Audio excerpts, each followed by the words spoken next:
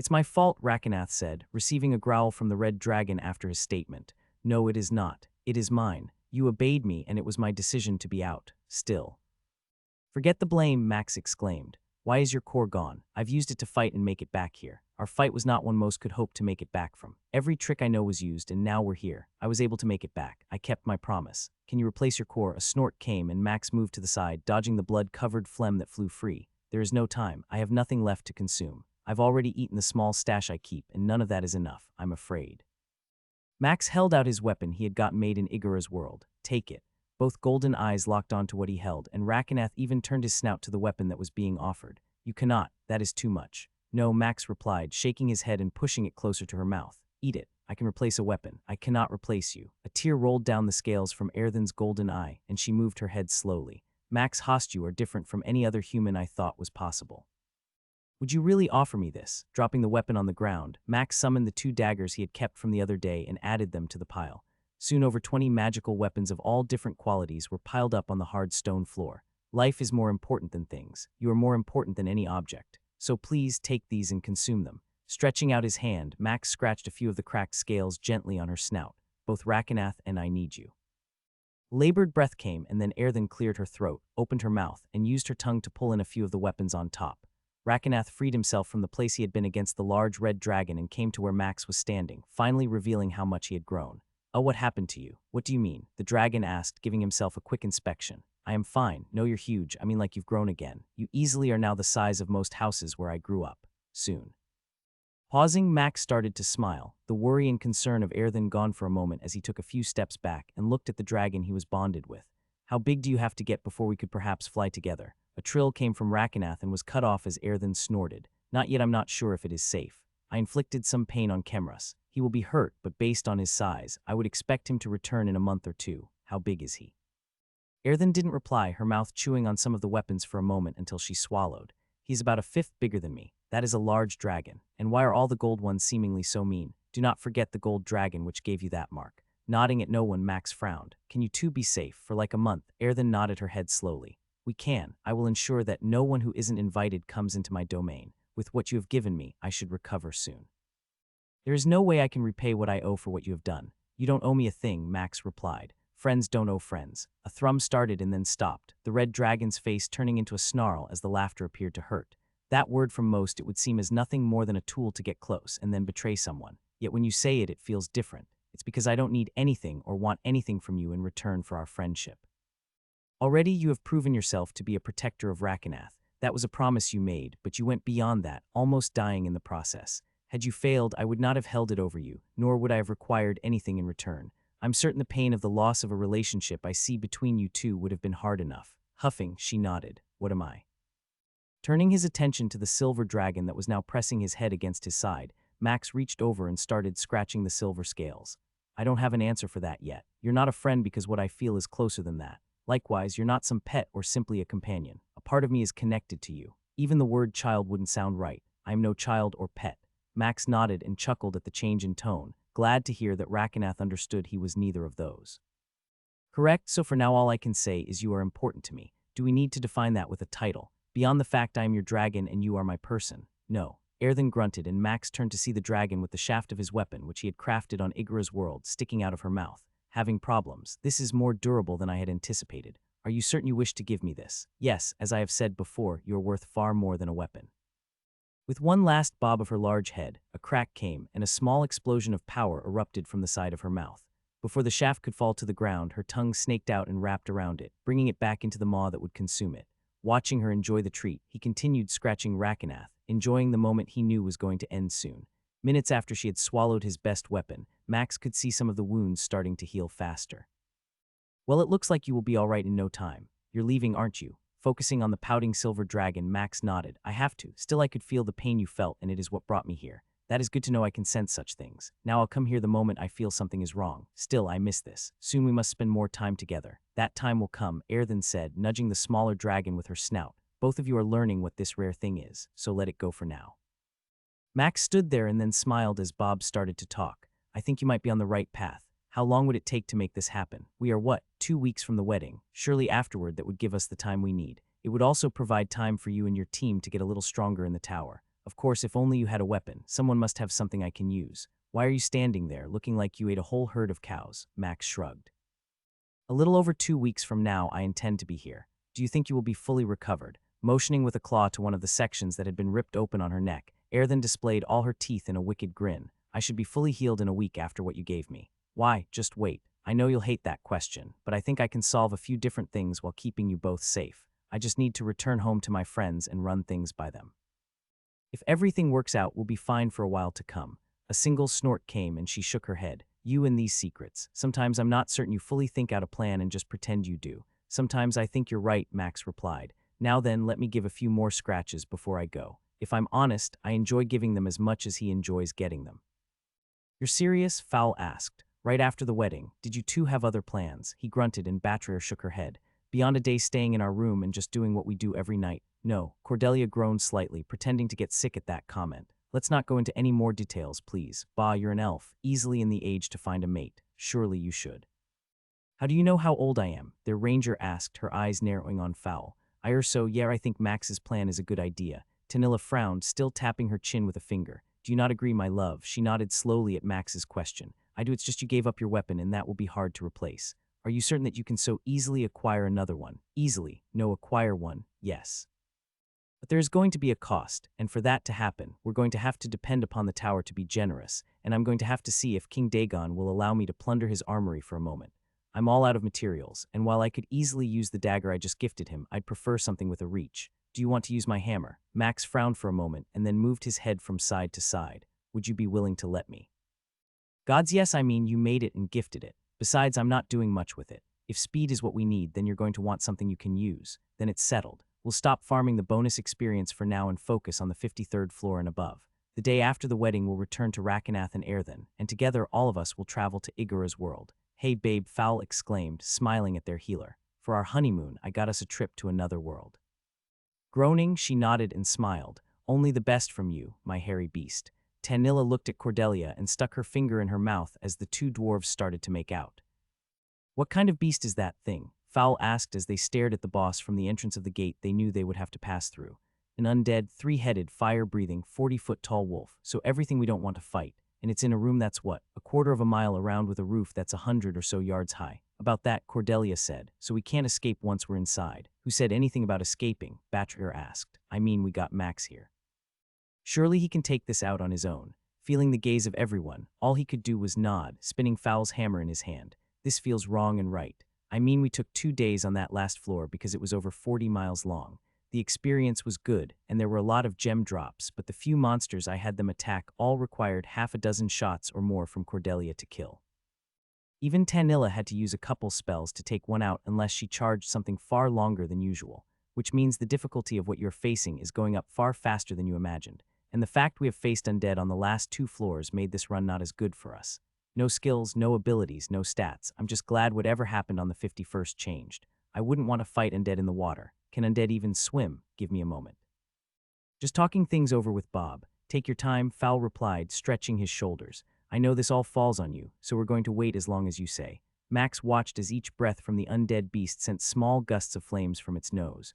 Red eyes locked on the gate they were standing just outside of, all 5 of them seeming to be begging for them to venture into the soot-covered space. Beyond some simple rocks that looked charred and the stone walls that had giant gouges out of it which had to be claw marks, the place this boss lived in was barren of any other life. Yet in the cave, at the top of the stone ceiling rested a purple object which cast a purple glow upon everything. Even the black fur of the boss seemed to look off. When we start, I can go all out. Better to try to end it, or would you prefer to see what I can do? You should easily outpower it on stats and skills. Yet something in this place feels off, so just smack it as much as I can and then see if I need to use a skill. When has not simply bashing your way through something not worked? He knew Bob was joking, but also the truth of that statement. Okay, we'll go in. I'll charge it and attempt to simply brain it to death with the mace. You 4 stay back and Fowl protects you. Are you expecting something bad? Cordelia asked. I mean, why should we even worry about it reaching us? It's the first boss on floors that most never tread, Tanilla replied. He's being smart, putting those points of intelligence to use. Nodding, Max cracked his neck. We'll go as one. Let me know when you're all ready. Cordelia pulled a special arrow from her quiver. Max smiled to himself, seeing how many she had hoarded, using it every chance the cooldown expired to summon another of her arrows that did extra damage. We're ready, Fowl said as everyone nodded. On 3. 1, 2, 3. Each of their feet crossed the area they knew the gate would come down, and a step past it brought the sound of metal racing toward the ground. With a loud boom, the heavy barrier fell into place, and the boss roared, immediately charging toward them. Max didn't hesitate, moving to meet it, seconds passing from that time and soon was midair, swinging the weapon he held at the closest head. As if there wasn't anything solid there, the weapon passed through the undead boss, and Max twisted using an air wall as fire from the other two mouths came rushing toward him. It's incorporeal, a ghost. Bob didn't reply, magic already having been summoned and flames erupted from where he was near the boss, a fire nova going off. They went through nothing, causing no damage, and the boss turned, all three heads attempting to chew or bite the man who had presented himself as a treat. Every spell Max threw at it missed, and none of his strikes hit, but when one of the heads managed to create a swath of fire that washed over a part of him, the pain from it was real. Curse acquired weakness. Consume is attempting to cleanse curse weakness. Give me a moment, this is stronger than usual. Max grunted, feeling a large chunk of his power and speed suddenly vanish. Glancing at his team, he saw Tanilla summoning a large ice spear. Don't attack, he shouted, using an air wall that Bob created to dodge another attack before grabbing onto a stone spear and moving slightly away. As he darted around the boss, feeling like it was chasing him like a stick, he saw Tanilla's spell traveling upward, aimed at the center of the ceiling. It didn't reach the target, falling short, but he knew what it was. She's right, we need to destroy that. Pulling his bow out, Max began hopping upward, using the spears Bob created, climbing into the air and let go of an arrow. It struck the purple object and a chip fell. A loud howl came from the boss below him and it began to glow. Consume has cleansed curse weakness. Faster, Max didn't hesitate, jumping to the air wall Bob gave him, sending arrow after arrow as his skill created stone, ice, and air spears. None did the damage that they needed to do, small pieces of purple falling from the ceiling. It's not strong enough. We need to hit it. Be ready. Max almost wanted to laugh as they flew through the air. The wind ability he had never fully tested like he knew he should have from Rinia sent him moving upward like an arrow from a bow. Gone was the bow, replaced with the hammer he was borrowing from Fowl. Two large wind blades formed as he sped toward the crystal, preparing to race at the object he now realized was pulsing slightly. Its movement had been so little that he couldn't notice it from the distance it had been. It's alive. Glancing down below, Max saw the undead boss had waves of fire rolling out from it, over 50 yards in every direction. The size and power of the fire that came from it was far stronger than any spell Tanilla had ever produced, even with her fire elemental, and even worse was that it had turned toward his group, now prepared to go after a target it could reach. The hammer connected, and a large crack appeared in whatever kind of material this thing was. Part crystal, part rock, part gelatinous, he wasn't sure, but Max knew this had a part in all this. Use it all, I will help if need be. Knowing that Bob didn't have large stores of power saved up, and yet the fact his skill sensed the change in everything taking place, Max went for it all. Power strike. Ghost strike. Rampage. Magical strike. Quick attack. Berserker. The world slowed even more than it sometimes felt. With his stats, it had taken a few days to figure out how to function in a world that seemed to move at a snail's pace. Every day he would walk slower, move slower, react like most. Now for a moment he had let it all go free. And then like a rush of power with everything flowing through him, the truth of what he was and could become again. The sound rose from the initial strike and continued to thunder out, his strikes raining down so hard and fast it would be impossible for most to realize it was more than one single long sound. Rage poured through him as he realized that even in a tower that wasn't as strong as him, there were still dangers that could take those he cared about down. Worse was the knowledge he had believed himself so strong he handicapped himself. Feed it, let the skill burn. Berserker never felt so sweet than it did at this moment. He wasn't sure what fell around him as the purple mass, 5 times his height and at least 30 feet wide, shattered in what seemed like an instant. One moment it was solid, and the next he was through all the outer shell, finding a soft, pulsing piece of organic flesh crushed beneath the hammer he had borrowed. A slight chill ran through him at that moment. Your friends. Bob's words broke him from the rage, and Max turned, angling himself as Bob used the new wind skill to propel him toward the undead boss like a rock falling from the sky. He could see the waves of flames radiating from the beast. It was cascading around his friends. A shield stood strong with the 4 inside, Fowl bravely standing ready with his shield out, and Tanilla summoning a giant ice spear. Even Cordelia had one of her special arrows loaded and ready. They all know what would happen the moment that barrier broke if he didn't get there in time. A smile formed on his lips. When you were gone, they remembered who they were, tower climbers. Laughing in that brief moment between thought and action, Max came at the boss. His strike connected against the middle head, and a shower of gore came as he plunged into the hole he had created. The force of his impact wrenched the beast off all 4 legs, slamming the 3 heads into the charred soil and soot. Without wasting a heartbeat, Max rebounded off the ground, the hammer spinning around him as Bob sent waves of wind blades out from him in a cyclone, chopping the little remaining part of the middle head into chunks of flesh. Max went after the right head, leaping off the ground as Bob continued the assault with the new ability, sending blade after blade at the exposed neck of the left head. Both heads stretched in opposite directions as the concussive force of their attacks struck. Part of the boss started to split down the middle where the first head had been. There wasn't enough time, though, for that to happen as Max unleashed a torrent of swings, the hammer he had made for his friend doing the job it had been created to do. Each strike rent flesh and bone from the skull, until a large chunk of it was shattered and gone, exposing the tiny brain that lay inside. A small pulsing purple mass which matched what had been inside the part safely tucked inside the ceiling found the same fate as the first, gone in a single strike. Spinning to help with the third head, Max couldn't help but smile, seeing that Bob had already cut it off at the neck, the final one bouncing off the black dirt. Berserker refreshed, and he knew the boss was gone as the notification appeared. Loot, focus. Like cold water dumped over one's head, Bob's words snapped him from the state he knew he was in. All the pent-up emotions vanished, and without missing a second, he turned and began gathering pieces of the boss, darting around with a speed he knew his friends couldn't follow. Before the refresh ended, Max had stored the head Bob had removed, collected a few pieces of fur and bones that had survived their onslaught, as well as a single eye which he wasn't sure where it had come from. Multiple pieces of the shell that had encased the piece at the ceiling were also stored, and then the world returned to a more normal pace. Breathing heavily, Max moved to where his friends stood, none having moved from the place he had left them. Their weapons were lowered, yet he could see their faces. Fowl's head bobbed slightly up and down, and he could see his friend was biting his lips, eyes telling him how bad that moment had almost been. Batrayer had a tear that was rolling down one cheek, almost lost in the beard she always kept so well cared for. Cordelia's eyes were the size of large coins, her ears even higher as her forehead and face seemed to stretch at what she had just witnessed. Yet of all their faces, the one he cared the most about was Tanilla's. She stood there, having dismissed the ice spear, her lips forming a soft smile and her green eyes locked on him. Even from here, he could hear her almost in his mind. "I love you," he whispered, knowing she couldn't hear him. Yet she saw his lips and said the same thing. As he moved toward the team, he saw Fowl's face change, and Max started to laugh as the warrior pointed behind him, eyes widening and his mouth moving in the pattern he had seen hundreds of times. One day he'll learn some different curse words. One day, but not today. It appears that our plans have diverted from what we had originally intended. Do we have any other options? The woman stood there, cloaked in the halls, watching the pair she had made a bargain with. Promises, trades, and the betrayal of a friend had brought her here. There were too many pieces moving, and for so long she thought she had understood the game. She had believed she could control enough pieces, set the board in the way she wanted, and rise to power, and yet now the truth came.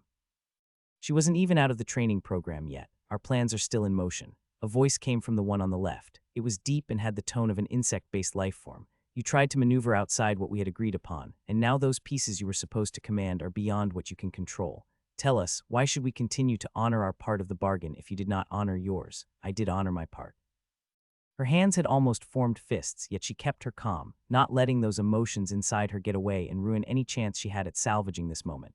Do not raise your voice at us. It took great willpower to resist the urge to shiver as the woman of the pair spoke. Her voice had the lisp of a race she knew was older than many and stronger than most could imagine. Forgive me. A slight nod was all she got in return for humbling herself. He is right. We are fine. Things are moving as we expected, even with your failure to secure that which we had originally intended. It was supposed to go to someone else. How was I?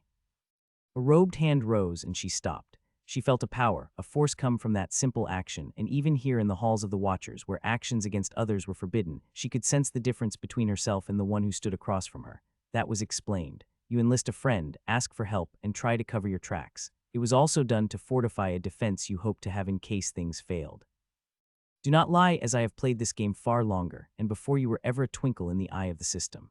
As her hand lowered, the slightest glow came from a pair of eyes that were white for a fraction of a second, casting away all doubt about who she was dealing with. That is on you, and should the time come and things be found out, you will face the problem alone if you do not carry out what we now require. She wanted to respond, but the truth was that she had messed up. Her plan had backfired, and now she knew that if things did go as she feared, not only would her friend be against her, but so would Phaeus and Akram. What do I need to do? A soft chuckle came from the robed man. We will send someone to notify you of what we need next. Until then, stop trying to play a game you know nothing about. You move pieces on one level, not realizing there are an infinite number of levels stacked upon each other and on every side. The opening you took only sealed your fate. which is a pawn under our finger. All 5 of them stood next to the chest that had appeared. None had been as large as this one in all their time in the tower. Power seemed to radiate from the purple metal, and the embossed depiction of the boss they had fought had both the blob on the top of the etching and the 3-headed wolf underneath. My hands are shaking, Fowl stated. I mean, look at them. Everyone saw their warrior holding up a weapon hand and that it was shaking slightly. So who opens it? Cordelia asked. Max, Batrier said. He did this. Glancing at all of them and seeing them nodding, he stepped forward and put his hand on the reward for the boss. He shoved and then groaned when it didn't open. Oh, it's one of those. Chuckles came, and all of them quickly moved to where he stood, each with a hand on the lid. Green shimmer of light appeared for a moment, and then a clicking sound came, causing the lid to open on its own. Everyone leaned to look inside, eyes widening at what lay within the swirling purple dimensional space. There are those elixirs again, Tanilla said quietly. Silence was her reply as the other 4 all bobbed their heads slowly. Look at the rings for each of us, Cordelia. The color is weird. And look at the size of those crystals, Max added. Erweenie is going to yank her beard out if we give her.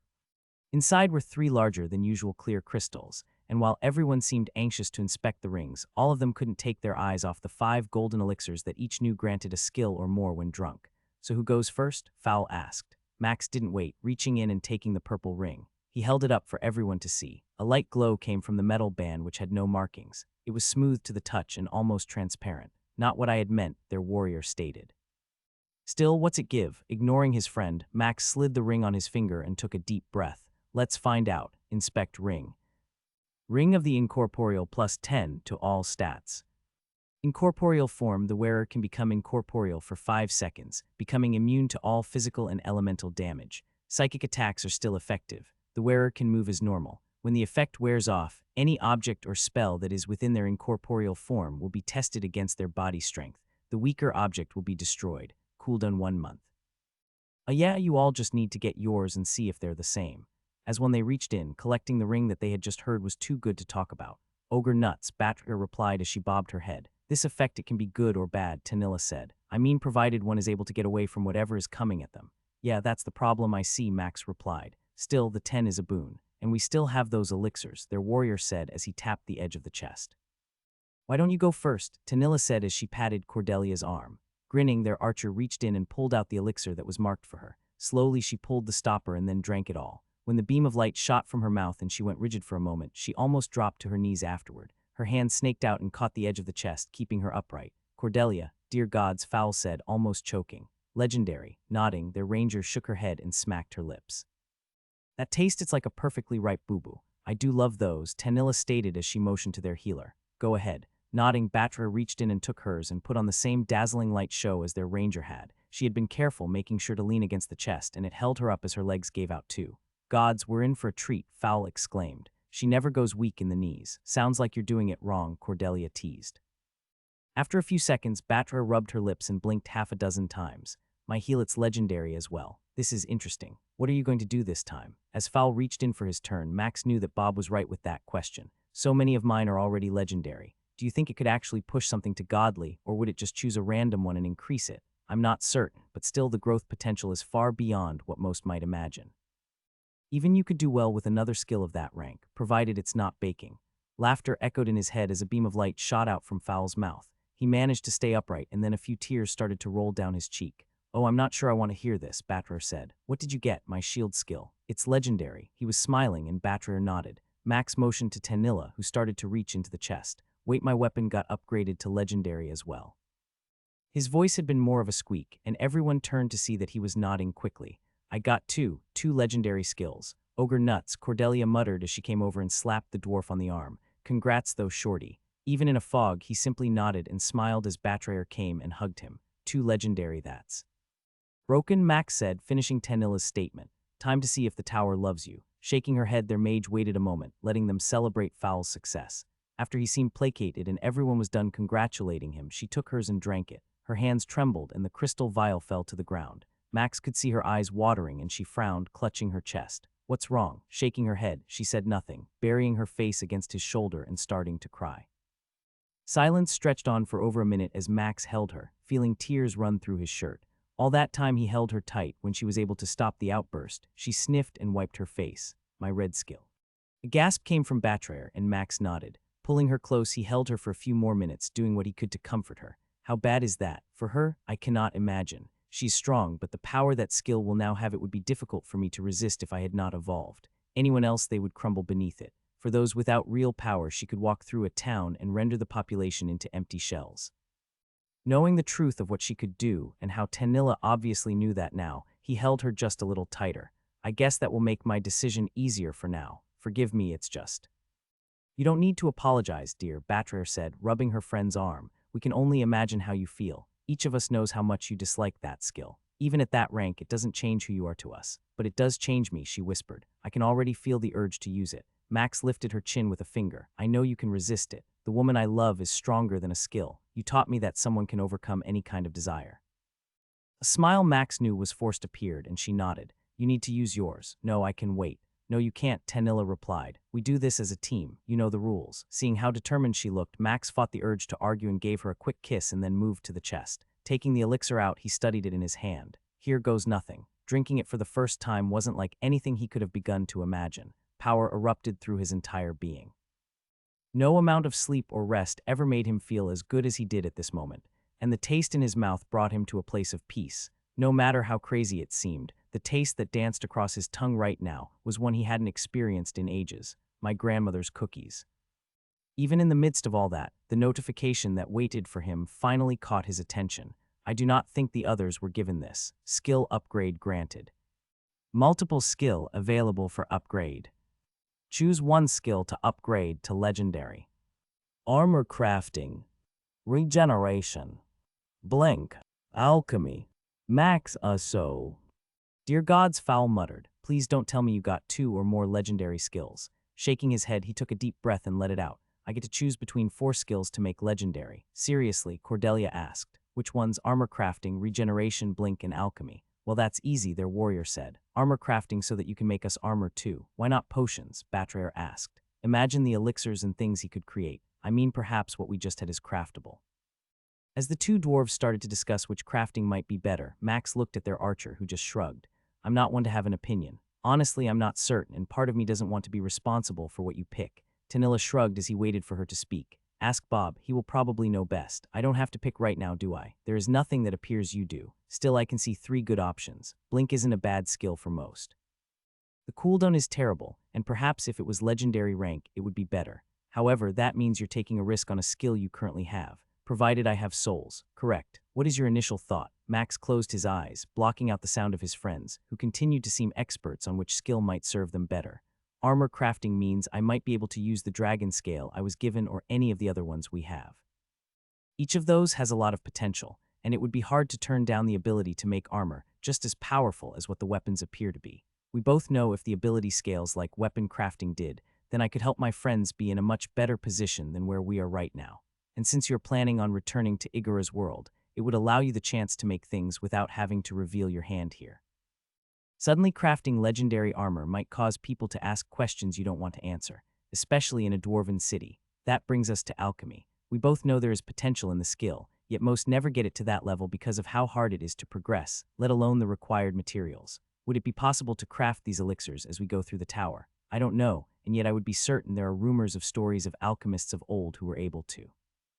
If that is the case, then it would be simply finding the materials. Similar to your current situation, none of what your faction has is worthy of the skill you possess because most do not progress far enough into the tower. Then we have regeneration. How many times has that skill saved my life? If I am honest, it may be the greatest skill out of all 3 choices. Since it became epic, the ability for you to recover was far greater than at rare. This means we are looking at a potentially exponential growth of healing. We both know there are stories of creatures who had this kind of power and the difficulty heroes had of taking them down.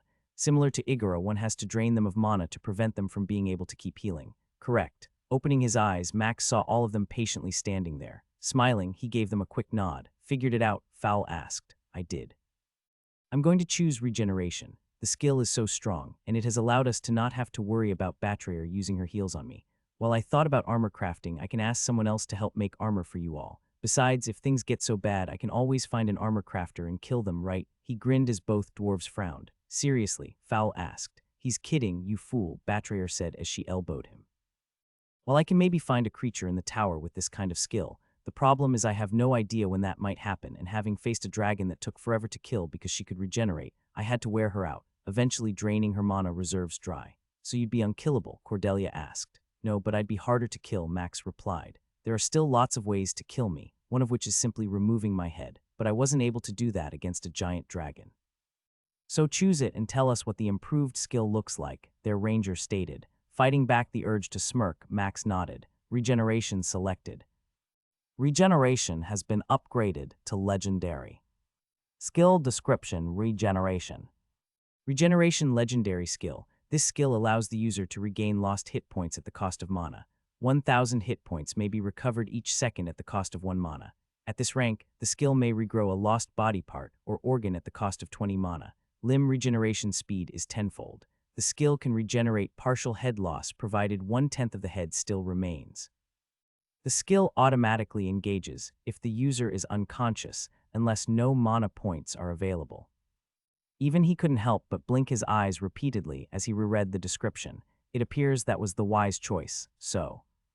I made the right decision, Max answered. I can regenerate 1,000 HP a second. Holy elf tits, Batra cursed, per second. Nodding, Max tried to really consider what that meant. Tanilla squeezed his arm and smiled. I'm just glad that means you'll be safer when you do stupid stuff. And boy does he, their warrior muttered. He could see how Tanilla's eyes seemed ready to burst again, the welling of wetness, and knew they needed to head out. Let's grab the crystals and return. We can rest and then figure out what we'll do tomorrow. I'll be fine, Tanilla said. Stop worrying about me. Max frowned but nodded, not wanting to push the subject anymore and knowing she wasn't going to budge on the decision. All right, then we leave in 20, he informed everyone as they sat in the living area of the quarters Irwini had given them at the faction house. We've got 3 more floors before the boss and only so many days till the wedding. Boss, stop reminding me, Fowl said as he rose off the couch. I got another bill delivered this morning. Someone tell me how flowers cost so much gold. Do you love me? Their warrior turned and saw Batra fluttering her eyelashes at him, a smile beaming through her beard. Yeah. Then stop complaining and pay for those flowers, or so help me I'll rip the short hairs off you tonight. Gone was the simple, replaced with a gaze that might have given the last boss a run for its money. Max felt his lips pull back as he watched his friend bob his head and move quickly toward the door. I think you scared him, Cordelia said after Fowl had left the room. Of course I did. Only the weird dwarves like that kind of treatment. I feel like we're rushing, Fowl muttered as he scrounged through the remains of the mechanical spiders that had been the size of a single-story house. I mean, don't get me wrong, I like being ready to beat the 58th floor, but are you sure this pace is the right one? Max cleared his throat and glanced back at the 3 women who were collecting the clear gems scattered along the metal floor. You know, the pain of trying to protect and lead the group. Both of us can see how Tanilla is still trying to handle the pain of what that elixir did to her. Unlike the rest of us, she feels cursed by that twist of the gods. His friend nodded and frowned, glancing back at the trio. Still, I hate watching you kill everything so easily. I mean, not much has changed in all our time together, but you completely obliterate everything you hit with a weapon or spell. You did fine when I brought a few for you all to practice on. Scoffing, Fowl shook his head. We were babysat and you know it. Not once were we in any real danger. If things went sideways at all, you would have taken out those 2 spiders in a single hit. Knowing that makes us not give everything even when we try. It's not the same. He is right and you know it. Bob's occasional comment about this path mimicked his friend's. Time is our enemy and you know that. After we finish this next boss, we can take a moment and recover. A few days off before the wedding will give Tanilla the time she needs to work through whatever it is she won't share. I'm telling you to be careful around her. Don't push her to open up or share so much. She knows you care, and I know that is why you are trying so hard, but when you struggled with the hunger and power I offered, none of them could make you choose the right path.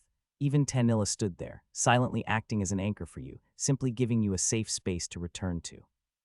Closing his eyes, Max rubbed them and took a deep breath, holding it for a moment before slowly releasing it. Sorry, I'm just trying to be the friend you've always been to me. Opening his eyes, he smiled at Fowl. No, you've been perfect. I'm just rushing in again. Every time I think we're doing fine, something happens and I get scared. Honestly, I'm scared about what happens after you 2 get married. Then comes what happens with Tanilla and the baby and how this skill affects her. On top of all that, I feel a thread is now pulling me to Rakenath. If it wasn't for the fact I really don't need to sleep that much, I'm certain I'd be worthless. His friend stored the mechanical leg that was longer than him and then came over, giving Max a playful punch. You're still my brother, and that means no matter what, I'm here for you. Chuckling, Max smiled and nodded. I always wanted a brother, even if he had to be shorter and hairier. So let me get this straight.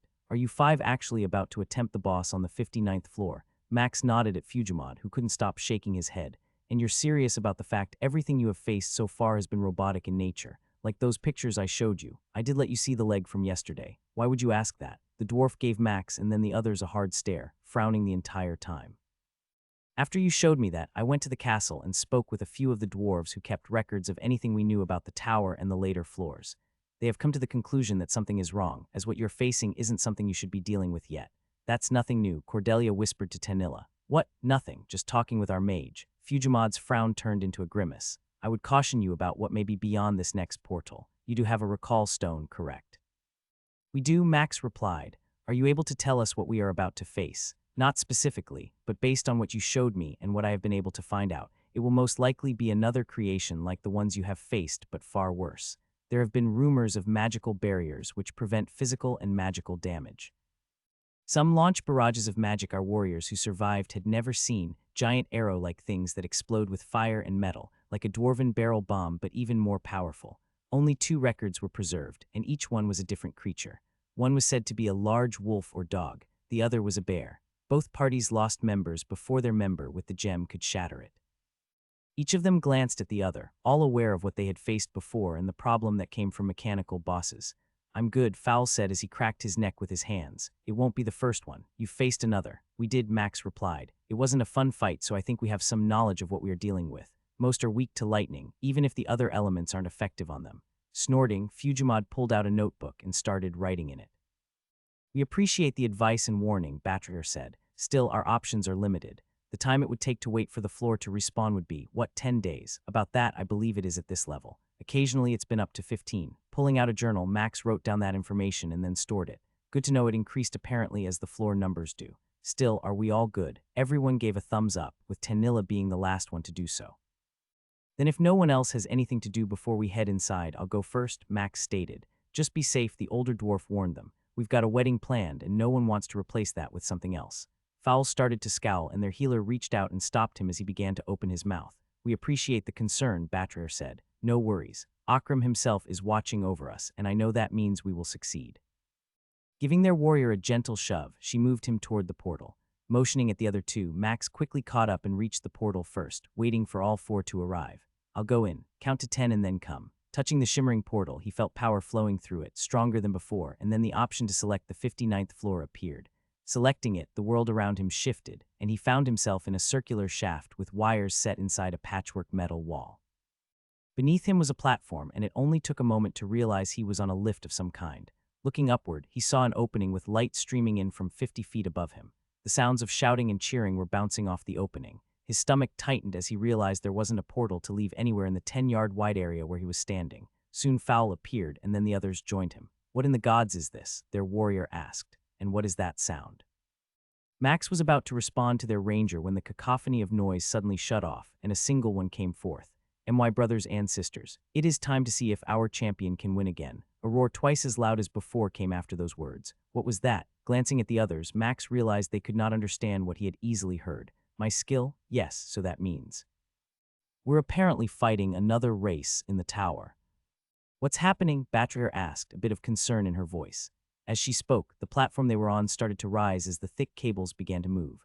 We're in a tower floor, and somewhere up there is a race from another world, Max replied, his weapon and shield out, turning in a circle to see what was going to appear when they reached the top. How do you know that? I can understand them, Max replied, not looking at Cordelia. I have a skill, remember, who can keep track of every skill you have. Still what? Just wait, please. I'm not sure what we're going to face, and I don't want to wait to see what's up there. Stay put. Without giving anyone time to protest, Max jumped upward, feeling Bob add a little bit of wind magic to his feet to propel him out of the rising lift and into the bright sky above. All around him was a coliseum crafted in metal, filled with the beardless dwarves and weird-looking goblins they had faced before.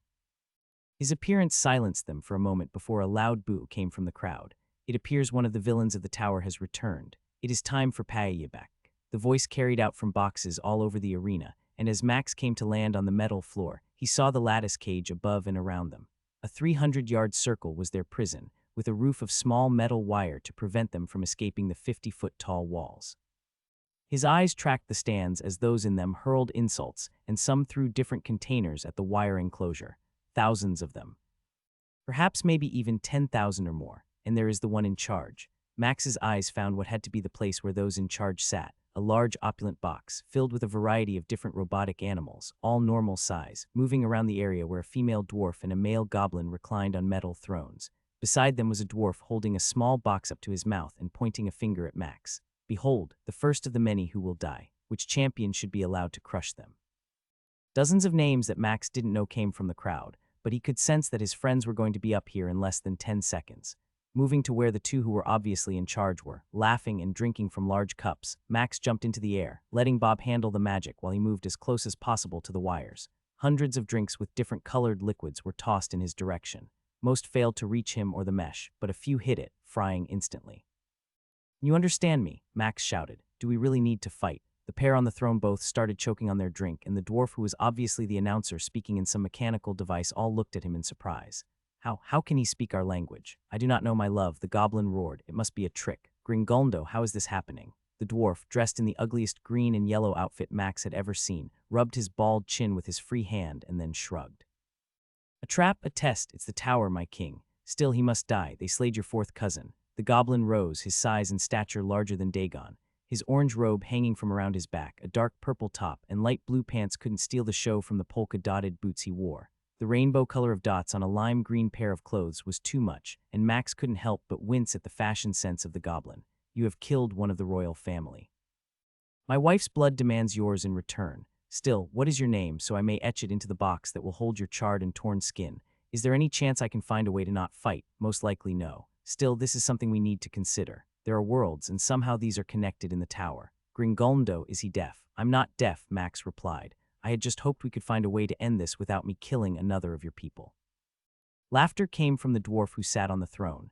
As she rose, Max felt his stomach roll. The orange robe that had been draped over her shifted, and her whole outfit was the same color as the goblin's boots. The cacophony of noise from those in the arena rose as the hairless dwarf queen raised her hands, seeming to enjoy the praise of those gathered in the stands. Sighing, Max shook his head. "Then whoever you send to die, their blood is on you." Without waiting for a reply, he moved quickly to where the other four were, huddled in a circle, each facing a different direction. "The pink-skinned human has insulted our beloved king and queen. As such, they will decide which of the royal line will earn the right to collect their skin." Max tried to block out the noise of the crowd, the words that occasionally made it through the chaos all sounding worse than any curse he had heard in his entire life. "What is going on?" Fowl shouted. "You seem to piss them off." "Apparently we killed a distant cousin of the queen. As such, we can't talk our way out of this," Max replied, equipping his shield and hammer. "Whatever we're going to fight, it's going to be nasty. Do we have a plan?" Tanilla asked as Batra started to cast her buff. "Don't die, stay close, figure out what we're facing, and hit it with everything we got." "That's not much to work off of," Fowl muttered. "I mean, that's our normal plan." Shaking his head, Max turned and felt the vibrations of thousands of feet banging against the stands. "We need to be ready. I think it's about to start. The queen has chosen their end. From the dark mines of Okuhoha, Brogu shall come and crush them beneath his might." As one, the crowd began to roar and shout. "Brogu, Brogu, Brogu." "Oh, what does that mean?" Fowl asked. "It means we're facing someone named Brogu, and apparently they like him," Max replied. "Who or what he is, I have no idea." Minutes passed, and the chaos in the crowd never stopped as spectators continued to rain down their drinks, most hitting the goblins and dwarves that sat rows beneath them. Finally, a thudding noise came, and soon it picked up the pace, growing louder and louder. With each clang that erupted, the crowd's roars grew. "Brogu is in the Colosseum. Prepare yourself. Hopefully you wagered correctly on which of them dies first." A section of the wall underneath, where the king and queen of this chaos sat, began to slide apart, loud creaking of metal on metal echoing off the walls and causing them all to wince in pain. "What in the gods is that?" No one answered their archer as a shape came from the darkness, each step ringing out against the metal floor. It ducked slightly to clear the opening, and when standing at full height was 40 feet tall and a colossus of metal-shaped destruction. A clockwork fowl said, "Those are legends." With mechanical arms and legs, the boss was larger than any of the robotic creatures or things they had faced on any other level. "We need to be smart," Max said as they watched it take a few more steps into the open space of the area they were going to be fighting in. "I can try to go all out, or we can play defensive. Tear it to shreds." All of them glanced at Tanilla, who was glaring at the boss. "What? You heard me. Rip it to pieces. You tried to offer them a way out. They rejected it. Now go show them the tower and anyone else watching us what you're capable of. Someone is still playing a game and thinks they can control us. Prove to them they are wrong." Her tone and voice were harsh, and had she taken her bracelet off and shown her true nobility, Max wouldn't have thought twice about the way she spoke. Yet hearing her talk like this bothered him for some reason. "She's right," Batrer said. "We'll stay here. You got this." Frowning, he saw Fowl give him a nod. "I've got them. You got this. They are right.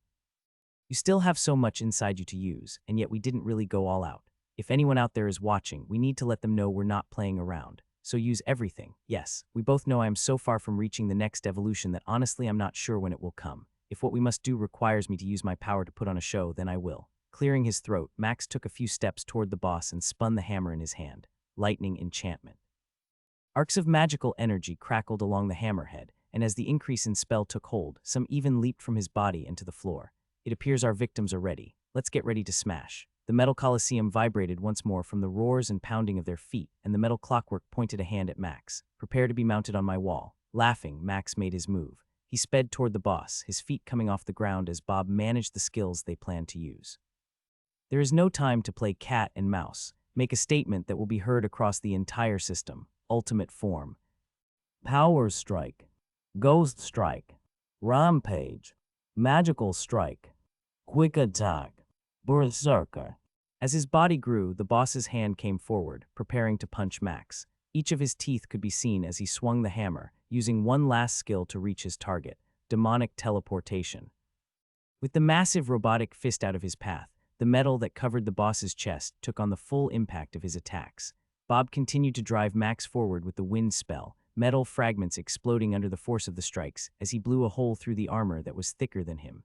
Each swing of the hammer caused the metal to buckle and break, unable to withstand the force that was delivered. In less than 2 seconds, he had punctured his way through the outer shell and reached the inside where cogs, gears, hoses, and other mechanical devices were moving. Inside, all of it was a core, surrounded by a metal cage, a bright red light being given off as Max tore through every piece of metal that was meant to protect the heart of the clockwork. No time was wasted as he turned upward, knowing what lay above. Finish it. With the wind driving his body to where the head sat, Max's rage did what it did best. Everything within his path was torn apart. One hand swung with a weapon he made, the other tore pieces free, his strength far too great for them to stay attached. In a blink of an eye, he was where the connections for the head lay, and he smiled as Bob increased the force that drove him upward. Storing the hammer, Max reached a place where swinging wasn't an option. Hardened body. Phasing. He blew through the metal and found himself inside the area where a hairless dwarf sat strapped to a chair, arms moving frantically as he adjusted levers and slammed his hand down on buttons, a small orange light blinking and providing the only illumination in the tight quarters. A shriek came from the dwarf as he stared through goggles at the appearance of Max, hovering in midair before him. Thrusting his fist into the dwarf's chest, he grinned, watching as the man slapped at his hand and arm as it passed through. Time's up. As those words came from Max's mouth, his phasing ability ended, and a weird sound came as his hand materialized where the dwarf's heart was. With a single flick, he freed his hand, and the dwarf fell limp, held upright by his harness. Free your legs. Glancing down, Max realized that his legs had been encased in the metal around him, his skill and body stronger than the machine he was currently towering in. Using his bare hands, he went to work, ripping apart the inside of the metal prison. I've got this part now. Demonic teleportation. He appeared in the Colosseum a few yards before the head of the boss of this floor, floating in the air. Max watched as a pair of wind blades came from both sides and struck the top, causing the robotic creature to start to fall backward. With a loud thud, it landed against the metal ground, bouncing twice before not moving again. As the Colosseum went silent, Max turned in the air, looking in the direction of the king and queen. I warned you. Decide if we meet again if you want someone else to meet the same fate. Both said nothing. Each of them appeared in shock based on the expression they wore. Boos came from the crowd, and they started to fade out as the body of the boss began to vanish, taking the spectators of this beating with it. That went about as well as I hoped it might. It appears that your stats were beyond anything it could handle. Well, that combination is extremely potent. You and I both know it still isn't much compared to those with real power, though part of me is glad to know that my body is stronger than whatever metal the boss was made of with that skill. Even if it hadn't been, your new regeneration would have easily taken care of your legs. Yeah, I'll just ignore the pain. Hearing a laugh from Bob, Max moved to where his friends were waiting, seeing a chest having appeared beside them. It was half the size of the last one, and as he had expected, made of the same patchwork metal that the boss had been constructed from. A relief of the clockwork he faced was etched on it, and as he drew close, Max considered what this would mean for future floors. So the truth, there are other sapient races, and the tower is part of their world or lives. It would also appear that some of them are well aware of what this means. Do you have any idea what they gained by defeating us? No, but hopefully in time we can find some answers. Until then we stick with the plan. That was impressive, Fowl said as Max came to rest on the ground near them. Even more is, how tall are you now? Chuckling, Max remembered he was still in his ultimate form and shrugged. Almost 12 feet. Damn, that is impressive. Stop thinking dirty thoughts, Batrayer said as she punched their warrior. God's woman, I'm not. I'm more of the just look at him. wishing he could change from his armor, but knowing if he did his clothes would immediately tear and be gone, causing a much worse scene. Max struck a pose, flexing a few times. Should we be watching this? Cordelia asked, pretending to cover her eyes. I'm not sure I feel comfortable with this. A small snort came from Tanilla, who smiled at him and shook her head. I think they got the message. Now then, all that is left is to see what we got. She turned and moved to the chest and tapped it. Want to do the honors? Her tone and behavior were so different from normal that Max could see that the expressions of the others were different from when moments like these occurred. Fowl even shot him a look with his eyes, motioning to where their mage stood. You can do it, Max said as he moved closer, staying a little off to the side as he towered over both of the dwarves. Without replying, she opened the chest and looked inside. That's unusual. Her statement made everyone hurry up to look inside and see what had prompted her choice of words. Is that a skill shard? Cordelia asked. I believe so, Max replied. A single shard changed color as it waited for the team to decide who would try to win the drop. Next to it were two more clear crystals. Seems a bit of a letdown, Fowl muttered. I mean, I know those are ultra rare, but still, who is going to roll on it? Batrayer asked. I'll pass, Max said quickly. Obviously, that's not something I need to worry about. The other four looked at each other and all shrugged. I guess we'll see who wins, Tanilla said as she held her hand out over it. The other three joined her, and soon, a single gray die with 5 images of each appeared and started to spin. Good luck, their healer said as they all anxiously watched the gods decide who would get a new skill. As it tumbled and rolled, finally coming to a stop, Cordelia let out a high-pitched squeal as her face faced upward. I won. Congrats, Fowl said as he gently patted her arm. Now tell us what you got. Reaching in, she pulled out the shard, which had settled on a light purple color. Her eyes widened after she obviously inspected it. A second later, her hand squeezed it, shattering the object and causing tendrils of what looked like purple water to coat her hand and run up her arm. Their archer shuddered as it continued past her shoulder and climbed her neck. Oh my. As she spoke, the liquid rushed into Cordelia's mouth and she started to gag before swallowing it. Coughing a few times, she stood up and grabbed her chest, wincing at whatever was taking place. A soft green glow coated their archer as Batrayer cast a healing spell on her, but it appeared to have no effect. I'm fine, she stated, holding up her other hand. Just the pain was so intense for a moment. Well, what did you get? Clearing her throat and wiping a few tears that had come from her eyes, Cordelia smiled. Let me show you, she exclaimed, taking a few steps away from them. Holding her hands out before her, they glowed purple for a moment. A runic circle of the same color appeared on the ground, and from it a 3-foot-tall wolf rose upward. It took a few seconds for the creature to manifest completely, but when it did, it sat on the ground and looked up at her. Is it real? Max asked. No, their ranger said with a sigh as she bent down and rubbed the purple fur that it was covered in. It lasts for up to 3 hours or until it dies. Still, I can tell it what I want it to do if that doesn't seem strange. Like. As she stood, the wolf suddenly bolted forward, crossing the metal coliseum floor faster than anyone but Cordelia or Max could. It began to zigzag and run around in obvious patterns before returning to where it had started and sitting down again. That's pretty cool, Fowl said. Can it play fetch? A groan was the only reply he got from Cordelia. That should be a useful companion, Tanilla stated. I guess we just need to get the crystals, and then we can return back to the faction house and call it a day. Max nodded. As he began to reach into the chest, his hand became smaller. By the time he had gotten the first one out, he had returned to his normal size. Well, at least it only lasts a little bit, Fowl said. Not sure how I'd feel if I had to be around you like that all the time. Retrieving the last crystal, Max motioned to the portal that appeared near them.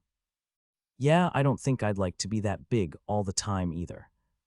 I'm fine, really. I know you think I'm not, but you need to let it go. Tanilla's expression showed just how frustrated she was from the question he always asked, but inside Max couldn't shake that something had happened to her since the red skill had been upgraded from the elixir. You say that, but trust me, all of us can see the change in you. I'm just saying you're acting differently, and if you need someone to listen or talk with, you know I understand the struggle of controlling a skill like that. But you don't, she stated, glaring at him. For the first time he could ever remember, she was almost scowling at him. You haven't had this for years. You didn't have to live with this power and be taught how to use it to become stronger. Every day you didn't have to tell yourself you wouldn't give in and go against your family's wishes. Even when you did give in, you were able to justify your actions by giving someone mercy as they were going to die. I didn't. Whenever I used the skill to end someone's life, it was for myself.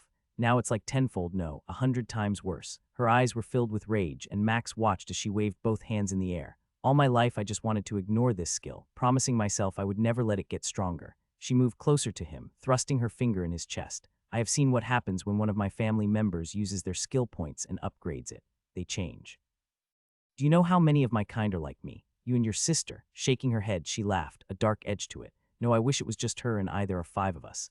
My sister is the only one I know of that is actively causing problems, though I'm certain my 3 brothers are either in a prison cell within the castle or off somewhere getting in trouble. No one ever mentions you having brothers. That is because only my family and a few others know of them. Do you know why that is? They are a threat to her father. He knew his eyes reacted to what Bob said, and Tanilla frowned as she shook her head. Bob told you, I can see it. Even he knows. Each of them are a threat, and yet they are given a chance to grow stronger. Just like my sister and I, all for a single reason I only now really understand, and that scares me beyond anything else. Thija, she frowned and nodded. Everything I believe came crashing down when we learned what she was doing in this world. Rage on her face vanished, and a look Max recognized as shame came. Her eyes went to the floor immediately, unable to hold his gaze for longer than a moment. I knew at that moment that if you hadn't been here, if we didn't have this child growing, I am not sure what I would have become. Standing there, feeling like there was a massive chasm between them, even though only a couple feet of actual space existed, Max struggled with how to respond. Taking a deep breath, he slowly reached out with a hand. Even after she shrugged it off at first, he didn't give up, putting both arms around her. Pulling her close, he said nothing, not letting her push away as she had tried for a brief moment before she stopped, and the tears began to come. Minutes passed as she sobbed in his arms. Through it all, he said nothing. What if I cannot stay strong in our child? You're not in this alone, Max replied, cutting her off. I'll never leave your side. Kissing her forehead, he used a hand to lift her chin and stare into her bloodshot eyes. You're the kindest and most amazing elf I know. I'll be your anchor like you were mine. Together, we'll overcome our fears and doubts and conquer the tower and raise a child who knows real love. Sniffing, she smiled and then laughed, choking as she saw him hold out a handkerchief. How did I ever get so lucky? Somewhere is a god, I guess, that knew we both would need each other, Max replied, giving her his best smile. Even if they thought we might be oil and water, we'll show them that we're proof we choose our own paths. And I, Tanilla Gilmaner, choose you to be the one I love. Sighing, she reached up and ran her nails over his bald head. When you talk like that, I sometimes feel my inner dwarf calling out to me. It's a shame we can't do a double wedding, because I would marry you right now.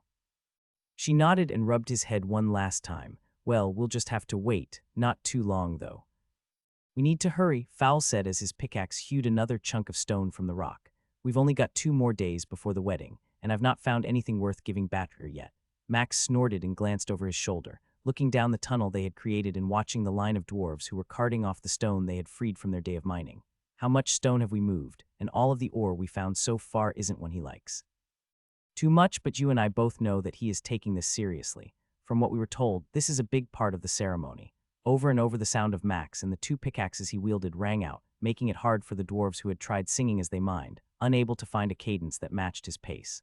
A flurry of swings dug him deeper into the dark gray stone, revealing veins of ore that Fowl had passed on dozens of times already. You 2 hold up, we need to brace the ceiling.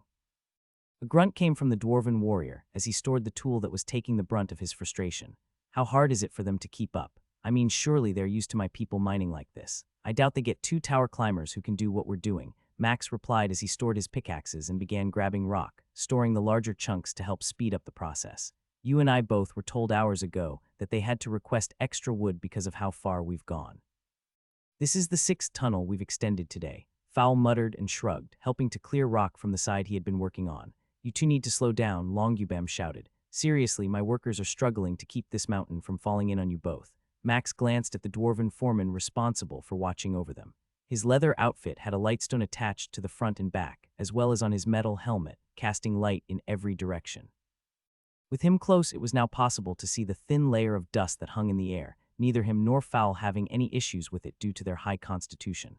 He's in a hurry. We've only got 2 more days, and supposedly there is a certain type of ore he's looking for to give his bride, Max stated. Oh gods, I know. The king himself sent a note to my boss, and that's why I'm here. Trust me, if we're going to find the rose ore, it's in this area, but like I said at the start, that stuff is rare. Rare. Like how about non-existent? Fowl muttered, waving his hands in the air. I mean, we've done more work than most teams would do in a week. Just how much of the other ore have we procured? A slight smile appeared on Longubam's lips. Well, I'm way ahead on my required amount for a month at least, but none of that matters if we can't find what you're looking for. Still, trust me, we'll stay at this as long as we can. Every one of us knows what this ore means to you. Taking a deep breath and letting it out slowly, Fowl nodded. Sorry, pre-wedding jitters. I shouldn't get cranky at you over this. The foreman's laughter echoed down the tunnel they had built as he held his stomach. What kind of dwarf doesn't get cranky? Besides, soon you'll need permission to be cranky. Both Max and Fowl started to chuckle, each knowing how true that statement was. Here, Max's shout caused his dwarven friend to come scrambling down the tunnel, his metal cap bouncing up and down as he jogged, weaving past chunks of stone. Each step caused the area the lightstone illuminated to shift. "Dear Akram, is it really there?" Fowl asked, arriving at the spot Max was waiting, a glistening line of pink ore sparkling in the wall, the vein of it slowly spreading to hide behind more rock. "That's what we're looking for, right?" Rough, stubby fingers stretched out and began to touch the ore that Max had uncovered, and a grin broke out on the warrior's face. "It is. May the gods bless you with 10 children, Max." His friend threw both arms around him and squeezed him tight, laughing the entire time. "How about we get through one first and see how that goes? Bah, you're no fun. Now then, let me free this thing from its tomb, and then we can go." Max backed up a few steps and watched as his friend spat on both hands and rubbed them together, his pickaxe appearing between them, and began the process of removing the stone from around the vein. Each strike was well done, and Max sensed Longubam's presence as the dwarf drew near, not saying a word as the warrior worked at acquiring the ore that would be Batrayer's wedding gift. They had worked non-stop, except for when they were forced to relocate down a different mine shaft, and finally on the 8th when were rewarded with this moment. Soon, a rough 9-inch section of pink ore set between the dark gray stone was in Fowl's hand, and a smile so bright it could illuminate a dark tunnel was present. Putting a hand on his friend's shoulder, he nodded. "That's what family does. They spend their lives in the mine looking for something neither of us will ever use." Laughing, the pair started to walk toward the exit. You two don't want to help with all this?" Longubem asked as he pointed at the large chunks of stone lying on the floor. "Nope," Fowl shouted, not even looking over his shoulder. "I'm a warrior, not a miner." Fowl looked at his mother and father, neither of them saying a word as they sat in a small room the king had given them.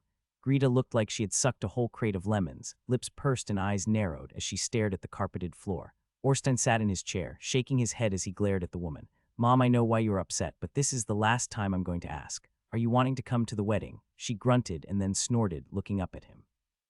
"How is it you suddenly think you're better than us?" He shook his head and ignored the hand gestures she gave, motioning at herself and his dad. "I don't, Mother. I never thought I was. You always made sure none of us considered ourselves better than anyone. That's because none of us are important. Only the family and the tradition we have had for thousands of years. You turned your back on that. The first hammerfall in over 1,000 years to not take up the hammer and work the forge. Do you understand how much shame we felt because of that choice?" Her voice echoed off the stone walls, the tapestries that lined 2 walls doing nothing to soften the edge of her voice. "Greta, you're being a fool." Both of them turned to see the usually quiet dwarf shaking his head at her. "What?" I said, Fowl's father stated, clearing his throat as he spoke. "You're being a fool." No one said anything about his choice. No one came over and mocked us or made fun of what he did. Only you turned it into something more than it was. Even though I wasn't happy with his choice, it was hard to argue with the skills he was given. Still you. "So now you're blaming me." The sound of the stone chair grinding against the floor was almost as loud as her shout. "Yes, I am." Greta stood there, mouth open, her nostrils flaring as she wagged a finger at her husband. No words came, yet it was obvious from the glare she gave just how she felt about his statement. "Is this what I've caused?" Both of his parents turned to see Fowl sitting in his chair, a few tears running down his cheek and into his beard. "What?" Using a thumb to wipe away a few tears, Fowl sighed. "Dad, have I caused all these problems with my choice?" "Yes." "No," his father replied. "She's always been this way." "Bah, you ogre humping." Fowl realized his eyes were never wider than they were at this moment, watching his dad move quickly, grabbing his mother by her beard and tugging her toward him, mid-curse. "Listen to me, Greta Hammerfall," he growled. "I've put up with the abuse long enough, but I'm done. Our son is a hero. The king himself offered him a spot in his guard." "Which he turned." A sharp tug cut her off, and Orstein's finger poked her nose. A wedding that many have believed would happen since he was barely 20 and smitten with Bathair. Probably one of the greatest weddings our kingdom will ever see since the king himself got married to Velda Stormfall. Yet even with all that, you still sit here and complain about honor and family. Letting go of the beard, Orstein frowned and began to rub his finger for a moment, until a silver-colored ring appeared between 2 of them. "You gave me this and I have worn it every day since our wedding. You promised to love me and our family, to honor it and do everything possible to ensure the legacy of my family. Yet now." Fowl hadn't realized he had risen from his chair as he watched his father act in a way he could only once remember him having done so. "If you're going to miss out on seeing how our son is about to bring the greatest honor our family has ever acquired in thousands of years, then I guess you have forgotten our vows, and I need to give you this back." A gasp came from Greta as she glanced at the ring held before her and the frown on her husband's face. But his choice was approved by Akram and our king. "Acknowledge that, or take this right now." Grunting and almost choking, she stood there, glancing now between Orstein and Fowl, but his children. "It doesn't matter in a moment if he has any children, because you won't be a part of their lives if you can't get past this moment. I know you feel slighted." The pain you think you felt when we both learned he had been secretly training for this class while we thought he was off with her, stung for a bit. But now.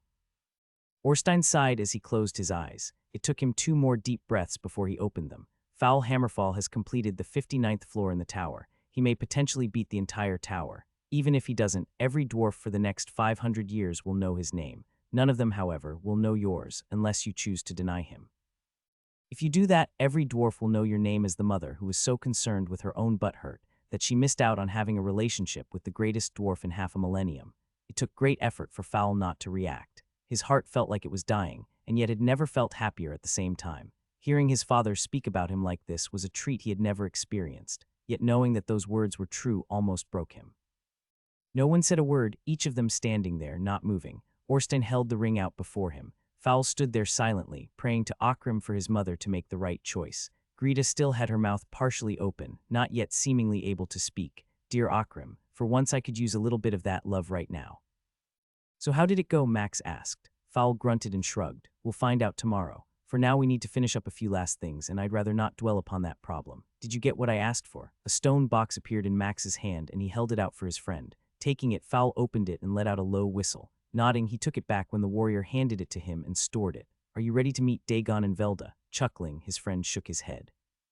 No one stopped saying it like that. They're the king and queen. I'm not ready to call them by their first names. Smiling, Max shrugged. Regardless, you're getting to meet them both as they show you everything for tomorrow. Word is the queen actually returned from a trip she had been on just for this moment. Yeah, which is a special thing in and of itself. Her guard was doing some recruiting at the different towns as the shard was brought before them. It's one of the things she really enjoys doing. Shaking his head, Max tried to imagine what it would have been like if either of the queens had appeared at his choosing day. You dwarves are so weird. Who would have imagined that your queen makes a personal appearance? Still, I find that rather cool that she does such a thing. It's one of the big parts of our culture, Foul said as he glanced out the carriage window, motioning to the area they were in. She is the mother every dwarf wants. Max watched his friend wince as his friend said those words. Well, I never had a king and queen come to my wedding and open the great hall for me. Bah, just you wait. I'm sure Tanilla's dad is going to be more than excited when you show up. Rolling his eyes, he gave Foul the middle finger and watched his friend smile, both of them knowing that no matter how bad Greta was, she couldn't compare with how Saventus and Sylvendra Gilmaner were going to be. Makes me wish for an evil dwarven mother. Keep wishing, you might get that. I said you can rise. It took Foul a moment to stand up straight, his eyes still fixed at the carpet he stood on. Max did his best to not grin as he watched his friend visibly struggle to gaze upon Velda Hammerfall. She was a very attractive dwarf, who was only about 3 inches shorter than her husband. Unlike him and his white hair, hers was blonde and braided with expert precision. Even her beard seemed to shine in the light of the magical stones. 2 piercing blue eyes never took their gaze off the warrior standing next to him. Her armor, though simple in some ways, was sparkling in the light, the silver chain outfit having been polished like a mirror. Forgive me, my queen, it's just that I never imagined this moment. It was one thing to see you upon the day I got my skill and to receive the gift you gave, but to be here, talking like dwarves. A light laugh came from her, and she reached out with a hand and waved off his comment. Please, you Foul Hammerfall are a rare treat for my eyes. I remember the day you got your skills. I had high hopes that you would accomplish great things, and it appears I was right. Now tell me, has Dagon managed to do everything your bride has asked for? A chuckle came from the king, who shifted slightly on his throne. I have personally emptied the kingdom's vault to ensure that this wedding is second only to yours. Velda smiled and nodded. Then tell me you acquired the ore as well, I have been informed. May I see it? Foul nodded and pulled it from storage, holding it out. Impressive. A true testament of your love for her. I remember how much I enjoyed hearing it took almost a month for Dagon to finally mine the one he gave me. Nothing makes a bride happier than to hear that her husband has toiled and sweated to prove their love. Oh, and how I toiled and sweated, the king joked. A month. It took me a month to find what I was looking for, and you must have Akrim's own luck to find that in a single day. Well, I did have help, Foul said as he motioned to Max with his head. I'm afraid we may have caused your men some problems with all the digging we did. Laughter came from both dwarves, who sat upon their stone chairs, filling the room they were meeting in, only containing the 4 of them and 4 guards. Yes, I have heard about the amount of stone you both moved. It has been ages since I have mined, but now part of me wants to see if I could keep pace with you too, Dagon said. One often forgets the strength that is acquired in the tower. Most of our miners would give much to have a fraction of the stats you both have. And you, Max Host, Velda said, almost interrupting her husband. You honor your brother by standing by his side during that entire time. I am sad to have missed the ceremony of brotherhood, but it is obvious from what I have heard and see that you two are bound by blood. Giving a slight bow, he smiled. Both of them shifted a little and grinned. You are a marvel, the queen stated. I have heard that Akram himself appeared to you, and that you have a token of his that appears my husband has not managed to find a price you are willing to sell it for yet. I am afraid you are right. Part of me feels unable to let go of it. If I wasn't afraid that your husband might start offering me a wedding here when the time comes and paying for it all as he has already done, I would show it again. Perhaps when he isn't around, I'll let you see it. A groan came from Dagon, and his wife started to chuckle slightly. You do know him very well. He has spoken about it many times, telling me how he wishes he could own it. Still, I am more than happy to set aside a time to see it without him. The last thing I need is for both of us to start bidding on something and truly empty the kingdom's vault. Giving a slight bow again, Max tapped his chest once with his fist. That does bring me to the next part of all this. I have learned it is customary for the family to give a gift to those who host a wedding, and so as Fowl's brother, I have a gift for both of you if you will allow me to honor the custom I know you hold dear. Clearing his throat, Dagon winced slightly but nodded. We had not expected a gift, as this is a treat for us, but since you have brought it up, I cannot turn it down. May I? Max asked, motioning for him to approach. A single nod came from the king, and so he winked at Fowl as they both took the 5 steps that separated them from the pair. With one last nod, each of them pulled out a large gold dragon scale, each 3 feet in length. May these gifts find a place of use in the Stormfall home, and may they serve to protect those who live within its walls. Velda smiled, and her head began to move slowly from side to side. We are honored, and yet this gift it is far beyond what anyone could ask for. Max's sonar picked up the tiny gust of wind that came from Dagon's lips as he heard Fowl's words. 2 dragon scales of this size are worth much. For such a gift King Dagon's lips moved for a few seconds, his eyes fixed upon both scales, and then he turned to his wife and snorted. Tomorrow I will do something unusual, but if you trust me, my dear, I think it is the only way I can hope to honor such a gift as these. In all my years of knowing you, I must say you only make a mistake when I'm not present, so I'm certain whatever you have decided will be perfect. A chuckle came from Fowl, who quickly stopped it before Dagon himself started to laugh. Do not worry, she is right, as you shall soon find out. Batrayer will most likely be. Often my temper can get the best of me, and sometimes I allow myself to think more highly of myself than I should. She serves as the oil, tempering my blade and keeping me from cracking or breaking when the real moment comes. Max and Fowl handed over the scales, watching as the king and queen turned them over, admiring and inspecting them for a minute. I would have loved to have seen the dragon these came from, Greta said. I wonder if it was a male or a female dragon. Does that matter? Max asked. Oh, for certain, she exclaimed. Each dragon has different qualities. While a male dragon often has tougher scales, a female dragon is slightly softer. It might be hard to imagine that such a thing is possible to detect, but judging from what I can feel, these would most likely be. Her voice trailed off as her fingers ran along the outer edge, feeling the thickness of it. With a grunt, she put some pressure on both sides, almost as if she was trying to fold it in half. Do you know the sex of the dragon this came from? I do, Max answered. Should I ask if you took these from the corpse of the original owner? Her eyes almost sparkled as she watched him, and Max could sense the gaze of all 4 guards as well as the king upon him. Would that matter? Sighing, Velda shrugged. Only in making your fame rise more, then I'll choose to not answer. Some might think that I did, and I'll gain honor there, while others will believe that I didn't, and I won't have to worry about them thinking I lied. Either way, I'm not here to honor myself, just Fowl and the both of you. Gods, he's gifted with that tongue, Dagon said as he stored the scale he had been holding. And he has managed to ignore the question I asked, and yet didn't, she pointed out. Tell me what sex you think the dragon was, and I'll tell you if you're right. She smiled and nodded, rubbing her fingers one last time along the edge. If I was a betting dwarf. And she is if you play cards with her, Dagon interrupted. Rolling her eyes, Velda shook her head. Ignore him. I'd bet this came from a female dragon. Smiling, Max nodded. How did you know that? Licking her lips, Velda tapped the edge a few times. The size of this and its shape. I can tell this came from a portion of the chest. While most might not be able to tell such a thing, I've seen a few scales in my time and have read extensively upon them. We don't have many scales left in our vault, and it appears that we won't have any joining them for a while to come.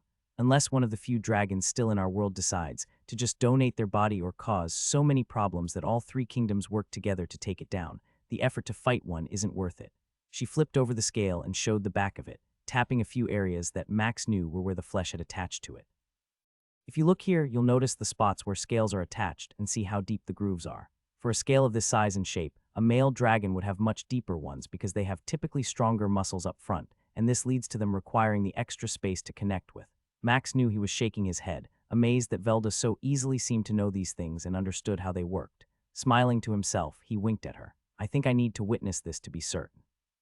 Oh, I wish I had one like this to compare, but we don't. All the scales we have are smaller, and I'm afraid it wouldn't give a good comparison. We'd need a male scale of something similar in size to be able to show that. It was at that moment that Max pulled a silver dragon scale from Cunios, holding it upside down so that the underside was present. Dagon began to cough as Velda started to laugh. Oh, Max Host, you're going to cause this husband of mine to spend some gold today.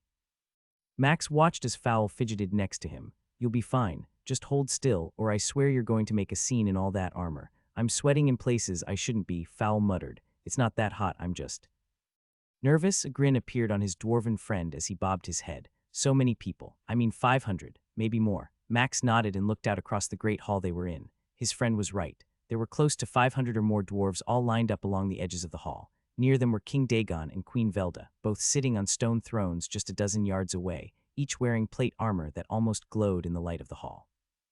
This was a sacred place, reserved often only for those of noble blood or of the royal family, yet because of what Fowl and Batrayer had accomplished and the apparent blessing of Akrim, no one could argue that this wasn't the perfect place for their union.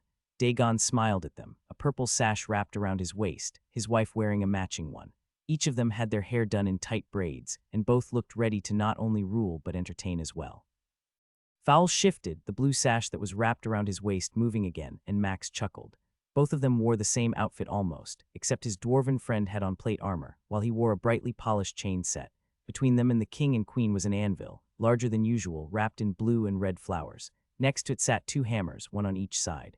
One had the blue flowers which matched the color of Fowl's sash, in a wreath and resting around the shaft.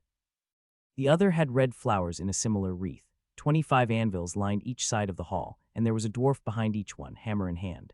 The 6 closest to Fowl had his family there, and Max smiled as he saw that both parents were in attendance. Whatever issue that had been taking place was seemingly set on hold for this moment.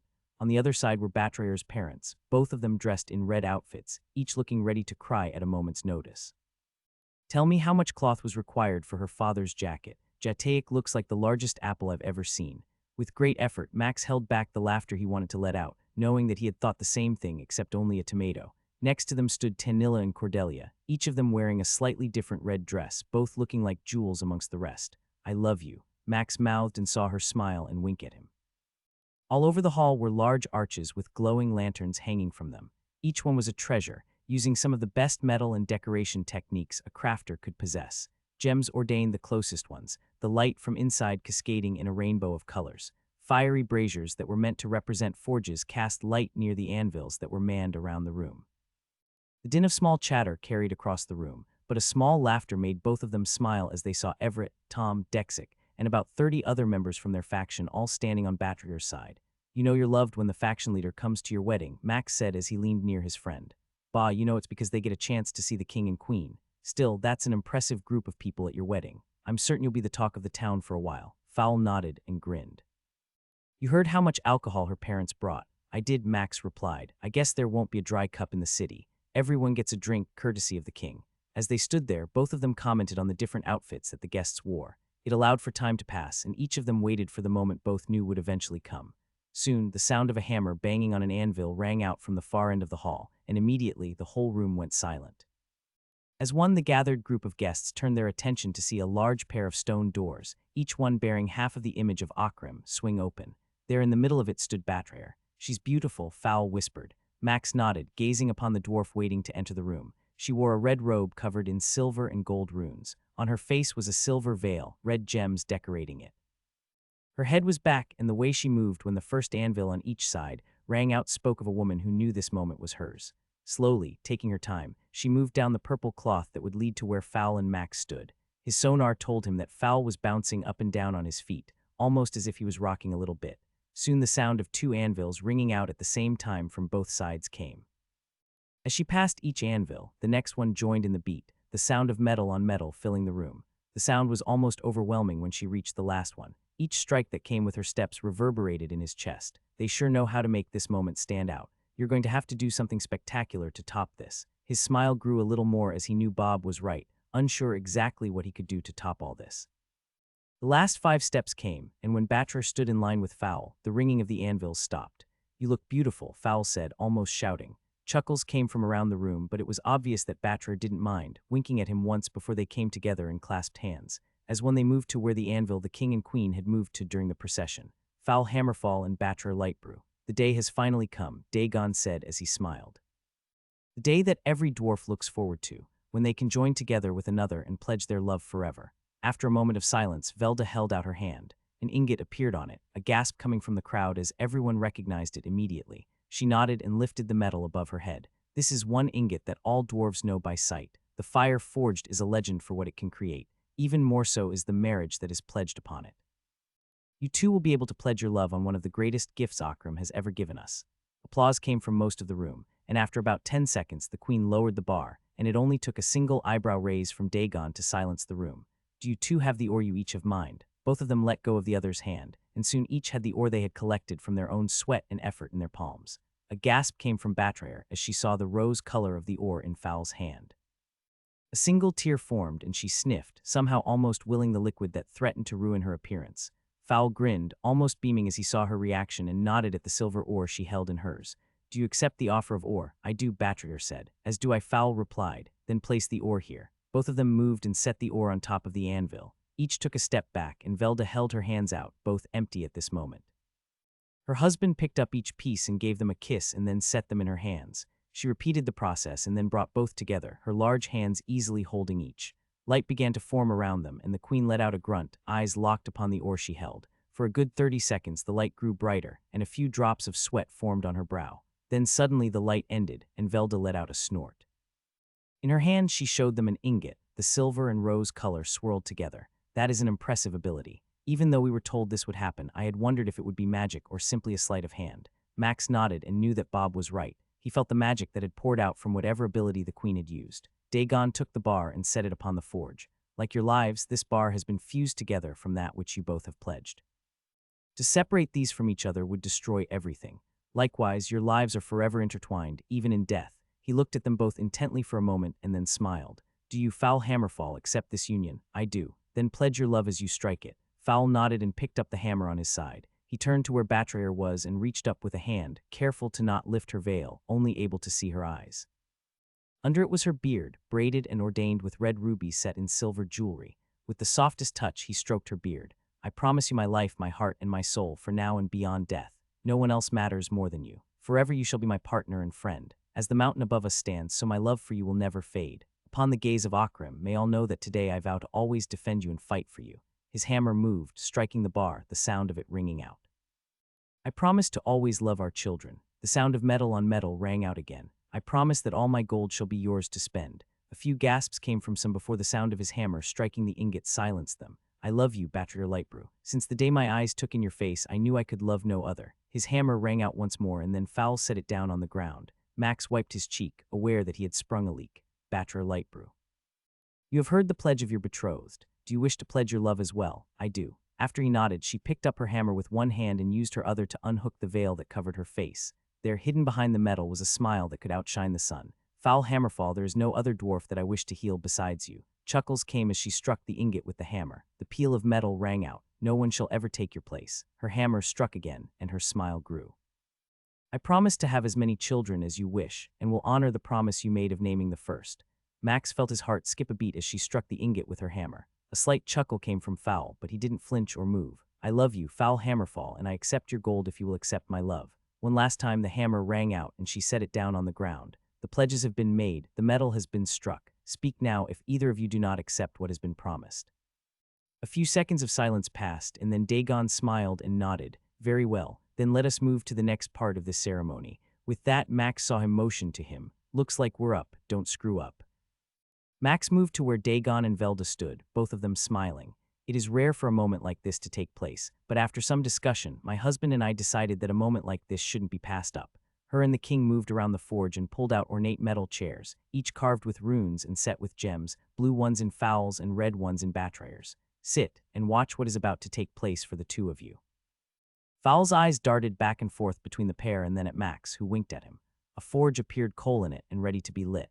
With a hand he summoned flames and ignited it, forcing his magic into the forge and causing it to grow hot and flames to appear.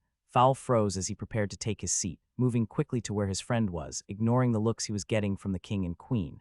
What are you going to do? His friend whispered. Tell me you're not going to reveal so much to this many. A hand motioned from the warrior at the crowd around them. Drawing close so that he could speak and not be heard by anyone but Fowl, Max squeezed his friend's shoulder.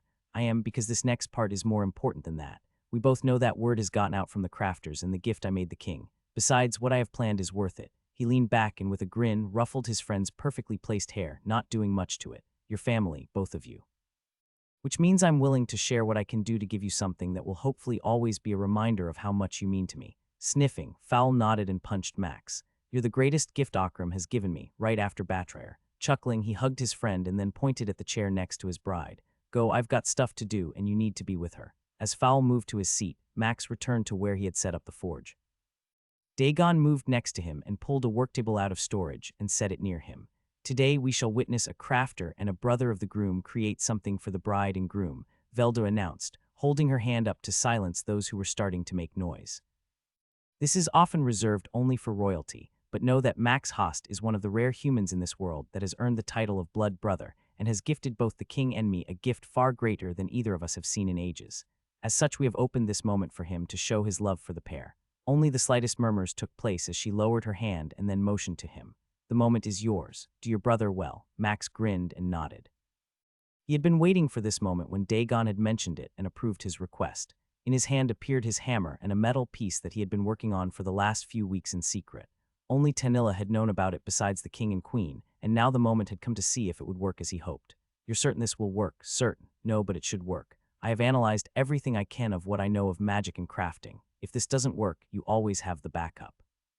Chuckling to himself, Max smiled. I'd prefer to not have to do that. Then let's make sure it works the first time. He moved around the anvil and held the metal piece out before them. Etched all over it were dwarven runes, but on one side at the base was something special. Read it. Both leaned forward and squinted. To the only dwarves I love, may this staff keep you together forever. What does that mean? Fowl asked. Let's see if I can make it work, and you'll find out. Returning to the forge, Max set the piece inside it and then infused it with mana. It began to glow, and when it reached the moment he knew it needed to be, pulled it out, holding it in his bare hands.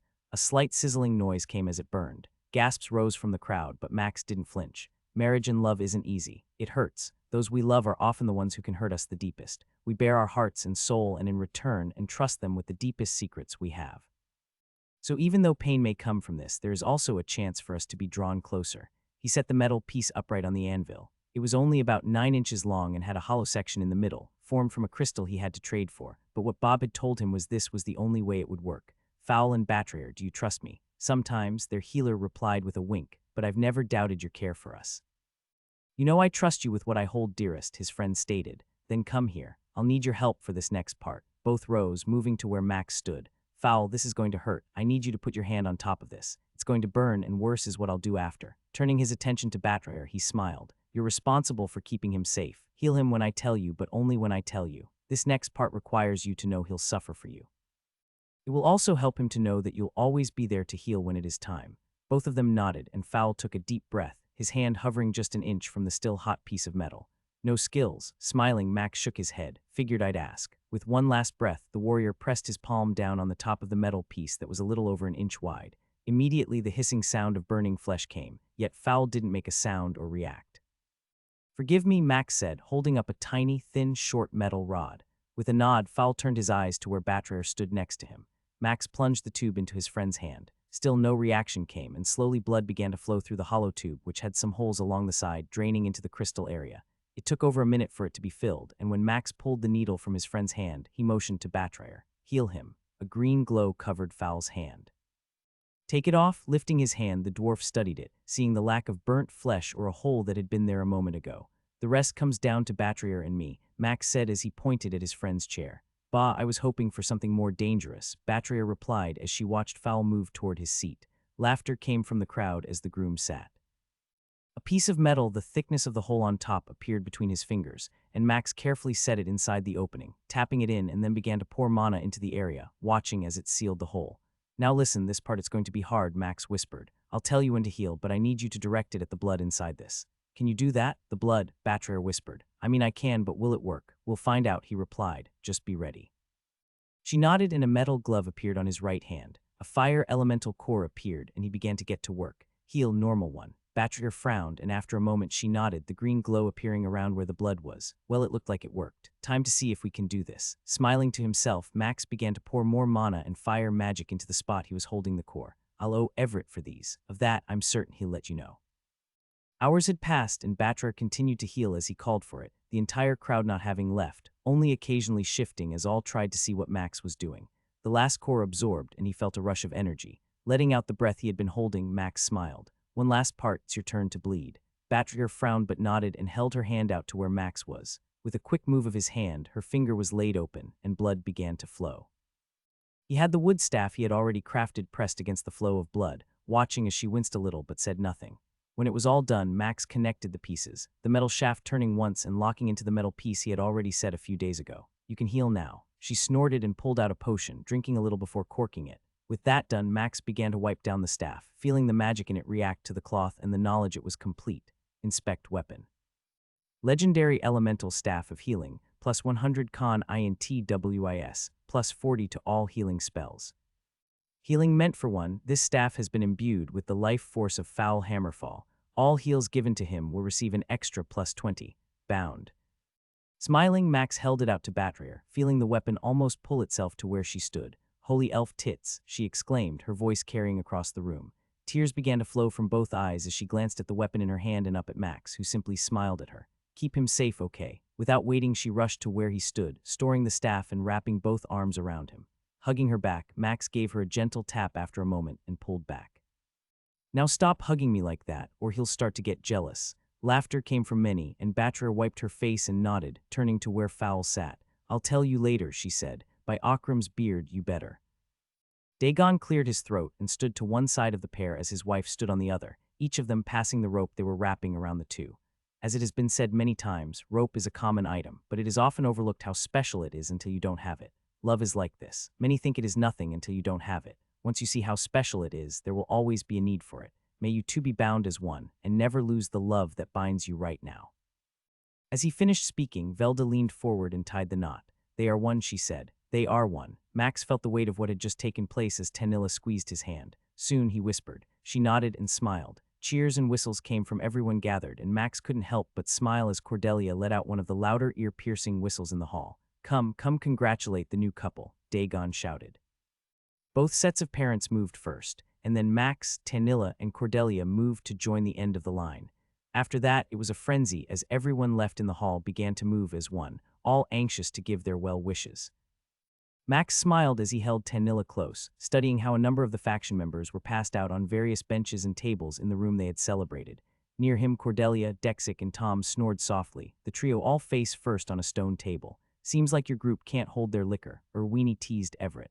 I had high hopes for some fighters with better constitutions. It's actually Max's fault. He always pulls out the hard stuff, and they drop like babies after a night on their mom's teat. Chuckles passed between them both as the one responsible for the snoring adventurers held up his cup of green alcohol. Don't blame me if they're all lightweights. Besides, both of you have barely drank half. I didn't get hair this gray without learning to take some things slow, Everett stated. Besides, I really want to keep my wits about me. I got a lot of things to get in place in a few days. Weenie shook her head and snorted. Going to another world, I mean, that sounds so non-faction leader-like. Jealous, she nodded and shrugged. If I could get out of this place for a few weeks and explore a new world with this one watching my back, you can bet your ogre nuts I'd be there in a heartbeat. You both are acting like children, Tanilla said. I mean, you forget he's going to be doing work while there. Work, Weenie said, making quotes as she did. I'm certain that whatever he's going to do, there will be a lot more fun than having to deal with half the stuff here. Besides, it's a freaking different world. I'll try to remember to bring you back something, Everett said as he raised his glass and took a small sip. A groan came from the dwarven woman as she raised her cup. I wonder, no, I don't. I know exactly what those two are doing, Weenie stated. Good news is they'll be back in 2 days, and then I can expect things to quiet down here a little bit. Everett shook his head and grinned. Please, you're going to be overflowing with new applicants in the coming week. Trust me, you mean it's going to get worse. I've already had like a 25 increase in the last few weeks. Oh, those are the early numbers, just you wait. Blowing a raspberry, Weenie shook her head before downing the last of her drink. After setting down her cup, she glared at Max. I still can't believe the very thing you made me take an oath to not share, you publicly display at that wedding.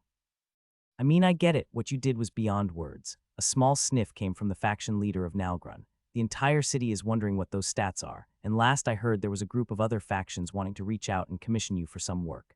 Same old Max, Everett muttered. A chuckle came from Tanilla as she gave Max a slight poke of her finger, shifting his attention from the other two. 2 more days, she whispered. Whatever shall we do? I'm all yours, my love, so you tell me.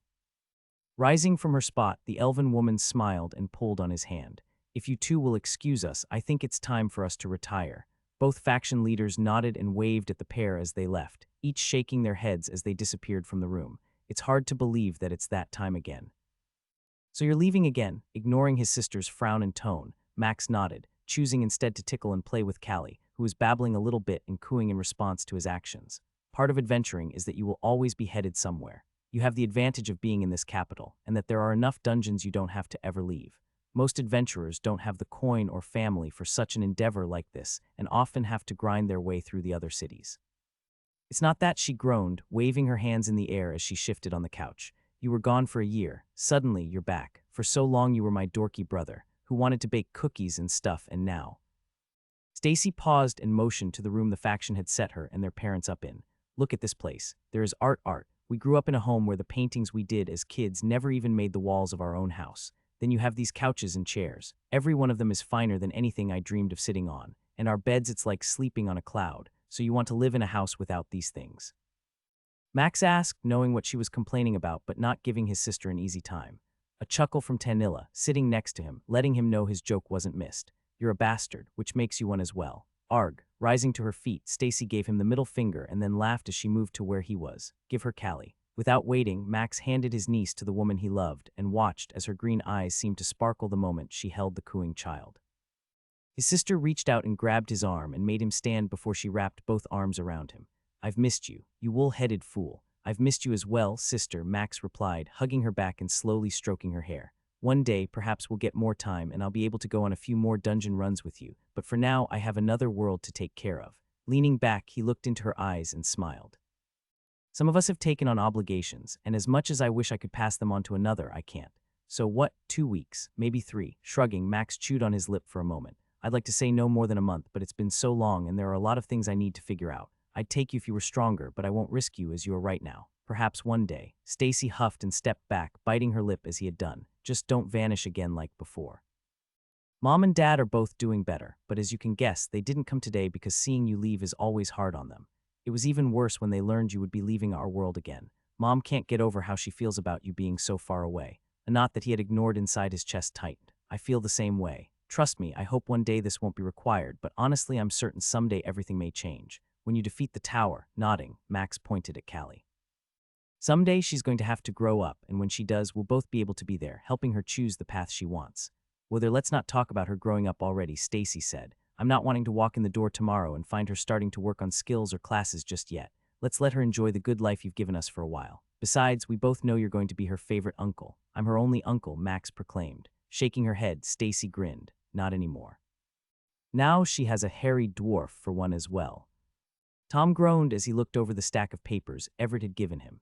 Max tried to not smile too much. Watching the one responsible for helping him to hone his fighting technique on the sparring grounds seemed to struggle with the other part of running a faction.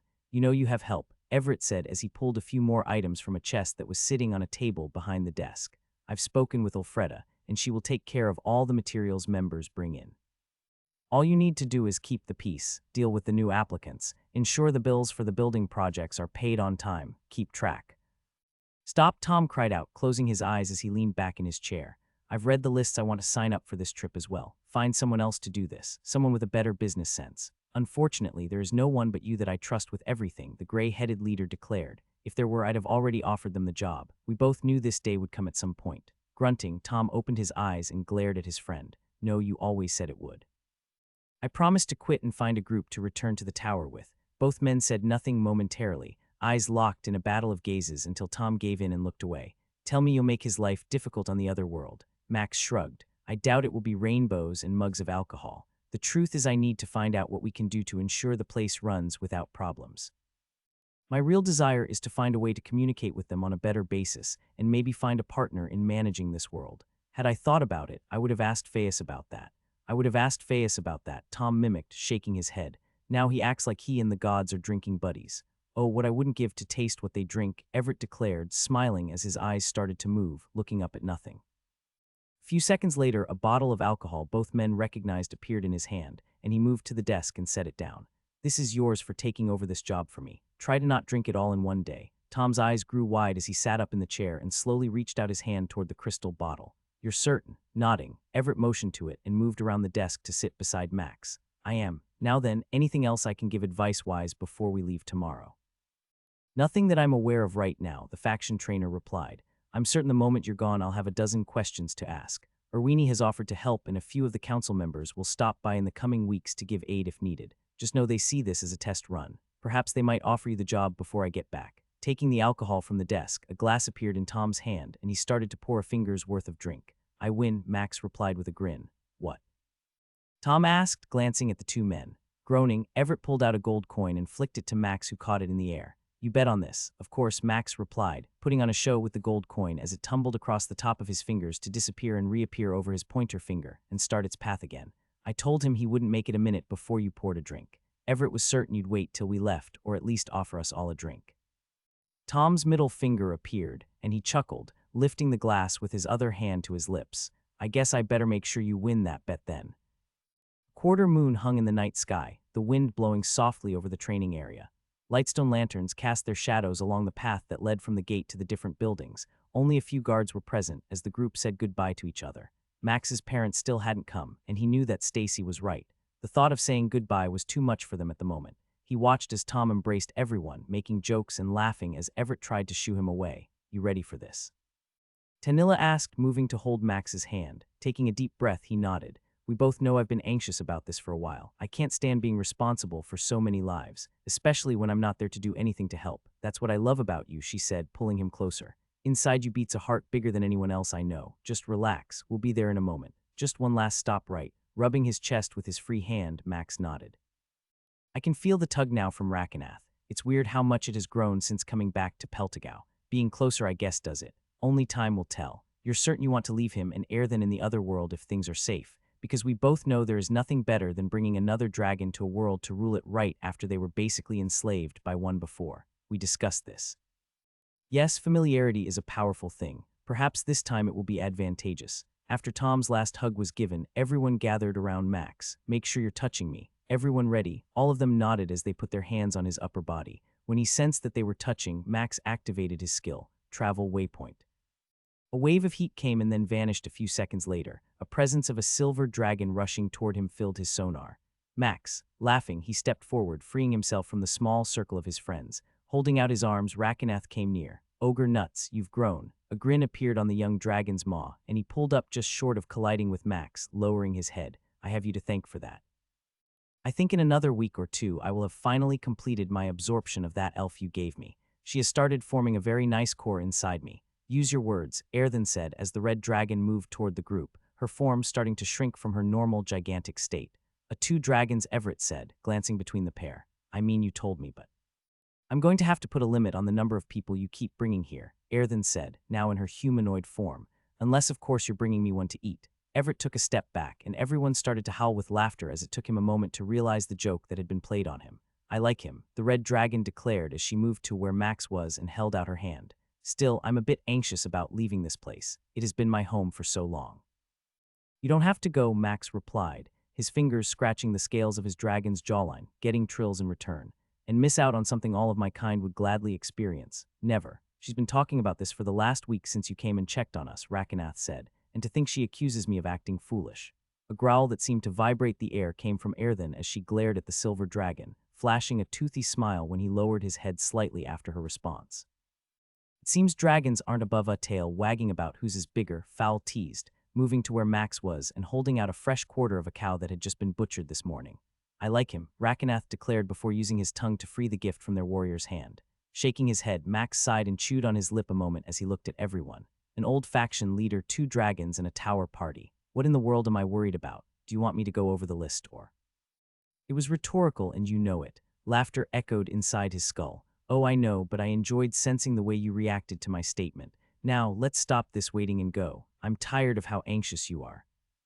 Max's sonar picked up the moving shapes the second his group appeared in the safe room he had designated for when he would return. Erthen began to react, as did Rakenath, both dragons sensing those with weapons drawing close. Stop. As his eyes focused and Max allowed his sonar to tell him everything it could, he sensed the walls of air, earth, ice, and fire that had formed around them, creating a protective barrier. Wanting to curse for being a fool and not wearing every bit of armor he had, Max felt himself shove off the ground, propelled by the wind ability he had gained from Rinia, moving toward the shape he recognized. Captain Algura, the Foxkin had a hand up, no weapons present, and stopped the other 11 guards from advancing from each side, all ready for battle. Ifrit, forgive me, but you are required to come with me. No longer are you the master of this world. It was then that Max sensed Bob's acknowledgement of the list of notifications that he had ignored upon sensing the threat when they emerged. Skill consumed attempt failed entity out of range X6. Stats consumed attempt failed entity out of range X5. Greater soul acquired soul transferred. It appears Sogthalech was busy while we were gone. Clearing his throat, Max saw that the room was typically empty, a small hall that had served as a waiting area. Quillismore had informed him that it now had chairs where the guards had been waiting. What do you mean? Who is in control and where are Jazzjack and Quillismore? Both of them are fine. They are. Algura's response stopped, her tan fur starting to stand on end as Aerthen transformed from her humanoid shape. A dragon, 2 dragons. The other guards started to take steps back, their weapons that had been trained on the group now trembling slightly at the scene before them. Allies, now tell me, who controls the city now and what happened to my friend Sog? Dozens of questions swirled through his head, but right now, Max needed to focus on just a few things, ensuring his friends were safe while gaining knowledge of what had happened since he left. The demon, that one stopped the first challenger.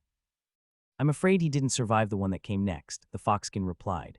Now the city and the teleporter is under the control of Lord Kazrak, and I am to take you and anyone you show up with to him. Your friend, she will not be able to make it through the hallway. A low thrum came from Aerthen as the dragon's head was pressed against the 40-foot ceiling.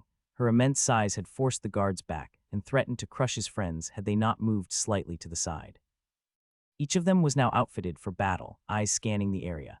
Max, the faction leader, called out. Turning to where his friends were, he saw the confusion on their faces and then realized what he had forgot. You are correct. None of them can understand a word that is being spoken. Grunting to himself, he pulled out a ring he hadn't used in ages, aligning the runes, and moved slowly to where his friends were. Everett, wear this. You'll be able to understand most of what is said. I'll have to get one of these for the rest of you. Stay ready. Someone has taken control of the city and we need to go see who. Is that wise? Aerthen asked, a few wisps of smoke coming from her nostrils. I'm far stronger in this form, but we both know what they do not. How can you trust that they will not lead us to a trap? Tanilla's head moved up and down in agreement with what was just said, and he frowned, turning his attention to Algura. You heard what they asked. Are you leading me into a trap? She shifted slightly from side to side, her nose twitching on her snout. One does not call where I am supposed to take you a trap, but the truth is I am leading you to one who is strong. The aura he gives off is oppressive. Lord Kazrak isn't like one you faced in the arena, and while I'm certain he isn't as strong as Igora was, the few who stood up to him, your champion included, did not survive. All were cut down quickly. How long ago was this? Her eyes shifted from side to side, and then she started to tap a few different fingers. About 2 weeks after your champion arrived. Once his presence was announced, the first challenge came. It was a glorious fight, and he won but barely. A week later, the next came. He did not make it out of that fight. Since then, 4 other challengers have stepped forward. None of them survived. It seems that perhaps leaving Sogthalech here was not the best solution. From what has been described, the moment he was announced as your stead, he became someone who could be challenged, providing the winner with the spoils of this world.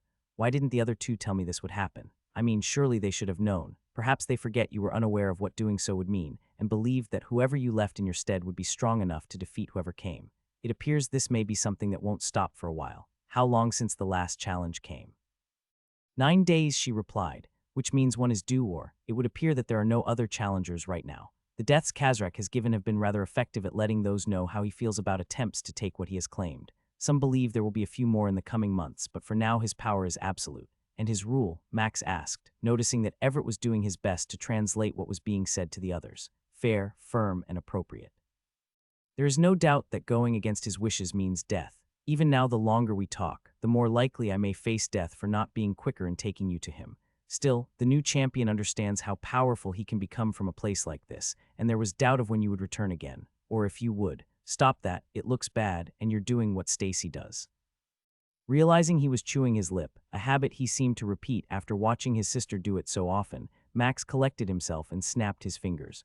That act made the other guards who could see him turn towards him. I shall take my friends to somewhere safe first. Where should I come to meet this? Lord Kazrak, he will be in the throne room, especially once word of your arrival reaches him. It took a moment, but Max summoned the bag he was looking for and began pulling cloaks out of it. Each of you needs to put one of these on. It will mask the ability to detect you. Does this mean you want me to transform? Aerthen asked. I do. Captain Algura, go tell him that I am coming. He can face me in the arena. I'll be there shortly. Bo came and the Foxkin gave a sharp whistle, causing all the other beastkin and insected guards to finally put their weapons away. May you prove yourself once again. Remember that the strong take what they want. She motioned to the other guards, and each of them began to move to where she was headed, using one of the doors that Max knew led toward the throne room he always avoided. So you weren't kidding, Everett said after the room was just those who had come from their world. Adventure and excitement from the moment we arrived. Are you certain this is a fight you should be taking? I mean, couldn't you negotiate with this Kazrak to work together? Shaking his head, Max stored the backpack on the ground. No, this world doesn't do that well, especially if it would require sharing power. Even though I ask for nothing, there is little chance from what I have seen it would work, and taking you 7 near him isn't going to help my cause. Because we're weak, Fowl asked, a frown plastered on his face. Compared to what is out here, yes, the power difference is. You don't have to try and tell us, Batrier said as she squeezed Fowl's plated arm. We are well aware of the difference in power between you and us. If they are like you, we would only be a liability. Which begs the question, where are we going to wait for your hopeful return? Air then asked, adjusting the dark cloak Max had given her as it grew to fit her shape and size.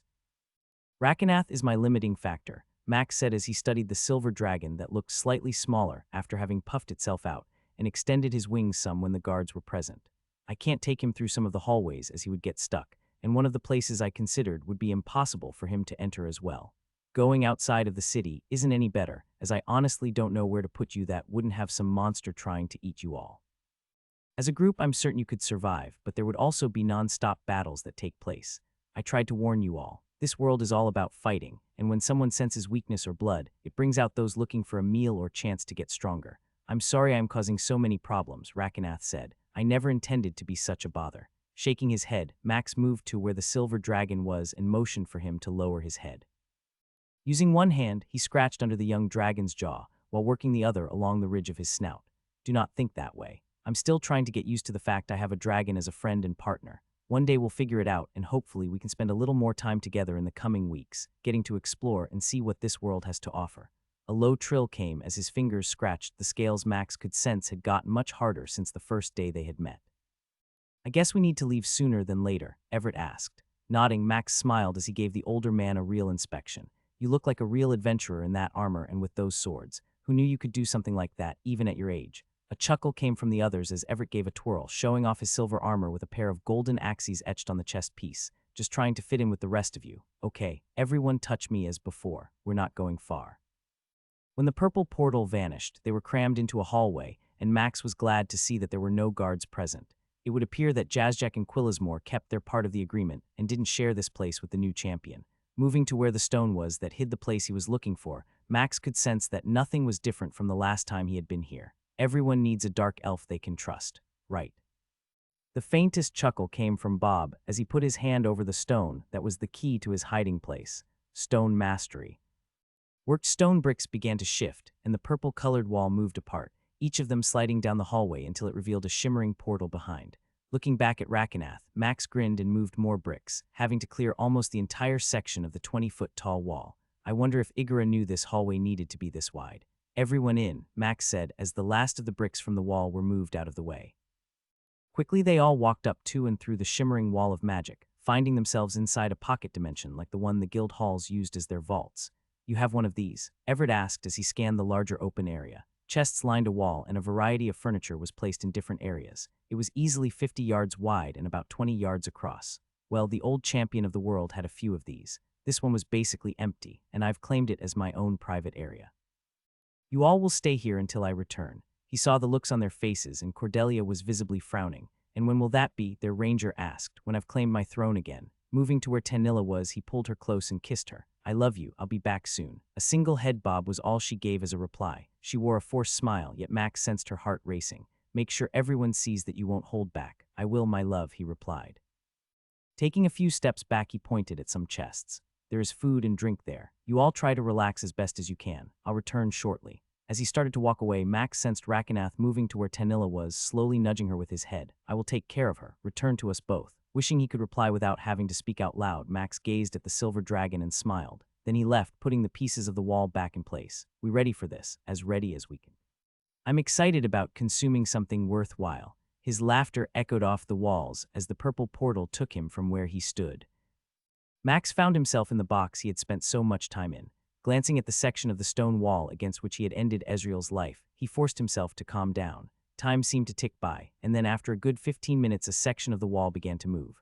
Max, Quillismore, it's been too long, he replied, watching the dark elf slowly enter the room. We were expecting you in the throne room at first, but I told Lord Kazrak that you wouldn't come there.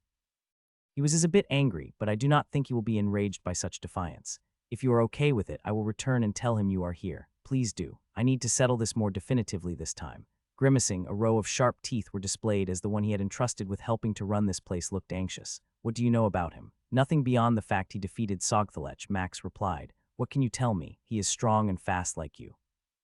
Uses 2 axes that are magical, and if they draw blood, something happens to the one he has injured. I'm not certain, as none have lived to tell the tale. Are you okay? Your family? The dark elf looked at him and nodded. He is a fair leader. Had I not known you and not experienced the kindness you have shown me, I would say he is better than Igora in some ways. He is perfect for this world. Only the strong survive. Those he deems strong enough and worthy of him find a place in his pack. And those who aren't, slaves, tools, servants, food. It pained him to hear how casually Quillismore had said those things, not appearing to be bothered at all by how it sounded. Would it be better for me to leave and let him rule? His grimace returned and the dark elf slowly shook his head. No, in time I'm afraid one will come to challenge him who will win. It may be months, it might be years, but when they come, there is no telling what they desire. Sogthelech defeated such a being. She was similar to him in some ways. He called her a variation or a mutation of his kind. He rejected the offer she made to partner together, becoming something different through some. The dark elf shuddered and smacked his lips. What your champion described is best to not talk about again. He said no and laughed at her. That infuriated her, and she promised to kill all of us within Iga within Lord Kazrak's house. So he killed her. It was a fight which drew many eyes, and after that moment, a week passed and the next challenge came. Max had dozens of other questions. Each of them he knew would lead to another set. I need to go. If I delay too long, then my loyalty will be questioned. As you have made the challenge, you have 1 day to move through the city without fear unless you attack someone. Tomorrow a bell will sound throughout the city. An hour later the challenge will begin. If you're not present, then you forfeit, and your image will be shown across all the worlds that watch, each of them learning of your cowardice, and that you are free game to anyone who wishes to take your life. How many worlds are watching? Max asked, not concerned at all with the other part. For something like this, a few thousand at least. Unable to help himself, Max coughed a few times. Thousands. I don't have time to go into details. We can talk more, but yes, I shall see you tomorrow, Max. Just know we shall still call you Ifrit, as that is the name everyone is waiting to hear. Many are anxious for when you might return. His words seemed to fail him as the dark elf turned and moved to where the opening in the stone wall was. Be safe, and I'm sorry about Sogthelech. He was one who understood this world. It took a minute after Quillismore had left for Max to get his mind where it needed to be. To know that your name is spoken across thousands of worlds is a marvelous thing. Soon more shall know it, and that means when the time comes, we should be in a better place for what comes next. Grunting, Max closed his eyes. What comes next? You always talk about this and mention it, yet you never go into full details. He was frustrated, and worse was the knowledge that thousands of worlds apparently knew of him. That concerned him even more if a god decided to show up here and cause problems. The day you become a god, why are we climbing the tower, and don't say just to become strong enough to protect your friends? Even though he wasn't speaking out loud, Max's jaw tightened. I don't want to be a god, yet we both know Igora couldn't have stood up to Phaeus or Akrim. If you hope to be able to stand up against Thyja, what must you become? A god. The wind in his lungs left him, a sigh that seemed to reverberate off the walls as his sonar listened to himself breathe. Never did I want to be a god, I just wanted to be strong enough to protect my family, to protect Tenilla and the others, and now my unborn child in Rakenath. If I'm a god, does that mean I'll have a world full of people, beings, lives that I'll have to protect? It does. This is why I do not talk about it anymore. The obvious answer is you struggle to focus on something that is far away, and yet it draws closer with each breath you take. Soon you shall move into the tower and reach the 60th floor. How long has it been since one of the people from your world has done this? It took no time to climb that far. We both know if you had done it alone, it would have been even faster, but neither of us are foolish enough to believe that you can do this alone. Soon you will have to realize that the day will come when your party does something none have done in so long. Each of you will become something different. His fist struck the stone wall, and then it hit it a few more times. Dozens and soon hundreds of strikes had left a hole that slowly repaired itself. As he stood there, looking at his hand and the unbroken skin, a chirping sound came, and Max turned to where the large display was in the room. It lit up and Quillismore's face appeared on the screen in the top right corner. The rest of it was filled with a replay of what Max guessed was a previous challenger fighting Kazrak. A battle between 2 juggernauts, each of them easily 15 feet tall, wasn't much of a fight. Kazrak was a wolfkin of some sort, but his skin was metallic, his entire body reflecting light. Beneath his feet was an 6-legged arachnoid that was missing 4 arms and 2 legs. Only 2 arms remained, each of them holding a shield, both seeming to struggle to keep them upward. suffering under the barrage of attacks from the axe Kazrak held in each hand. They were made of black metal and had a weird aura that seemed to radiate around them, almost sucking the light near them. Webs littered the open area of the sand-covered arena floor, all of them sizzling in the sand, yet the strands that touched the current champion of this world didn't seem to do anything. No matter what the arachnoid creature did, the wolfkin maneuvered quickly into position, blocking its escape and carving more limbs from its body. Soon all that remained was its oversized abdomen and its upper body. Unable to move on the floor, and with only a single arm barely holding its last shield, its mouth moved, about to say something when the axes came together, freeing its head. And that is just a fraction of the power Lord Kazrak possesses.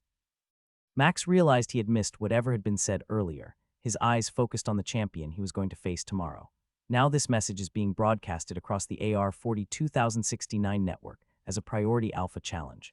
After 4 easily won victories, the moment all of you have been waiting for has finally arrived. Fast-paced and weird-sounding music played as the screen shifted to replays of Max cutting down multiple challengers he had faced in this very arena. The last one to appear was him, standing next to Igara's lifeless corpse. The one you all know as Ifrit has returned, coming to claim the champion title once more for World Tier 80,921. Max felt goosebumps as his image, and Kazrak's appeared side by side on the display, both of their faces having been frozen as each one snarled. The rising noise of a crowd cheering was in the background as Quillismore's face moved to the center of the display, pushing both his face and his challengers off to the side. One day from now, the broadcast will go live. Don't miss this, and don't miss out on betting on who shall sit upon the throne and claim Tier 80,921 as their very own. Max stood there stunned as he watched the dark elf's face vanish and a flood of small text quickly scroll across the display, talking about how the AR-40-2069 network approved this message and where they could go to place their wagers. That was impressive and inspiring. I did not realize how good we looked when we are fighting. Snorting, Max shook his head and glanced at the wall he had been punching, seeing that it was almost fully repaired and the pieces that had fallen to the ground were gone, absorbed by the room. I'm not sure I would have used either of those words. This only frustrates me more, and you know it, that there is some cosmic group out there that channels the power of fighting and turns it into a money and power-making outlet. How is this different from what those 2 queens do in your capital? He knew Bob was right, and that only made it worse. How many worlds are like this? And no, I'm not looking for a reply. And you know it's just the fact that wherever we go, it always seems that fighting, death, and conflict is what drives everything and is used to make money or gain power. And you, my friend, are the champion for a world like this. Had I known what we did, I might have told you to take your friends and go. Now it appears we are unable to do such a thing without being blacklisted as cowards and being told we are free game to be killed. That might not seem like a big issue right now, but I can imagine how it would make things much harder on you to protect your loved ones after the tower. His fist struck the wall again, and then Max leaned his forehead against the cold stone. The cool temperature of it felt good against his skin, and for a moment he just stood there, bent over like that. I guess we have no choice. Once again, I'm stuck in someone else's game and forced to do what I would prefer not to. But Tanilla was right. I need to make sure everyone knows that I'm not playing around. Then you need to stop wasting time. We have a stop to make, and only a day before it is time to fight. If you wish to ever see your friends again, we need to get to work. Max grunted and stood up. There were plenty of things he needed to do. Max shifted under the gaze of the woman he hoped would help him. She didn't appear very happy when he walked into her shop, but he at least hadn't been kicked out for now. You do realize how difficult you have made my life. Every day I have some fool come in here, asking me to create something for them like what you had. Gone are the easy days of getting only 1 or 2 absurd requests every month or so. Now I must deal with it at least twice or thrice a week. Buingrid's oversized fist slammed down onto the stone counter she was standing behind. The pair of dwarven girls who were helping other patrons on the other side of their shop didn't seem to react at all, unlike the Mantis and Badgekin who jumped slightly. You're welcome, he replied with a grin. So what you're telling me is that business has been good. Good. It's been phenomenal, but I haven't had time to get a proper beard washing or massage in over 2 months. Do you know what that does to a dwarf? Max could see she was smiling, even if her red beard did a great job of hiding it, but her cheeks had moved upward. He tried not to focus on how dry her beard looked compared to the last time he could remember it. A bottle appeared in his hand, and he held it out to her. One of my alchemist friends from another world created this. The 2 dwarves, one of which is my half-brother, swear by it for their beards. Her head cocked to the side, and a bushy red eyebrow rose as she stared at him, both silver eyes moving between the gift he was offering and his face. Half-brother. Well, technically, we're full brothers. Did the blood ceremony and all, Max replied. Still, he's ugly, so I tell everyone we're half-brothers to not make them think worse of me. Buingrid broke out in laughter, pounding the stone counter a few more times, her face beginning to match the color of her hair as she shook her head. He must be a special one to put up with someone like you, a pink skin a brother to a dwarf. I was certain I had heard everything, but now. She took the jar from his hand and unscrewed it, sniffed it, and then dipped a fingertip in it, sticking it in her mouth.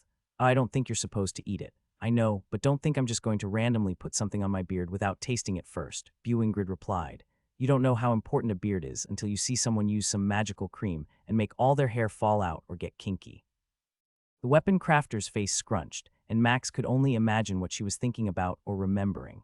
So I have a favor, he said as she began to rub a little bit of the paste between two fingers. I'm sure you do, muttered the dwarf as she slowly put a little bit on the edge of her beard and worked it in. This one of those conversations out front or one of those conversations in the back? Oh, most definitely in the back. I'm pretty certain I don't need you acting like some doe-eyed young dwarf and promising me anything I want around those two after we talk. Buingrid's gaze narrowed, and her fingers froze from where she massaged her beard. I'm going to pretend that for a moment you think I'd be interested in someone as hairless as you. Laughing, Max shrugged and motioned to the door he knew led to the forge. Remember those words in a moment. I'm sure you'll wish you had never spoken them. A soft moan escaped Buingrid's lips as she stood there, panting and all flushed. You Max Host have no idea how right you were. Laughing, he nodded and patted his necklace. I'm just glad your mom wasn't here. By Akram's beard, you're right. She would have forced you to give that to her. Shaking her head and taking a deep breath, the weaponsmith cleared her throat. So a token from a dwarven god. I know of a few and can't say I've ever met them, rules and all, so they can't come here. Buingrid shook her head as she straightened her beard and pulled out an oversized sheet of paper. No, gods aren't allowed to come to this world. I could return to my own and try to see one, but if I'm honest, that's not something that would work for me. The cost to even visit his temple and request an audience would most likely take all the treasure I have earned. Unless, of course, the queen herself desired to do such a thing for me, but that won't happen, because I'm a nobody. I mean, I'm skilled with creating weapons, but there are hundreds like me all over the world I'm from. Maybe I could tell you about it one day, but I don't think we have time if you're fighting tomorrow. That's what I like about you are always focused on crafting.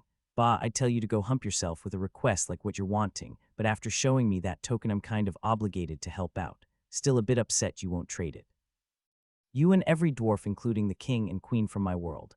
Nodding, Buingrid didn't reply, bending down and making a few sketches on the paper. Max now realized what she was doing as she drew, marking it with runes and imbuing some mana into it. What does that paper do? I mean, before I thought when you sketched it and marked stuff with me it was just for a guide, but now I see that it's not. Her right eyebrow raised as she glanced up at him before shaking her head and returning to her sketching. One day I'll learn how a pink skin knows so much about all this, but yes, you're right. This paper isn't just paper. It's a part of the crafting process. By drawing it out, making marks on it, laying the runes out early, it allows me to cheat the crafting process a little bit and speed up certain things. Of course, the cost gets passed on to you as I have to order these from a different world, and they ain't cheap. If we could get some of those, it would help us in what we eventually want to do with that dragon tooth. Imagine what we could craft with one if we were able to lay out everything beforehand. But could we even design it yet? I mean, a fire-forged bar has some use. I think this token I'm holding can be used in crafting. We both know that a power core would be a boon. Yet with all those pieces, I'm not sure we still have all the necessary items to craft it. Besides, I think my skill is still too low to do it justice. All I hear is blah blah blah. You're standing across from a dwarf with more crafting knowledge than you. She just happens to have tools and parts that would be beneficial for us to have. And now you're balking at asking her how much to buy one. Maybe she'll just let me see one. A groan came from Bob, but his skill didn't reply. Do you have one of those I can buy or just borrow for a bit? Buingrid's pencil froze and she frowned as she put her writing tool down and stood upright.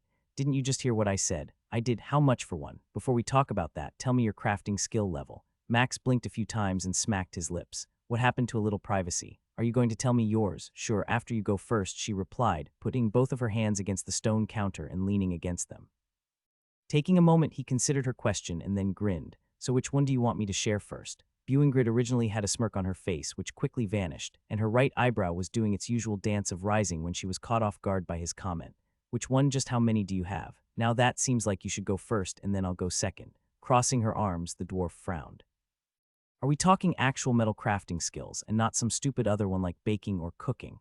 Grabbing his chest as if he had been stabbed, Max feigned an injury. A second later, a cardboard box appeared in his hand and he opened it, pulling out a treat he had acquired from one of the Dagon's bakers. Is that beer? That it is, Max replied with a grin. The king of the dwarves on my world did me a favor when I helped with my brother's wedding. We made beer-infused cupcakes. They have 2 different flavors of ale infused in them. The cake part is a dark, bitter one, and the cream on top is a sweet and light ale. Closing the lid and pulling the box back slowly, he grinned. Of course, baking isn't a real skill, so I mean why. I got 13. He felt his eyes blinking rapidly as he took in that number, not realizing for a moment that Bewingrid was holding out her hand, motioning to the box. Handing it to her, he watched as she pulled out the cupcake and sniffed it a few times before using her finger to carefully get a little bit of the frosting and taste it.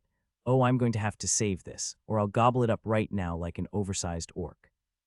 After she had set it back in the box and stored it, she turned and motioned with her hand. Well, what? How many crafting skills do you have? Counting or not counting baking? Rolling her eyes, Bewingrid waved her hand in the air. Gods, I don't care. 8 with baking, 7 without. Snorting, the dwarf shook her head and studied him, stroking her beard a little as she did. You're serious. 8 crafting skills, and you're a fighter, magic user, and Akram knows what else. You asked, and I need you to trust me when I tell you I need one of these papers and want to know the cost. Cursing under her breath about some creature called a Yorkjal and how it does something he guessed was inappropriate, Bewingrid rubbed her eyes momentarily. What can you offer? I do not doubt that you'll have plenty of tokens if you get access to the vault again. Those are great, but we both know what I really want. Max nodded and pulled out 2 teeth from Igora, holding one in each hand. This should be more than enough, he said, twirling the 3-foot-long pieces. It should, but I need one more. Frowning, he nodded and put both down on the counter and pulled out another, carefully stacking it on top of the pair. You sure seem like you're getting the better end of this deal. Bah, I'm the one who will be working all night.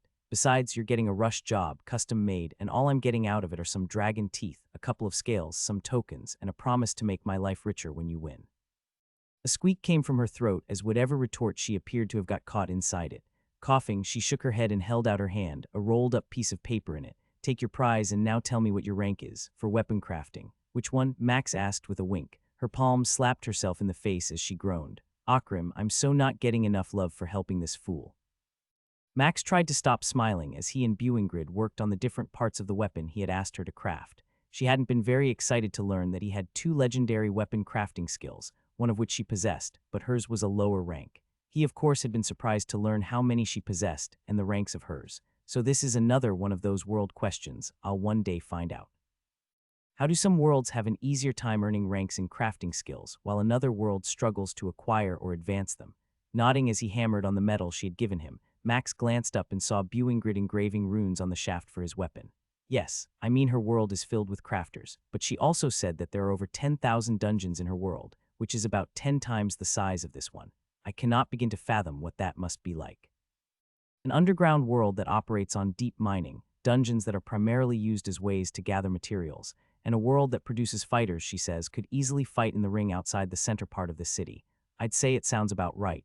Don't forget what she said, though. Making sure he focused on the next few strikes of his hammer, he said nothing, returning it to the forge to heat up again, that her people fight on other worlds. That there are whole planets where the populations do just that, and it's basically a life aimed around growing up as a soldier or one who outfits them. Which is why she is here. Don't forget she mentioned how their world is under siege by other worlds, many of which are often what you all consider evil races or creatures. Hearing that things like orcs, goblins, ogres, and more have systems like yours and hers, as well as worlds and gods, adds some concern.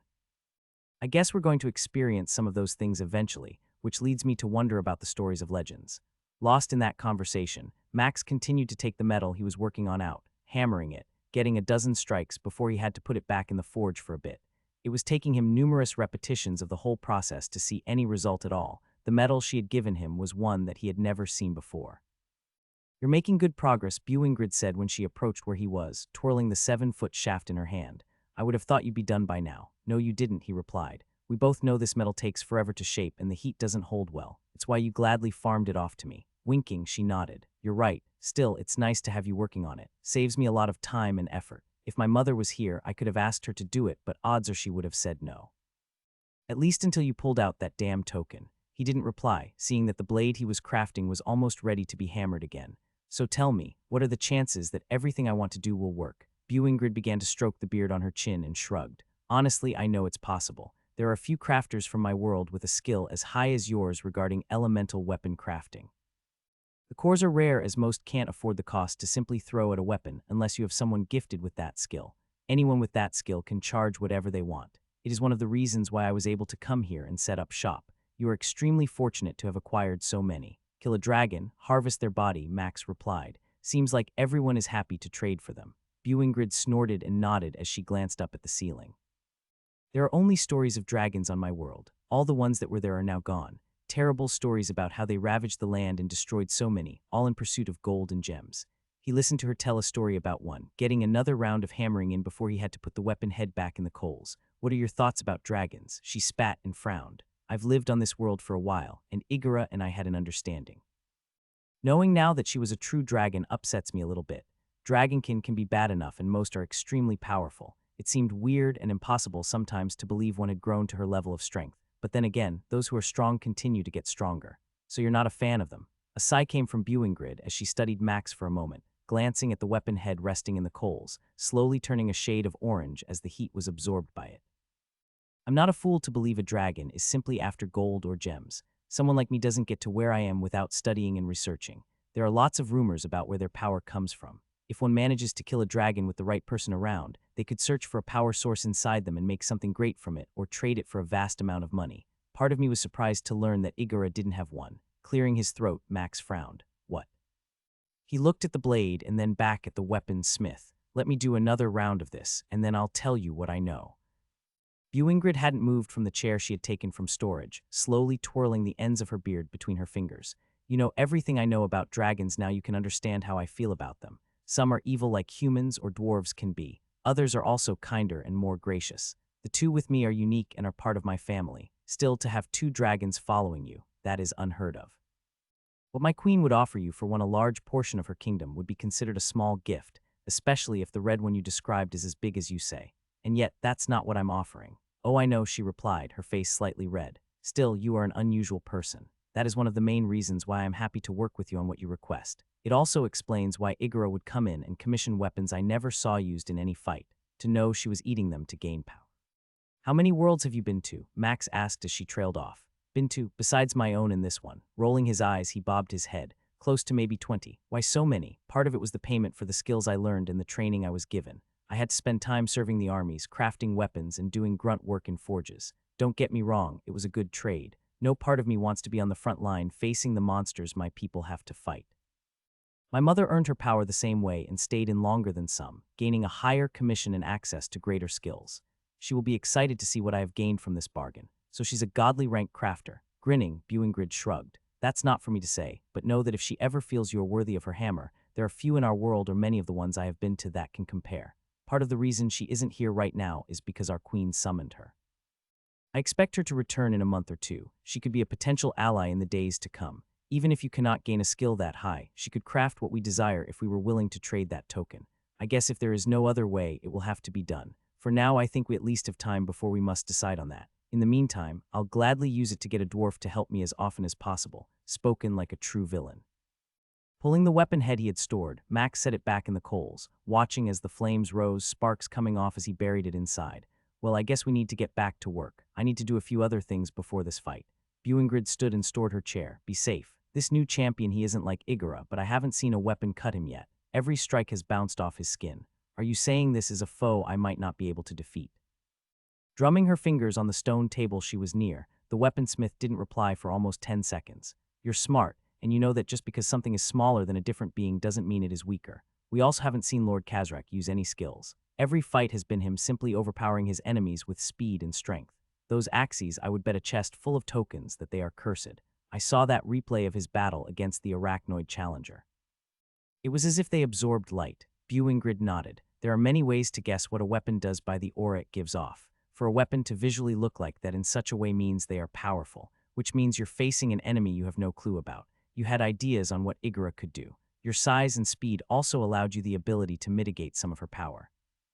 Unlike many who would have to stand still and let her breathe fire on them, unable to get away, you could dodge it, and it appeared you could teleport around her.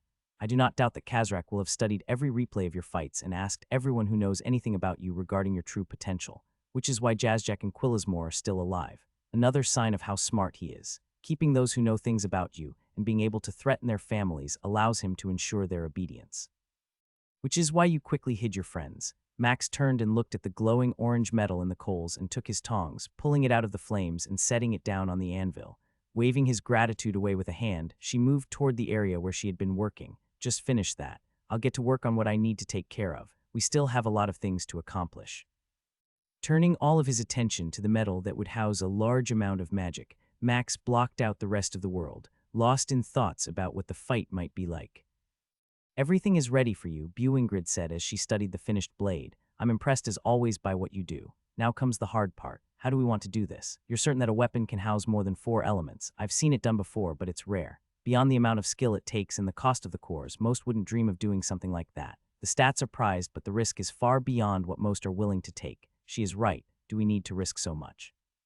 If it fails, the weapon will be destroyed, leaving you with just the hammer you made for Fowl. Perhaps, but we're combining 2 different systems. If we can make all this work, think of the potential of another skill."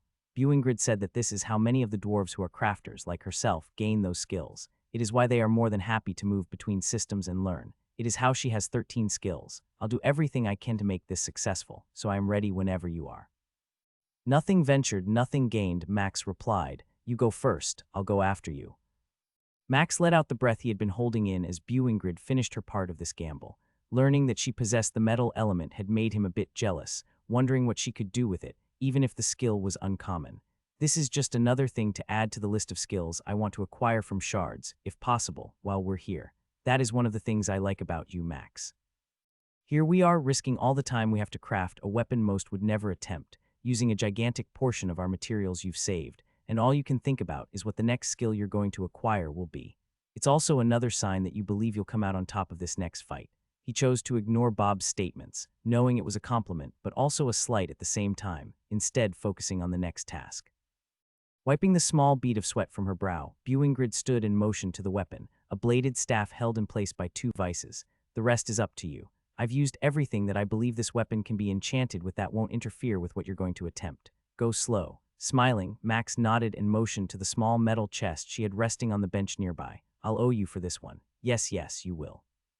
Moving a few feet away, she retrieved the chair she had sat in earlier and plopped down on it. Pulling a pair of gloves from storage he had acquired from her, Max opened the lid and gazed at the core inside. Would who knew? "You need not to push your luck. It's giving feedback already, and you barely managed to get it to accept the last core." His hands trembled and Max shook them, trying to shake out the sensation running up and down his arms as well. "For a second, I thought I was about to endure a feedback explosion. That is not what I want to be part of," Buingrid stated as she moved back from the corner of the room she had been standing. "How bad was it? You saw where I was, right?" Nodding, he couldn't deny the concern Bob had or her reaction. The lightning core had almost erupted in his hand. It had fought against him the entire time, trying to push itself away and immediately pull itself closer as he held on with every ounce of strength. All his magical equipment except his boots and pants were removed and stored, the weapon having reacted badly when he had done the stone core before the lightning one. "Just wait for a moment. Catch your breath and consider what we have done. This weapon has a metal, wood, fire, sand, ice, stone, and lightning core. Do you believe we can force an air one into it?" Frustrated, Max couldn't ignore the doubts both the dwarven weapon crafter and his skill had, yet inside him was a desire to try for one more. As he stood there, silent for a while, he sensed Buingrid move toward him. "So what are you going to do?" she asked. "We have 2 air skills. One is for elemental mastery, and the other is for wind control. Do you still not feel that those would provide us the best chance to succeed with that core? It's why we saved it for the last out of everything." He could sense Bob considering this topic again, unsure of which direction his skill would go about this topic. There was an element of excitement similar to the one he felt coming through their bond. Yet at the same time, it was one of concern, like the quiet voice of one's conscience warning them about their actions. "We put this one at the end of the list because we both knew it had the highest chance of success. I have a few ideas on how to try and help it if we attempt this path. Just know I'm out of ideas if this fails. There might be a small window where we can stop and not ruin everything, but if we pass that moment, our only option will be to move forward and risk losing it all. So either we forge ahead, attempting to create an elemental weapon with 8 shards, knowing that we will succeed in doing what even Buingrid thinks is almost impossible, or we fail so badly it could destroy her shop, with no concern about how it would injure us in the process. Please, we could survive that blast, sure, but doing so might mean we use up our negate death blow ability. Is that how you really want to go into the fight for your life?" Frustration continued to grow as the skill that so often pushed him to take risks like this tried to hold him back. Max understood why. Every scenario that might happen played out, yet here they were with a chance to gain a new crafting skill possibly, almost assured if he succeeded, according to Buingrid. Bob was right about not wanting to use his negate death blow skill if something went bad. Gaining power in the tower had been slow compared to the killing of Rinia, and he knew that using energy stored for the evolution of Consume bothered his friend. Minutes ticked by as neither the red-headed dwarf beside him nor his skill gave any more advice or shared their opinion. "Do you believe in luck?" Max asked after turning to face his host. "What? Do you believe in luck? Do you think the gods sometimes direct our paths or help us succeed?" Bewingrid huffed and shrugged, not bothering to uncross her arms as she continued to lean against the table she rested against. "That's a trap if I've ever heard one. Of course, I believe that Akram will help me. To admit anything else would be considered heresy by many of my kind. Yet do I think we're about to see if the gods are involved in your life for a moment like this." She sucked wind in through her teeth, stopping after a few seconds and then blew it all out. "If you feel that somewhere out there are gods who want to see you succeed, then believe it. Right now, I don't want to be responsible in any way for the path you take. If something I say causes you to push on and lose everything, I will feel that weight forever on my shoulders. Likewise, if you stop and almost win, barely losing this fight because the weapon failed, then I will wonder if I persuaded you to have a better tool for this fight." Nodding, he pulled the emblem that Akram had given him and watched as her eyes immediately locked upon it. "This side I go for it," Max said as he tapped the picture of the god. "The other I don't." Without waiting for her response, he flipped it upward, almost laughing as she leaned forward, uncrossing her arms and seemingly prepared to reach out and snatch it from the air. He let it fall to the ground as it descended, choosing not to catch it lest he used his speed and ability to grab it a certain way and force the final outcome. It struck the floor. Each time it plinked and bounced, a high-pitched sound came, forcing the eyes of dwarf and man to stay fixed upon it. Slowly it stopped its tumbling, wobbling back and forth as it settled on the worked stone beneath it.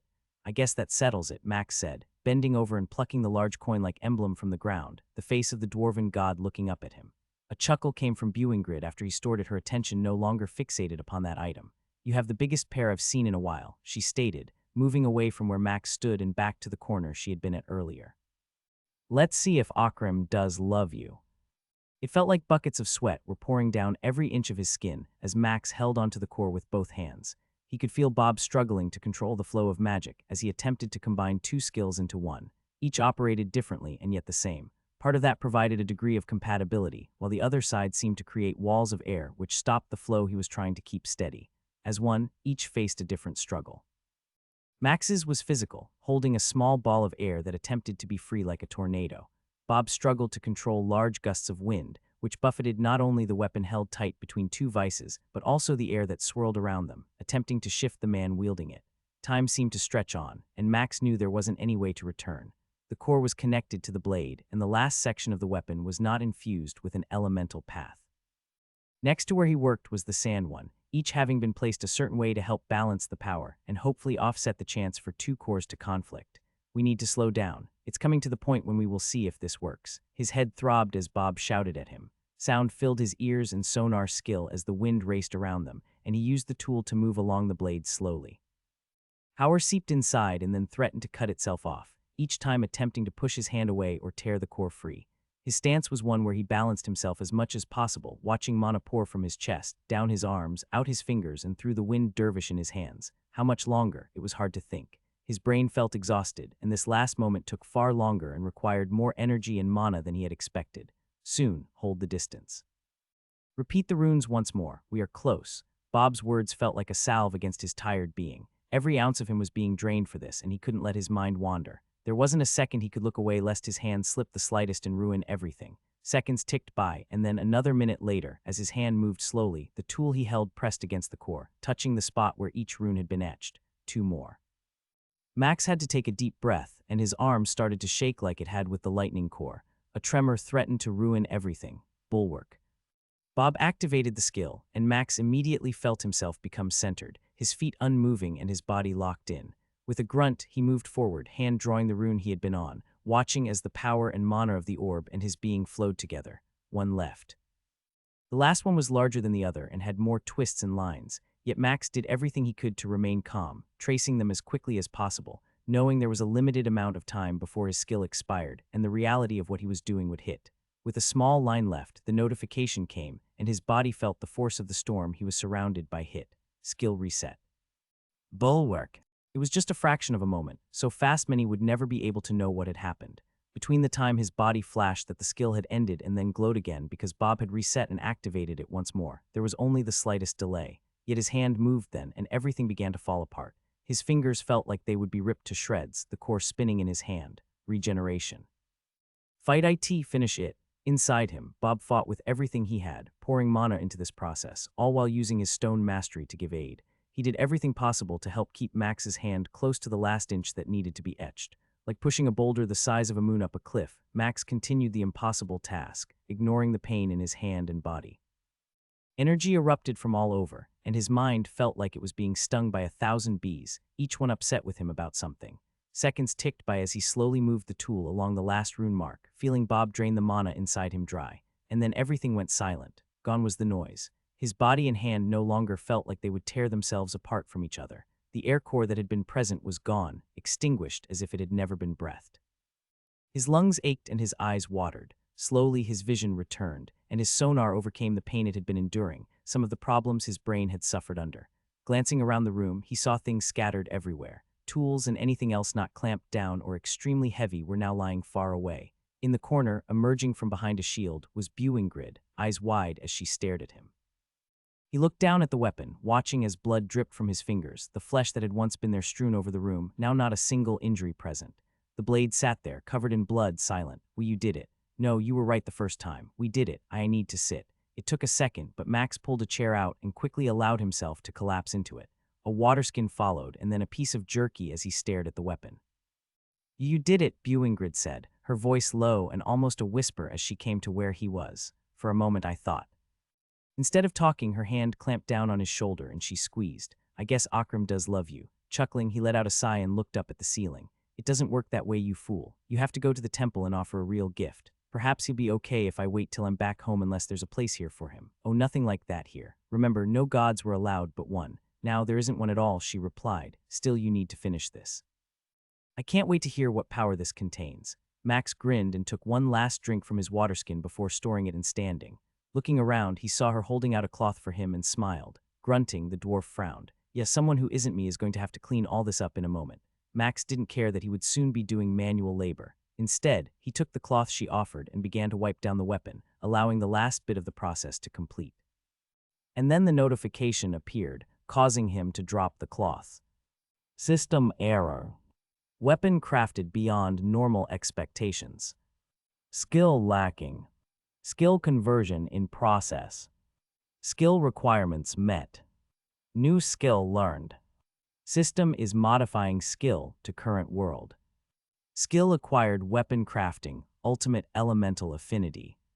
Skill rank calculating. Current skills are too high for calculation. Rank exceeds starting parameters. Rank set to uncommon 50, experience gained. Experience split with Buingrid. New weapon created. Legendary blade spear crafted. Weapon meets requirements. Please name legendary weapon. Max felt his hand tremble for a second as he bent down and picked up the cloth he had dropped, setting it on the bench. With the other, he carefully ran it along the rune-etched wood shaft that Buingrid had worked on for half a day. The markings and slight grooves felt perfect, each one cut just enough to lend aid in one's grip, yet not so deep they would bite into one's fingers. "I got a notification of experience and what we made," the dwarf said, her voice quieter than usual. Have you identified it yet?" Shaking his head, Max took a deep breath and slowly let it out. Inspect weapon. Legendary blade staff, plus 200 STR dex con, plus 10 elemental control, plus 10 elemental resists, plus 10 elemental damage, plus 10 mana regen. Shape-shifting the weapon may conform to any melee weapon as the wielder desires. No cooldown between the transforming of shape. Density and weight will remain the same, and that is the only limit to what it can transform to. Elemental burst. Each successful attack conveys an elemental effect upon the target. Weapon will automatically attempt to determine the best element to strike with. Ultimate legendary weapon. This weapon may be named as the pinnacle of what can be crafted at the legendary rank of weapon crafting. Upon naming it, the weapon will form a bond with the user. It may evolve into a sentient weapon after it has been bathed in enough blood. Know when this weapon is named, it shall be shared with all those on the world it is named. May evolve. His hand gripped the shaft, and Max was thankful it was still clamped in the vices as he stood there, leaning against it, trying to fathom what he had just read. "We have achieved something most would never imagine possible in their life." "Sue." Buingrid's question and tone brought him back to the moment, and he turned to face her, smiling as he moved to where the closest vice was and undid it. "How about I let you inspect it for yourself? It's not bonded." "Not yet," he replied with a grin, moving to the last vice and freeing the weapon. Feeling a little foolish at the care in which he handled it, knowing it could smash mountains without a scratch, he held it out to her. The dwarf slowly came to where he was and put her hand on the shaft, immediately forming a fist as she gripped it and almost stumbled. Her eyes were like large coins, and she was blinking rapidly as her face stretched upward. "Impossible," she gasped. This is what I've worked toward my whole life." And we did it together. He felt a tug from her and without hesitating let go, watching as she brought the shaft to her lips and kissed it. Buingrid then gave it a twirl, the large blade staff transforming as it did into a sword, the black metal blade growing in length as the shaft shrunk, forming a handle and hilt. Next it became a massive battle axe and then a two-handed hammer, and finally returned to its initial creation. With a sigh, she held it out to him and smiled. "I also got a skill. I'm guessing you did as well." Max felt his eyebrows raise at the knowledge not only had she acquired a share of the experience, but that she had gained a skill as he did. "I did. Ultimate Elemental Affinity." A groan escaped her mouth as he took the weapon from her. "Gods Akrim must love you more, but no, mine is simply advanced. For you to have jumped to Ultimate." Buingrid shook her head as she paused, her right eyebrow rising. "What rank?" "Uncommon." Grinning, she bobbed her head. "Well, that is good. Most would be happy for a common rank as the skill can grow, increasing the chance for success as you make something like that. Had it been rare or higher, I would have probably quit this life and become a baker or something." Rolling his eyes, Max felt how perfect the weight seemed and wondered what he should do about naming it. "We should hold off on it for now. Without knowing what will happen, it would be best not to announce to the world that something like this has been created just yet. Especially before the fight. True, no point giving Kazrak a heads up about this." With a smile, he tapped the butt of the shaft against the stone floor and leaned against it. "So tell me, Buingrid, what is a good name for a weapon like this?" Her silver eyes sparkled as she grinned. "Oh, I can think of a few." After cleaning up the shop, Max sat in a corner, eyes closed, trying to meditate and consider the battle to come. He knew he could sneak into the property, using his stealth, and most likely would be able to make it back to his friends without being followed, but that risk didn't seem worth it. Buingrid had shared the little she knew about his opponent, and even after doing a few tests with the weapon, Max wasn't sure what this fight would be like. Could we use the same trick as with Rinia? We wouldn't have an idea without knowing how strong or fast Kazrak is. Besides, what happens if most of his power comes from his physical side rather than his skills? It appears that his body is always metallic, meaning it wouldn't suddenly vanish. And if I lose the element of surprise, he won't go near that place again, making it worthless as well. Then there are those weapons. Part of me is nervous, and while I have been able to mitigate many of the afflictions and status effects that have been placed upon us, the odds of me being able to do so quickly are probably low. You didn't have a problem clearing my attacker flag over and over when I was doing what I did against Terrence. That is because I had already cleansed it once, and the variation of it wasn't a big deal. It is like fighting a creature that doesn't ever change its tactics. You can defeat it faster each time, and if this is something new and much stronger, then it will be more challenging the first time. So he is fast, strong, immune to most weapons, and has a pair that inflicts both damage and debuffs. What else? I'm assuming that this battle will be fought in a neutral environment. If I had to guess, it would be an open area of dirt, and probably not that wide. Unlike Igora, who didn't know your true power or abilities, she chose a battlefield that seemed best for her. The stone and rocks were allies to you, and the high ceiling of the arena chosen gave you the space to maneuver. While I'm not certain what limits can be imposed, it would most likely be something that plays into Kazrak's power. You don't believe our allies will attempt to change it in our favor. Bob remained silent for a moment, and Max was content to wait, finding peace in the silence of the spot he was resting. Finally, his skill spoke. "We should not depend upon that assistance. While I have no doubt they are loyal to you in some way, their entire life is built upon the concept of the strongest, and those who will allow them to become stronger. Each of them has played the part they must to survive, and that will mean selling out everything they can about you while holding back what is possible in case you win. This isn't about them not being your friend or ally, but instead a worldview. Jazzjack told you long ago that he and his wife were okay with killing the other if it meant the survival of their children. While you might be considered powerful and an ally, he would easily sacrifice you for his children as well. Do you think then that I should check where I stored our friends? No. First, if they did give that position away, then it hurts them in some ways. If they give up everything, Kazrak will know they will do the same about him. Also, if that position was known, we would be too late to act, and anything we did would only potentially bring them harm. Besides, I would pity whoever came and found Erthen waiting for them." Allowing himself a small laugh, Max saw that scenario play out. Perhaps having 2 dragons there when we arrived will help to cause some concern for Kazrak. I have no doubt that was not part of what he imagined, so all we can do now is wait. Which is slowly killing me. This is worse than when we were trapped in Ezreal's cell. At least there I wasn't sure what was going to happen. Right now I'm completely aware of what is going to take place. Sometimes knowledge is complex. Lost in his thoughts, Max's mind wandered, and he considered dozens of things that had been on his mind lately. If we end up in the tower here, I assume it's pointless beyond the hope of loot. We don't even know if there are bosses or whatever. Most likely you'll have to start on the first floor as well. I doubt we would start on the upper ones. While it might be a good place to farm reagents for crafting, we would most likely just waste time outside of experience and potential loot and boss drops. And what about Rakenath? Could a place like that be beneficial for him in a world like this?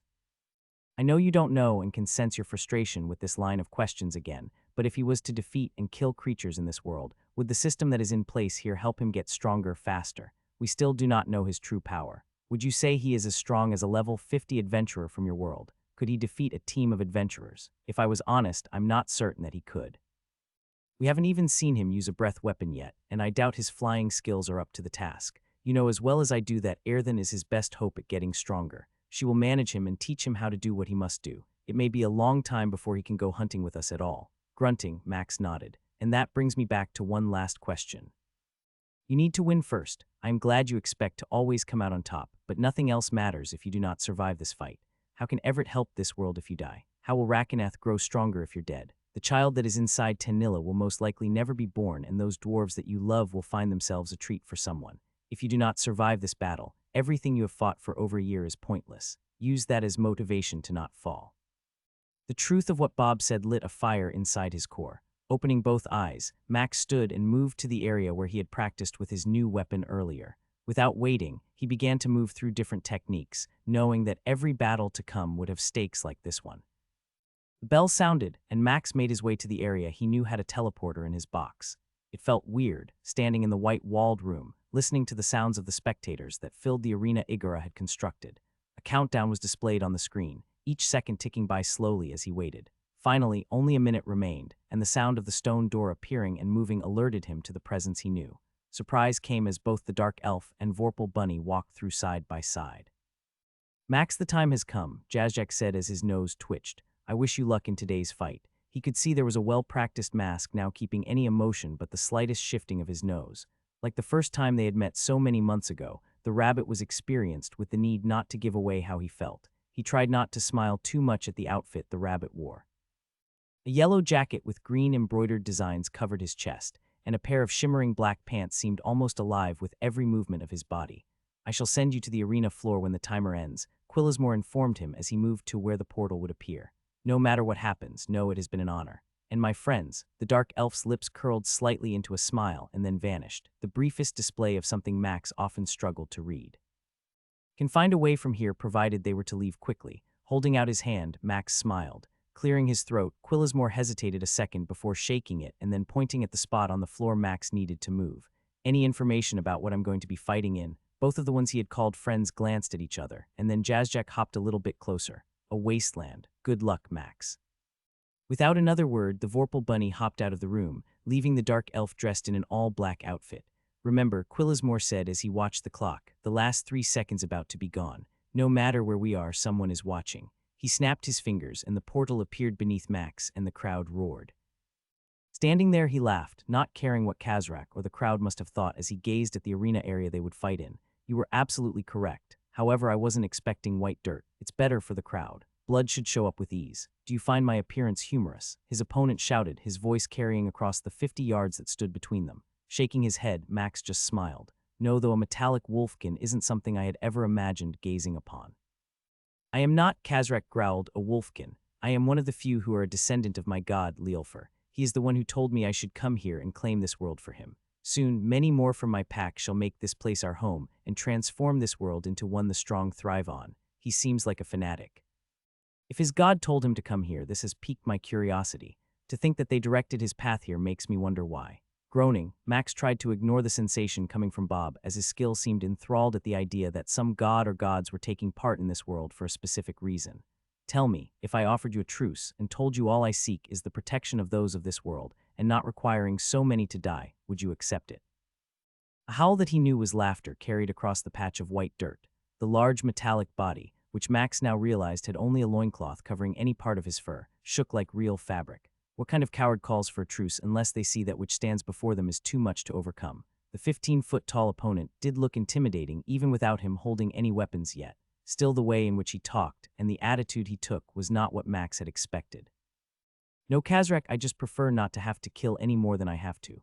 Unlike some, I don't enjoy ending the lives of others unless I must. Just ask Igara. Oh wait, you can't because I killed her." A scowl formed on the wolf's face as he glared at Max. Even his eyes were silver. Sharp metallic teeth seemed to be grinding together from the noise from his sonar skill. "She was a fool, and I am not one," Kazrak replied. "Now then, are you ready so that I can end your life? Entertain me, and I shall allow your friends to leave this world mostly untouched." The snarl that had appeared was evident from this distance, and Max felt the fire that had been burning in his chest flare up. With his weapon appearing in his hand, Max tapped the butt of the shaft against the ground, seeing that it took his full strength and didn't seem to buckle or give way under his strike. That will minimize the damage done to this environment. It seems they prepared for that.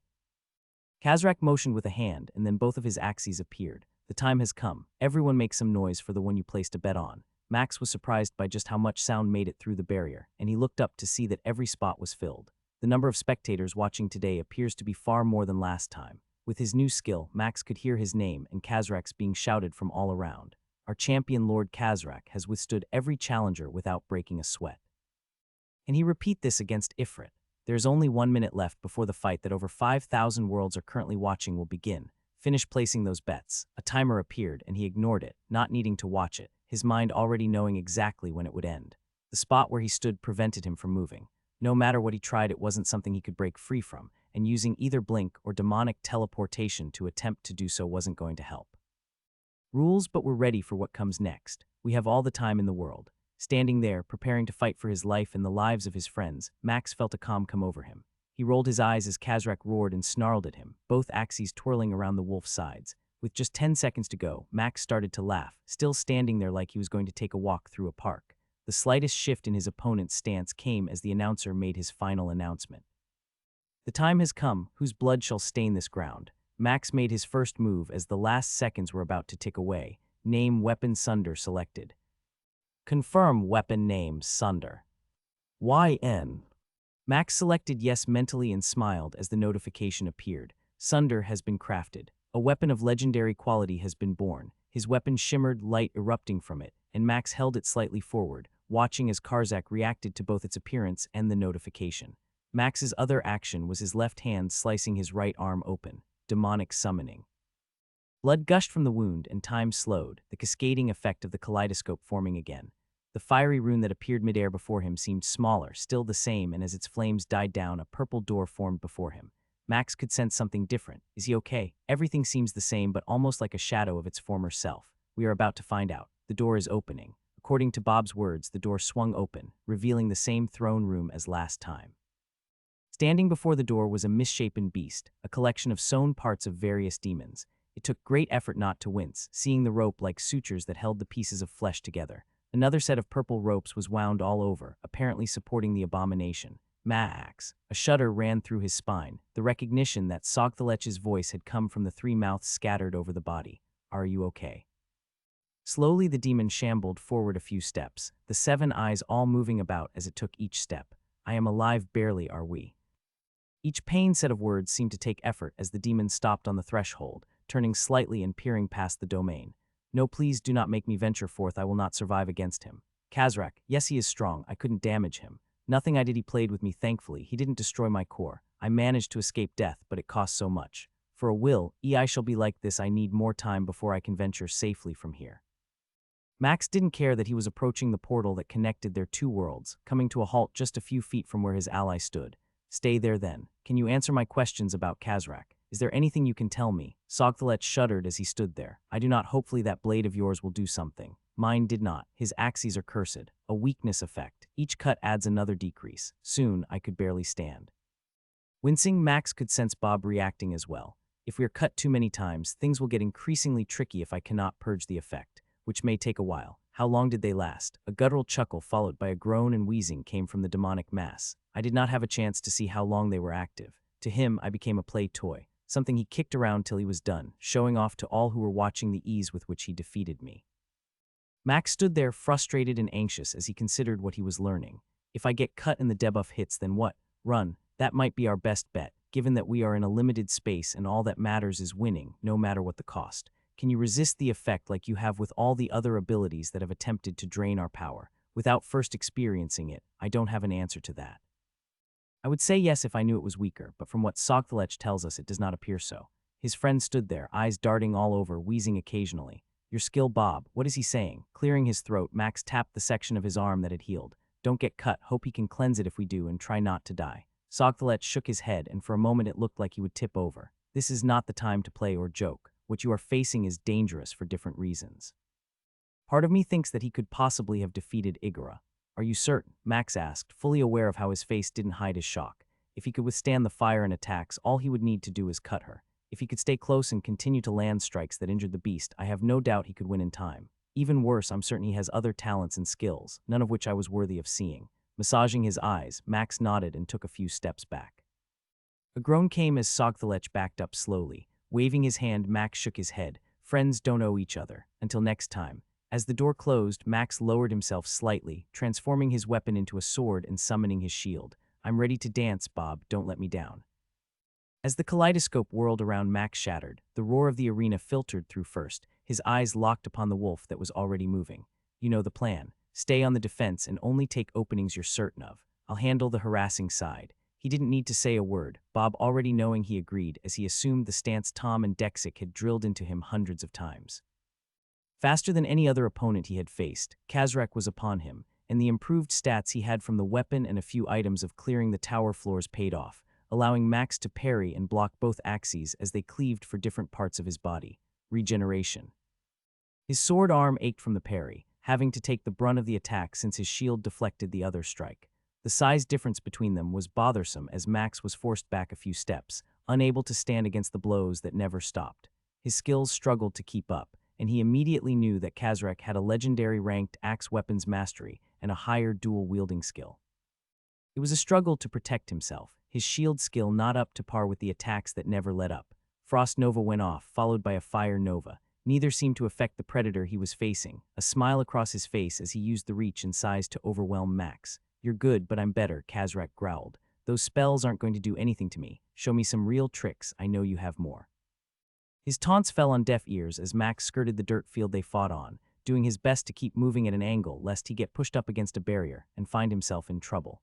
Stone boulders appeared in the air, and more rocks were freed from his storage space as Bob continued to fight back, testing what limits the wolf might have and if there were any weak spots in his defenses. Every stone that struck shattered against the silver body of Kazrak. His skill continued to reshape the pieces, sending them at the wolf's eyes, trying to at least interfere with his vision. Meanwhile, Max understood how different this fight was from that of Igora's. She had been strong, but her size had limited her ability to stay on top of him like this. He had been able to use that to hide and maneuver away from her claws and mouth. Kazrak didn't have that weakness. As the first minute rolled by, and Bob's lightning spell connected, causing the slightest slowdown in the wolf's attack speed, they were well aware of why everyone who had faced this monster had died. Give me a minute, be ready. Max sensed the spells as they went off, teleporting away up into the air, landing on an ice spear, and jumping quickly to where an air one was before finding himself smacking into a barrier as he leaped up again. The pain wasn't nothing, though the disorientation of the moment was. We are in trouble. His skill was right, landing on an air wall that appeared under him the moment his upward rise had been stopped. An object streaked toward him, and his shield moved to where it was, catching and blocking the axe that had been thrown at him.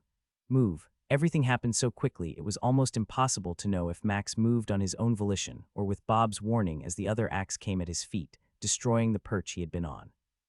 With less than 4 inches to spare, he jumped onto an air spear and sped off around the low ceiling of the arena, seeing that after the axes had struck, they vanished, appearing in Kazrak's oversized hands.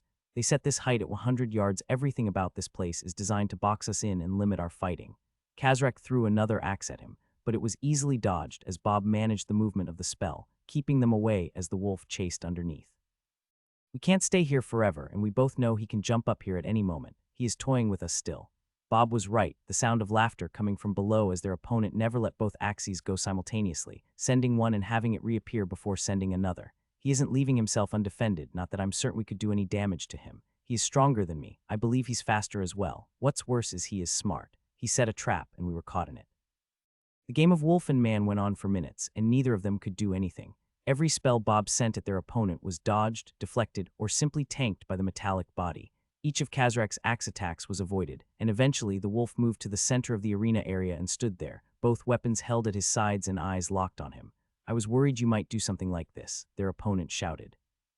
So I'll tell you right now, in a few hours, the arena will shrink, continually growing smaller until there is nowhere for you to fly around. Kazrak let out a long howl and then went silent, apparently content to bide his time. Can that be true? I don't want to say no, but the truth is we didn't spend the time or effort to learn about this world as we should have. You needed to return home to your friends. Any other visit was cut short for the same reason. Most likely he is not lying, and we cannot risk it either way. Well, let's change things up. Max swapped out for his legendary bow and started firing arrows at the wolf, seeing a slight reaction come from the beast as a solid string of arrows assaulted him. After one slipped by his axes, which parried them, Kazrak put away one axe and held up his hand, protecting his eyes and allowing the rest of the arrows that were sent to shatter. None of the magically created arrows even made a tiny scratch, and Max smiled as he continued the barrage, waiting for a moment he hoped might work. Empowered ranged attack. Arrow volley. One moment the enchanted arrow, formed by his bow, was speeding toward the boss, transformed into an empowered one and suddenly split into 20, each of them streaking downward. Kazrak reacted immediately, moving sideways and holding up his axe, which was still out. Over half of the arrows were either dodged or blocked, but it appeared at least 4 struck, the tiniest of damage noticeable as they pierced his skin barely before he swept a hand over where they were and caused the pieces to fall off. Impressive. You do have some tricks. Well, he can be hurt. Not really, each of those wounds is already healed. Yes, they went through, but it was nothing more than a nuisance. It's like a bee sting that one feels but does no real damage. Still, if we go all out, I might be able to cut him. And if he cuts you, if one attack gets through, we lose strength. For how long, I'm not certain. Storing his bow and pulling his sword and shield back out, Max sighed, knowing Bob was right and their options continued to become less and less by the moment. He'll know about my ability to shrug off blows that would typically kill me. It's uncommon, and we both know that part probably concerns him. So what could he really be trying to do? Test his weapons, see if he can wear me down, slaughter me nonstop. Everything we've considered before is going exactly as we planned, except for the shrinking arena. So you're willing to go all out, and I'm willing to sacrifice the power I have. Remember, we cannot endure like we did with Igara. We play smart, use our skills carefully, and try not to die. That last part is one of my favorites. I guess we'll see how this goes. Summoning Foul's hammer, he took a deep breath and then jumped toward Kazrak. A smile appeared on the wolf's face as both axes as Max descended toward him. Yes, as the wolf cried out, weapons moving to connect with the sword and hammer he wielded, Max couldn't help but grin back. Ultimate form. Berserker. Power Strike. Rampage. Magical Strike. Ghost Strike. Quick Attack. Intimidation. Demonic Teleportation. The shout that came from his mouth didn't affect his opponent, nor did he expect it would, but instead, it was a way for him to release some of the frustration and rage he felt. Appearing behind Karzak as the black blades were about to bisect his growing body, Max swung with both weapons, watching as the wolf turned, already appearing to know what would happen next. The silver body shimmered as both of his weapons connected, his newest one transforming into a hammer. One moment the wolfkin had been towering over him, twice his size.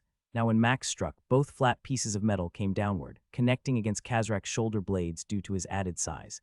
His opponent let out a grunt, stumbling forward as 3 attacks, all hitting faster than most could ever hope to dodge or see, connected. In an instant, Kazrak was on one knee, a single axe bouncing across the dirt. He used a hand to catch himself from going face first into the white dirt. Beneath him, an indentation appeared from the force of what he had been hit with, and Max continued the assault as Bob did his part. In that brief moment, his partner summoned a ball of lightning and used the moment to strike. Spell burst. Kazrak's body began to twitch when the electrical energy struck, all while being assaulted by a never-ending barrage of hammer strikes to his lower back.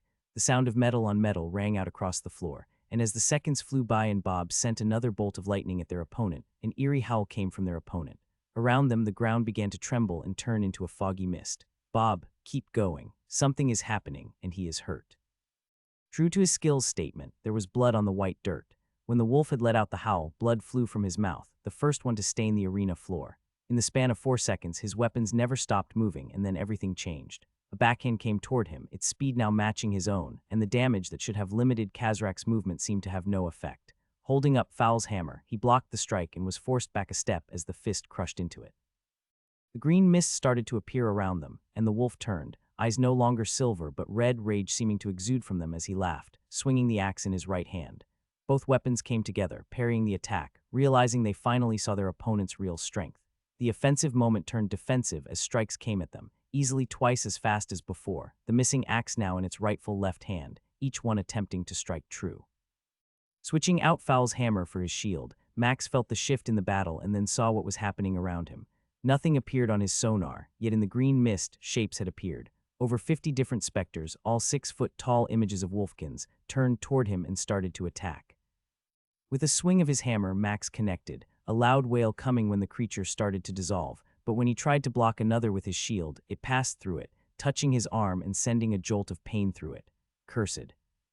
Atrophy curse movement speed has been decreased. Move now. While trying to jump upward and out of the way of both axes, another touched his back, pain coming through the contact. Cursed. Atrophy curse movement speed has been decreased again. We need to. I know, laughter came from his opponent's mouth, blood dripping down from the edges and the sharp canine teeth.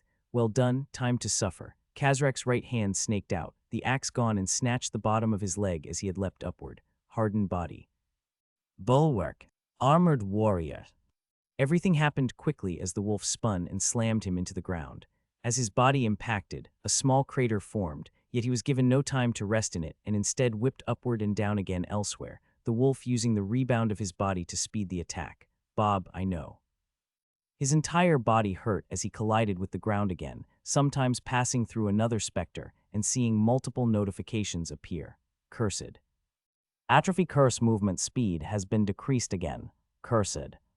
Atrophy curse movement speed has been decreased again. Cursed. Atrophy curse movement speed has been decreased again. Cursed. Atrophy curse minimum movement speed has been reached. Bob made his move as he was lifted and in mid-arc for another impact. Lightning rain started falling from the sky, a cloud forming above. As bolts erupted around them and a fire nove swept out in all directions, his skill activated the big one. Phasing. His body careened through the air upward and away from Kazrak, who had appeared, needed a moment to figure out what had happened. Max saw the wolf look in his palm and almost chuckled, except for the pain he felt all over as Regeneration quickly took care of the damage he had sustained. I think he thought perhaps my leg ripped off. Focus. We're down our skills and hopefully his will wear off soon. Bob used their wind control skill to right the direction they were traveling and get them in position to return to the fight. An axe flew through his chest, crashing into the barrier above before vanishing and reappearing in the silver hand of his opponent. Yes, more, show me more. Cheers could be heard after Kazrak finished shouting, waving both axes in the air as he took off in the direction they were in. Distance meant nothing. Max wondered if the crowd could even keep up with what was being shown on the displays. He could barely stay focused as Bob controlled their movements, keeping them out of reach of the wolf who continued to leap from the floor after him. Axes were being thrown randomly, sometimes when Kazrak was in the air and other times when he was on the ground. His sonar skill, combined with evasion and Bob's ability to react quickly, kept them safe from the attacks. It's not wearing off, he's still fast.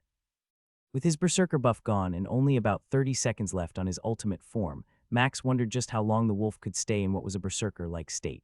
Blood still dripped down the creature's mouth, and Max held up his shield, deflecting an axe throw, his hammer now a thick sword that deflected the attack that almost struck his leg. He's too fast. I'm trying to cleanse this curse but can't, and we've lost like 20 of our movement speed. Even in the air and with the ability to fly, I'm draining mana and we're going to have to land soon. Can we fight him? I mean, if he is like this, how do we defeat him? He doesn't appear to be healing. I'm unsure if it's a choice he made or something else. There is no doubt, though, that he is in a berserker state, and I'm going to venture a guess that the more damage he takes, the worse this will get. Worse, like faster and stronger than this. No reply came as they worked together to block another set of attacks, a wall of air followed by a pair of wind blades striking Kazrak's lower legs as he hurtled toward them. Having a second to spare, Max watched as the wolf hit the ground and rolled back on his feet in an instant, and came at him again. Consume has partially cleansed Atrophy Curse. Finally, give me a moment. The game of wolf and human was never ending. Max's flight skill and the limited height of the arena, combined with the air walls and wind blades, bought time for Bob to do his thing. It took another minute before Max felt a change in his movement. Consume has fully cleansed Atrophy Curse. Immediately, he flew faster, and the attempts by Kazrak to attack them were now extremely easy to dodge. Okay, I should be able to do that much faster if he uses that ability again. Now we need to decide what to do next. I can't win head-to-head, can I? Most likely. No, we still haven't been cut by his blades even when he had the chance to. It is most likely still because he is having fun. Look at his expression. His eyes are almost like a glowing red crystal, and that is the most sadistic smile we have seen in a while. His skill was right. It looked like Kazrak was enjoying all this, even after having suffered blows that hit hard enough to draw blood. What if we instead don't fight and try to wait this out? A trickle of consideration and humor filled his head, and then for the first time in a while Bob's laughter reverberated inside his skull. That thought of yours, it is ingenious. Still, we aren't sure if this place will actually shrink. It would be one way to win if it does and never stops. Our options are limited, and while I'd rather not display to everyone watching on all the worlds or in this arena, it would be better to show we are smart and strong. Flying through the air, they work together, each of them calculating the exact center of the arena. That's the spot. All we need to do now is let old Wolfie miss, and we can set up shop there. Max smiled, and he saw a slight shift in Kazrak's expression, both eyes narrowing slightly as he came at him again. Blink. Heist. Having lured the wolf to the outer edges of the arena, they were at the center of it while his opponent was still in the air. Dimensional space. The door opened and Max rushed inside, feeling the sensation that came as he turned and looked at his opponent. A howl of anger filled the arena, and Kazrak stood just slightly outside the open doors, snarling and waving both weapons. A dimensional space. No one mentioned that. I will cut off.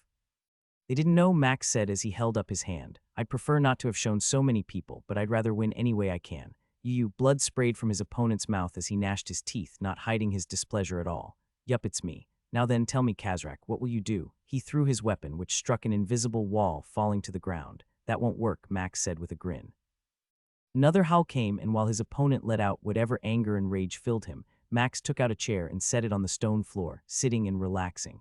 I guess we'll find out what happens to this arena space after all. For the first time since this fight started, Max saw Kazrak's facade change and the wolf turned, glancing around the arena and quickly looking back at him through the open door. You can't be serious. Oh, I am. If you're right and the arena will continue to shrink, and judging by how rapidly you're blinking, this whole place will eventually cave in on itself. Tell me, can your body withstand that? Both axes moved so fast they blurred, even to Max, as they glowed red for a moment and then a bright purple color. None of those abilities did anything as the light-absorbing metal struck against a wall of nothing, bouncing back each time. Half a minute of his barrage ended with a howl that sounded like the wolf was in pain. Do not be a coward, face me. Max laughed and shrugged, summoning a book from storage as well as a cookie. Big words from the one who picked a place he thought would guarantee him a win. Why not choose a place made of stone or sand? Snarling, Kazrak swung both axes once more at the opening, absorbing the recoil and then turning, walking off out of view. I don't think he's happy. When you say things as obvious as that, I'm certain hanging out with your dwarven friend has made you stupid. He's enraged, and we both know this. Now then, will we take bets on how long he will last before he breaks? No, I don't like to bet on a life like that. Still, I'm certain he'll fight until the very end. Hours passed, and the crowd's noise began to get louder as the space where Kazrak stood continued shrinking. Already, the wolf was bent over slightly, the top of the arena pressing down on his head, and from what Max had tested with an arrow, there was only 20 yards or less of space around where they were. Howls continued coming, and Kazrak strained against an object he knew wouldn't move. Free me, or I will ravage your families. End this fight, I order you. His constant threats and calls for a way out made the crowd go wild, and the truth of what this place represents was evident to all. A place of death if a single mistake or miscalculation was made. Igra wanted the same thing, but she couldn't even force those outside to stop what happened in here, Max said as he stood near the entrance. You're going to die. How it happens, well, that's the question. I won't surrender. Oh, I wasn't asking you to do such a thing, he replied. It's more of will my spells and abilities kill you, or will the collapsing of the arena do the job? You couldn't kill me earlier. How can you hope? He paused, the ticking of some timer they both knew had taken place, causing him to be pressed down a foot. Hope to end me. When you can't move, how will you defend yourself? Besides, I have lots of ways to make this work in my favor. A snarl came from his opponent, but his expression didn't convey the sound. Both of his eyes were darting around, seeing the space around him vanish. You're starting to wonder what it will be like dying. Trust me, it's not fun, Max proclaimed as he rubbed his chin and gazed at the bent-over wolfkin. I lost count of how many times I died against Igra. Seems foolish if you ask me to come here and think you could claim my world as your own. Slowly, he gazed across the open area, knowing countless beings were watching this fight come to an end. I'd like to think out there that others won't be foolish and believe they can win. They can't. All they do is come here to die if they challenge me or the one I set up in my place. A low groan came from Kazrak as the arena shrunk again, now on his hands and knees, his back pressed against the top part of the barrier. It's time. Take it. A smile he had practiced the last time he spent months here formed, and Max stepped out from his domain, watching the wolf turn his head to look at him. With his weapon in hand, Max poked upwards and almost laughed to realize the top of the space was only inches from the roof of his head. I'll make this quick, Max said as he waited on Bob. Cooldowns reset. Next to him, a large glowing ball of lightning grew at the tip of his weapon, and his skill and companion poured endless amounts of mana into it. You can't defeat me," Kazrak proclaimed, trying to move but unable to. "I am a child of Leolfer, and he's going to be very disappointed in you tarnishing his name," Max replied as he set his feet. "You need to hurry. The next shift is coming soon. Let's end this. I have one last thing to say. This is my final warning to any foolish enough to challenge me for this world," Max shouted as he moved forward, set his feet, and swung as he activated every skill he had. 1 second he was just a few yards from the wolfkin. The next, he had a hand on his bulging metallic arm, festering touch. Weakness. A single step took him away as a spasm worked its way through his opponent. Unlike the first time he went all out, Max didn't use a hammer. His newest weapon was the blade spear it had originally been crafted as. Lightning arced off the tip as he drove it toward Kazrak's head. Berserker. Power Strike. Rampage. Magical Strike. Ghost Strike. Quick Attack. Wind Wall. Earth Wall. Ice Wall. Spell Burst. 3 pillars shot upward, forcing his opponent's head up, unable to move it from the place where Max had trapped it. A pair of silver eyes, no longer red, watched as the bladed tip, now a white color from the spell imbued in it, plunged through the left eyeball and through the socket. No howl came. Silence was the only sound for a moment as the blade struck true, connecting to the back of Kazrak's skull. Max twisted the shaft, receiving a jolt of energy and a cold snap that told him the wolfkin was no longer there. Bonus stats: consumed 100 strength, consumed 100 constitution, consumed 100 dexterity, consumed. Consume has successfully consumed a skill. Skill does not match racial type. Consume is unable to convert skill. Power stored for future use. Consume has successfully consumed a skill. Skill does not match racial type. Consume is unable to convert skill. Power stored for future use. Consume has successfully consumed a skill. Skill does not match racial type. Consume is unable to convert skill. Power stored for future use. Consume has successfully consumed a skill. Skill does not match racial type. Consume is unable to convert skill. Power stored for future use. Consume has consumed multiple racial skills. Consume is attempting to convert skills. Consume is unable to convert skill. Consume is unable to convert skill. Consume is unable to convert skill. Consume has partially successfully converted a skill. Consume is attempting to convert fully. Consume has modified skill for growth and potential unlocking. Consume has gained 20 of racial skill bloodline. Racial skill bloodline has achieved 40. Consume has consumed a higher rank skill. Dual Wield Legendary has been upgraded to Dual Wield Legendary Plus. Consume has consumed a higher rank skill. Axe Mastery Legendary has been upgraded to Axe Mastery Legendary Plus. Melee Weapon Mastery Legendary has been upgraded to Melee Weapon Mastery Legendary Plus. Consume has successfully consumed a skill. Skill type is too similar to current skill. Consume is attempting to convert skill. Hardened Body can be replaced. Replace Hardened Body, YN. Skill consumed is equal to rank of current skill. Power stored for future use.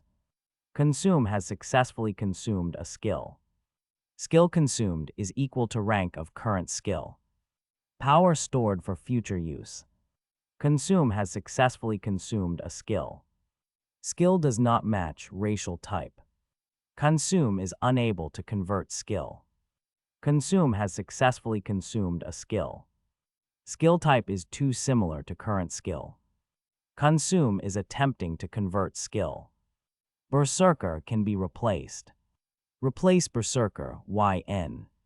World Champion defeated. New title unlocks soon.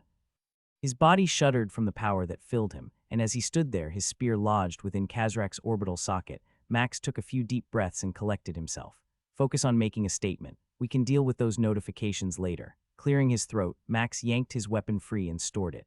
After doing so, Bob dismissed all of the walls he had summoned, and his opponent's corpse fell to the ground. Cheers rang out and shouts of his name echoed as the arena began to return to its normal size.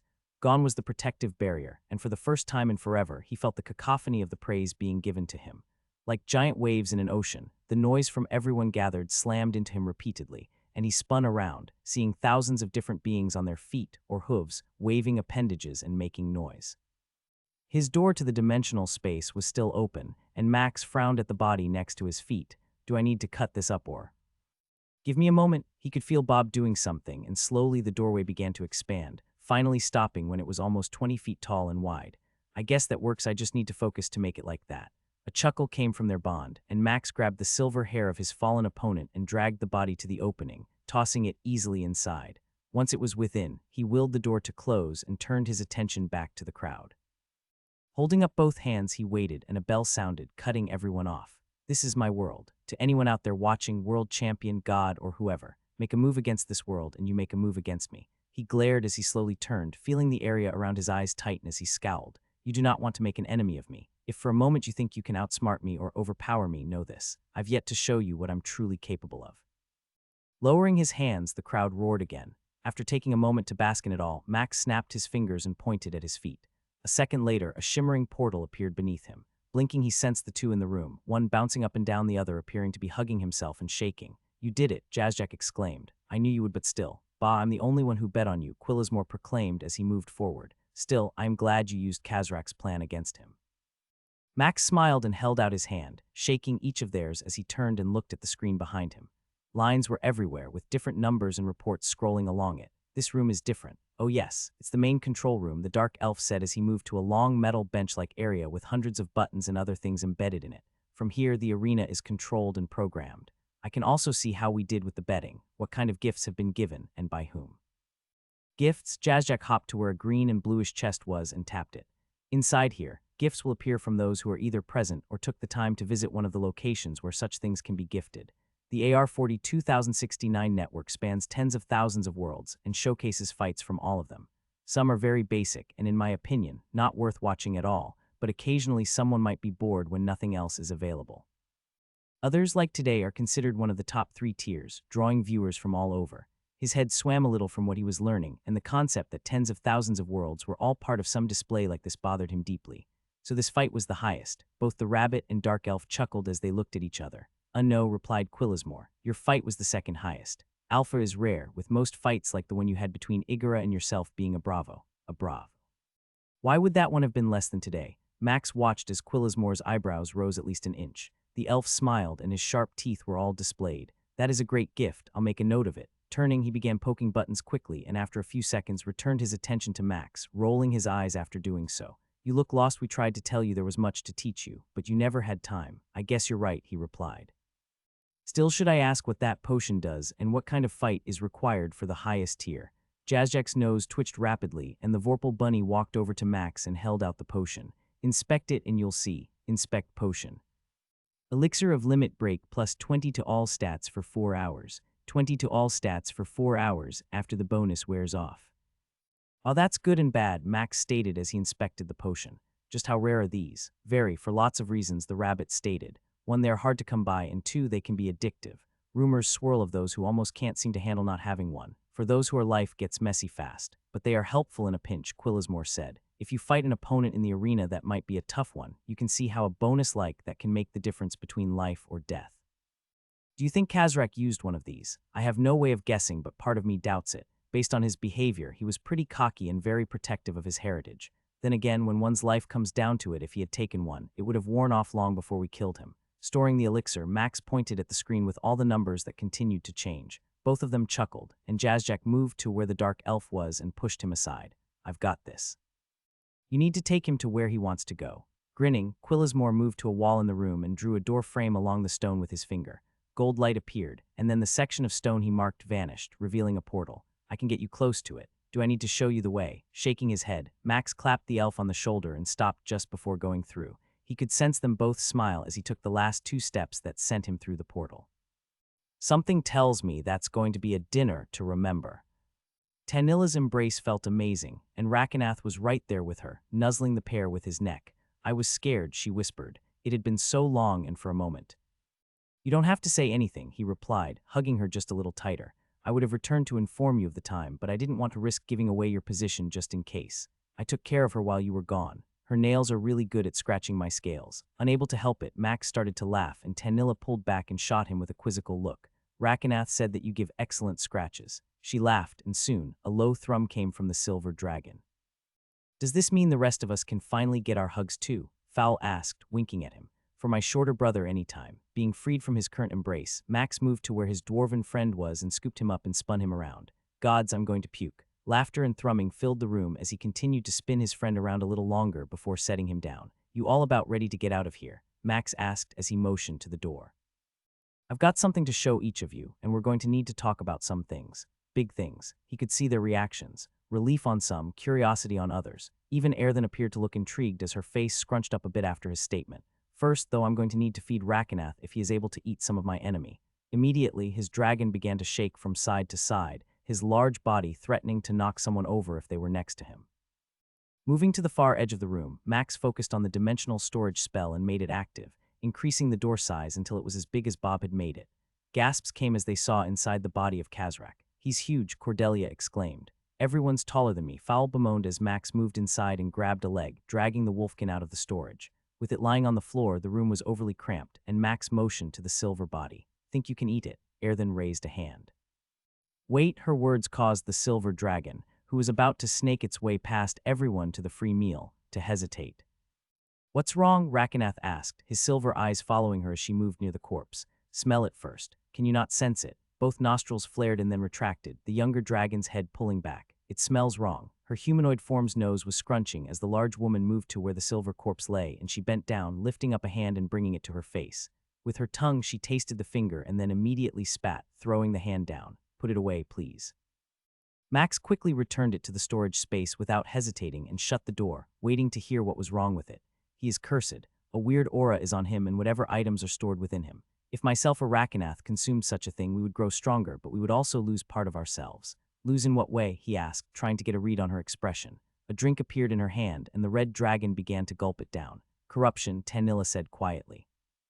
"He's been corrupted." "Exactly," Erthen added after finishing her drink. "I'm not sure how it works, but somehow this one has been corrupted. His very being is filled with dark, dangerous energy, and you need to find a way to get rid of the corpse. If it was left to decompose on its own, it might ruin a large area of the land it was left on, or worse." "Worse?" Max asked, now curious about what might be worse than ruining large amounts of land. "It could possibly turn into an undead being," Tanilla said, getting a nod of agreement from Rakenath's mentor. Everyone in the party except Tanilla took a step back, each sensing the danger of what had been told. "He's got a bloody throne room," Fowl said as they moved down a hallway to the quarters Max wanted to spend time in.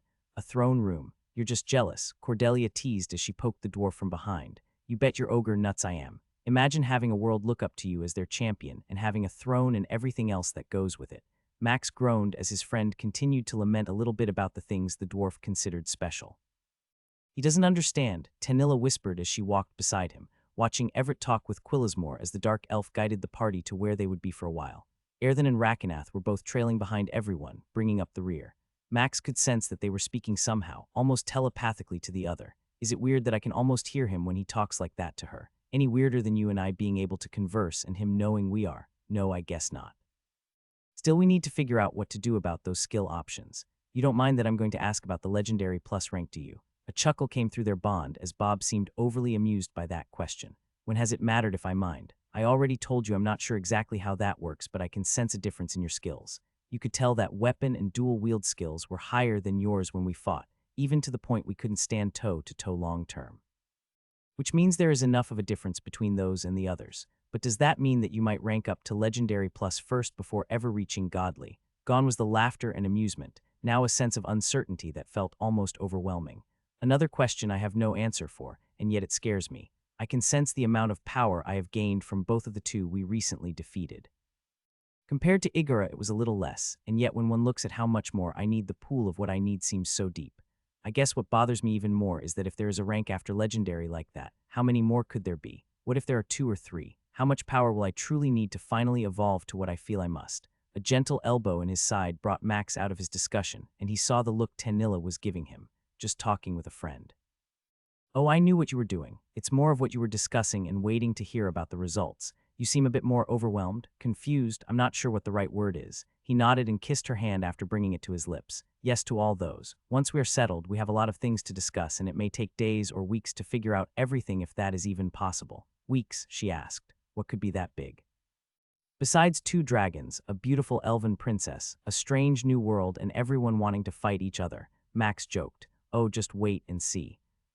I'm sorry about almost poisoning you, Max said, scratching the scales along his dragon's neck. You can't blame yourself, and I was foolish for thinking with my stomach first instead of my brain. Erthen spent the time as we walked here to ensure that I understood the danger such a thing could have caused. Had it been bad enough, she said, I might have corrupted you through our bond. Really? Moving his large head up and down, Rakenath snorted. I feel frustrated that we have been bonded for so long and still have yet gotten time to learn more about each other and the bond. Do not think of me as some pouty child or eggling who needs attention. I can sense the bond between you and your mate. Tanilla, Max said quickly. Yes, Tanilla. She's very protective of you and yet seems not to keep me away. Still, with your child growing inside her, I know there is a bond I'll never match. Frowning, he shook his head and leaned against the silver dragon. Don't say that. I'm not sure how this bond works and no one else does either. It has grown stronger and you know it. When Erthen was hurt and you were worried, I could sense it. For that to happen, we must grow closer. Who knows what it will be like in the next 10 or 20 years? Thrumming, Rakenath shifted and wrapped his neck around Max. 20 years you speak like that is some long time. What about in 100 or 2? You know, most humans barely live to be 100 or maybe 200 if they are exceptionally strong and have progressed high into the tower. His thrumming grew loud enough that Max could feel the sound waves almost passing through him. She didn't tell you, Rakenath exclaimed. I know something you don't. His outburst had gotten the attention of everyone sitting around the table on the other side of the large 100x 50-foot room Max had set up for them to stay in. What is it I don't know? Moving his head to where his jaw was against the floor, the laughing dragon gazed into Max's eyes with his silver ones. Because of our bond, you will easily live hundreds of years. Erthen says that anyone who bonds with a dragon has a prolonged life. Some other races, she says, have lived thousands of years, and their dragons live the same amount of time. How can you know this? Max asked, feeling the shock of what he was hearing. Our father gave her dreams after you saved us. She told me just a week ago and informed me that she would tell you when the time was right. A chain to a weight that had dragged his heart down for so long suddenly snapped, causing his whole outlook on the future to suddenly bright. What are you two laughing and smiling about? Tanilla asked as she drew closer to them. Slowly, Rakenath moved his head slightly, allowing room for her to come to where Max was standing. Tell her. I can sense how much you wish for her to know. He felt his eyes trembling and saw Tanilla's expression change. Her eyes looked worried as they scrunched together, and there was a slight frown. Nothing bad, Max whispered as he grabbed her hand and drew her close. Wrapping both arms around her, he gazed into her eyes and smiled, sniffing back the wetness he didn't care had formed.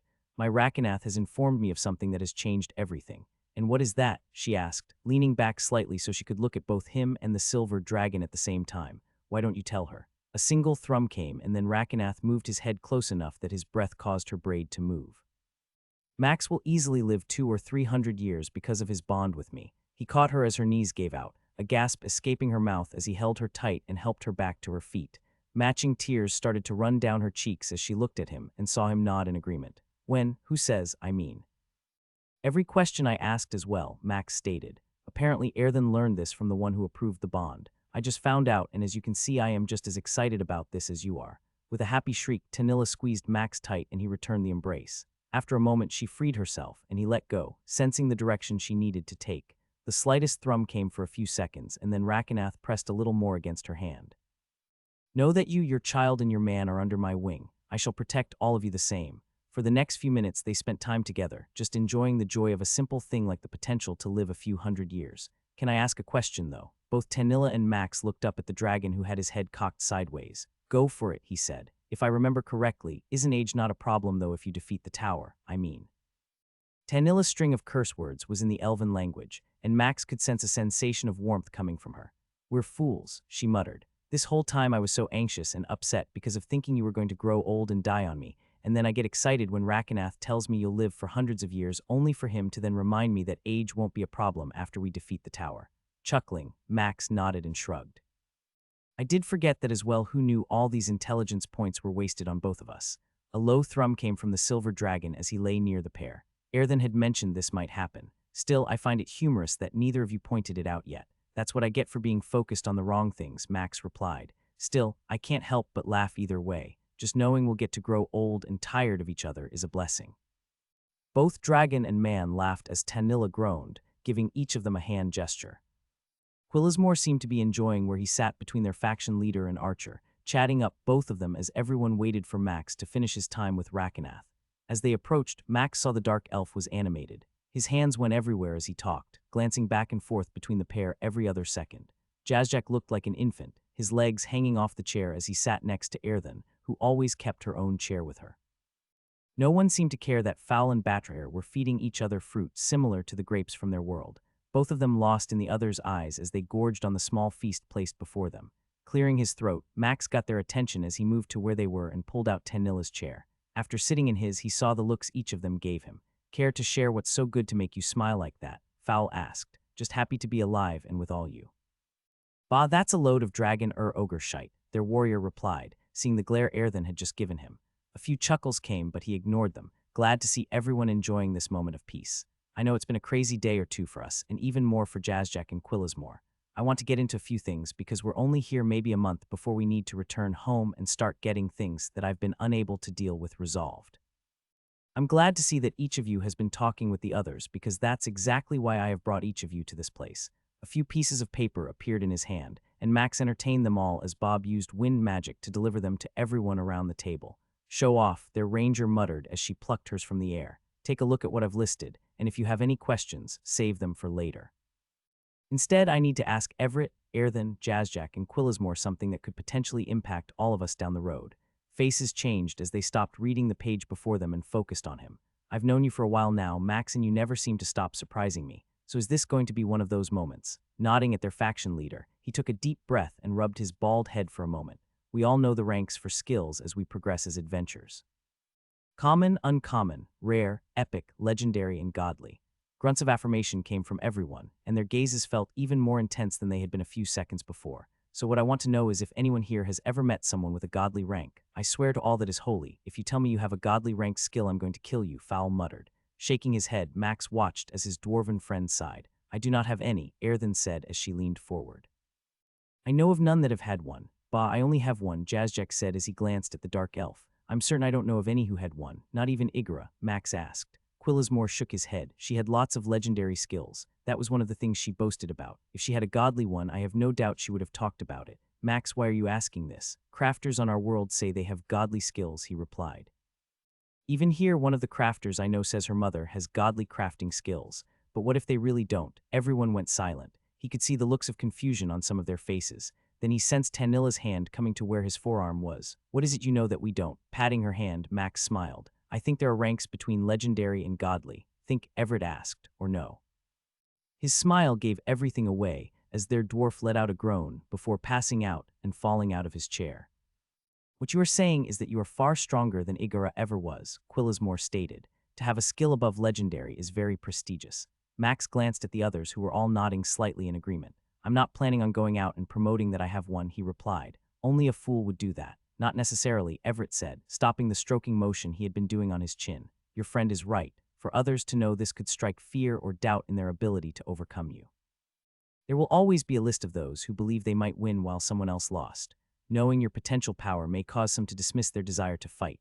Don't doubt for a moment that a crafter wouldn't tell everyone about their skill rank," Fowl added. "Any dwarf with a godly tier rank would be singing it from the alehouses. But Rusnula was a better crafter than I am." Everyone knew about her skill, and yet he paused, considering what had happened when he and the head weapon crafter for the king spoke. "She never admitted to having a godly rank, simply smiling when I said something. Even Bewingrid never came right out and said her mother had that rank." Jazjack snorted and shook his head. "There have been rumors swirling around about that old dwarf for so long. Since you've been gone, Quillismore has been trying to get me to confirm different crafters within this part of the city and their ranks for commissioning work. Igora didn't spend much time with many of them as she didn't need the items they made. As the Vorpal rabbit spoke, a tablet appeared in his hand and he started poking it. "None of the crafters I have listed confirmed a rank above legendary. As you said, many smiled or made jokes about what theirs actually was, but none confirmed it." Tanilla's fingers were drumming across the table slightly as she sat next to him, keeping the same cadence as the 3 fingers tapped over and over. "Do you have something to add, my love?" Frowning, she shook her head. "Nothing specific other than confirming what everyone is saying. My father never publicly denied it when some said he must have one, but he also never came right out and claimed it. He occasionally spoke about the power that came from being above a legendary skill and the goal that we needed to have to acquire one. Yet in all my time, I can't recall ever hearing about an elf with one outside a story or tale of some kind. Everett, does the faction have a record you can recall of someone upgrading their skill that high? Chuckling, he shook his head. No, the power drain to get one to legendary is costly, and none have ever been able to gain enough power that I am aware of even to attempt it. Even Baldin never considered getting that rank, as he knew what it cost our faction to give him the legendary one. Imagine being responsible for 50 or potentially 100 or more adventurers missing out on a legendary skill, upgrade simply to try and push yours to that limit. A low whistle came from their ranger. Grunting, Max could easily absorb the knowledge and information others were sharing, yet he didn't like how it appeared something else was hidden from everyone. Could this be another tower thing, like the last floor, something some might know but don't or can't talk about? I doubt it's as much a can't as a don't. You're easily talking about it, and I think the progression is possibly the most important thing. Imagine if you're a god or someone else in charge of educating people on different ranks. Think about how that first sharing of knowledge to a world one creates, and the people or species born in the god's image. How do you tell them this is how powerful you can get? Do you simply say, well, after legendary is legendary plus and then legendary plus plus, followed by 10 more? Or do you say godly, knowing none of them will ever achieve it? One path would confuse and dissuade them from even trying. The other would give them a goal to achieve, even if they all know it seems impossible. The truth of what Bob said made sense on so many levels, and yet Max's biggest hang-up was what came next. Is this something we need to lose sleep over? Batrer asked. I mean, you're telling us you achieved something none of us would have imagined. Shouldn't we be celebrating that? Fowl and Cordelia both pounded the table softly, and he knew that their healer was right. You're always keeping me grounded, Max replied. I'm just wondering more about the long-term end of things. With each of you having acquired the skill ranks you did, what comes next? How do we get Fowl's shield's skill to the next level, and what would that actually do for him? A grunt from their dwarf, followed by a frow, told him what he had done. Sorry, I forgot that not everyone knows that. I know you're excited and this is big news. Still, I'd prefer not to share everything about me that makes me special, like your wonderful personality. Fowl gave Cordelia the middle finger as he smiled at her. If I can interrupt, Ethern said as she stood. I think both of you are right, but if I'm honest, we need to start working on the list of things Max gave us. Rakenath and I need to get out, and he needs to fly some. Meanwhile, I'm very interested in seeing this teleporter stationed up in the sky. Please hold off on that for a moment, Jazzjack asked, until he notifies everyone that you are part of his group and that you aren't here as a challenger or as someone standing in his place. We'd prefer to keep any possible chaos to a minimum. Is it that bad? The Vorpal rabbit nodded. Before he came and defeated Igora, only one dragon reigned here. There is still a lot of animosity towards those from that kind, simply because of how she could be. Here on this world, strength comes from killing, and she was a monster when it came to that. Is that such a bad thing? Max turned his head and saw Rakenath's silver eyes focused on him. Do you want to ask that question out loud, or are you asking that just for me? Everyone turned to see what Max was talking about, and a huff came from the younger dragon. I had not meant to say it out loud, but I can. In a world like this, is killing a bad thing? From what I've learned, there are or were rules here which limited how people kill. Chaos and disorder were kept to a minimum. You had mentioned the different rings of the city and how people in the farthest rings were often forced into slavery, and yet none of that has stopped or changed since you took over. Meanwhile, all of the arenas are still active, and fights are taking place. Somewhere out in the sand areas and beyond, I'm certain there are beings who are living and fighting as the world turns. Unlike your world, which has a different set of rules for getting stronger, if this world requires such a thing, how can you hope to change them? Chuckles from around the table caused the dragon to frown, and Max stood, moving the few yards between them. With his hand, he gently began to scratch the scales along Rakenath's snout. That is a question I can't answer or have simple solutions to. I've posed them to Everett before, and that is one of the reasons why he is here.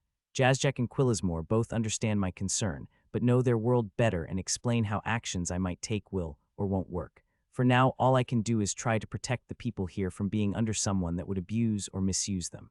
But it also has to do with gaining power and items. His face reacted to the question that came from a creature that was less than a year old, but somehow had wisdom and knowledge that surpassed many who had lived a lifetime. He asks questions like that, and I know that at no point is Rakenath trying to trap me, seem judgmental, or has ulterior motives. He's not naive but innocent. Your dragon is trying to learn about two worlds and the human he is bonded to. He can see the kindness in your heart and has never watched you do what you must in order to protect those you love. Everything he has learned is from words or a dream. Can you blame him for wondering how you might have ulterior motives for staying in power here? But we both agreed that I needed to remove Kazrak. Sometimes yes, sometimes no, but we're not here to have this conversation. For now, answer him as best you can and then make sure that Quillismore shows him the replay of your fight. Rakenath needs to learn what it is you can really do and see how you use not just your might, but also your mind. Tell you what, when we're done here, I'm going to make sure you get a chance to watch how my fight took place. Perhaps that would help you understand me a little better. Is this your idea or the other one's? Laughing, Max scratched harder on the scales, getting a trill in return. Let's not tell all of them, he whispered and motioned to the table with his head. Not everyone knows about him. Oh, so like your dwarf friend having a legendary shield skill and you telling all of them. Laughter echoed deep inside his mind, and he knew Bob was enjoying this moment. Yes, exactly like that. A small thrum came from his dragon, who nudged him with his snout before laying it on the ground. Well then, I apologize. Giving the large head a playful swipe, Max moved back to the table and pointed at the door. All right, let's get to work. Erthen is right. We have a lot of things to do, and I want to make sure as much as possible is done before we head back. Watching a replay of the message he had just done, Max shook his head, still struggling to understand the technology as it was called here and what it could do. So that replay, Fowl asked, is going out to how many different worlds? Just ours, Jazzjack stated as he tapped a few buttons on what was known as a large keyboard. The one of the fight you all watch went out to over 5,000 worlds. Tanilla's hand squeezed his arm tighter at that number, and Max could see her pulling some of her lip inward. How many worlds are there? Cordelia asked. Scratching a spot between his ears, the Vorpal bunny glanced up at the overhead ceiling and hummed for a few seconds. I'm not sure any of us knows, but I know of over 10,000. Rumors swirl and abound about how many there really are, but those numbers hurt my tiny brain. 10,000, their ranger muttered. And are they all as strong as this one? Shaking his head, Jazzjack pointed at her and then at Fowl. Which of you is stronger? The pair glanced at one another, smirking for a moment. As in who would win in a fight, Fowl asked. Nodding, the rabbit grinned as both sized the other up. Well, I could shoot him all day long and kite him, never letting him catch me, but I'm not certain I'd do any real damage. Even worse would be the fact that each time I hit him it wouldn't be good for me. Fowl grunted and frowned. And I'd never catch her. I guess it would be whoever starved first or perhaps fell asleep and was killed during that time. So what you're telling me is that neither of you is stronger, and yet each of you are powerful in your own way. Cordelia chuckled as their warrior shrugged. There are worlds like that out there, similar and different. Some like yours allow you to get stronger by killing specific creatures inside a dungeon. We don't have that here. Even though our tower is based on killing things, the truth is you must be powerful even to attempt it. Many have entered since Max left and we opened it. Most have returned, but a few did not. It would appear that those who have been successful are already strong, and the smarter ones have grouped up, working to help each other get stronger. Typically, though, it is only in groups of 2 or 3, and the other worlds are even more different, Jazzjack stated. Some could come here and crush most of us. Others would be far weaker than any of us. Many worlds are mixtures of different species, while some are only one. Some worlds are locked in constant battles with others and need ones like ours to outfit or resupply their fighters. Your world, for whatever reason, is not part of this collective, though I could venture a guess why. And that would be? Fowl asked. Your gods don't allow it. Anything else I'd venture to guess is just that, a guess. All I can tell you is what I've learned since Max changed everything here in the past months. Like you must be feeling right now, there was a time when my brain felt like it hurt from so many things I thought were one way, but it turned out to be different. Max sat across from Jazzjack and Quillismore as the pair looked at different tablets, each writing something down on the paper he had given them. You're certain you want me to help handle this? Everett asked as he glanced through the lists the pair had already given them. And tell me why I'm not allowed to have one of those. Ignoring the request for a tablet like the duo had, Max nodded.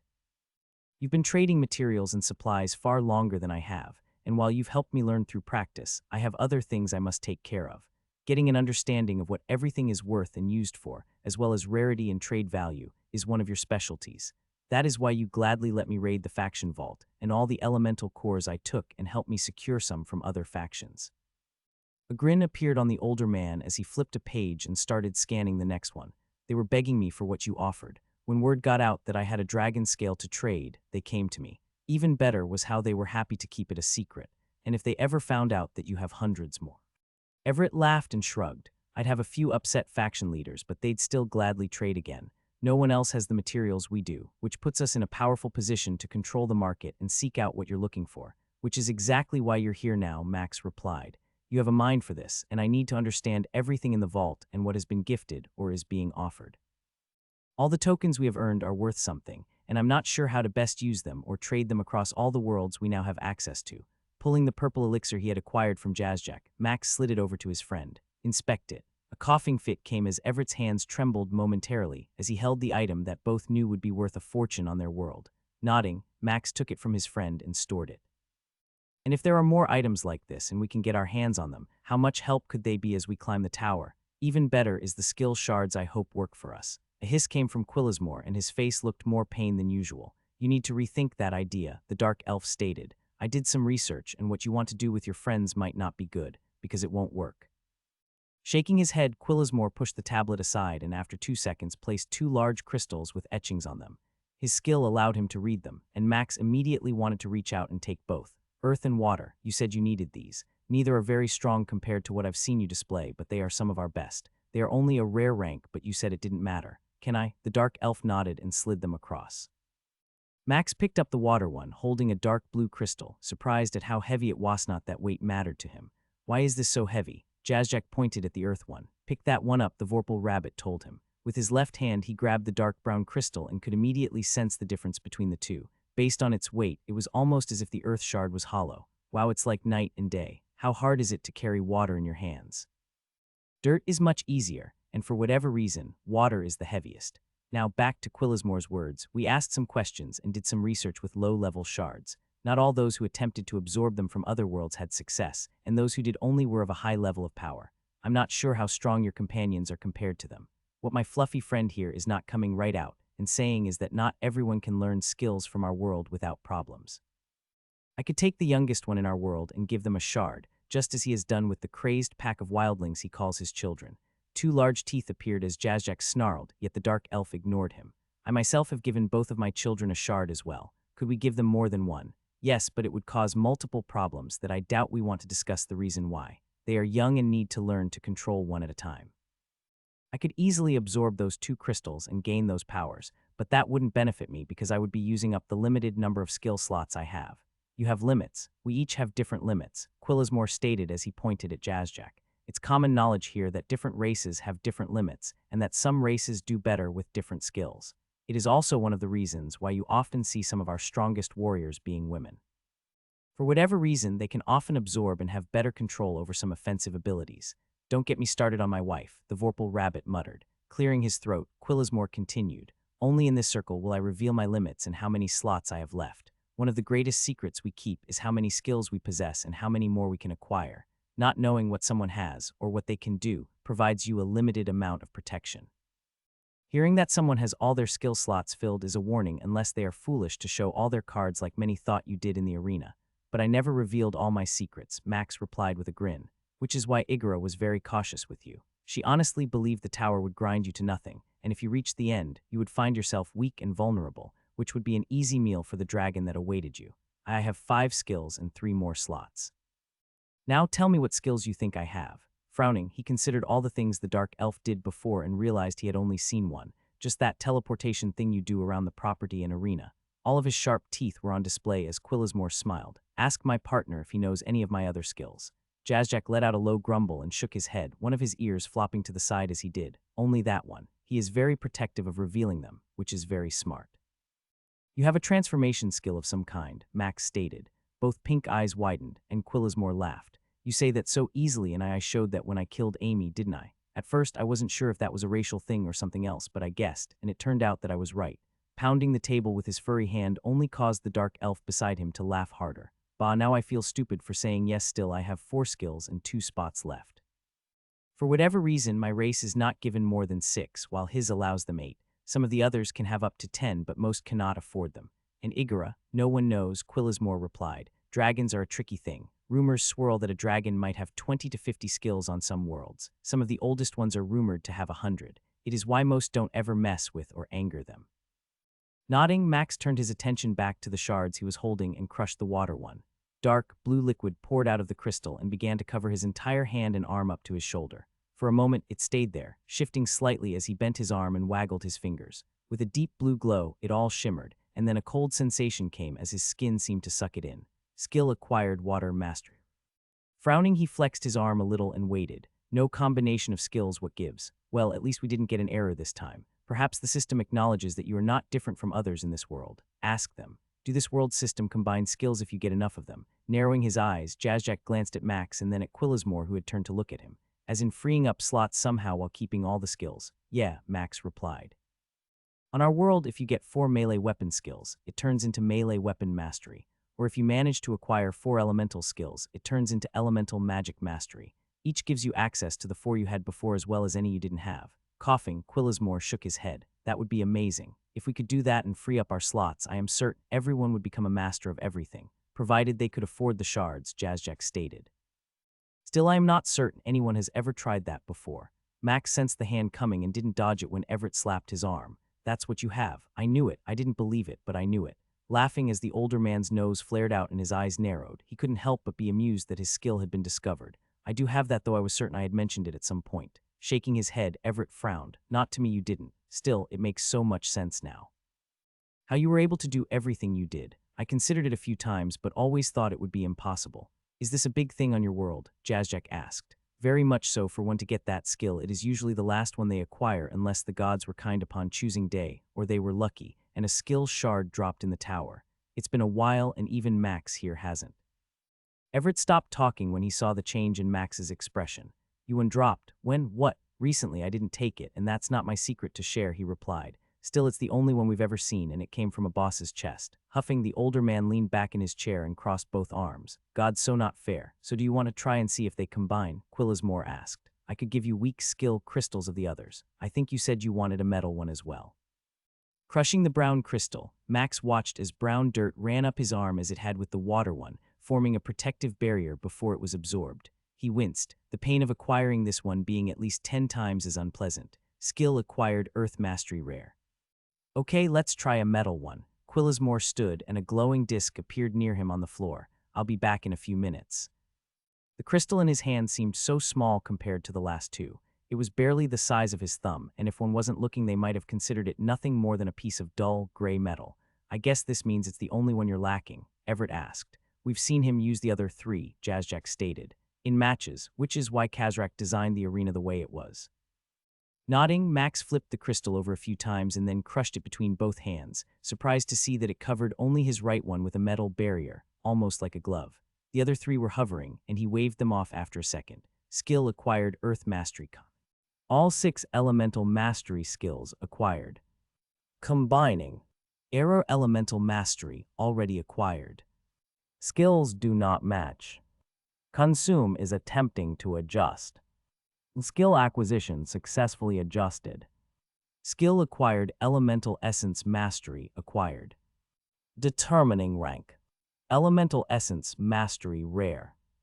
Blinking a few times, Max cleared his throat and smiled. I'm not certain if this will work for all of you, but I just caused all 6 of them to merge into one.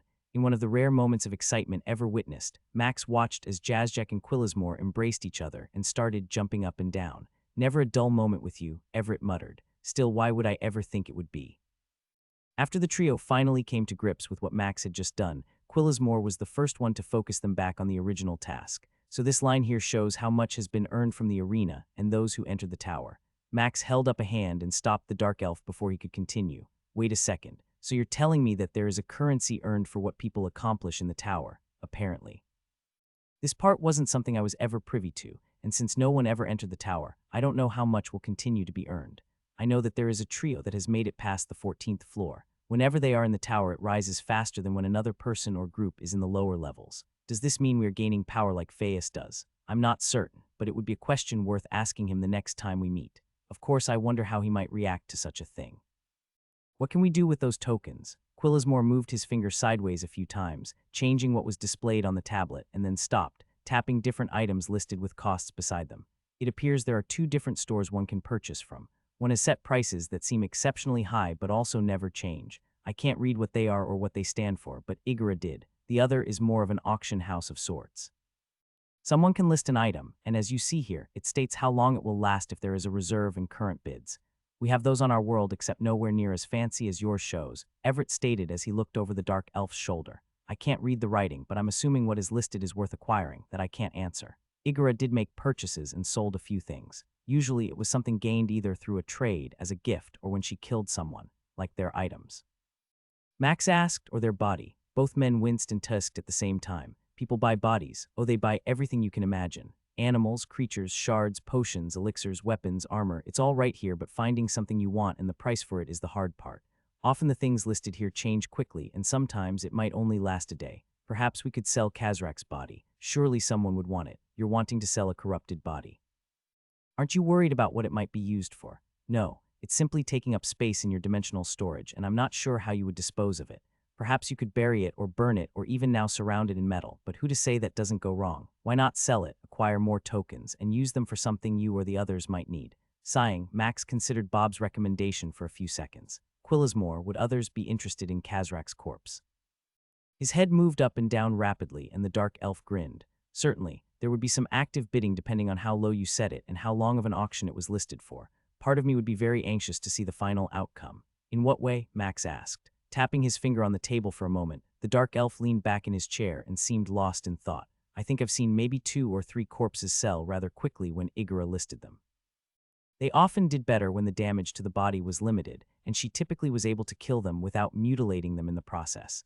I remember one selling for over 10,000 high tokens, and those are the largest ones. Shaking his head, Quillismore pointed at the number from the tower. These are a different token, and I don't know their name, but it's separate from what we trade in. The high token is the largest denomination and often used for exceptional things. Once I remember her muttering about something going for over 1,000,000 high tokens. And how much would that be? Over 3 times what we have right now in the vaults. Frowning, Max shook his head. How would you have so little? Leaning forward, Quillismore moved the tablet around and pointed at a number near some writing he recognized but couldn't read. I have no idea. That's like asking me if I think something is sweet when I can't taste it. Igora was constantly converting those tokens to these ones I can't spend. Unlike before when she was alive, they are now locked and unable to be accessed. Tap here and see if you can do anything with them. Doing as he was shown, Max tapped the numbers and nothing happened. After a few more tries, he gave up. Who knows system things I cannot understand. Still, we can sell things, and if you're willing, I can get a listing going on that corpse. Fine, I'll do that later. I have one last question, and then I need to take care of a few things with my friends. Moving back to his chair, Everett took a seat and snorted. You seem to have a way of always saving the best for last. Grinning, he nodded and pulled out 2 glass wands the faction leader had provided him. These are items from my world that will bind you to me and make it so you cannot tell my secrets. If you try to, great pain will come. If you break a part of it, you die. And I'm assuming you want us to use those, Quillismore asked. You don't have to, but if you want to know more about me and how strong I am, you'll have to. Anything less and I'll wait for you to leave. It binds us just to not share your secrets. That's it. The elf and rabbit stared at each other, with Jazzjack moving first. I'll give it a shot. I owe you for everything and still need to have you over for dinner, so I'm dead if I don't make that happen. Keeping a secret is something I'm good at. After the two had bound themselves, Max explained his skill, surprised that neither of them seemed shocked or scared. It's because of how your world is set up. Yes, Quillismore replied. Basically, you have what many in our world would consider the ultimate skill. One could grow to become well as you are. The world champion. Seems like a cheat. The dark elf nodded in agreement with his cohort. Sighing, Max moved on. Okay, if the system says that a skill can be replaced, what does that mean? All 3 men frowned and glanced at each other before returning their gaze to him. What do you mean replaced? Jazzjack asked. So I can replace one of my skills with something of the same name, but I'm unsure what it would do. It's because I killed Kazrak and could consume 2 of his skills and then got this option. Can I ask which skill? Everett asked. Let's say Berserker. An appreciative whistle came from Jazzjack. You have that ability. That is a strong one, though I never saw you really fight like you have it. What do you mean? Well, I'm guessing your Berserker must differ from the one I know. Out here, that ability makes it so you hit harder and move faster, becoming enraged as you get injured. If you're not below a certain threshold, it doesn't kick in, but as long as you don't heal, it will stay active. That sounds dangerous, Everett stated, having to be injured and unable to heal for it to be active. Yes and no, the rabbit explained. You have to remember most of us don't carry healing potions or anything like that into the arena. Typically, you don't have time to use those as the fighting is non-stop. Pulling a potion out and trying to use it invites your opponent to attack. Since you're often in a state of being injured, the natural ability to hit harder and faster helps because, typically, you need that bonus to overpower whoever or whatever it is you're facing. Is there a delay in its being used? Max asked. That I'm not certain, Jazzjack answered. I mean, not many have it as it requires one to allow themselves to get hurt if they want to get the most out of the skill. I think there was one fighter like 10 or more years ago who had a habit of getting down to maybe a third of their health or lower. At that point it made them very dangerous, but it was also the reason they died. I'd probably pass, Everett stated. You and I know Tenilla wouldn't want you to risk yourself like that. Nodding, Max selected no and watched the option he had been waiting on since he acquired it disappear. Anything else? Shaking his head at the faction leader, Max rose and waved. I appreciate all your help. If you don't mind, I need to go see everyone else and prepare for the tower. You're going to go and enter it? Quillismore asked. I mean, you said you would, but why? Why not? I don't think it will be difficult, and I'm interested to see what a tower on a different world is like. Perhaps we might get something good. Laughing, the dark elf rolled his eyes. Somehow, I doubt the tower has anything you need. I can assume then we are also going to turn down hardened body. Yeah, I'd prefer not to look all metallic. Besides, I'm already immune to lower-end weapons. Perhaps one day I'll be immune to something higher as well. You need to be careful in this tower no matter how easy you think it will be. Remember, your friends are new to all this, and we're still not certain how things will work out. I'm glad you're listening to those two, and not forcing your friends to try and absorb a skill crystal. It makes sense if they could, but you're right. I do not want any of them to get attention from the system that they don't have to have. Every day we find something new, and I have more questions. What are those tokens for? What can we buy with the ones we have? Should I visit the temple and try to summon Phaeus again? What about Akram? Besides gaining some knowledge, I doubt they will help us now. It would use supplies that are needed to advance the others. For now, we just need to focus on getting Rakenath safely set up here with Erthen, explore that tower, and then return home. We need to complete our world's tower sooner than later. All these side quests are just taking us away from what the gods have told you and what I have said many times. Sometimes you remind me of my mother nag. And how many times was your mother right? Grumbling, Max didn't reply, choosing instead to ignore the smug feeling of Bob being right through their bond. A simple nod of his head was all the god gave, sitting on his throne in a much larger room than last time. Easily 50 feet tall and over 100 feet long, massive columns with different kinds of dragons were engraved into whatever stone made up this room. Taking a deep breath, Phaeus did his best to not let his eyes depart from the golden pair that were studying him. I know you have your hand on Max Haast somehow, and I am here to declare that I am on his side, which hopefully means we are on the same one. No reply came, and after an awkward 15 seconds of silence, he continued. Akram is also on board with assisting. When I agreed to this meeting, I assumed you had something worthy to tell me, Weckham interrupted. What other gods are choosing to assist the boy right now is not something I am concerned with. Until he completes the tower, he is nothing. So either hurry up and tell me something I need to be made aware of, or we can consider this meeting over. As the dragon god rose, Phaeus held out his hand. He has defeated another world and become a world champion. Of that I am aware of, Weckham sighed. He slew one of my children to take that title and that world. Yes, but did you know his skill isn't what it should be? The slightest reaction, barely a twitch of a single eye was displayed, but Phaeus saw it. What do you mean it isn't what it should be? His black skill. You know he has one. That is why you are so interested in him and what it will mean once he does defeat the tower. It isn't controlling him. It hasn't consumed him as it should have. Max is in control of it. Slowly, Weckham lowered himself back into his stone throne and after getting comfortable, began to tap his 3 fingers against one of the arms. So he has consumed, I wondered which one. And yet you say it hasn't turned him into a mindless host. A grin appeared on Phaeus's lips, and then a moment passed and the dragon god shook his head. For a moment I wasn't certain if you were making a joke, but no, Max Haast is still in control. There was no hunger, and he was wise enough not to attack Akram or me. I did some research, and everything I have learned states that the skills do not leave much of their host as they once were. If he can control the skill, keep it from making him into a monster. Weckheim's head began to move up and down, the tiniest appearance of teeth being displayed as he smiled. Then the piece is even more powerful in this game than one could imagine, which is why I came. I figured you would want to know this. A minute passed as both gods stared at each other. It appears you have grown wiser since last we spoke, Weckheim stated. Gone is the god who ran around like someone had cut off his head, tossing away worlds and power as if they were nothing. Now I see someone who is beginning to understand how the game is played. Tell me, what are you hoping to get from aligning yourself with this boy? We all know the stories and prophecies, or call them what you want. Never has someone who is given a black skill been able to maintain control. If Max can keep this control, then the game as it has been played will not be the same. Those who know this ahead of time can make gambles most won't be in a position to make. They will be able to maximize the mistakes others make. I would like to learn how to play the game better and when to make the right moves. That is why I have come here. Silence filled the large room as each god almost appeared to have turned into a statue, neither moving at all for some time. Very well, Phaeus. I will see if you are ready to learn how this game is played. How many besides Akram know what you have told me? None. He agreed that we would keep it a secret after I told him my plan of seeking you out again. A single talon tapped against his gold-scaled jaw, and Weckham nodded, eyes staring up at the ceiling momentarily. Then he turned his gaze back to the one who stood before him. The world you gave me the last time we spoke will be replaced. Along with it, a small gift of power will be given. You have 2 choices. You can keep these things and gain much. Many gods would be greedy and hoard the power I am about to bestow, using it to climb the ranks faster, build a few worlds, or some other foolish endeavor. That, however, is the real test. An image appeared above Weckheim's left hand. You know what this is and how rare they are. I do. Then the other option is to take what I have given back along with the gift, purchase one of these, and deliver it the next time you see the boy. He shall understand the value of this gift.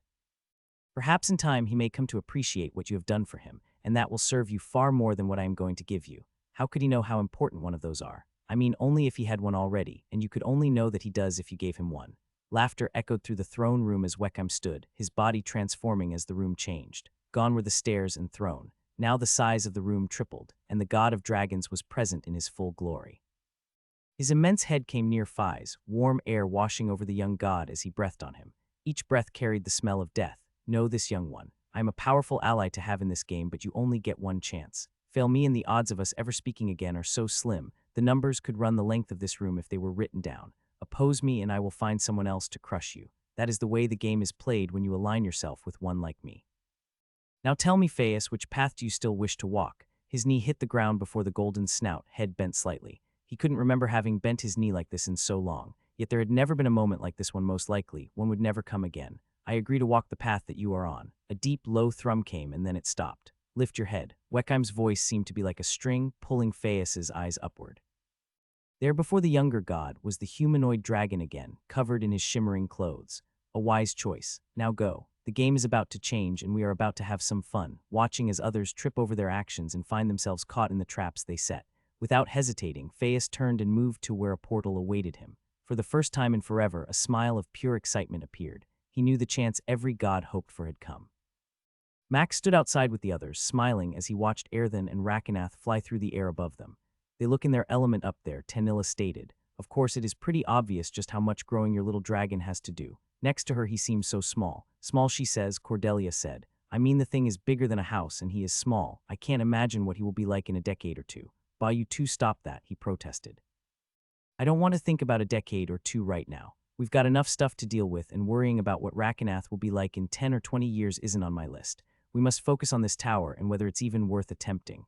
Fowls started to chuckle until an elbow from their healer caught his ribs. What did you hit me for? He's acting like the leader. Because it's not funny. Max is right, she replied. We're on a different world and walking into something none of us have any ideas about. He might be safe from whatever is on the other side, but that doesn't mean we are. So let's focus for a bit and see what happens. I, for one, don't want to deal with any surprises or problems. What the hell are those? Batra's shout made Max laugh as he slaughtered the 4 creatures that had run toward him. These things are as big as an ogre, yet they use their hands to move like a gorilla. You seemed more focused on that than the 6 tongues that extend from their mouth and keep trying to wrap you up. Bob's comment only made him laugh louder as his new weapon took on the shape of a 2-handed sword, and he cleaved the creature clean through in a single swipe. They're dead. Move up. He could hear Batrayer cursing under her breath and wanted to pull out a bar of soap, yet refrained, knowing she wasn't in the mood. Of course, the first tower floor is a dark forest with things like that and the other creatures. I guess we should be glad none of these are that strong. Nodding at Fowl, Max pointed at the remains of what Fowl had killed. They look like a troll or something like one made love with a shark and a crab. Whoever or whatever species this is, I'm not sure how they continue to repopulate, Max stated. Perhaps it's really dark when they get together. Chuckling at his friend's joke, Max stored a few pieces of the bodies and checked on the trio that Tanilla and Cordelia were helping. 2 male catkins and a female wolfkin bowed low, each wearing a hodgepodge of leather and chain armor. Perhaps you 3 should return to the entrance and stay closer. The further you get in here, the worse it is, as you saw how many came.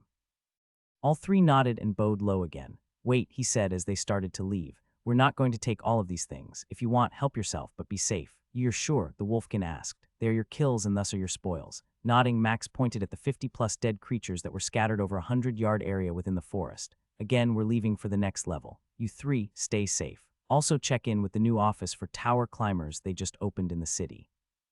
I'll tell them you 3 are coming, and perhaps they can assist you with getting some better equipment. You also might look for a 4th member, as I think you might be able to go further on this floor safely with one more. The 3 of them all lifted a fist to their chest and bowed. You honor us too much, Ifrit, the wolfkin stated. We shall carry the story of your kindness, a rare thing in our city. 5 floors in a single day seems crazy, Fowl stated as he put his foot up on a stool, resting his mug of ale on his stomach. I mean, none of them were difficult, but the kinds of things we fought were. Ugly, misshapen, out of a nightmare, Cordelia asked. All of the above, Batrier muttered. What kind of floor needs an eyeball with tentacles with mouths and shoots energy beams out of its eye? A crappy one, their warrior said. Tanilla said nothing as she snuggled up against Max. Holding her tight, his hand rested on the small bump he knew was their child. 2 years, it's going to take 2 years for this one to be born. It's better than the 4 it takes for an elf, or perhaps not. She is strong, fighting in the tower next to you, never complaining about how tired she might be or how the constant drain might impact her. and yet you bring it up again. You would be smart not to mention it to her unless you want to endure another hole being torn in your backside. Chuckling, he shook his head and tapped his temple when she looked at him. Aren't you tired? She asked. No, not really. My body has changed since the first time I arrived here. I don't need as much sleep or food. Don't get me wrong, I enjoy resting, especially being beside you, but I can easily go a week or two without it. The stronger I get, the less I need it. Covering her mouth as she yawned, Tanilla nodded. So no boss on the 5th floor. I guess it's every 9th one. That's what I hear, though no one has reached the 19th floor yet. I have no doubt we'll be the first if we want it. I'm curious to see what the first one is like. I'm just glad to see that we encountered other people in the tower, Tanilla said. After almost never seeing other climbers, it's good to know we're not alone. Smiling, Max just nodded and gave her a gentle kiss. Get a room, Cordelia said as she winked at them. From what I hear, there are a lot of rooms in this ugly silver place. Some are purple and some are silver. I mean, who made that horrible decision? Laughing, Max shrugged. I remember the first time I laid eyes upon it. It was a bit gaudy. As I already mentioned, there were over 20 portals that went to different places. The amount of power she used to maintain a certain look and control was unbelievable. Still, having portals to the other rings within the city would be a good thing. Right? Cordelia asked. It would, but if I need to go there, I can always bother Quillismore to assist me. He has a skill similar to mine, except the cooldown and number of places he can go to are way better. Of course, it only works from a set home point and is at the city's center. Makes me a little jealous, Fowl stated. Imagine being able to pop into any alehouse within range whenever you wanted. That's what you'd use a power like that for, Batrier asked. Drinking. Well, and to take you to shops you want to go. Rolling her eyes, their healer shook her head. Sometimes I wonder about you. It's a good thing I love you. Bah, we're married. You don't have to talk sweet to me. I'm going to always give you what you want. A retching sound came from their ranger, and Max started to stand. On that note, I think it's time for us to turn in. Tomorrow morning, we can do the tower again. Provided nothing goes bad, we should be on the 9th floor later in the day. So what did you say about nothing going wrong? Fowl asked, elbowing Max as they stared at the puzzle before them. Yeah, Batrier's already giving me an earful. I'm not sure if I should be excited or sad about the fact we're facing puzzles on the 8th floor. They were now in a room where the doors had sealed themselves, a magical barrier surrounding the 50 by 50 foot room. On the stone floor of the room they were in were 42 tiles, each with different symbols that Max could read, yet none of them made sense to him. I'm almost done cataloging all of them, Cordelia informed everyone as she drew the symbols in her book with the definitions of each one. Sand, bread, blood, fire, hammer. Scythe, I mean there is a connection, right? All he could do was shrug at Tanilla, who looked as lost as he was. I'm guessing it's something a local person from this world would understand, Max answered. I've seen most of these things and there are a few that I think I know, but over half of them are a mystery. Take, for example, the sand and glass one. I'm fairly certain they go together. The child and mother seem like a good pair and the seed and tree, some I'm just not sure. Finished. Their ranger sighed and put away her journal and pencil, moving to join everyone else. So how does this start? Fowl asked. You be yourself. Go touch one and see what happens, Batrier answered. Don't worry though, I'm pretty confident I can heal you in time if something bad happens. Had their warrior been a Medusa, their healer would have been a statue. He moved to where the first tile was and touched it. All of them began to glow, and then each one had the same image of the tower on top. Now what? Max moved to where his friend was and bent down, touching the closest one. It shimmered and revealed a catkin. Touching the next one made it shimmer and it revealed a child. 2 seconds passed and both glowed, returning to the tower's image. It's a pattern game, Tanilla said. I've done lots of these as a child. Usually they're pretty straightforward. Except we're in a tower, and it can't be so easy that we keep trying out pairs until we find the right match, Cordelia pointed out. Is there a time limit or a number of guesses? When he touched the 2 next to the first ones he had revealed, water and a rabbit were revealed.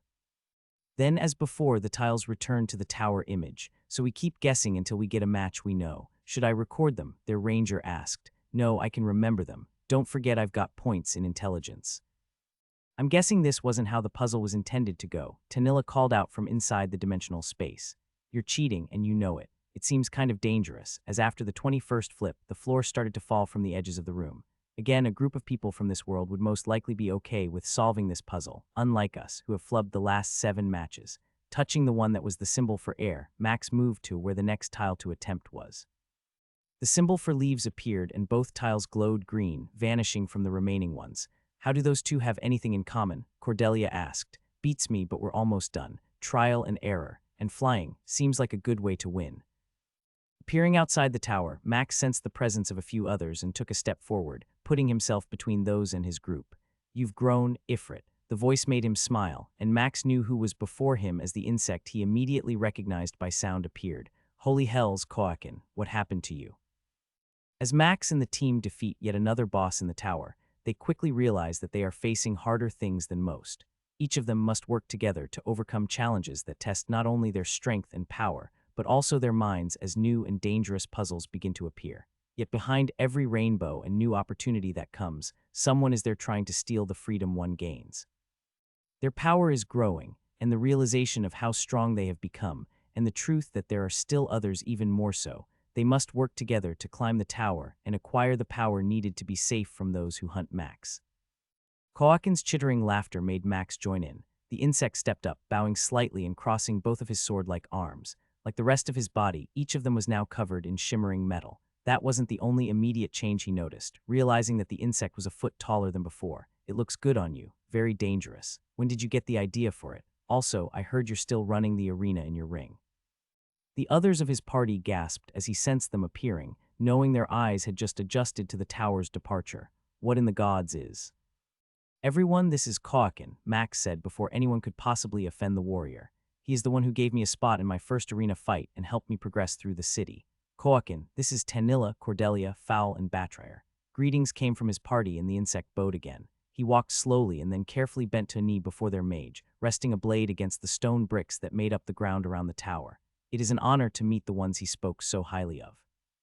Even if he hadn't told me your name, I would have known you were the elf he loved. Tanilla's cheeks turned slightly red and she bobbed her head. Surely you jest. He is the one who took care of me and provided protection against those who might end my life. Even now, he has taken care of me and is paying for the shards I have acquired. The best thing he has given me is learning what a true friend is. A rare thing to find one like him in this world. Max moved to where the arena leader was and held out his fist, chuckling when Koakin tapped his bladed arm against it.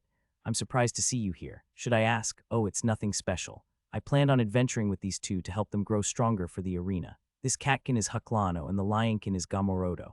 Both have potential, so I am hedging my bets as you once told me. The two warriors behind him kneeled and mimicked the actions of the one who had brought them.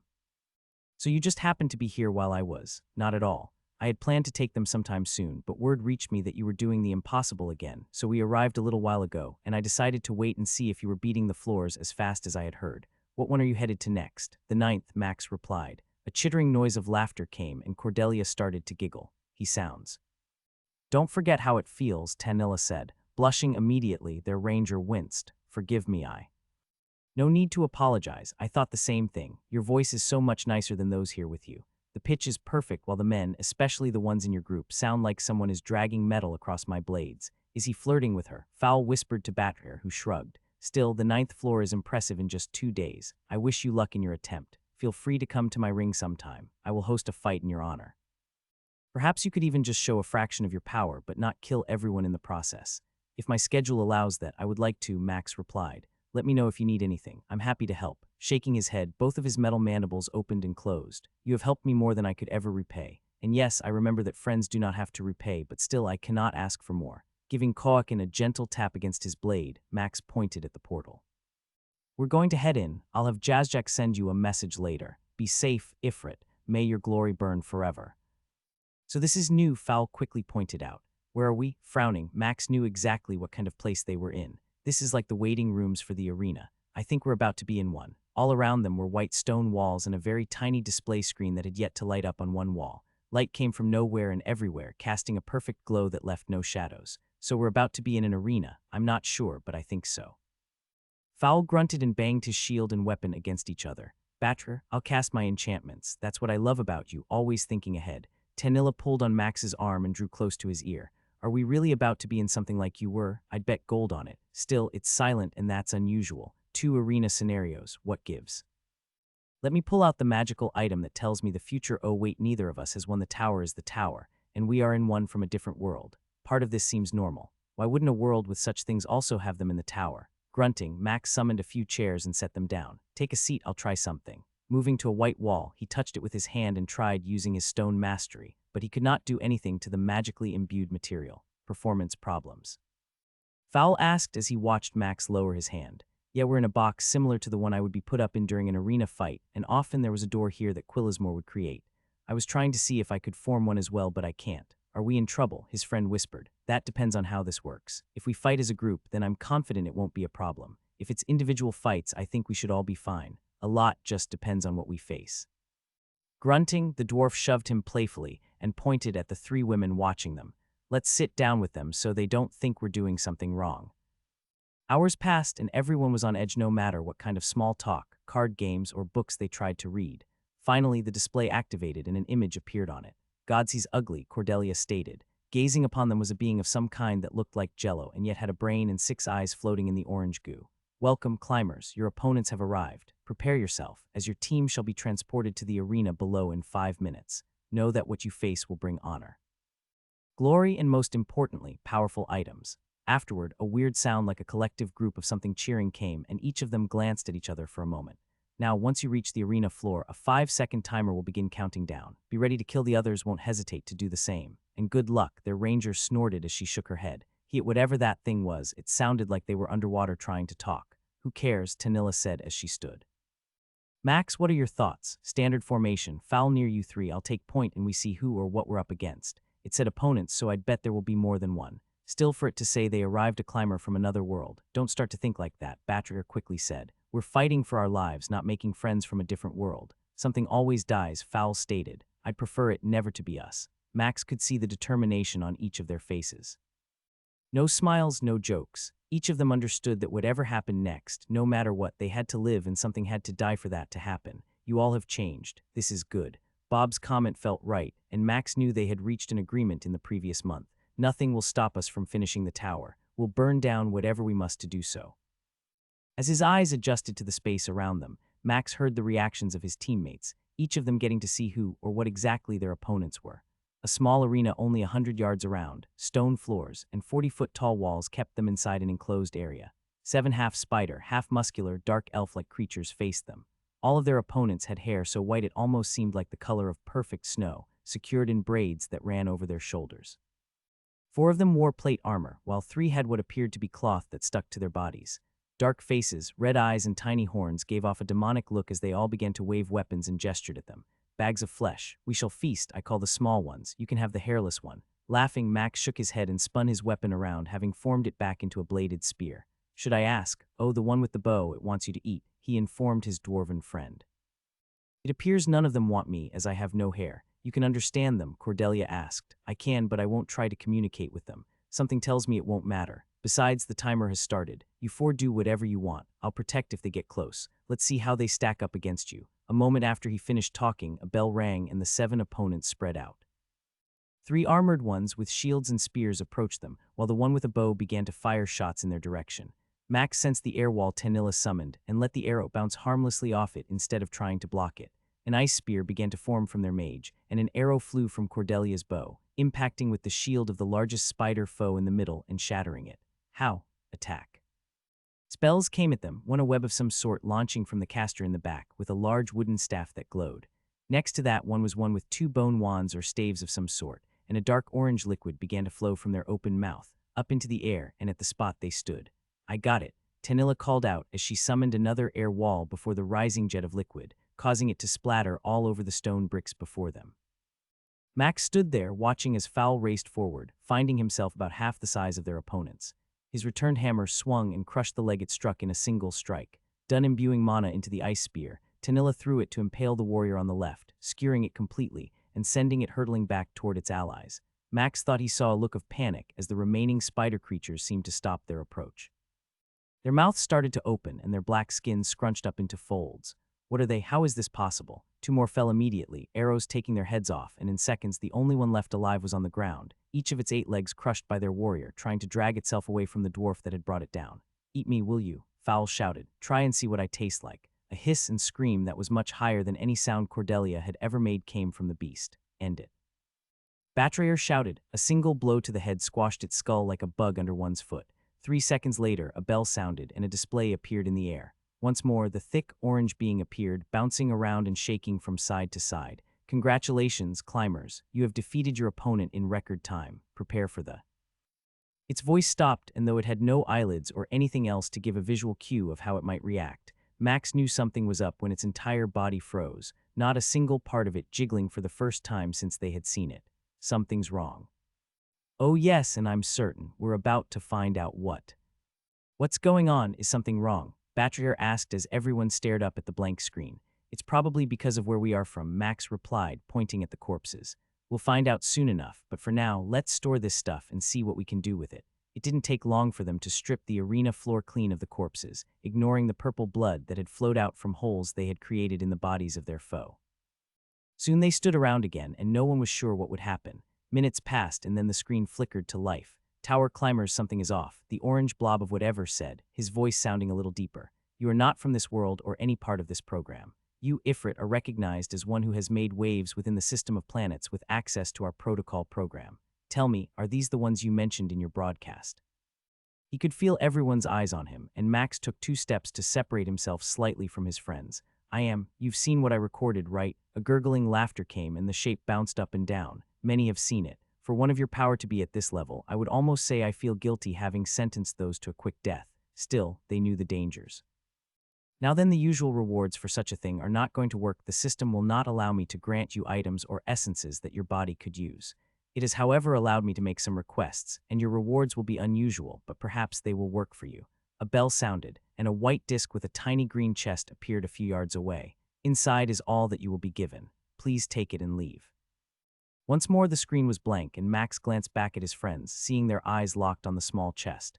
I guess we'll see what we got, he said. Fowl, you want to open it? Nah, Cordelia can. I think she's overly excited about getting a peek. Smiling, their ranger moved to the chest that barely came to her knees, bent down, and lifted the lid. Potions of some kind. Everyone joined her and stared inside the chest. No swirling portal or anything like it was present. Instead, it was a standard metal chest with 5 small potions of swirling colors. She reached inside and plucked them out, handing one to each of them. Identify potion. Elixir of gains +10 to a random stat +10 to a random stat. Or is this thing seriously going to give me 20 points? Fowl asked as he swirled the potion around near his face. That's what the description says, Tanilla stated. Would you expect it to do something else? No, still I'm almost happier to have this than a piece of equipment that I can't use, their warrior replied. I mean, 20 points is pretty good even if it ends up in my intelligence. We could only hope, Batra declared as she gave him a wink. Smiling, Max stored his and motioned to the rest of them. There's the portal. Let's take it, and then you can drink it later when you want. We would probably be better off leaving like we were asked for now. Asked or told, Tanilla said as she moved to join him. Shrugging, he grinned. I guess we'll never know. This world is so different, Rakenath said as Max scratched the scales on his neck. We flew around for almost a day, and the vastness of the sand was a bit overwhelming. How you survived for so long is a testament to your strength. It was more of my desire to see Tanilla again, he replied. What else did you see? Erthen showed me the large mountain cliffs you mentioned. They went on for a while, and some creatures lived up there, but we ignored them for now. This was more about exploring and getting waypoints determined for when I get to go out alone if you still plan on leaving me here. I'm not leaving you here. This is a chance for you and Erthen to get strong in an environment I believe is better suited for helping you grow stronger. Part of me wants to take you into the tower. The other part of me wants to keep you safe. Until I'm certain you won't be at risk of dying, I cannot bear the thought of fighting beside you yet. A snort sent some mucus flying, and the silver dragon shook his head. I'm just excited that soon you should be able to ride on my back. Erthen says that I could probably carry you right now, but not for long, and that it would be best to be stronger before I try. Perhaps before you must leave, we can attempt it. I look forward to that day, Max informed his dragon, patting the scales softly. There is still so much I want to do, and yet I feel unable to do most of it. It's like everything pulls me in different directions, and I have to decide what is more important. You feel drawn to the tower and the need to complete it, don't you? What happens after you pass it? Grinning, he shrugged and leaned against the silver scales, sliding down until he was resting on the floor. No one knows, but each day Bob and I work to piece things together a little better. That is the one inside your head with you. Yup. It's funny or maybe weird that both of you can sense the other when you are talking to me. Still, he is an ally, just as close of a friend as you and the others. Igora had defeated the tower, and Bob thinks this is her world, something she crafted or created after passing it. We're not sure how it works, and no one has solid answers, and I didn't get the answers I wanted from Phaeus. The human god on your world, correct. Next time we meet I'm going to have a lot more questions for him, and hopefully this time he'll be able to answer them, Max replied before sighing. So many things are kept secretive. It makes me wonder why. I understand what you mean. I have often tried to reach out to my father in dreams, but nothing has come of it. I can sense his presence far off, but it is almost like he is hiding himself from me, distancing himself from me. Erthen says it is because he is perhaps trying to protect us, similar to what you are doing with me. Frowning, Max could sense the frustration of his dragon. You don't agree with my decision to keep myself from you those first few months. While I did not like it, I understand why you had to. There are many lives dependent upon you. I myself am one of the many, and anyone can easily see who sits at the top of that list. A slight thrum came from the growing dragon, and Max chuckled with him. Do you feel alone? Max's question cut off Rakenath, and for a moment the two of them sat there in silence. His hand scratching a scale was the only action either took, as the young dragon thought. No, sometimes I felt like a part of me was missing, but Erthen has never let me feel alone. She always reminds me of the wisdom of the path we are on. Even now, she understands how coming here benefits both her and me. Back on the other world, we might find ourselves in conflict with the gold dragon, Kemrus. Neither of us wishes to test our strength against him right now. Being here, with your blessing and the ability to fly away if needed, we can roam, and she can teach me to hunt prey of a different kind. You do realize it will be a month before I can return, possibly longer, depending on what is taking place back home. His dragon bent his neck until both silver eyes were locked on Max. I do. Do not forget, time isn't the same to me. Those first few weeks I was an eggling and had yet to learn the simple things I needed to. Now I see the bigger picture. We will spend hundreds of years together, and a month or two now will mean little. Shaking his head, Max patted the jaw that was near him. You're pretty smart for someone under a year old. I owe it all to Erthen. Max flipped through the sheets of items that Everett had written down while they were gone, scanning the information about crafting materials, weapons, potions, and armor. What are the top 3 items for us to focus on? The faction leader tapped the top of the page he had laid out before him, and Quillismore nodded after receiving a questioning look. Weapon-wise, Everett said, pausing and shaking his head at apparent disbelief. You'll not replace that one anytime soon. Knowing what you can craft means you can do a far better job than most of the stuff for sale at any time. An occasional item might appear to have value, but those are so costly and do not make good use of the tokens you acquire. Armor is similar, but with the few pieces you shared with me again, we're back to looking at a very short list of things we think would be worth acquiring. That leaves us to crafting materials as well as potions and elixirs. Max verified that the sheet he was reading from matched the one Everett used. This first one is a crafting material, and knowing what you're looking for is probably high on our list. Star fragment, rumored to be a piece of a fallen star, though many consider them a variant of a meteor or other falling object. Most are smaller than the size of a normal person's hand, yet are well known for their unfailing strength and ability to absorb magical energy. Takes a special forge to smelt. Your friend is right, Quillismore said as he picked at his teeth with a nail. Those are rare, but if you can acquire one, I'm certain you and Buingrid could use it to create something special. Just know it would most likely cost most of our current tokens. However, I have started the process of listing the corpse you have, and I expect it to fetch a fair price. About that, I want to try one more thing before we sell it. I may know someone who would want it.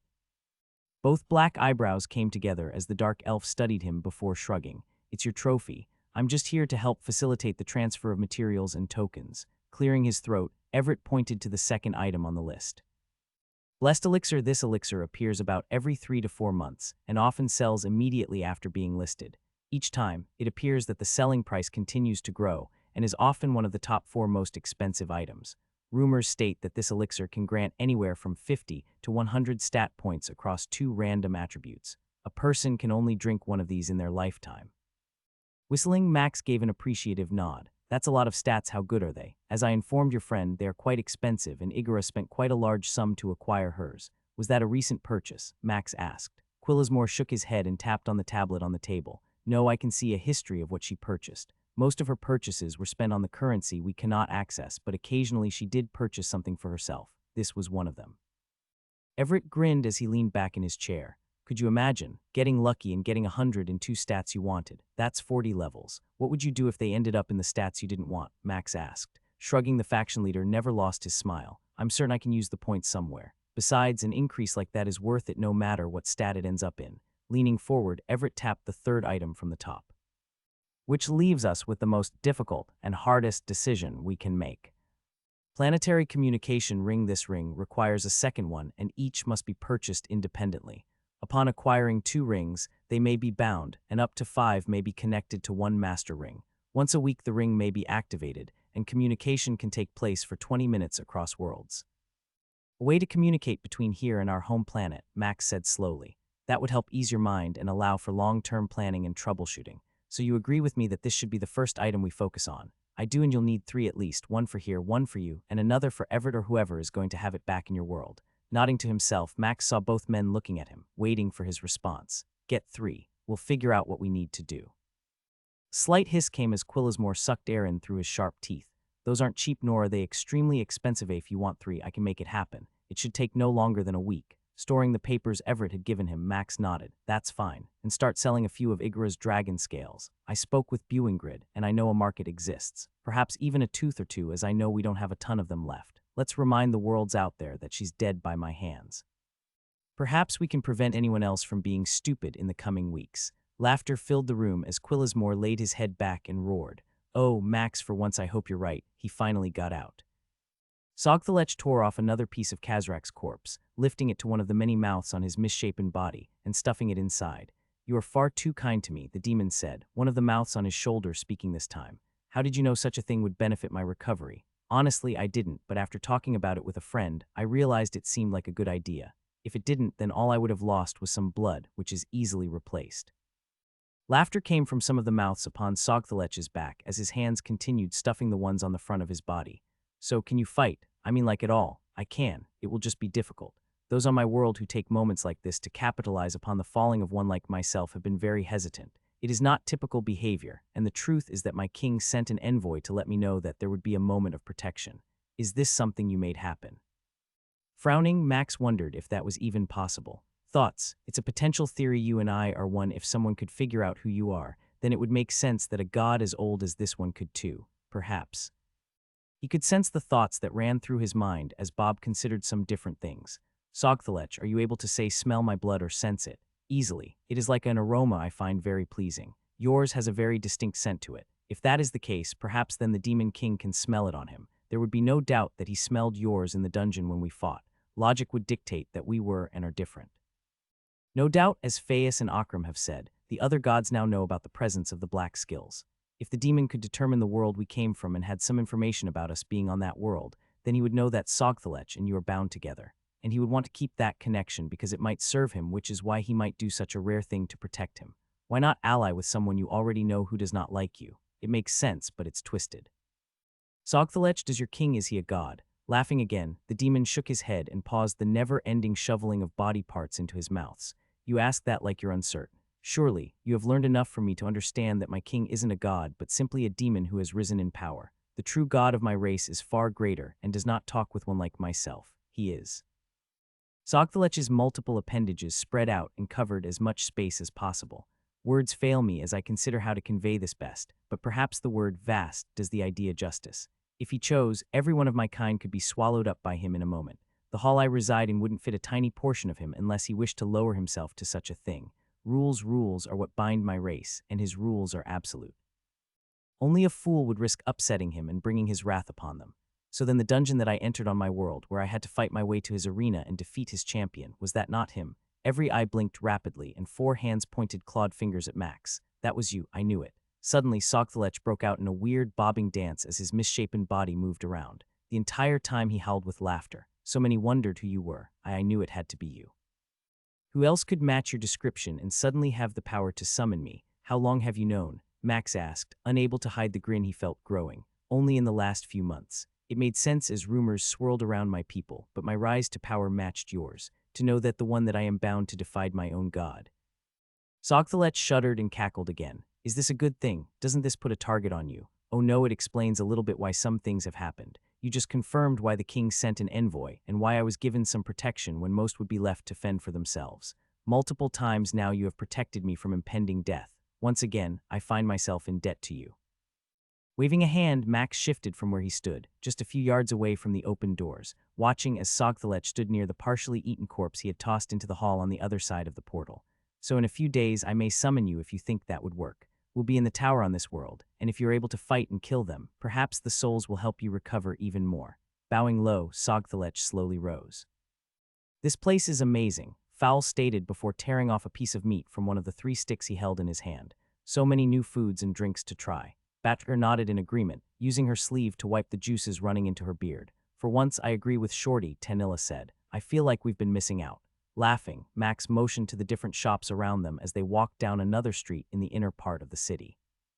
Stares were a constant thing from all the species present, but everyone gave the man they knew as the champion of this world and his group a wide berth. Is this what it is like back home? Max asked. Tanilla shook her head. I wasn't allowed to just walk down the street like this. To do something like this without an honor guard would be considered bad form. It's one of the reasons why I wanted to get away. To see life and experience other cities like this. All these shops, what is it they offer? Batrier asked. Can't you tell from the signs? Their healer shook her head and summoned another meat kebab from her inventory. Some of the moving signs give a good description, but I can't read all the words on some of them. Others make no sense. I mean, a molting shop, someone helps an insect molt. All Max could do was shrug, as he knew exactly the sign she was talking about. It's like that shop back in Nalgrun that offered birthing help, he replied. I asked you why someone had to have a shop for that, and you told me because. Does that mean it's limited to a specific need I'll never understand? There's likely a need, and obviously it is big enough that someone can afford a shop space and offer it. Batterer grunted and bobbed her head before taking a bite of her kebab. Wait, you understood what he just said? Fowl asked, glancing between the pair. Forget it. Eventually, they arrived at the shop he had been headed towards this entire time. A bright sign had a box that would explode, turning into a mechanical creature like a clockwork that danced for a minute before vanishing and replaying again. Nimin's mechanical wonders. That's what we've come for, their ranger asked, glancing at the building which appeared just like all the other standard ones except for its sign. Yup, I've been meaning to find a shop like this for a while, and Jazzjack did some research and told me this is the best one in town. And that's because you feel you need help to create something? Fowl asked. I mean, you're the one who never seems to have problems creating the impossible. Max knew he was frowning a little as he nodded and motioned for everyone to gather closer. He pulled out the sound-dampening device Everett had given him and activated it. I spoke with Airthen, and the core inside Rakenath is growing, and soon the window of opportunity to borrow it and try to create a power core from it may pass. There's a lot of risk, and everything I know and have learned from talking with her is that my skill and knowledge isn't enough. As he spoke, Max pulled out a core he had crafted like the one in Dexic's sword. I could charge this with one of the crystals from the tower, but the difference in potential and magical power or energy is immense. Jazzjack did me a favor and reached out, talking with others casually about who the best person for this job would be, and it appears we're outside the shop that has been here the longest and had the best reputation. And Rakenath is okay with this, Batrer asked. When I mentioned it, he immediately volunteered, he replied with a sigh. I didn't want him to feel pressured, but he believes that if I think it's worth doing, then we should try. Another one committed to you, Tanilla stated as she winked at him. Don't worry, soon worlds will all sing the praises of your name. The others all laughed as he groaned and deactivated the bubble of silence. Still chuckling, Cordelia moved to where the door was and grabbed the metal handle. OHMYGODS. Her scream made everyone react, a hammer appearing in Fowl's hand as she tried to pull away from the door but couldn't. Max started to laugh, and the others joined in after they noticed the handle had turned into a hand. It grasped hers and kept Cordelia locked in place. Get it off, get it off. Tell her to open the door all the way. Why don't you shut the door or open it all the way? Max asked as he moved to where she was dancing on the sidewalk, getting a few reactions from those who passed by. Quickly, their ranger pulled the door till it stopped, and the metal hand vanished, and the silver handle returned to normal. Laughter came from inside, and Max didn't wait, moving past the elf whose cheeks were bright red. Inside, lights of all different colors were moving around the ceiling, some swirling like the planets and stars that Bob had shown him a few times in his dreams. Welcome, a new visitor it seems. All over the shop were boxes and small mechanical contraptions, lifting and moving items, and taking them to shelves that lined the walls. At the counter, the one who had greeted them was a gnome, her brown hair tied back in mechanical glasses that adjusted as she stared at them. Max could see a metallic frame running along her shoulders and arms and down to her hands, where 3 fingers each were covered in some kind of metal glove, different tips on the end of each one. A Nimin Flukapitch. The one and only, she replied with a grin. Now tell me, why does a walking joke enter my place, even if one of them happens to be the champion of our fine city? Her smile was infectious, and Max moved quickly to the counter, sensing the rest of his party following him. Word has reached me you're the best one to talk to when it comes to power cores. Is that true? She nodded and lifted her hand, lifting the pair of goggles which covered her blue eyes.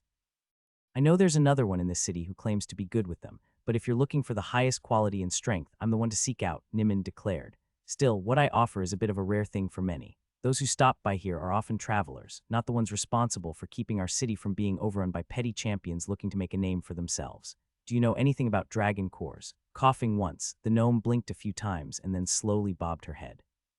I'm aware of them and how desired they are. Perhaps you're coming here to try and sell one. When you took off Igora, she asked, her eyes almost twitching as she waited for an answer. That would be too easy, Max replied, turning to see Fowl following a pair of the robotic helpers moving around the shop. Don't break it, we can't afford it. He's right, you'd have to either pay for fixing them or be my lackey until you earned off how much it costs. Immediately, their warrior stepped back from the tiny clockworks that moved as if he wasn't there, each with a metal box filled with random parts. Now then, Nimin said, what do you want one for? It's more of an information-gathering moment. If someone had a dragon core, could they turn it into a stable power core for use in something like a weapon or armor? She chewed her lip and shook her head back and forth, drumming 3 metal-tipped fingers against the stone counter.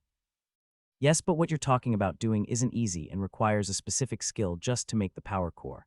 After that, you'd have to find another crafter who would be willing to work with said weaponsmith or armorsmith to create such a thing. If you could find 2 people with a skill required for that and use one, it could be a wonderful thing. The potential item would be powerful. He could see the excitement in her eyes and the way she fidgeted as she stood. What kind of weapon would be best suited for something like that? Hypothetically, Max nodded. She brought both hands before her mouth and tapped her fingers together several times. One would need something with some weight and mass. A gun of some kind would be a wonderful thing, but good luck finding a crafter who knows how to make those here. The people of this world don't seem to want to upgrade their technology that far. Of course, I understand keeping those things in working order isn't easy or cheap. Don't think I'm stalking you, but a wise gnome keeps tabs on the current leader of the world they live on. I know you have been to Buengrid, and she can't even create firearms. On this world, there is one in the city, but his stuff is let's just say not worth the coin or the waste of materials. I know a few on other worlds, but you'd have to travel there, and doing so might cause problems with their current world champion unless you sent a message beforehand and got approval. Max felt the other 4 move to the counter, each leaning against it as Nimin continued spouting out whatever came to her mind. Her eyes fell on him, and she paused for a second. Part of me wants to know if those 2 dragons you brought offer sharing their cores. Lots of tokens to be earned that way, and you could easily create a few dozen power cores from one. Then again, most dragons aren't willing to let them be handled by anyone for obvious reasons. You still haven't given me the answer I'm looking for, Max stated. That's because there isn't an easy answer, she replied, throwing both hands up. The truth is whatever you make from an item with a core like that would be unique. You'd have to plan the weapon around it. Are you hoping to add a specific skill to the weapon or simply want to have it discharge part of its power as damage? Perhaps both. Sighing, the gnome scratched her head. Both could be done. It would require a high-quality power core. So I'll ask the question I want answered before we continue this dance. Why are you specifically here in my shop, asking me very specific questions about something most would never know to ask? Grinning, Max raised his eyebrows a few times. Because I have access to a core, and if you're willing to let me stand guard and watch as you work with it to create what I want, I can provide you with what I understand is the chance of a lifetime. A high-pitched squeal came from Nimin as she leaned over the counter and drew close to Max. You're serious? You would let me create something from one? Taking a small step back, he nodded slowly. Understand I won't let it out of my sight, and after you're done, I'll pay the price we agree upon and take both the dragon and power core with me. A small frown appeared as she huffed. What if I wanted a second power core as payment? Thoughts. We both know that such a thing is needed for the weapon you want to create. If you'll have any chance of doing so, you'll need to be willing to barter. Erthen told you there would be plenty of power for 2 cores, already knowing that whoever crafted one for you wouldn't do so simply for tokens or other items. That would work, Max said, holding up a hand as the gnome started to speak. Just remember, I won't let you handle the core more than necessary. It's more valuable to me than you know, and nothing will keep me from returning it to my friend. Nodding once, the gnome spat in her hand and held it out. I accept those terms then. Smiling, Max repeated the gesture, ignoring the wet sensation against his skin. I'll return soon. Laughing, Nimin turned around, dancing as she did. I still can't believe that gnome was real or that she's going to allow you to watch her work, Fowl stated as they walked down the street. I mean, gnomes are rare, like how many exist in our world? A few hundred, Batcher answered. Most don't socialize anymore. Why is that? Cordelia asked. I mean, I heard rumors, but did they really create automatons that attacked others? Their healer simply shrugged in response. Tanilla might know better, but that's the rumor. Some felt their creations needed souls, and whatever they did didn't work out. In the last 4,000 years, the number of gnomes has decreased, and the few around are pretty crotchety. Also, they're known for being a bit of a trickster and very guarded of their craft, says a dwarf their mage teased. Still, I think you're right. All I ever heard about them was that they love trying to create things more than life itself. A few are employed in our kingdom, and I met a couple as a child. Both were extremely old and yet excited at whatever materials my father gave them. Beyond that, I don't remember much about them or even seeing them again. Max said nothing as he walked beside the woman he loved, holding her hand and considering his next move. So we go back to the tower and see what comes from it. We continue to collect whatever might be useful and prepare to leave in 2 weeks. That is about the most time I would spend here. Quillismore believes he'll have the rings you requested within that time frame. He wasn't happy to learn you had given away that corpse. Sogthalech needed it more. Besides, I want to see how he does in a few days. You and I both know he must be back into fighting shape if we'll have him when needed. I can only imagine how he felt after losing so much power. Can you fathom what it would be like to see your stats reduced by 1/2 or 2/3 in a moment? Sensing Tanilla looking at him, Max turned and smiled at her. I heard you. No, I'm not crazy for wanting to watch her work. Part of it is because I want to see how it is done. The other part is because I won't simply hand a dragon core to someone I barely know and trust them to not use it. It appears you're getting wiser. Now all I need to do find a way to make you dress nicer. Surely you don't always have to wear your armor. Max glanced down at his outfit. He had become so accustomed to wearing it that he had forgotten it was on most of the time. Protection, that's why you have everything but your staff out. Foul's the only one who doesn't have to wear everything, as no one will attack the shortest one in our group. Bah, go hump a troll, their warrior shouted. It's because they know I'm probably the strongest and thus don't need to wear any armor. Oh, I'm certain that's what it is, my love, Batrier teased. Laughing, they approached the tower, ready to see what it tossed at them next. What is this stuff? Foul asked as he flicked his weapon, orange goo stretching to the limit before flying free of the embrace it had on the metal. Max shrugged, not suffering the same fate as their warrior after learning a sharp blade prevented most of the gel-like liquid from sticking.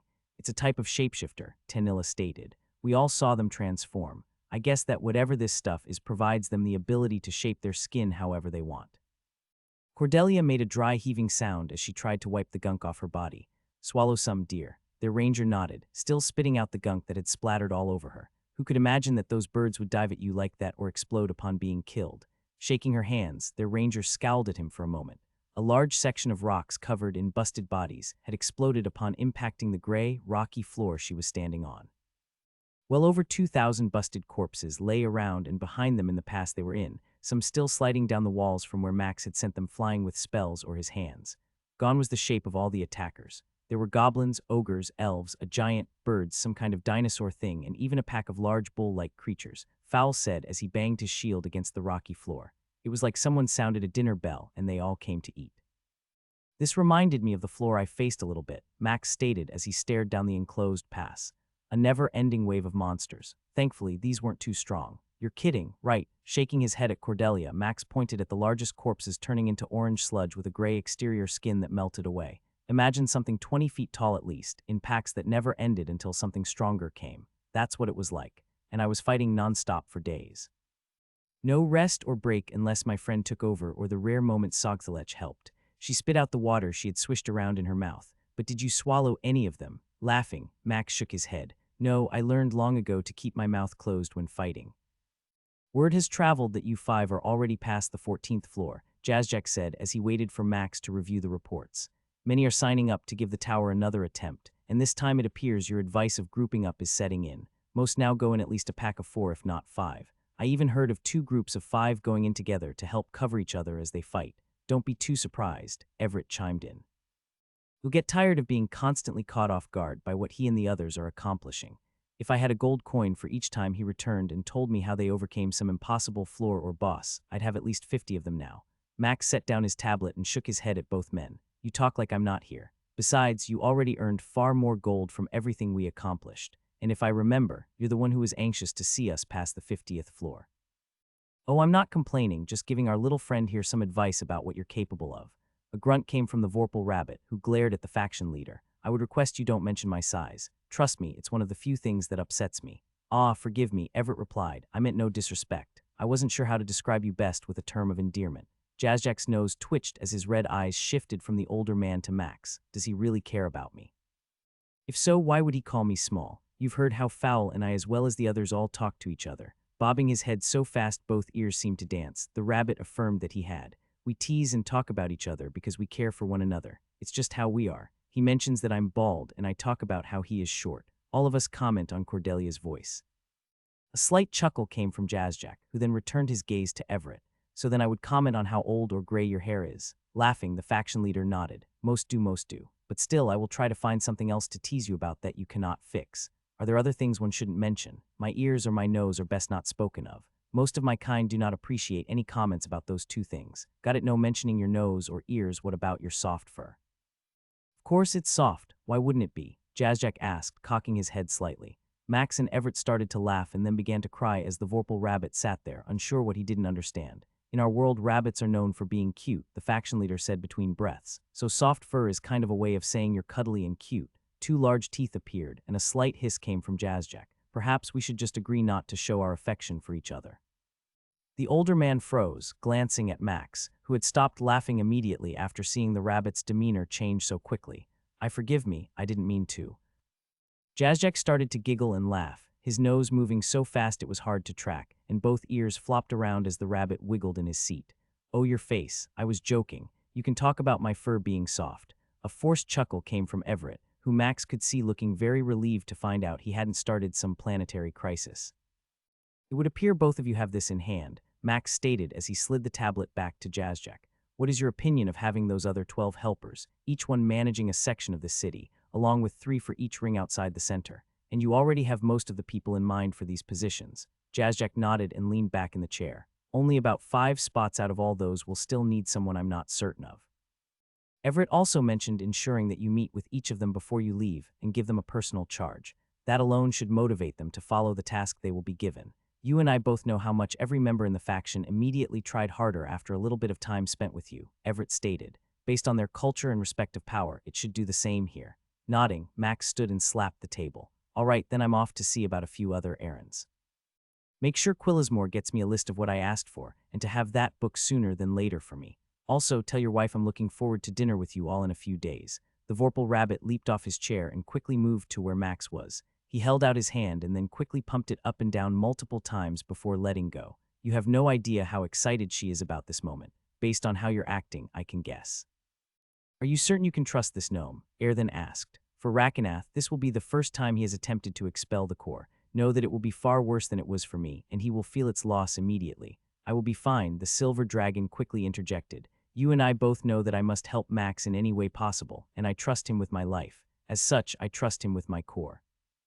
Red Dragon's lip furled slightly, the softest growl coming for a moment as she stared at the growing dragon who seemed to forget just how much larger she was. Max couldn't help but smile, seeing the pair lounging on a bed of orange grass that had been grown for the pair near his home, letting the sun bake the pair as they relaxed in their natural form. "I promise you I won't let it out of my sight, and I understand the risk this involves." Snorting, she nodded and then lay still on the grass. "Then begin. We shall see how long it takes for you to bring it up." A grin appeared on Rakenath's face as he moved a little bit away from the two and turned, stretching his neck out. Retching sounds came, and after a minute, chunks of partially dissolved flesh and bones spewed forth from the younger dragon's mouth, landing on the grass, immediately emanating a stench that was one of the worst Max had ever smelled. "Eat it, quickly." Rakenath stood there for a few seconds, staring at the pile he had just created, before bending his neck and using his tongue to lap up the bubbling mess. Max covered his mouth as he watched, not wanting to witness what was before him, but unable to look away. "You actually have one," Nim muttered as she held the dragon core that was almost 12 inches in diameter in her hands. "I'm actually holding one." Max smiled and said nothing else as he stood beside her for a few more seconds. "So you can do it. You bet your swinging pair I can. Now all I need to do is set up my shop and we can start the process." Her hands shook as the glowing orb was given back to him, eyes seemingly unable to be torn away until she took a quick breath and hopped down off the stone platform behind her counter. "Big H and GD, flip the sign and lock the door. Mama's going to be cooking tonight." 2 of the clockworks suddenly stopped their movements, set down the boxes they were carrying and moved toward the door, ready to carry out the instructions they had been given. Max watched in wonder at what he was about to witness, keeping his eyes focused on Nimin's work. For over 3 hours, she had built a custom power core, showing him how to enforce it with a metallic cage and different parts he could create if he acquired some other skills to help improve power flow between the core and whatever item it was finally inserted in, so that robotics skill you consumed. Yeah, looking back now, I can see how it might have been useful. Still, you could probably travel to her world and try to acquire the tinkering, engineering, and other half-dozen skills she mentioned it took to build creations like the ones in her shop, or kill her and take them. Yes, or that. Their bond sparked a thread of sarcasm, and Max just smiled, knowing Bob had not been amused by his joke. "Okay, now you're going to really want to focus on this next part," Nimin said as she pointed at the core she had finished constructing. "We're going to transfer the power from what you have to this, but we must take it slow and steady. If you rush it, even as much work as I've done to reinforce this one, you could overload it and boom." She waved both hands in the air, wiggling her metal-covered fingers as she grinned. "We don't want to do that, okay?" Nodding, Max cracked his neck. "So what's next?" he asked. "I'll need to use a transfer case and cable. Are you willing to let me handle the dragon core so I can find the best case for its size? I know you're protective of it, but it has to be a perfect fit." Retrieving it from storage, Max handed it to her, watching as she took it and jumped off her stone platform. "Okay, now grab those 2 cables I laid out at the end of the table and clip them on the connectors we attached to the orb while I start sizing cases," Nimin said as she moved to a wall lined with metal boxes, each with runes etched all over them. Moving to the cables at the end of the counter, Max found the clips on them and took them back, sensing the direction he needed to adhere them to the new core. I guess we'll need to buy some of these cases, or just pay her each time to do this. How many more of these do you want? We still don't know how much. This one should do it, Nimin shouted as she turned, holding out a gold and crystal case, the glowing orb showing through the box. You can't imagine how excited I am. Me either, Max replied, grinning as she was. I'll need to. The box disappeared and he saw her grin change. Nimin, I thought you understood my instructions about the core. She nodded and shrugged as she moved her hand over her wrist. Be safe, Max. Hearing his name from her, knowing she had never been told any name, but Ifrit made his blood go cold. Before he could react, Max felt a tear in the fabric around him. System travel block overridden.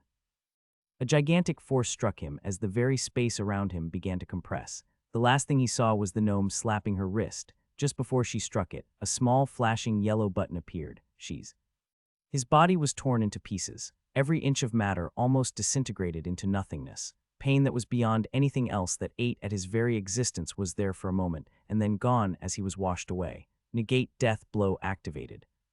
The absence of sound was the first thing Max noticed. His radar didn't detect anything. It's gone, everything around us is gone. Max's eyes worked and he felt himself floating. What, she tricked me? It would appear so now. I wish you hadn't been joking. Max's eyes struggled to see what it was he saw. Around him was a perfectly spherical crater, half in the ground, the other half missing. Every building within that circle, which ran for almost 150 yards, was also gone. Some of the buildings on the outer edge of the circle were perfectly cut in shape. Then the wailing started. Sounds of pain, agony, and worse came as the realization of whatever had just happened set into those around.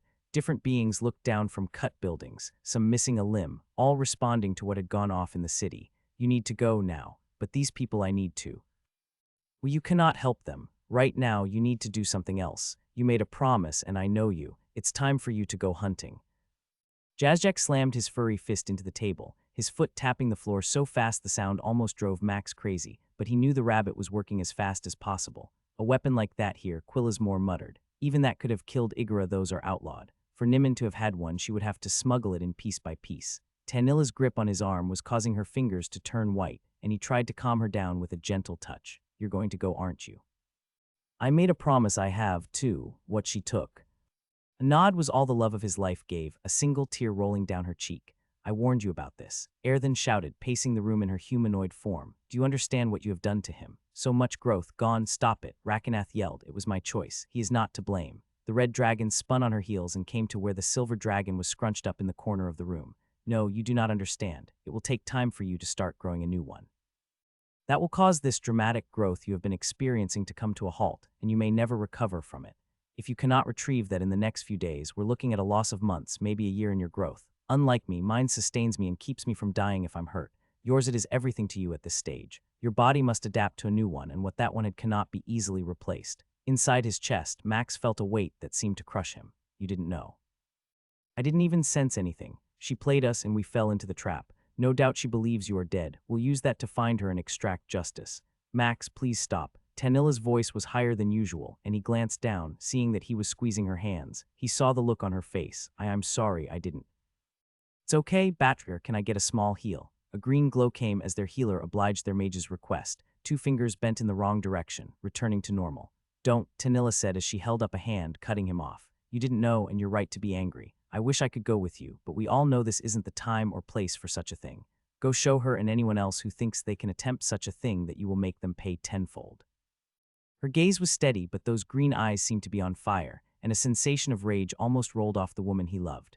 Don't worry, I will. Each minute felt like an eternity, and Quillasmore occasionally said something, making Jazzjack grunt as the pair worked on a terminal inside the teleportation area. I wanted to learn more about this place, and here I am about to find out how it works. We need to focus. Time is crucial, and you will be on a world that's not your own. Tell me, how do you intend to handle this problem? I'm going to turn her entire world against her. Laughter came from inside his head. Unlike so many times, he wasn't disturbed by it. Instead, it seemed to make him feel at ease. You will learn the greatest lesson that can only be gained by doing. Show them all who you really are. Okay, this will take you to the world she went to, Jazzjack said, handing Max the tablet he had been holding. That's all that I know about the world, but it's mainly a gnomish, dwarf, and goblin one from what our report says. I can get you to the main teleporter in the capital city. They won't expect you, so you may be required to clear some customs. Forcing his rage to rise, Max took a deep breath and slowly let it out. What will that involve? 5 green tokens and a metallic card appeared in Quillismore's outstretched hand. There is a fee and some paperwork. All the information is on this card. Once you've cleared the transportation area, you should be free to explore the city. As far as finding out where Nimin is at, I can't give you any advice on it. Who's in charge of that planet? LYC 58252 has a delegation that handles all problems, not a singular person like yourself, Jazzjack replied. From what I understand, each race submits 5 who will be responsible for their section of the world and potential problems that arise between them. You should be able to find someone who can direct you or provide a map. What about power level compared to here? Say Igara or myself. Both men glanced at each other, and neither hid the pained look they wore. That isn't an answer I can give, Quillismore said. They're an older world with a rich history of embracing the art of mechanical things. Unlike here, they focus on augmenting their bodies with equipment and machinery. It's a weird combination of magic and technology, but it has done well for them. So anything you encounter strength-wise would be a mix mash of organic and metal. How that stacks up against you, I'm not certain. If you had to guess, Max asked, trying to get them to give him a better answer. They most likely have multiple fighters who could potentially be as strong as you or stronger, Jazzjack said with a sigh. We don't have time to do proper research. If you wanted to give me a day, I could. No, I don't have that kind of time. I'll go in and see what I can figure out. Just keep them safe for now, and I'll be back as quickly as possible. Moving to where Tanilla was, he pulled her close and kissed her. Forgive me, you don't have to apologize. No one blames you. That's a job you seem to be very good at doing alone. Moving to where Rakenath was, he held out his hand and scratched the underside of the silver dragon's jaw. I made a promise, and I will keep it. Of that, there is no doubt. Teach them what it means to mess with you, and bring me back something to eat. Even as the portal activated, and he felt the world shifting before his eyes, Max couldn't stop laughing, the thrumming of his dragon and air then vibrating the room. Planetary travel successful. Entity does not match specific travel protocol. Entity possesses world champion title. Planetary travel granted. Blinking, Max was distracted by the messages that scrolled past in the area surrounding him. 8 distinct automatons surrounded the platform he was on, different colored gems for their eyes, all fixed upon him. Behind them were metal walls filled with display panels, and a few small gnomes, dwarves, and goblins stood off in different areas, each wearing matching suits and talking with others. Get off the platform, you oaf. The high-pitched yet gruff voice carried across the din of noise from the metal room, and Max saw a bald gnome with a large pair of spectacles leaning over a metal panel like the one Jazzjack had used. What? I said, get off the freaking platform so someone else can come here without us having to worry about the two of you finding yourself merged into a new creation, even if it's probably a better-looking one.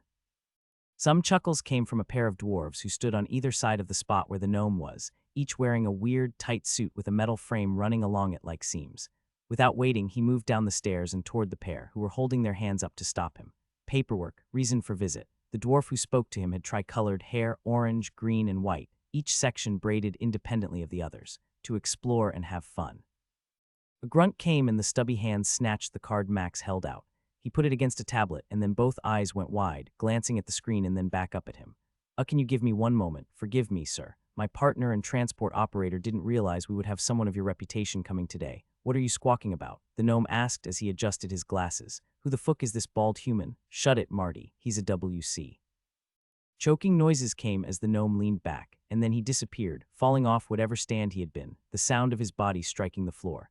The other dwarf with only orange and green hair quickly moved around the panel area. He's fine, Fipple. Doesn't even have a bump on his ugly head. A slight sigh came from the dwarf who still held Max's card, softly tapping it against a tablet. I've sent in a request, sir, for an escort.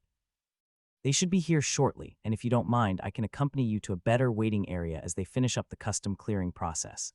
Fipple was it? The guard bobbed his head. Forgive me, I didn't realize I would be causing a scene, Max stated. I didn't give my people much time to announce that I was headed here. Clearing his throat, the dwarf shrugged and motioned to a door away from most of the other people in the room. You have nothing to apologize for, sir. Now, if you'll give me a moment. Fipple moved quickly to where he could stick his head around the paneled spot. Marty, get your short arse up on that box and get back to work, or so help me I'm going to relegate you to the transportation of waste material again. A loud act could be heard, and the gnome's head quickly appeared over the short wall, adjusting his glasses that were still slightly off kilter. Now, if you don't mind, it's this way. Max couldn't help but smile as he ran his hand over the couch he was sitting on. 3 times, different robots, as Fipple had called them, came by offering a variety of food and drinks that they could prepare for him. Across the small waiting area, the dwarf stood like a statue, occasionally checking his tablet when it vibrated. If I wasn't in a rush to kill someone and get revenge, I could get accustomed to being treated like this. Royalty, those of great power, and those who are feared often get special treatment. No doubt you have a combination of those in these people's eyes. Still, time is of the essence. Can I use this role to get information without the need for killing or torture? Potentially, but the problem may arise that you gave someone that reason. While some might not question it, when you specifically ask about a gnome in particular, you could find yourself either requested to leave or a warning could be given to that gnome. There is no telling what other traps or potential escape mechanisms they might have if they get that chance. I could mention that we have a gnome on our world and play that card. Mention how she had spoken highly of her home. See if there are relatives. Start there. Bob said nothing for a moment, but there was a sense of consideration to what he had just said that Max could almost make out. Everything we do here will be the unknown. Some worlds might consider that a compliment and share information as a way to brag. Others might keep silent, not wanting to give out anything without first fact-checking. Here, with 3 races and not knowing their relationships or how they view each other, we might encounter other issues that stem from that. Clearing his throat, Max watched as Fipple flinched slightly. You said it should only be a few minutes, but it's been longer. Is there a reason for the delay? The slightest twinge of angst washed over the dwarf's bald face. Honestly, sir, you're the first being ever to exit my portal with the rank that you possess. This is new to me, and I had expected a much faster response. Please understand I mean no disrespect. My tablet has informed me that your welcoming party is coming. Party? Once more the dwarf flinched, obviously catching the disappointment in his tone. It would appear that is the case. Again, I don't have any real experience with world champions coming through the portal unannounced, and I've been in my position for well over 100 years. Do we have to wait here? I'd much rather start to explore the world I've heard so much about. Shifting side to side, Fipple pulled up his tablet, and his stubby fingers began frantically tapping against it. A few seconds passed, and then he smiled. I was informed that if you do not mind me escorting you until your welcoming party arrives, I can show you some of the capital near here. Standing, Max gave the best grin he could and nodded. I would be happy to have you as my guide, he said. As one with a blood brother who is a dwarf, I cannot imagine a better escort. Both of his silver eyes widened and the guard's jaw dropped. You have a blood brother. Nodding, Max moved to where the guard was and pointed at the door. Let's go for a walk, and I'll tell you my story if you tell me about the city. Holy elf tits, this place is unreal. Not often do I like to agree with that statement, but you are correct. Lights hanging over a wide street changed, and noise erupted as bikes, mechanical horse-pulled carts, and wagons that his escort had called a cruiser raced down the street as the other side stopped. The smell of smoke appeared as goblins, dwarves, and gnomes all moved through the city.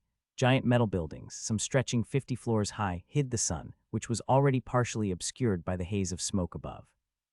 There were lights and noise everywhere, and the sidewalk they were standing on, which moved in the direction Fipple was taking him, had his sonar working like crazy to filter out noises that didn't matter. I still can't believe this is your first time in Din Boldar. Do world champions not travel that much? Occasionally I do, Max replied, watching as lights and displays flashed all around him. But leaving one's world for a long time does leave it open to being challenged. I prefer to not have to keep killing those foolish enough to try. He could sense the dwarf swallowing whatever was coming next, his clean-shaven throat unable to hide the movement. A trio of goblins, each with orange skin and beards that almost touched the moving walkway, hurried past them, talking about the latest gizmo that they all needed. Some dwarves had beards and others didn't. The variety of clothing options on display often made him want to chuckle. Tell me what is up with all the attire I see and the different gears and other stuff on them. Nodding, Max listened, intrigued by what the dwarf was explaining. Do all the races create this or, Gumbodo no, his escort stated as he waved a hand. Each race has their own version and few have tried to meld them together, but often that has resulted in catastrophic disaster. Only the true bloods of the way can access that those few only teach their own blood, so some still exist. Tusking his tongue, Fipple nodded, his finger rising as he pointed at a cruiser that was stopped at a corner that had no top. That goblin's hat, the one right there. Can you see it? Shaped like a top hat, Max could see that it had gears moving and 2 lights that glowed softly. What looked like possible designs or runes along the hat almost called out to him. If that is real, then I could work for the rest of my life and never be able to afford it. That is the power of a true item. For him to wear it openly like that means a few things. He's strong, connected, rich, or simply pretending to be. Fipple laughed and nodded. You nailed it. So who still makes those? Max asked. Only 6 families or so for each race. The market is strong enough that when something of renown is crafted, auctions are held and everyone tunes in to see what someone will acquire. Tapping his chin, Max took a shot he hoped paid off. Yeah, the gnome on my world mentioned something about that once if I remember. Nimin spoke about it. Nimin Flukapich. Fipple started to cough and beat his chest a few times. Did you say flukapitch? Cocking his head, Max tried to keep his cool. I did. Why, that's coughing once more. The dwarf cleared his throat. That is the name of one of the gnomish families who craft such things. I didn't realize one of their blood had left the world. Really? Max asked, smiling as he put a hand on the dwarf he was almost ready to kiss. Tell me, is their place anywhere near here? I'd love to try and tell them how much I appreciate their kin. Yes, but I'm not sure they'd allow you into their place, Fipple said, motioning to Max to come closer as he whispered. Some of the gnomes are downright evil and conniving, and that family is probably one of the worst. You would have to travel for at least a day by train to reach the city they are in, and then you'd have to reach their estate and ask for an audience. Probably one of those overly gaudy places where they flaunt their money. Rolling his eyes, Fipple nodded. You have no idea. Well, perhaps I can get a chance later to try anyway, Max said. Which way is the city they are in? The dwarf pulled the tablet he had secured in a pouch on his hip and tapped it, pointing his arm almost directly behind him. It would be this way. Well, one last question. Where could I go to relieve myself? It's been a while, and all this traveling has made me need to go. Fipple nodded and led him off the walkway that was still moving them through the city. He stepped off it and onto a large metal sidewalk with a giant flashing goblin face and a top hat. He pointed at the green and purple building at its edge, rising into the sky and covered in signs that beckoned people to come in and sample different delicacies or try one of its other services. In here are a few. If I were you, I'd pay for the better bathroom. Trust me, these goblins can't aim. Smiling, Max nodded and made his way toward the door. I'll be back as quick as I can. The moment Fipple turned his back, Max made his move. Blink. Demonic teleportation. Stealth. A wind blade appeared under his feet, and Max couldn't help but smile as Bob maneuvered the spell around the building and upward, rising high into the sky as they headed in the direction they had been directed. How in the gods did you luck out and get one that dumb? I'm not sure he was stupid, simply awestruck by my awesomeness. Yeah, that's exactly what it was. Both of them laughed as they streaked through the air, ready to try and find the quarry that needed to be taught a lesson. Max had noticed the tracks for the train that Fipple had mentioned would take him to the town they were headed toward. Rough stone covered a large section of the land, hundreds of mines that had eaten away at the world. Each one turned into a deep chasm, cut in perfect lines. I wonder how much has been mined from this area. For a world to be as old as Jazzjack and Quillismore had said, I wonder where the food plots are. It also makes me curious to know how big this world must be compared to ours. In my memory, I see worlds and planets that would make yours feel like a simple boulder at the base of a mountain. Just as this one appears to be comprised of mainly stone, others are water or ice. Some burn with fire as the sun that they are near bakes them nonstop, and to think there are creatures that live on them. Imagine if one of them came to your world. How would one from a planet so hot deal with the temperature you think is normal? Would their very body melt everything they stood upon, or would they perish from the pain of freezing to death? Bob's comments and questions helped Max to keep his rage in check as they streaked across the sky. Watching the land beneath them never seemed to change enough to gauge a real distance. Large metal buildings once again rose up in various blocks, each set in a consistent pattern of squares, everything almost perfectly in place. A few things he figured had to be some farms and livestock areas had been off to one side, but otherwise the city suddenly appeared on the landscape, an enormous mine miles away, and sunken deep into the city with multiple tracks that ran to where it was and back to the city. So their main part of this city must be that massive mine out there. It's like watching ants move even from way up here. So much smoke is rising from it. For the city to be that big, it must provide a large portion of what is needed and required. I'd be interested to see what potential materials for crafting are available after we solve our initial problem. Snorting as the wind raced over his bald head, Max studied the city as Bob began to lower them slowly toward the sprawling area. Movement was everywhere, and lights blinked constantly. The sun was on what he assumed was the last third or less of light for the day, and the brightness of the lights below seemed to almost twinkle like stars from above. Slowly, the city's composition and layout changed, and larger, less packed blocks began to appear in the center.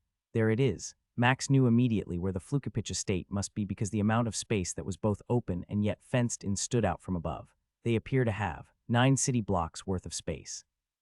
A large wall surrounds it, and all 4 main roads have gates. One of them appears to be more for guests, as no line of goods seems to be waiting outside of it. He could see the line of metal wagons, or containers as Fipple had called them, lined up along the wall, and occasionally one would enter and move along the roads inside the massive complex.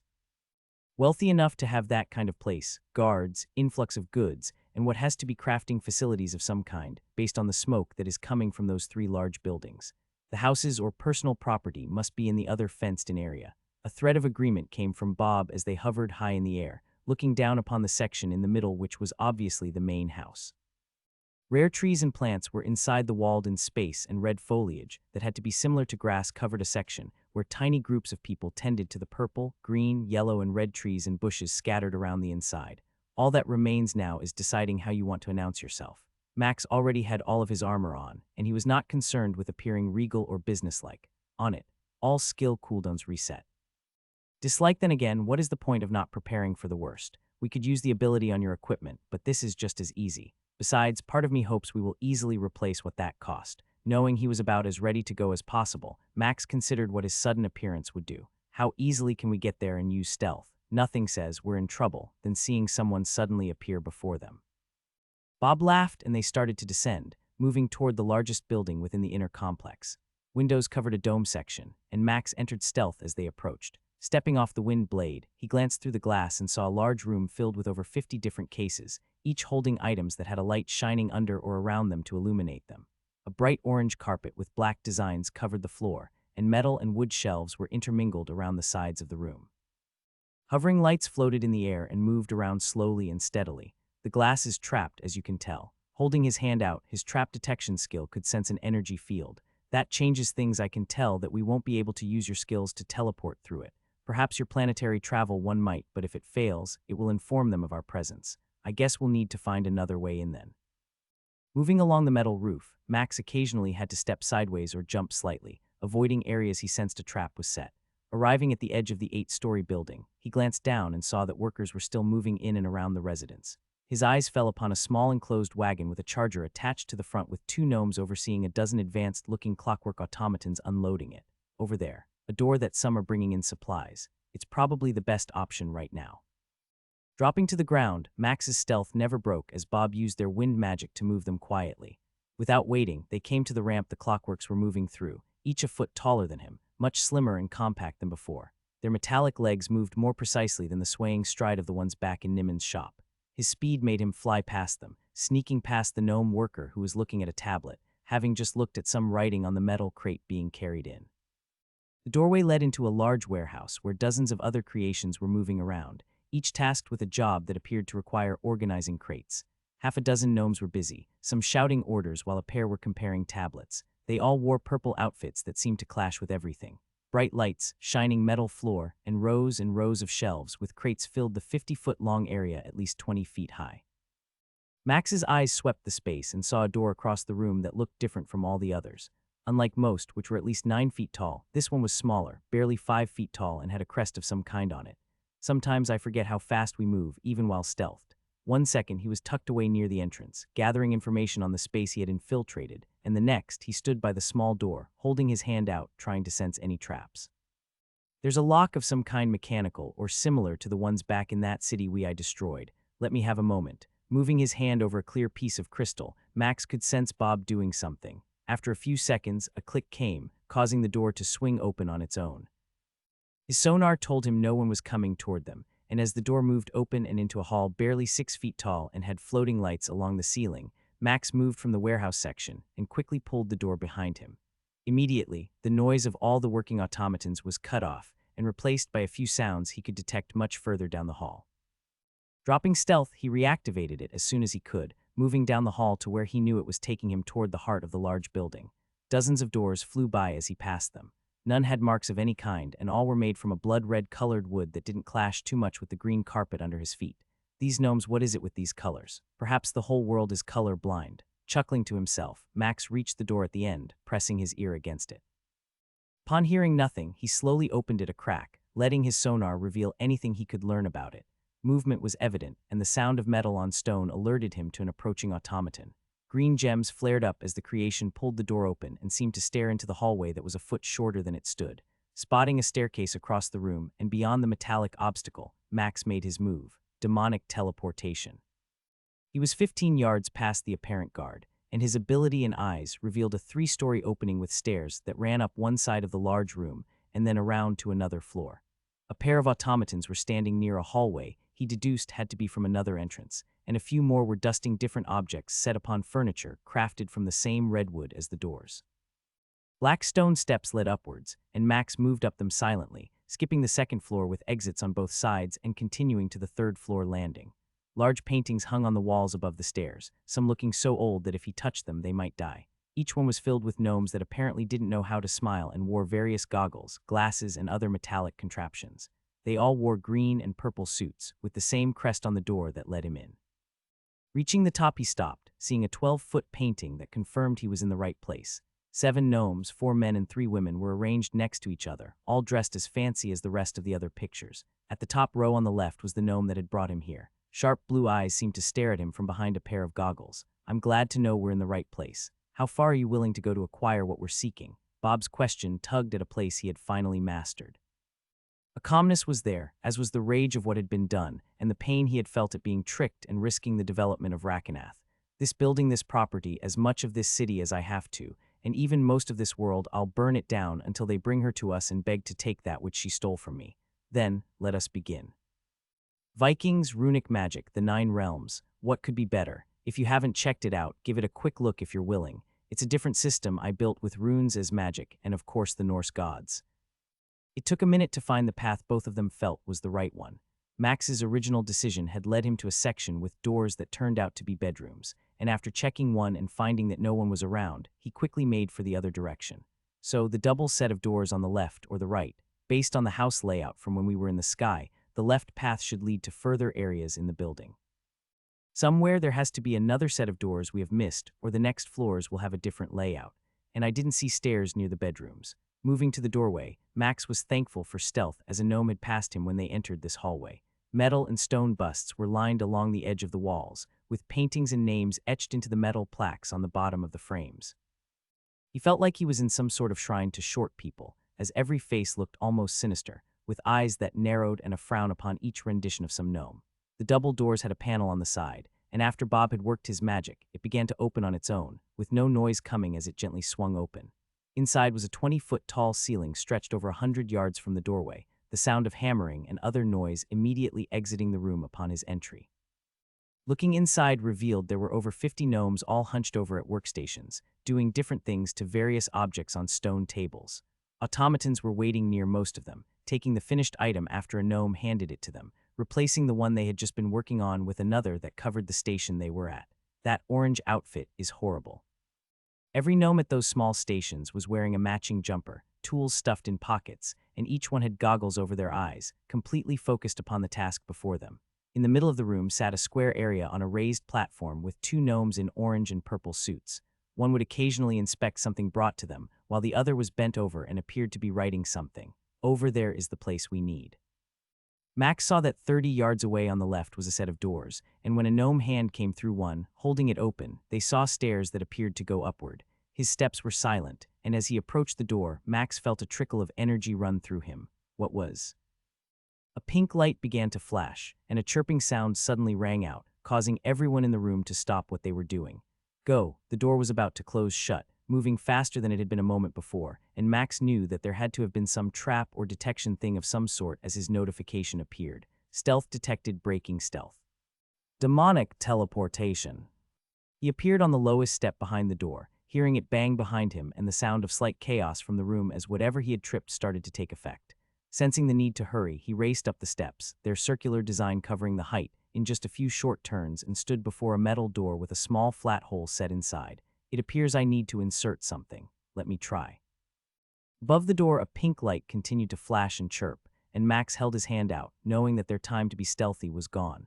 Seconds ticked past, each one feeling like forever, and after about 15 seconds, Bob's frustration told him what he assumed would be his answer. "I cannot get it to open. There is a different kind of barrier around this lock. Don't worry. I'll use my other key." He tried using his stone and metal mastery to adjust the wall or the door, yet both resisted him. A surge of pain ran through him as he felt some field repelling his attempt. "I guess I'll use the other option. Power strike." His boot connected with the door, and it flew inward, ripping stone and metal chunks from the section of the wall, revealing a flurry of activity where one of the older gnomes he recognized from the painting with Nim was pounding on some tablet at a desk they were sitting at in the middle of the room. What stopped them?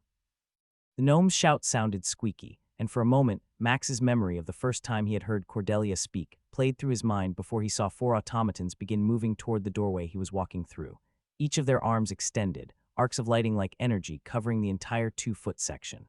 Soon, a pair of devices extended from over their shoulders as gem eyes turned green and fixated upon him.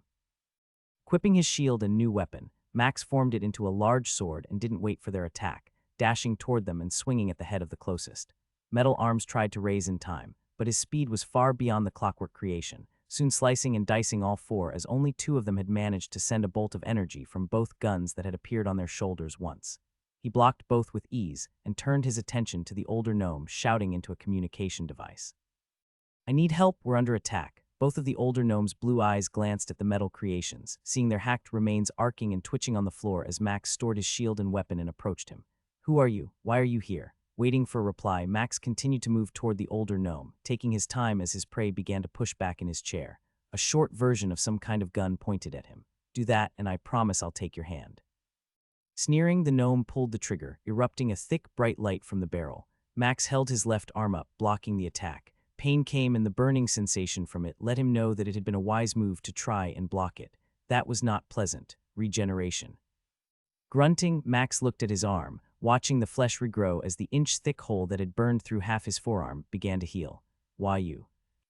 He made his move, 20 yards gone in a moment, his new weapon coming down and cutting the outstretched hand and weapon off before the gnome could blink. Blood began to spurt, and Max summoned fire as he grabbed the outstretched arm before it could be pulled back, pressing the flames against the stump.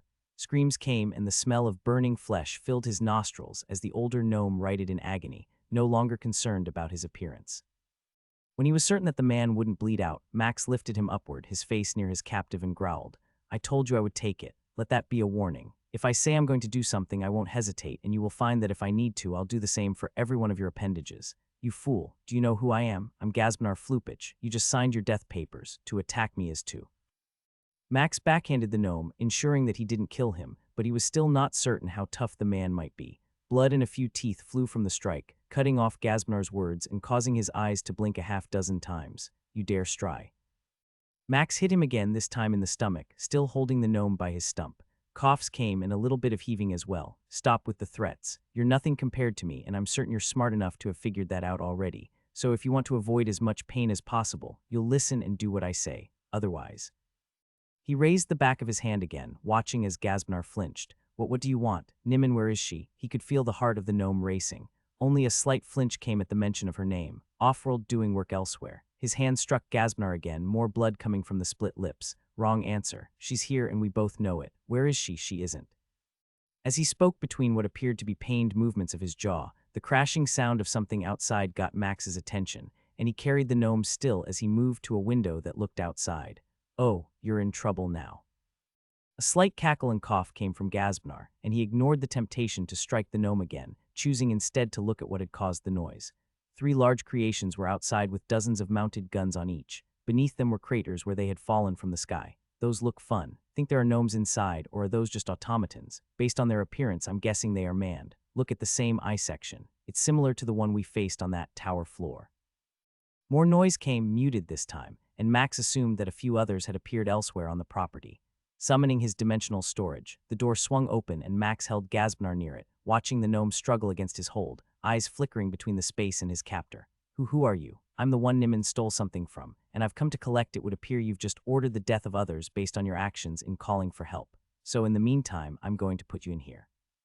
"But if you die..." Laughing, Max flung the gnome inside and watched as he bounced a few times off the purple stone floor, struggling to rise, and ran to where the doorway was, face planting against the invisible barrier. "It would appear you know what that is, and that if I die, well, you'll only have a few days of air before you die as well." Still laughing, he willed the door shut, ignoring the cries of the gnome whose hand was still holding a gun, lying on the floor in the middle of the room. "I guess we should go outside and make sure we let them know I'm not playing. That would be the polite thing, especially since I can only assume they spent a great deal of energy getting here." Using his weapon, Max shattered the window and leapt outside, landing on the red grass, wondering just how much damage he was about to cause to this property. Halt! All 3 of the 20-foot metal creations before him trained their weapons on him. Shields began to form outward from a hand on each, creating a circular defense, while 2 had a large hammer form in their other, and 1 had a sword. "And if I don't?" Max asked as he casually walked toward the closest one. Every gun on his foe began to have different colored lights form across the barrels of them, a slight whine sounding as he sensed the buildup of energy being prepared to come at him. I guess they answered that question. Max tried to remember when Bob had laughed so much and for so long. Yet as the first attack from his opponents came, he found himself laughing too. He was tired of not being respected or people listening to him. Today, he was going to make sure word of how he treated those who thought they could hurt him, or his loved ones reached as many worlds as possible. The smile he wore grew as the fifth creation he fought crashed into the ground under him, metal bending inward from the force he applied with his hammer. Over and over, he struck in a display of power, turning the thick chest of his metal opponent into a crater. Its appendages no longer moved as sparks and liquid gushed from the destruction. They're fleeing. Looking in the direction he knew the last of the six was, Max stood upright and frowned. Gone was the manicured landscape. Instead, there were large furrows of dirt with mangled pieces of his opponents buried in them like trees. Those who had been near the fighting were crushed or on fire, not escaping the carnage of the one-sided battle. A section of the house lost a few stones, the noise of their impact against the leg he had tossed in that direction having destroyed less than he had thought it might. I guess we'll let them go. Perhaps they'll bring back more. For now, I need to get back to the real reason. Bob didn't reply, but he could almost sense the disappointment of his decision. None of the defenses that had been summoned could compare to their strength or speed. A single demonic teleportation had taken him behind the first three, and their guns were useless after the first salvo missed. From there, it was comical how easily he had broken these things like a child's toys in a teenager's hands. Originally, a few gnomes had come to watch the fight, but had fled upon seeing how one-sided it was. Soon he was back in the room he had left a little bit ago. Summoning his dimensional storage, he found Gazbnar near the entrance, both eyes widening as the light from inside reached the absolute dark place. It appears you and I both live for another moment, Max said as he reached inside and grabbed the gnome by his purple suit. Now then, let's continue our conversation. A cry of pain came as the older gnome was deposited on the ground, and Max put a foot on his chest. Where is Nimin? Spit flew upward, missing him completely as his captive scowled. We don't give up family. Worse is coming, and when they arrive. They will die like the rest, Max said, interrupting the gnome. Turning his attention to the room, he pointed at the artwork and all the bookshelves lined the wall. Is this stuff valuable? Once more fire began to form around his hand, and then a jet of flames raced at a wall, engulfing the section he had aimed for. Don't, those can't be replaced, Gazbnar exclaimed. Do you? Applying pressure with his foot, Max shook his head as he cut the gnome off. I don't care. I'm going to tear this place to the foundation and perhaps destroy every inch of this property you call home. Every gnome or anyone else who tries to stop me before I get what I come for will die. Gazbnar was gasping for air, one hand on Max's boot trying to lift it off his chest. What do you want? You know what I want. Shaking his head, face all red, the gnome protested. She Nimin just returned. I know she has something, but not where she is I don't know. Easing the pressure of his boot, Max studied the gnome for a moment. I believe he is partially telling the truth. His eyes and face seemed to react only to where, not what. Do you think she would keep what she stole a secret? If the truth about how rare they are is real, perhaps I'm beginning to understand why gnomes are no longer wanted in your world, or perhaps others. While he spoke, an item appeared in Gazbnar's left hand, and the gnome grabbed Max's ankle. Recognizing what it looked like, he didn't hesitate, phasing. A silver ring went through where his ankle had been, and a look of surprise filled the older gnome's face as Max stepped back. You. No other word came as Max's weapon came forward, blade piercing the gnome's chest, still phased. That was a poor decision, he stated. A look of relief came as Gazbnar grabbed at the weapon, finding he was still alive and not dead. Ha, you. Blue eyes went dark as Gazbnar's mouth opened, and a spurt of blood gushed out. Then he went still as the blade returned to its usual self, still embedded in the gnome's chest and heart. A wave of cold washed through him as notifications passed by. That was not a smart move at all, Max said out loud as he stored his weapon, grabbed the ankle of the corpse, and tossed it into the dimensional vault he had not yet closed. After that, he bent down, grabbed the ring that had fallen to the stone floor, and inspected it. He could sense something similar to the item that had imprisoned him on Igara's world. It would appear that stupidity is a common trait among many. What are the odds that more of those exist on other worlds? Before this, I would have imagined it being less, but now it would appear that perhaps many worlds operate in some ways off of things like that. I doubt most have the ability to acquire them yet, but if one could. Grunting, he stored the ring and finally paid attention to the smoke that was filling the room. Take care of the rest of it. We'll try that other door. Bob didn't wait, sending fireball after fireball at the other walls and torching the books and other flammable objects. You did mean it when you said you would burn it down. Crushing the head of the automaton that had been grasping his ankle beneath his boot, Max turned his attention on the older two gnomes who were running to a set of metal doors, attempting to stick a card into the slot it belonged. 37 of these things were definitely costing them a lot of tokens. Bob's laughter came as he sent one last bolt of lighting at the pile of metal scraps they had created. His wounds were healed already, and the few that had come from whatever energy weapon was used didn't do much compared to Gazbnar's. He moved slowly, letting the pair and their shaking hands get stable enough. The two metal doors swung open as they began to rush inside. Moving with his real speed, Max was upon them like a predator, having simply toyed with his dinner. His hand now grasped each one by the back of their necks and lifted them upward, stepping into the room they had tried to run. High above, the lights he had first seen when he looked down through the windows continued to float in the air slowly. Ignoring their shouts and struggles, he moved along the orange carpet, walking to where the first display was. An old hat with a spinning crystal flower was suspended in midair. "Put us down, we're going to tear you apart." Sighing, Max shook his head. "It was Gludaro, right? Gudarno Flukapich," she shouted. Her brown hair fell over his gloves and bracers, yet Max didn't care. And it was Niziver. Grunting, the gnome slapped at the hand that held his neck, not replying. Summoning his dimensional space again, Max tossed the pair in, grinning as they shrieked at the sight of Gazbnar's corpse. "We're going to talk while I look at these things. I suggest you both take me seriously when I tell you I'm looking for Nimin, and nothing is safe until she is in my hands. I'm never going to tell you about her," Gudarno exclaimed. The look she was giving him could curdle milk or worse. "She's already probably gone to another world." Max smiled and turned to the pair who had done the same as the previous captive, finding an invisible wall that blocked their escape. "She knows what was taken." "Yup, you can see it in her eyes. Besides, it's easy to see that is her mother." Ignoring the pair and the sobs of the male gnome, Max summoned his weapon and, after making it into a large two-handed hammer, positioned himself from the old hat. An overhead swing shattered whatever protective barrier had been in place, smashing the hood to pieces and earning him a shriek from both gnomes. "You fool, do you know how much that is worth? Her mother is a feisty one." Moving to the next case, where a pair of gloves hovered, he repeated the process, crushing and destroying it while ignoring the sounds of protest coming from his vault. 9 more items found their fate beneath his weapon when the air around him began to almost crackle with energy. Max turned toward the 2 doors that still stood open, hearing the sounds of heavy steps coming. Moving quickly to where his vault was, Max got in a position, shield out, and a claymore was now in his hand, looking to see what was coming toward him. A standard-sized gnome with an ugly purple outfit, and the crest upon it was chasing after the ugliest gnome Max had ever seen. Unlike the rest, it stood about 9 feet tall and was a conglomeration of flesh and metal.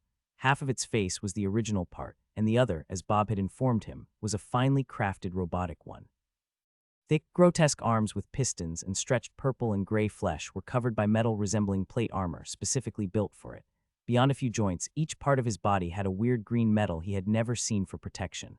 "This is the one." Its voice sounded like it was being spoken in a box. "Yes, now you're going to suffer," Gudarno said from behind, her voice almost happy from the tone. "You Ifrit, champion of world tier 80,921. Please do not resist and return with me for judgment. Your actions are not approved. You have no authority on this world. Failure will result in your termination." One eye had a red gem that moved in sync with the real one, and its face didn't exhibit any emotion as it spoke.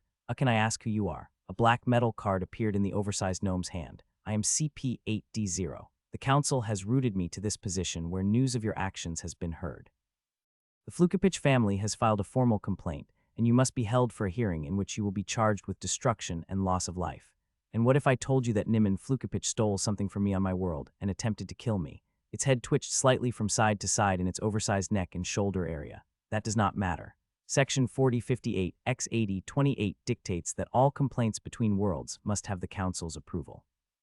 As you do not have that, you will be required to surrender. Please put down your weapons and surrender." Laughing, Max shook his head and pointed his weapon at CP8D0. "I'll do no such thing, and you can tell the council or anyone else who might be listening. The 2 Flukapich aren't going to escape and will most likely die because they won't turn over Nimin. I've survived multiple world champions and even the attempt on my life by their daughter. Trust me when I say this." Glaring at the creation of flesh and metal before him, Max felt his lips curl. "I'll burn down anyone who stands in my way, on any world." CP8D0's head twitched slightly, and then 2 5-foot-long curved swords with 2 power cores each appeared in his hands. "Then I must use force. According to Section 8,675,349, you have forfeited your right to a trial." Lowering himself slightly, Max grinned. "Indeed I have. Would you be willing to relocate this fight outside? The amount of relics within here is far too valuable to risk destruction while I end your life." He's serious. I believe there is someone, most likely from the council, speaking through him. The way his head moves occasionally before he responds makes me believe that. "This comes as a request from those back in the city?" Max asked. "It does, then no. If you won't help me bring to justice the one who stole from me, everything in here will meet the fate of anyone who opposes me." A a faint smile that was almost humorous as the metal and flesh side moved as one appeared before CP8D0's head moved slightly. Your decision has been documented. The moment the last word came from his opponent's mouth, it moved far faster than any of the creations Max had faced all day. Both swords flashed with a red glow, and the impact of each sent him staggering backward as he parried and blocked them. Quick strikes with tremendous power assaulted him, the swords flashing red and then green after each attack, creating a barrage of metal that would have crushed or killed most people. Yet beneath it all, Max smiled and waited, knowing what Bob was doing. A ball of lightning formed near the top of the glass ceiling. Mana poured into it as half a dozen wind blades formed. Each time he was attacked, Max positioned himself near another item, watching as it shattered beneath the barrage. He knew that if someone was watching or getting a report, how frustrated they must be to see their own champion be the one to cause destruction. Half a minute passed, and the room was filled with splintered wood, smashed and destroyed objects, all trampled underfoot and ruined. Only 3 more items remained in their cases. They were set on a small platform on the far side of the room, and his opponent had taken great liberty to keep them from shifting in that direction. As quickly as the assault started, it ended, both swords missing chunks of metal from where they had connected against his weapon and shield. No glow present, and a loud popping sound came. From both weapons, the power cores that had been in them cracked and fell out. "You are strong." Their report was incorrect. CP8D0 stated, "I am not a match. You are far beyond the potential or." The creature before him jerked, and his arms began to move slowly, shaking with each inch they moved. "You're being controlled, aren't you?" A grunt and pained expression came as metal lips curled upward, but the flesh ones moved down. "Those things can do this." "It would appear he is controlled by strings. A shame, really." "I'll end your pain," Max said as he shifted his stance and set his feet, but only after those who were watching realized the error of their ways. As the creature before him struggled to fight against the commands it had been given, Max moved to the platform and swung his weapon at the first object. From CP8D0's mouth came a pained, guttural cry. Next, its body dashed toward him, but not before the second case was shattered. Both swords came at him, and a burning light from the red-gemmed eye was locked on him. "I can't." Max didn't need to hear any more words. He understood what had to be taking place and could only imagine the life and pain the creation before him experienced daily. Easily dodging the 2 strikes, he smashed the last object, a pair of bracers that began to arc and smoke the moment his weapon crushed them. Sensing the power that was coming from them and having witnessed something similar, he didn't hesitate. Blink. Peering right inside the open section of his dimensional storage, Max watched as the space around him began to suck in on itself, stone pulling from the floors and walls. The glass ceiling fell as thousands of pieces, each one flying as a trained dagger to the ball of power where the bracelets had been. His eyes saw firsthand what he had experienced once already, and he had no desire to endure it again if it was possible. "What have you done?" A fist smacked into his side, but it didn't do a thing as Giudarno struck him repeatedly. 10 seconds later, his entrance to the dimensional area hung in the air. Sobs came from Niziver, and the gnome woman pressed her hands and face against the magical barrier she couldn't escape. "It's gone, all gone." Beneath them, for a half-mile in diameter, the landscape of this block was no more. Like the space in Quanma where Nimon had set off a smaller one, this too was smooth and cut like a sphere into the ground. "I warned you. This is only the beginning." Turning to where the 2 gnomes were, he smiled. "Perhaps I won't kill you. Instead, I'll strip you of your wealth and power. Then when the world burns, I'll hand you over to them. Maybe I'll even stick around to watch the trial that takes place." "The capital, she's in the capital." "Quiet." Max caught Giudarno's hand as she attempted to hit the gnome on the ground. Without waiting, he pulled out a rope and bound her, tossing her to the purple stone floor. "We're in the capital, and trust me, I've tortured enough people to know how to make certain they don't want to lie to me." Tears still running down his cheeks, the gnome shook his head. "I won't lie, just don't do what you said you'd do. Kill me at least, that would be a mercy. Then tell me where Nimon is." "I'll kill you, she's my daughter, next in line for." "For what? It's all gone, you saw it. All our wealth, all our power. How many will come for us now that we don't have what we had? You know what else was destroyed, what kept some at bay with that gone?" His shoulders slumped and Niziver went limp. Giudarno was still scowling, yet her mouth only moved and no words came forth. The command to not destroy things, that was because they wanted what you had on others. Blackmail. Yes, thousands of years worth gone in a moment. Rubbing his chin, Max considered what that could be like for this world. Why have something like those bracelets in that room then? Scoffing, the gnome looked up at him, eyes red from all the tears. "You don't have any idea how something like that works. Only a faux person not trained in them would smash them. Setting them off is a last resort thing. No one would wear them because if you did and someone knew what they were, the potential to be used as a walking black hole is strong. How many more of those are there?" A look of contemplation flashed across the gnome's face as he stared out the open doors of the dimensional area. "On this world, yeah, less than 50, maybe less than 40 now if Nimon used hers." They're rare, very rare, and no one would ever waste theirs. I'm surprised she used hers because of what it requires to make them. What does it require? A power source that none have seen in ages. Like a dragon core. He began to blink rapidly, and Max thought for a moment that the gnome might break his own neck, considering how fast Niziver had turned towards Gudarno. She's making one, you know what she's making. A snort was all the woman gave as she turned her face away from both of them, rolling on the floor until her back was facing them. That's why she's in the city, to make one and possibly unleash it. If she does that, is that what she stole from you? Slowly, he nodded, watching the gnome's lips and cheeks pull back as horror swept across his face. We'll need to move quickly then. I'm not sure how we can get to the capital, though if you can't use the train. Smiling, Max held out a hand and helped the gnome up. I can take care of that problem. I'll give you my word. Help me find her and stop this mess, and I'll either put you somewhere safe on this planet or provide you with transportation to mine. Double-cross me and... No, I'll help if what she is planning is what I think it is. I don't want to be any part of that. And what would that be? War. Niziver had settled down, and the good part about the experience was that Max held the gnome off to the side after teleporting back to Din Boldar. I wonder if someone far below is going to be struck by that.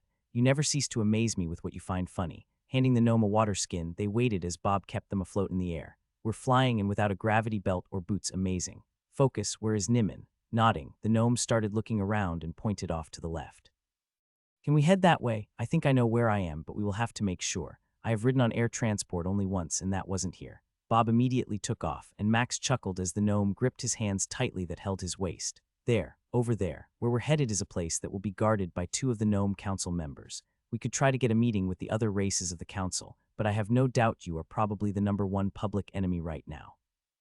As such, we can't get close without a lot of fighting, even still.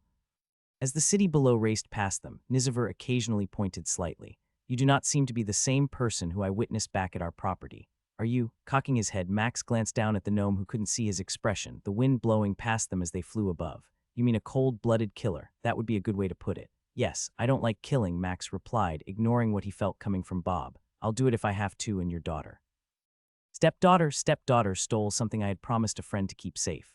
I could almost look past her trying to kill me afterward, but I cannot forgive stealing the dragon core. For that she will suffer, I understand. And your promise to me, I'm a man of my word, which is why you never want me to promise to do something horrible. Neither said anything momentarily, and then Niziver pointed downward to the right. Over there, see that blue and green building? There are 4 of them. A chuckle came from the gnome, his stubby fingers pointed at one in particular.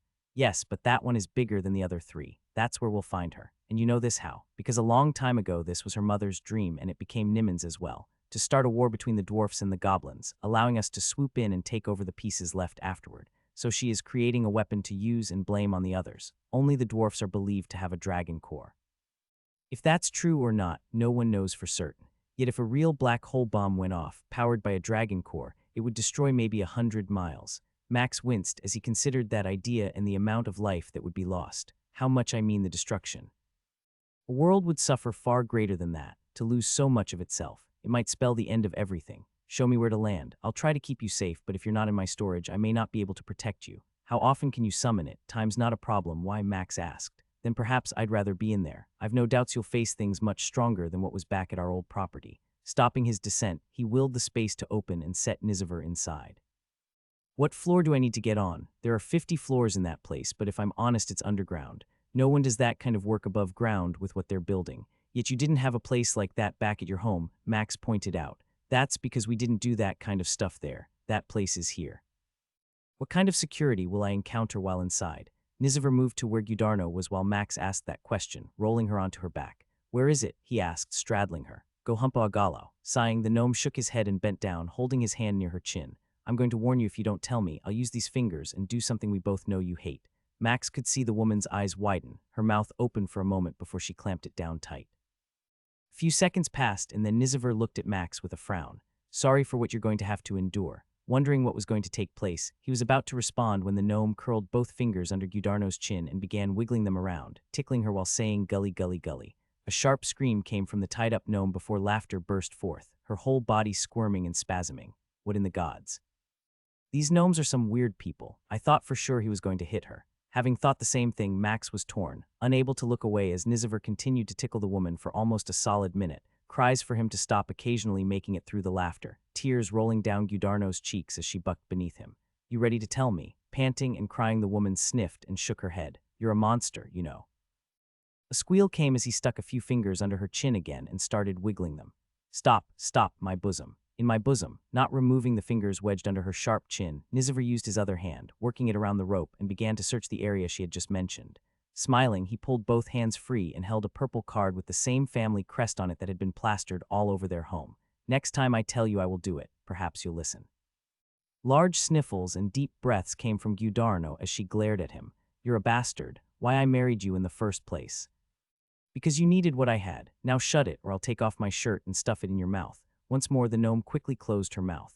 After a satisfied nod, he walked to where Max was waiting outside of the door from the dimensional area. Niziver moved like he had just conquered a mighty beast. You're going to need this, he stated as he held it out. When you get inside, a few areas won't unlock with the card.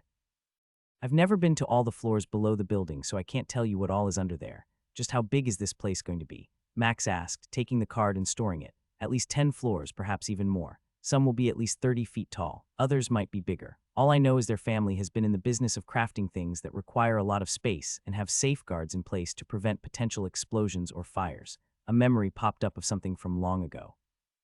Do they craft barrels of liquid that burn and won't go out with water? Boom boom juice. Niziver asked, cocking his head. I'd like to know how you might know about that, but no, that's something the dwarves and goblins often work together on. It's very dangerous, and gnomes have a particular dislike for burning to death. Giving a quick nod, Max motioned to the ground. I'm going to go ahead and go in. Take this, and I'll open the door again when I'm somewhere that I can. Handing a light stone to Niziver, he watched as the gnome admired it and took a step back.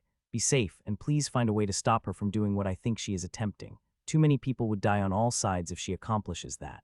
Willing the dimensional storage to shut, Max looked at the city below and tried to devise the best strategy for this next step. With the card, I guess we can enter from the street entrance and then try to find a way down. Anything else we need to figure out. Odds are, eventually, our presence will be known. We're in the capital, which means there will be a faster response from guards, and I'm guessing people from the council. You may not be able to get the revenge you want if we're going to have to retrieve Rakenath's core and get out of here. Are you worried we'll be too weak against what comes after us? No, it's not that. You are you, and seeing how you gave Niziver a chance to redeem himself, I know there is still a part of you that regrets the loss of innocent lives. I could feel the pain you hid when the knowledge that every gnome in that building was killed, even though it wasn't by your hand. You don't want to rampage this city, but we both know you will if that is what it takes to get the core. If you can manage to accomplish that task without doing so, we both know you'll be better in the end. Max felt a twinge of pain at the words Bob spoke, knowing that there had been a moment of regret and sorrow, knowing that what he had promised to do would cause the death of many who didn't deserve it. You know me too well. Still, if I must, I'll raise this city and world, but at the same time paint a different target on your back. Still, no matter what is required, I will always be here to help as needed. Done with having a discussion that needed to be resolved, Max felt himself moving in the direction that they needed to go, ready to finish up this headache he hadn't planned on and get back to his friends. Max slipped the purple card into the slot inside the lift as one of the gnomes on the lowest floor of the building had called it. We need things like this that move people up and down. As the card slid in, a panel appeared next to a bunch of numbered buttons, this time revealing the key B1. Pushing it, he felt the metal box begin to move downward. Over a dozen seconds passed, and the movement stopped. Metallic gray doors pulled apart, revealing a long corridor with lots of lights and a desk with a pair of gnomes sitting behind it. Still stealthed, he moved into the area and saw one of the gnomes look up quizzically, waiting to see who might step out of where he was. Are the lifts messed up? No one's coming. Nope, replied the gnome who was reading something. But if no one is coming out, I'd guess someone changed their mind. If you want, contact the boss and tell them about it. Oh hells no, I'm not bugging her. She'd chew my chin off for pestering her. Both gnomes chuckled and turned their attention back to the papers before them. Max had skirted around them, glad that no alarm had gone off as he focused on a door at the end of the hallway, past the guard area. Another spot for a card was present, and he put it in. The door unlocked, and he slipped inside, noticing that neither gnome at the desk seemed to notice. He found himself in another hallway with glass windows and gnomes inside areas that reminded him of Tang Mu's alchemist's shop. Each gnome wore ugly purple outfits but had masks covering their faces. Dozens of different ones were working on apparent projects and experiments. Max stealthily passed all of them to the lift he found at the end of the hall. He entered it and saw a B2, B3, and B4 button. All the way to the bottom, that would be my choice. Selecting the option that they both felt was right, Max found his mind wandering as the lift moved downward. Just how powerful is a dragon core? I mean, if it can create that kind of weapon, what else can it do? The real question is how powerful a fully mature dragon core could be. And you're wondering the same thing I am thinking. What if Kunios had won? Neither of us knew they existed, and it wasn't something we could sense. All we took were certain organs we knew had value, as well as the scales and teeth. Then again, if he was in a place where nothing had come for hundreds of years, was it providing him strength and nourishment? A light over the doors lit up, illuminating the B4.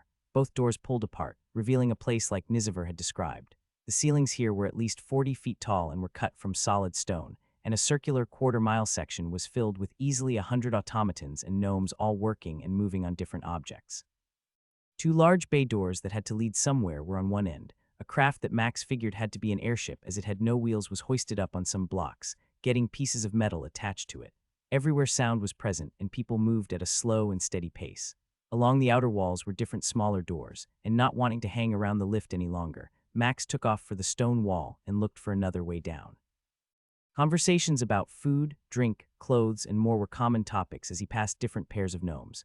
Some items had to be mechanical things, such as names like Spanner 72 for a Jizork bolt, which made no sense to him. Up ahead where those two gnomes are, Max saw the guards standing by doors, which resembled all of the other lifts. Each had a gun in their hand and armor that looked thin yet gave off an aura of power.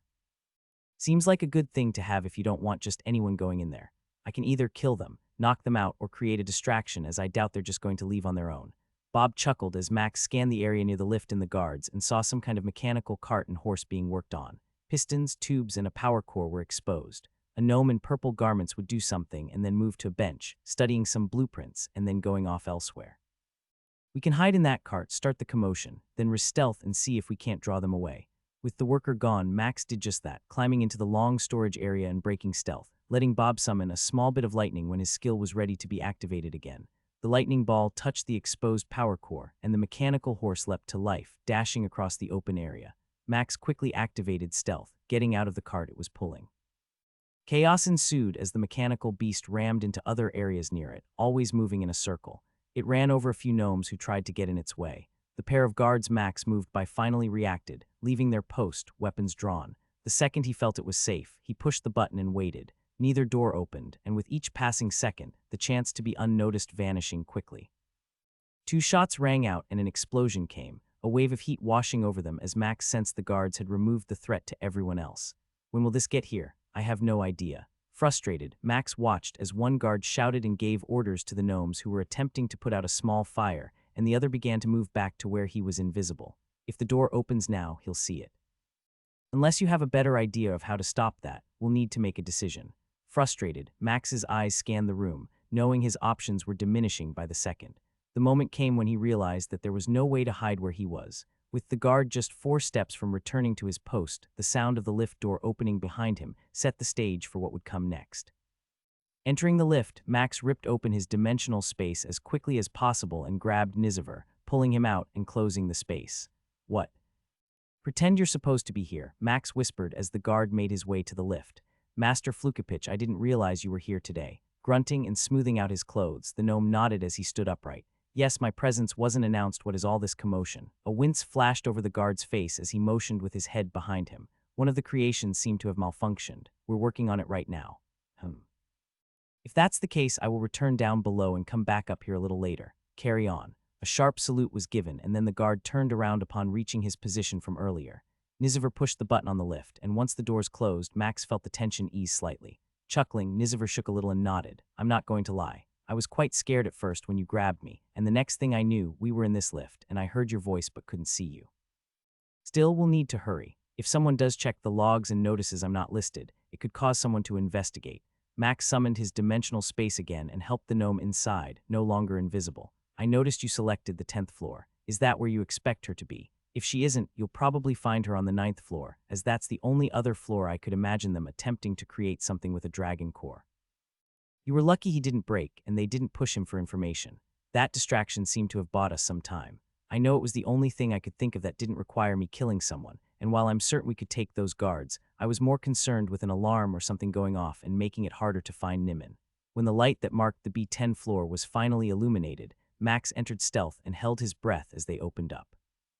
A long, tall room cut in the same black stone was at least a half-mile wide and 50 feet high.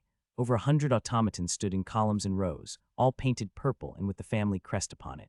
Each had a rifle similar to the one the guards above had been carrying. On the other side of the large open area were dozens of vehicles that had a set of 3 guns, each barrel wider than a dwarf. It appears someone is already preparing for war. Yes, and the audience is gathered further ahead. He could see the group Bob had mentioned about 300 yards away, 8 or 9 gnomes all standing around a bench where Nimmin was bent over, working on something. Next to them were a pair of gnome creations similar to the CPD he had fought, except Max could tell they were a little taller and more refined. They didn't have a bulky appearance as his first real opponent, and their entire head was metal, no real flesh visible that he could see from this distance. Both wore a mark he didn't recognize. Rage began to build, and Max summoned his weapon and shield, choosing a sword long enough most men would need 2 hands, but he didn't. He wasn't like most others. Be cautious and remember why we are here. Collect the core, then worry about revenge. Bob was right. He needed the core first and could always retreat home, returning to fight another day. Taking a single breath and letting it out slowly, he calmed himself just enough not to make stupid mistakes. Let's do this. He raced forward, his eyes fixed upon the core. Gone was his shield, choosing instead to have at least one free hand so he could grab it and secure it. 40 yards from where the 2 large guards were, his face collided with an invisible barrier. The impact didn't hurt as his body was too tough, but his stealth broke, revealing himself to the red eyes that had been almost lifeless, now blazing with energy and focused on him. Intruder. Everyone in the room began to turn, yet with his speed Max sensed the problem wasn't just behind the barrier and the 2 creations that were moving as he was. The automatons on his side of the barrier began to activate, a humming sound echoing off the stone as he sensed the heads of some of the closest ones turning toward him. His eyes were locked on the core, and Nimmin was watching as she slowly looked up from whatever she was doing to the core and the metal contraption on the stone counter. Both blue eyes were behind goggles, but as the lenses rotated, he could see the look of shock as they dilated. Wind blades began to sweep out from around him, crashing into the nearest purple-garbed machines as they turned, weapons lifting upward and pointing in his direction. Bob, no reply came as he dodged to the left. A chained weapon with a 4-edged curved star spinning past the location he had been standing, just as quickly being retracted by the gnome warrior creation on the right behind the barrier. Kill him? Nimmin's voice somehow rose over all the sounds of carnage as gunfire erupted behind and around him, the mechanical machines slowly coming to life as their barrels tried to track him and light began to glow on them. Lightning streaked from above, bouncing off the barrier as the other large gnome creation left its safety, its right hand holding a sword unlike any he had ever seen. In the middle was a grip, and on both sides were 2 blades, each over 4 feet long. Its left hand had a shield with 3 barrels on it, and they began to illuminate with light.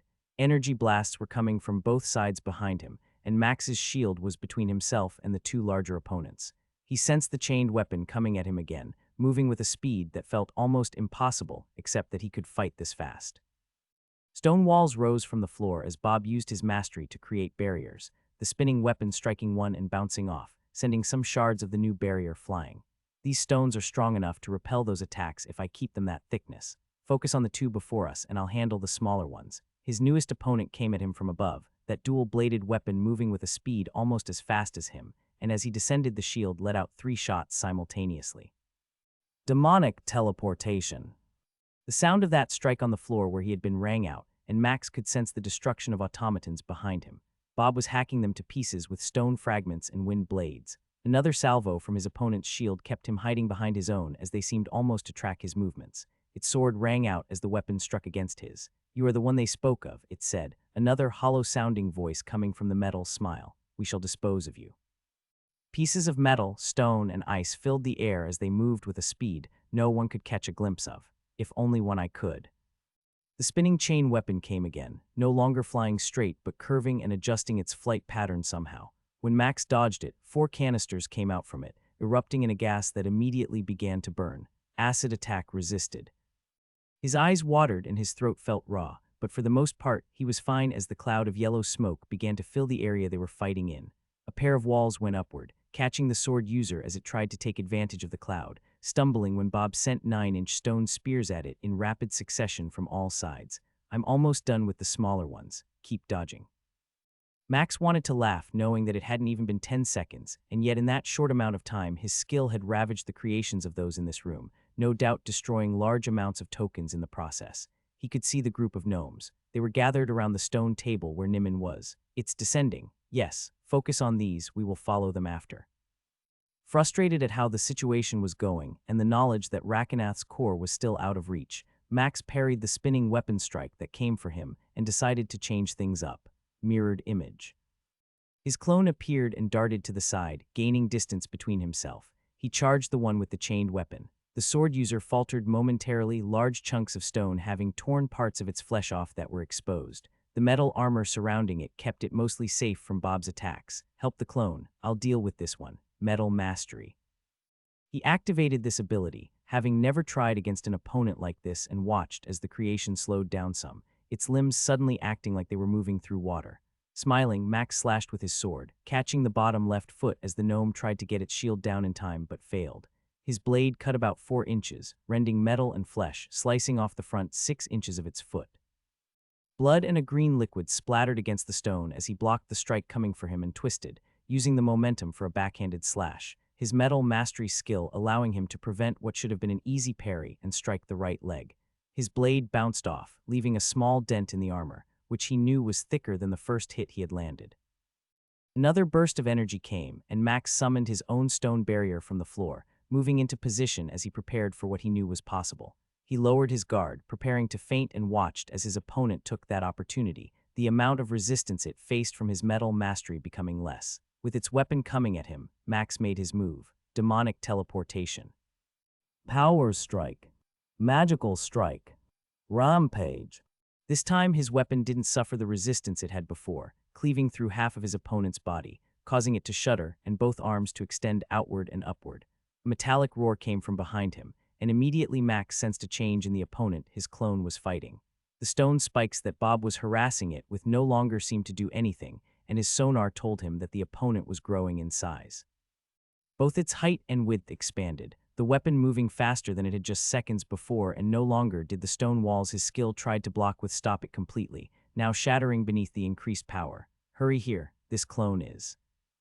Before Bob could finish that statement, the spinning weapon impaled itself in the clone's chest, never stopping its rotation as flesh and blood were sent out in a spray.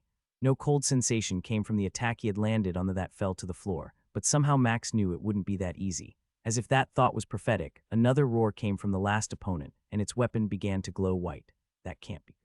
Beams of energy like the ones that had been shot from the guns the automatons carried flew in every direction as the spinning weapon now released them from its curved tip. Each time one was sent out, it caused the blade to spin even faster.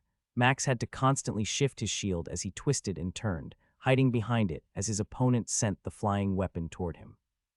Suddenly the chain detached and the blade became completely airborne, impacting and grinding for a moment against his shield before rebounding off, still sending energy beams at him while it flew away. As that attack took place, 2 chains came at his back, having been turned while he faced the now freed blade. I got them. Stone walls rose and were shattered as the onslaught began and never let up. A flying blade in the air and 2 thick metal chains, each trying to strike him from different angles and sides. Seconds ticked by, and the air grew thick with the dust of the shattered stones, which added to the smoke from the carnage Bob had created amongst the automatons he had destroyed.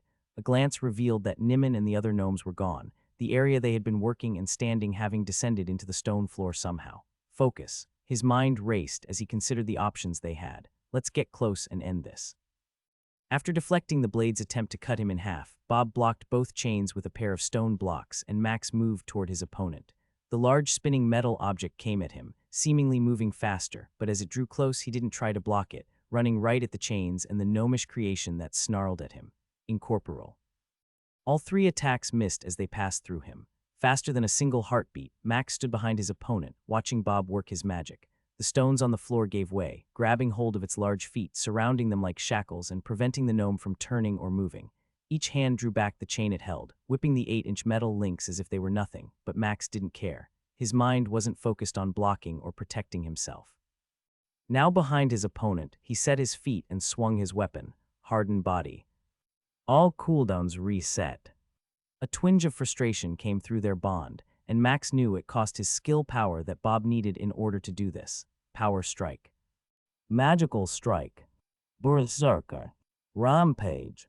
His body became solid, and as it did, his weapon cut through the thicker metal and flesh, not concerned by how much more mass had appeared from somewhere.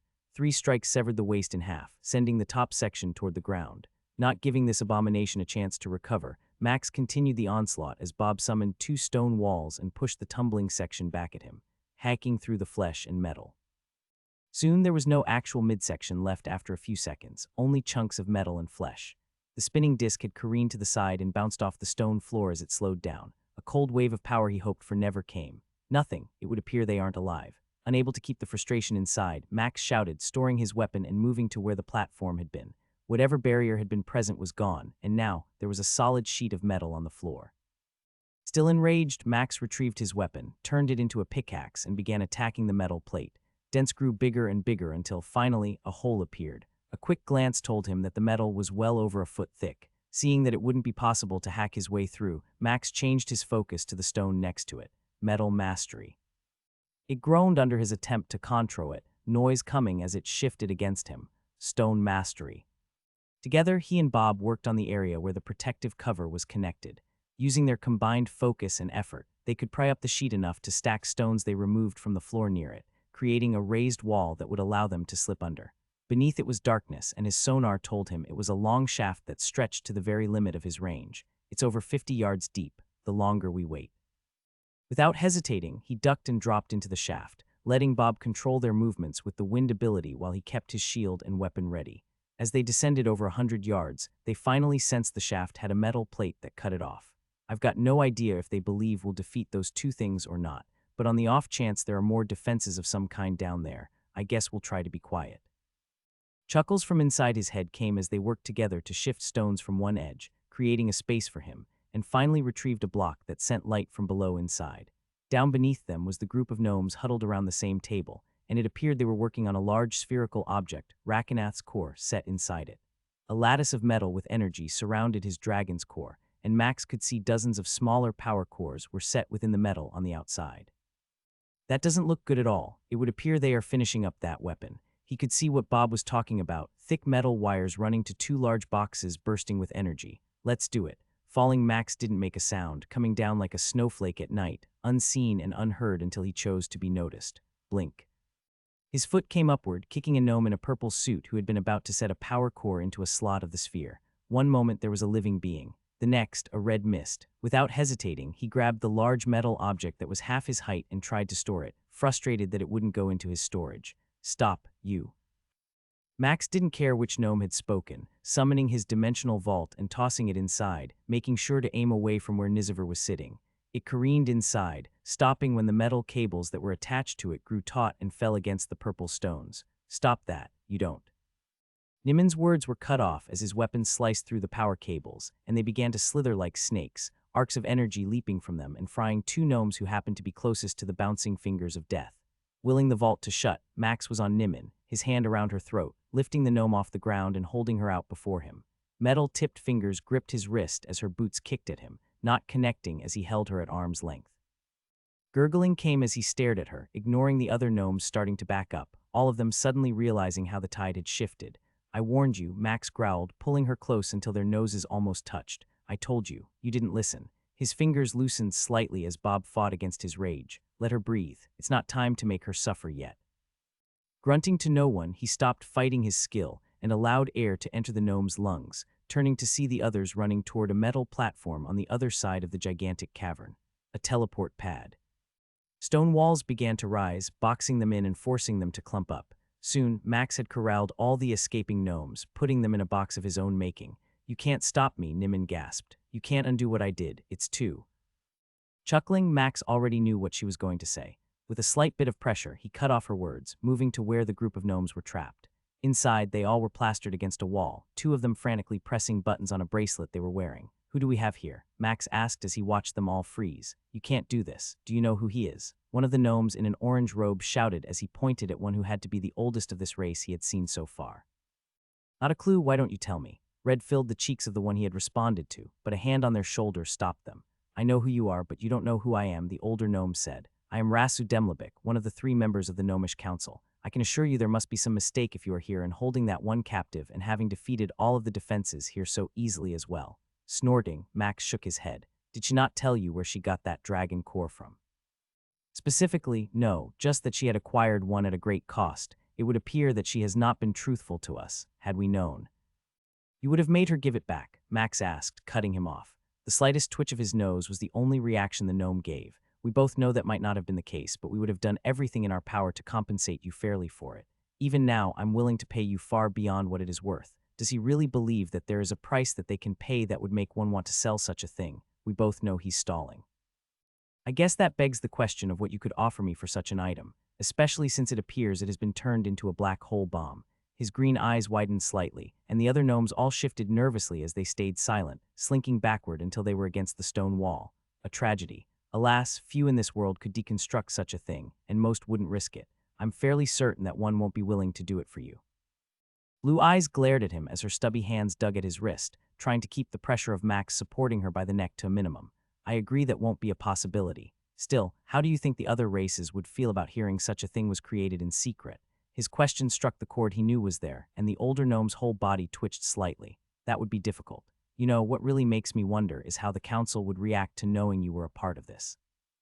Max asked, leaning closer toward the gnome. I doubt they would take kindly to such a thing. Surely that would be worth something. Your silence. His voice sounded almost like a frog, croaking and cracking at the knowledge he was under Max's thumb. Yes, I guess we'll have to deal with that in a moment.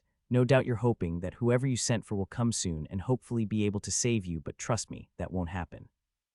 Turning his attention back to Nimin, Max smiled and used his free hand to grab one of hers, shattering the bones with a simple squeeze. She tried to scream, unable to as he held her throat and repeated it with the other hand. Now that I've done that, Nimin, we're going to resolve something later, just the two of us. A cord of rope appeared in his hand. You and your mother will get some quality time together. Niziver shook his head as he stared at the collection of gnomes now sharing the vault with him.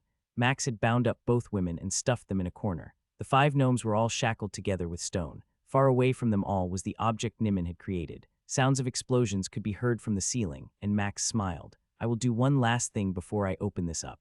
Do you want to wait inside with them or? His motion to the ceiling made the gnome shake his head and laugh. Nodding, Max left the dimensional area and closed it. Now for the last part, trying to get revenge without pissing off a whole planet. Bob laughed so hard in his head that Max couldn't help but join in. Planetary travel. Breathe, Fipple, breathe. The dwarf was beet red and his lips had turned blue after the panic attack that took place when Max suddenly appeared near him. Multiple dwarfs, gnomes, and goblins were frantically running around the teleporting area, most of them pointing firearms at him, hands trembling, yet none pulled the trigger. You're wanted. Why are you here? It's simple. You're the only one I trust. The council could order more of their warriors or champions or whatever they have to come here, but you and I both know they probably don't want this area destroyed.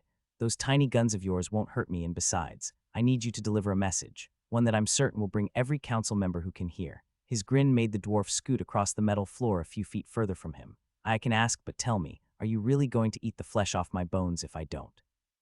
Shaking his head, Max smiled. Whoever told that story is lying. Dwarf doesn't taste good to anyone but dragons, and that requires a proficient cook. Fipple's face didn't seem relieved, and finally the dwarf motioned at all the workers present. Lower them. We saw that it didn't affect him. All around the room, dozens of firearms were lowered slightly, and the remains of 2 automatons that had tried to attack him still sparked, crushed under just the single strike of his fist. Good, now then, let me tell you what you need to relay to someone. The apprehension in the room could be felt, and Fipple was shifting nervously next to Max as he leaned against the wall, watching the council members who had arrived. Only 2 dwarfs, 2 goblins, and 1 gnome represented all 3 races. He got his first look at one of the 3 world champions, surprised that the goblin he was facing was barely 7 feet tall, but every bit of him screamed death. That aura, he's intentionally doing that. Which means he has most likely passed a specific level in the tower. Dagon said we were closing in on it, but seemed to enjoy not giving a specific number. 2 black eyes never left him since the red-skinned goblin entered the room. Earrings, nose rings, and nipple rings were on display as a simple toga-like outfit covered his muscular body. Part of me wonders what all they can pierce for magical items, that is. Are you thinking about changing races? Gods know, still it makes me wonder how items work between different worlds and races. If we brought earrings here, could they use them on other parts of their bodies? Is armor limited? Standing there and completely relaxed, he considered that idea until the second gnome council member arrived and everyone turned their attention to him. One of the dwarves motioned at them and Fipple cleared his throat. They're ready for you, he whispered. Are they not going to talk with me? Wincing, the dwarf shook his head. Not until you prove your worth. In many ways, you're dead to them already. The fact that Trugmato is here most likely means there is another world champion outside. If you fail to impress them well, just let me escape before that happens, okay? Smiling, Max nodded and summoned his dimensional vault, keeping the door closed when he did so. Inside here, I have a few guests. One is a gnome which helped me uncover a plot to cause conflict on this world. Know that Niziver Flukapich is under my protection. The council members glanced at each other, Eyes narrowing, he said that last name. I'll also be taking out Rasu Demlebik, who. You have captured a council member. One of the gnomes who was wearing a green suit shouted as they jumped from their seat. Do you?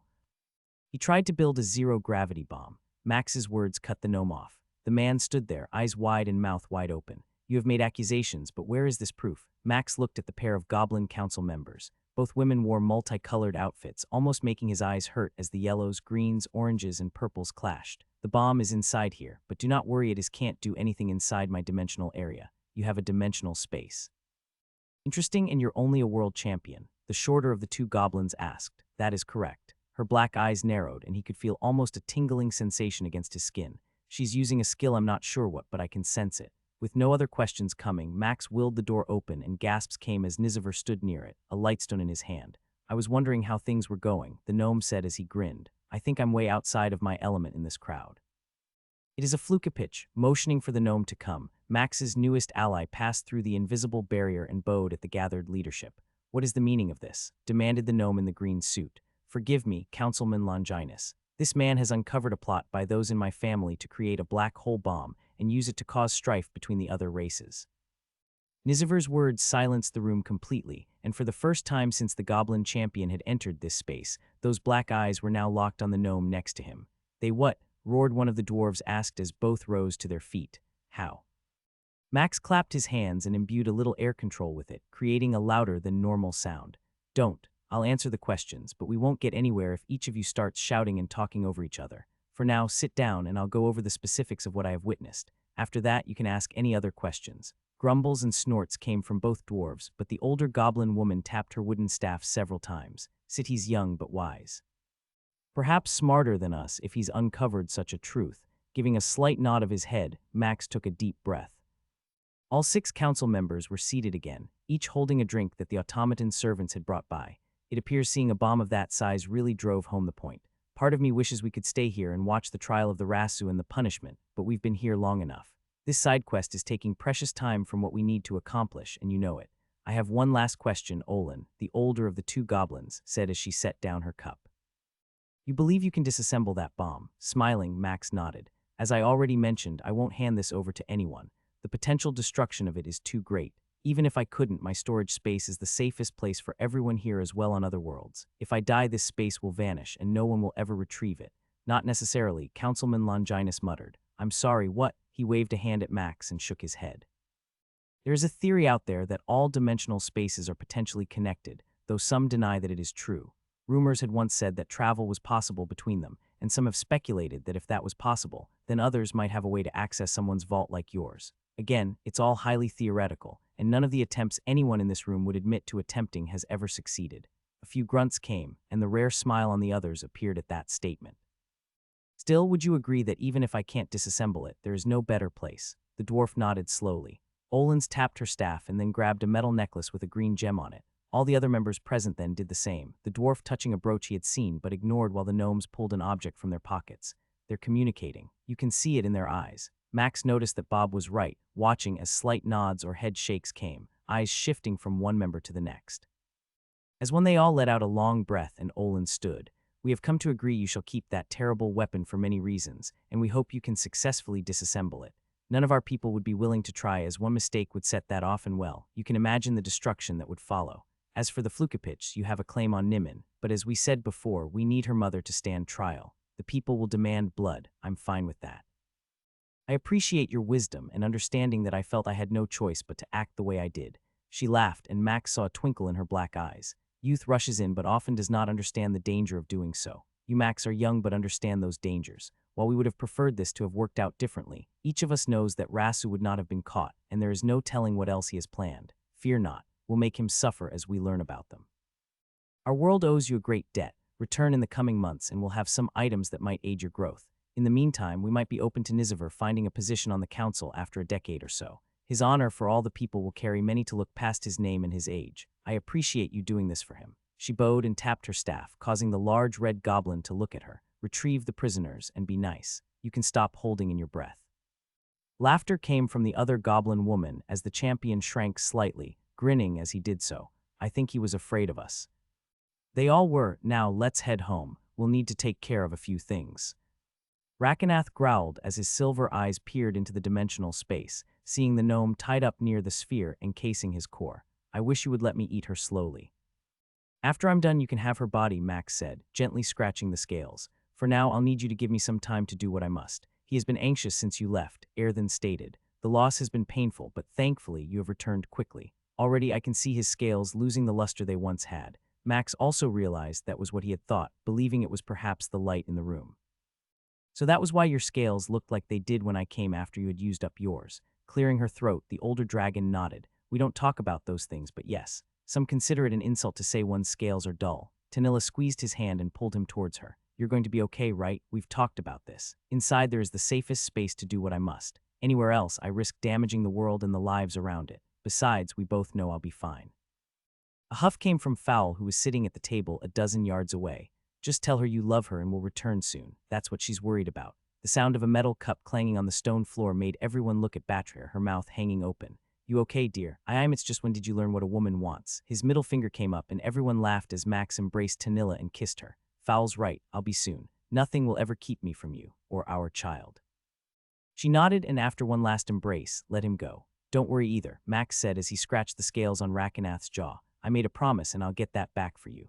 A low thrum came from his dragon as Max moved into the dimensional area and willed the door to close, pulling out a few more light stones so his prisoner could see what was coming. Moving to where she was, he set them down on the table he had retrieved from the bottom of the hidden floor. Tools of all kinds were on it, and a few extra had been given by one of the council members who said he might need them.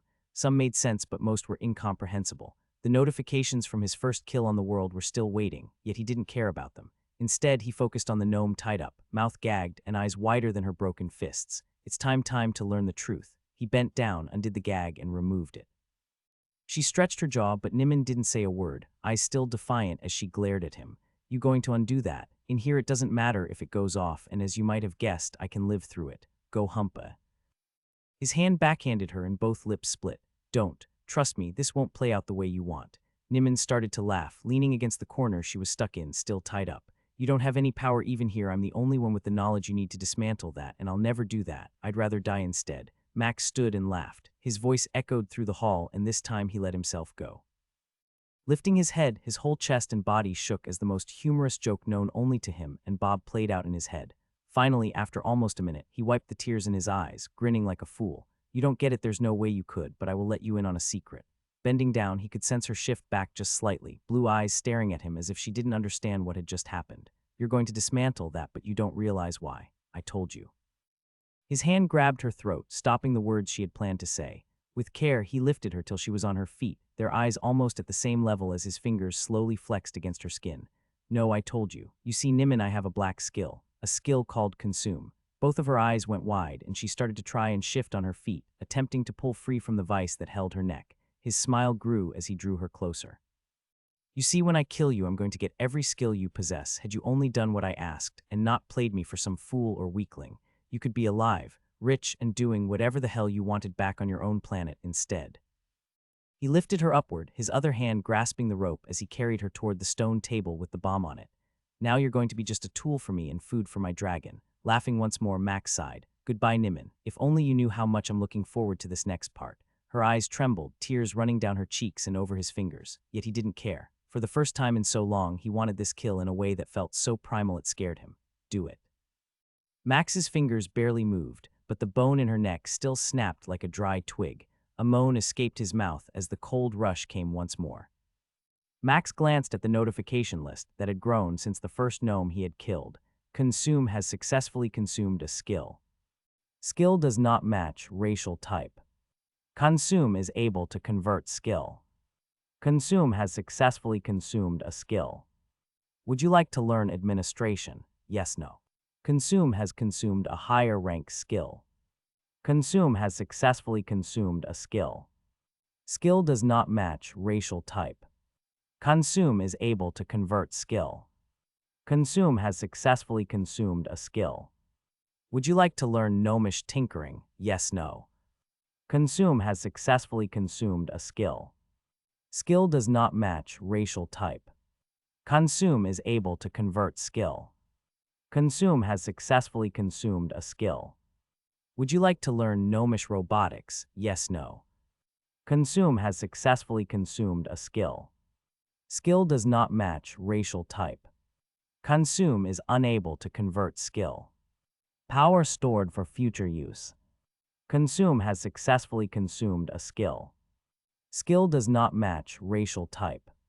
Consume is unable to convert skill. Power stored for future use. Consume has successfully consumed a skill. Consume has successfully consumed a skill. Would you like to learn robotics? Yes, no. Consume has successfully consumed a skill. Skill does not match racial type. Consume is able to convert skill. Consume has successfully consumed a skill. Skill does not match racial type. Consume is able to convert skill. Consume has successfully consumed a skill. Would you like to learn Gnomish Power Core Creation? Consume has successfully consumed a skill. Skill does not match racial type. Consume is able to convert skill.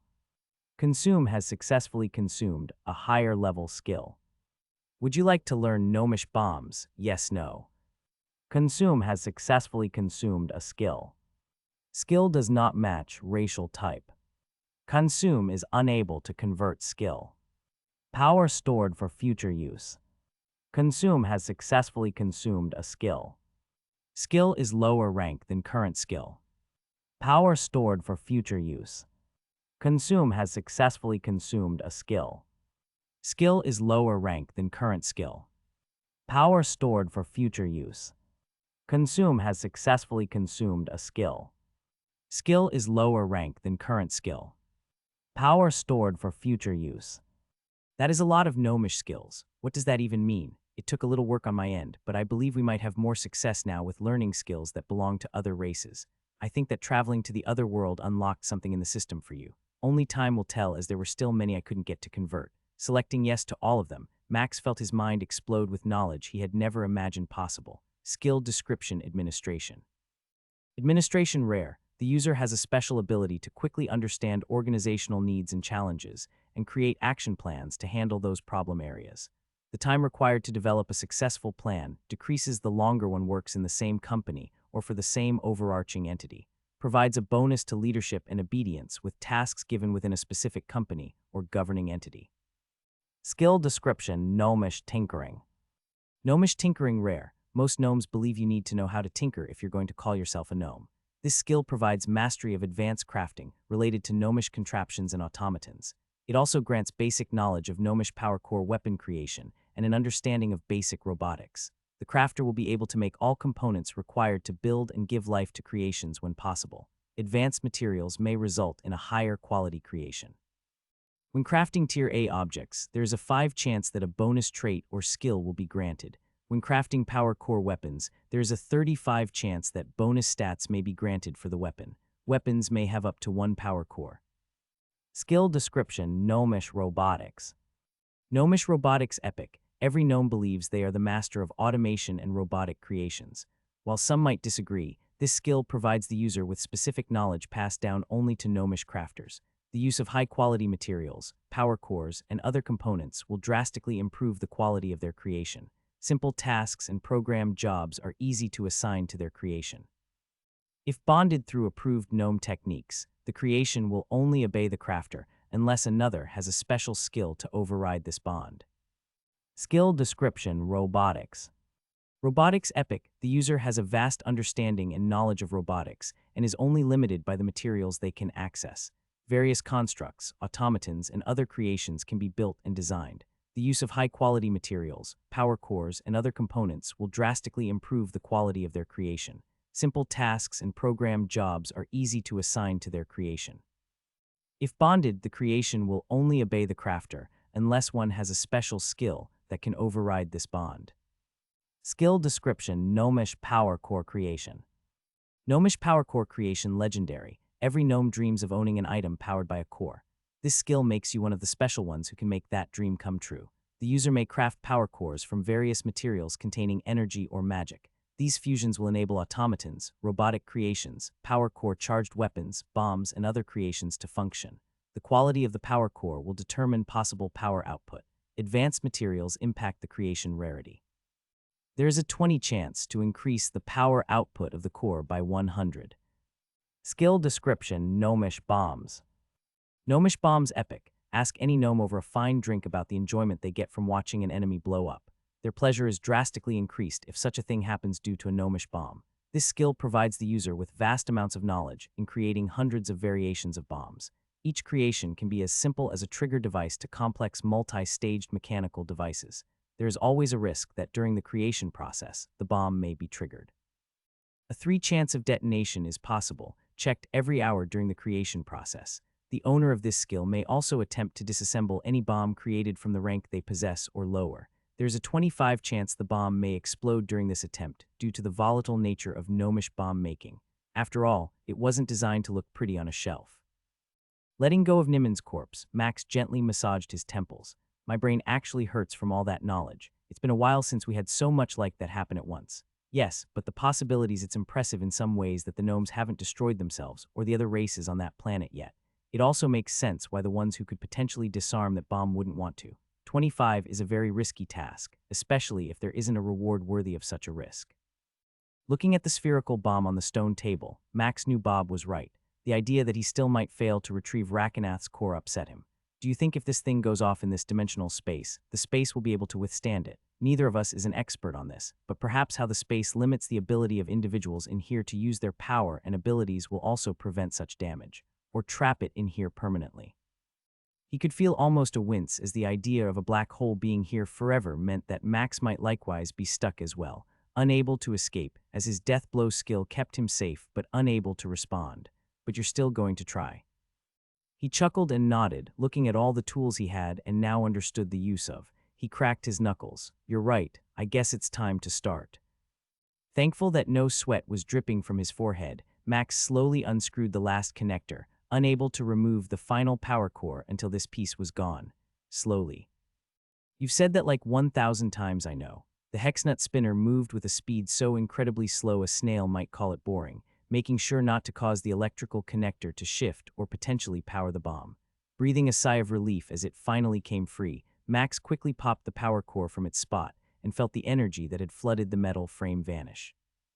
With a twist, he felt the two halves separate, and there sat Rakenath's core, needing just a few last metal pieces to be taken away, and he would be done with this entire event. You did well. For a moment, I thought we were going to die. Laughing, Max stilled his hands, not wanting to risk the removal of the frame around his dragon's core. It was a bit scary.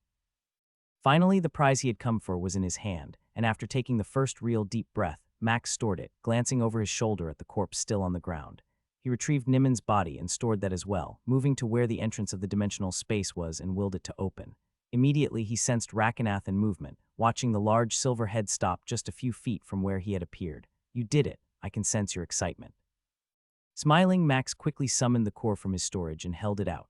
I did. I made a promise, and nothing was going to keep me from following through. A wet tongue snaked out, wrapping the core and pulling it into Rakenath's mouth. It took a lot less effort to swallow it than it had bringing it up, but the silver dragon let out a deep thrum after the lump in its throat vanished. I feel whole. Scratching the scales along his neck, Max glanced around the room, which was empty except for his dragon. What time is it? Oh, it's night time. The others are asleep. Even Airthen left so she could fly for a while. If you want, I can summon her. Shaking his head, Max pointed to the large door that Rakenath had to use in order to enter and exit. Actually, don't. Instead, how would you feel if we flew together? Both of his silver eyes widened and the dragon stood completely upright, banging his head into the stone ceiling. You're serious? You wish to fly right now?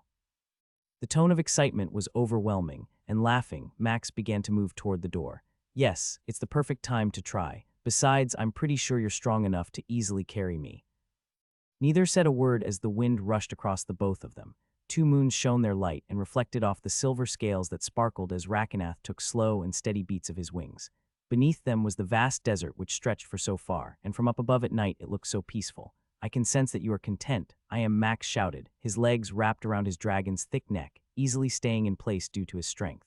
I can tell you are as well. This is what I knew was missing. It is as if suddenly I feel complete. Simply being near each other isn't enough. Not that I do not like the scratches, but this connection reaches to my core. Sighing, Max nodded even though Rakenath wasn't looking at him. He could feel that same sensation, which he didn't know existed until now. A part of him was bonded to this dragon, and whatever Weckham had done, from this moment on Max knew he would desire this. Your dragon is right. You have changed so much in just a few hours. Back in that space, I was sure you would have gladly given in to the hunger had you ever had a moment like that when we first met.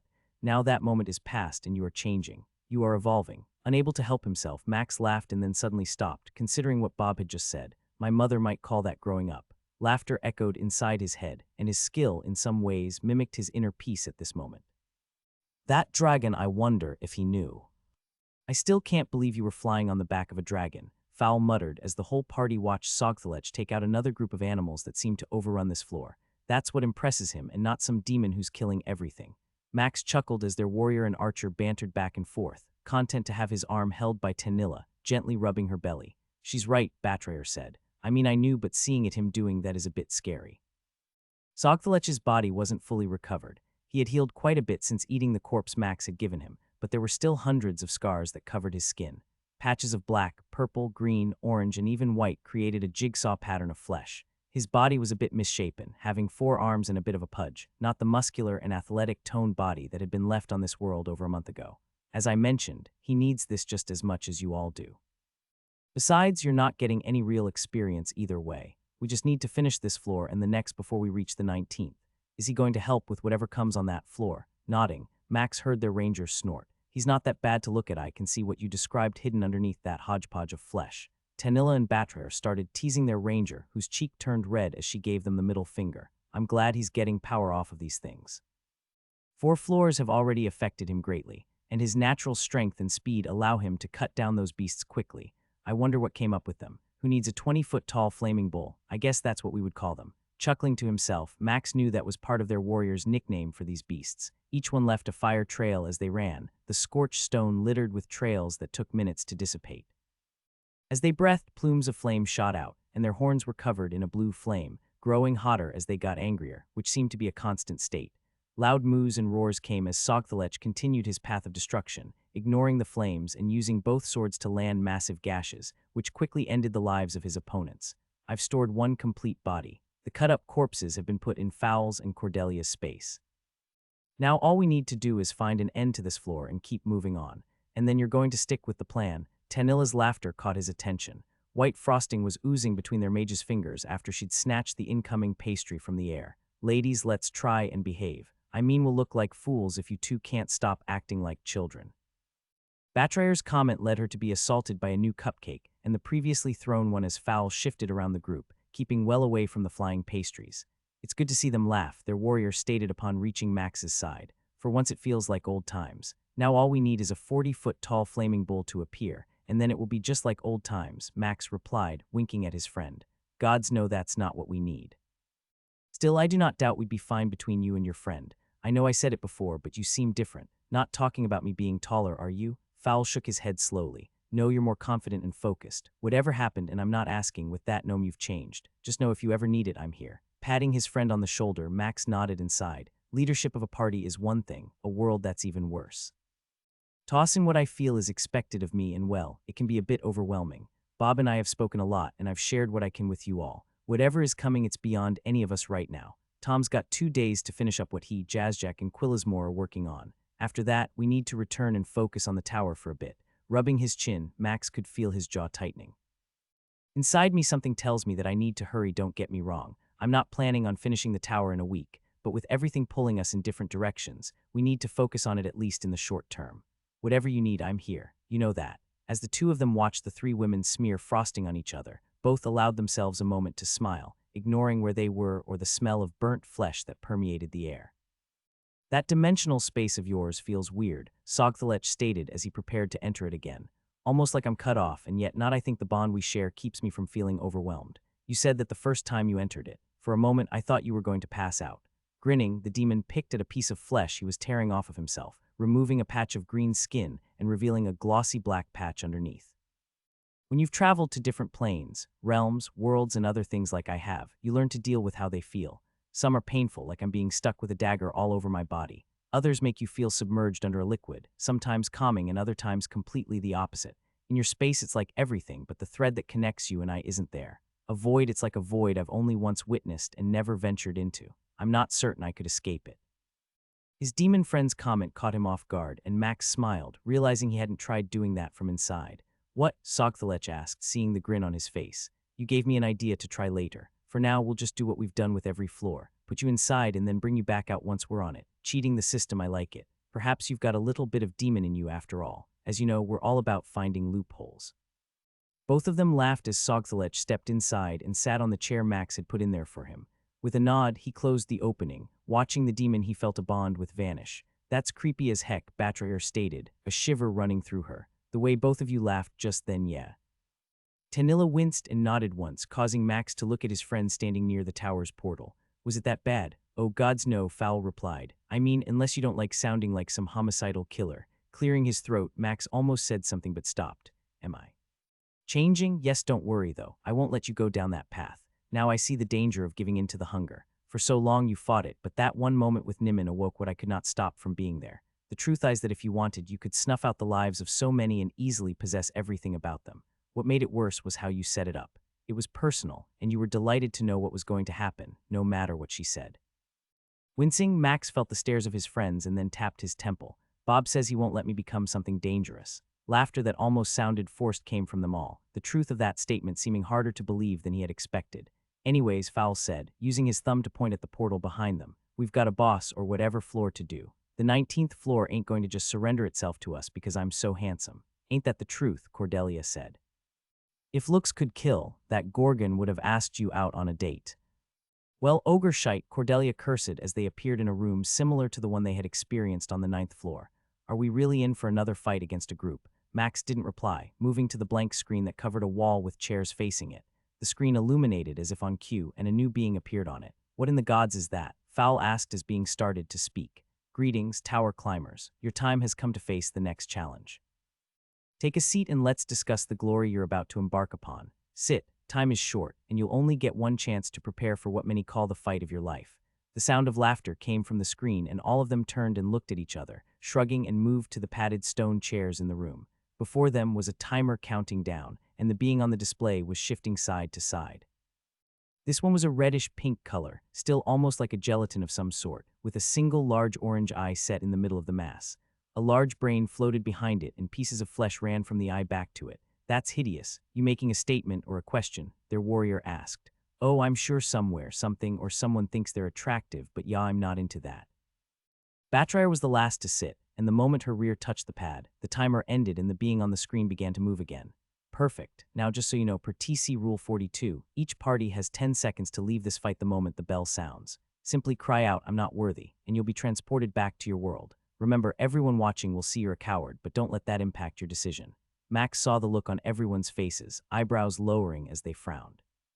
Now on to the good stuff. You'll be facing off against 4 other teams. Exciting, right? Death is always a possibility, but today it's a guarantee. Don't worry, though. It's not permanent until the end. An eerie sound of laughter filled the room, and Max couldn't help but wonder what they were hoping to accomplish by having such a sound after. We're playing the contest everyone knows and loves. I'm the best and above the rest. The screen flickered, and a circular area filled the screen. Different views started to appear with a top-down version, a side one, and another that moved through it. Thick tan stones, each at least 4 feet wide, were used to create the fighting area. As you can see, there are walls that create a maze to the center point of this arena. To make things fair, we have also implemented a 40-foot ceiling to prevent giving those flyers an advantage. 5 dots appeared evenly around the outer edge, and then a bell sounded. As one, they began moving through the maze, working towards a center section. The 3 different views zoomed in on the area in the middle. It had to be 100 yards in diameter without any walls or defenses. Surrounding it were multiple areas with shortened walls, holes in them, and corners, all providing ways to see and potentially attack the middle. A single glowing section about 20 feet wide was made of red-colored stones, resting against a stark tan stone area. Want to win? Be the team to control the middle point for the longest. The battle will last for 60 minutes. If at any point a team holds the middle for over 30 minutes, the fight will end. Now for the good part. When you die, you'll respawn back at your starting spot. Now for the important details. A column appeared with names and numbers laid out in rows. Cheers seemed to ring out from all around them, and Max watched his friends turn their heads, trying to find out where it came from. You've got 5 minutes before we start. Good luck and start planning. Only one team can win, but remember, everyone can work together to ensure someone dies. The screen returned to the 3 different views of the fight about to take place, and immediately the room temperature changed. 4 teams, we have to fight them. Max nodded at Cordelia, who grimaced. We'll be fine, Tanilla said as she stood up. All we need to do is figure out who our opponents are and then devise a plan. If nothing else works, perhaps Max can just stand on the center and kill everyone who comes after it. Fowl was the only one who laughed, coughing and stopping when he realized it wasn't a joke. I guess it's a good thing we brought a sixth. When we get inside, I'll bring Sogthelech out. No matter what, we're not losing.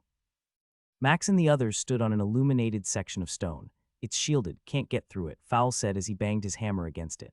I guess this means we're not going to get a head start. We're fine. Give me a minute as I summon our sixth. The dimensional area opened up, and Sogthelech quickly stepped out, taking a few deep breaths like every time before. Sorry, it always gets me. Waving the comment off, Max turned to Cordelia and watched as she summoned her wolf. Its purple fur seemed almost to glow as it sat beside her, eyes scanning their section.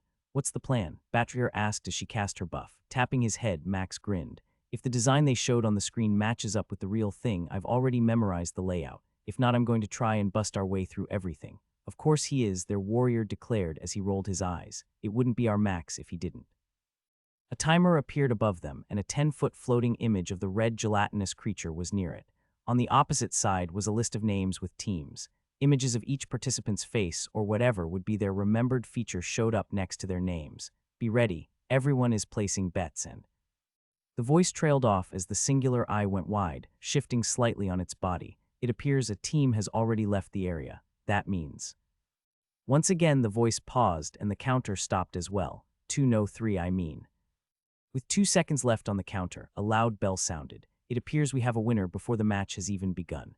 White light illuminated the section they were standing on, and a moment later they found themselves standing on the flat, open area in the middle of the arena. What the heck just happened? Cordelia asked, spinning around with her bow drawn. I think we won, Tanilla said, tapping her staff against the red stone they were standing on.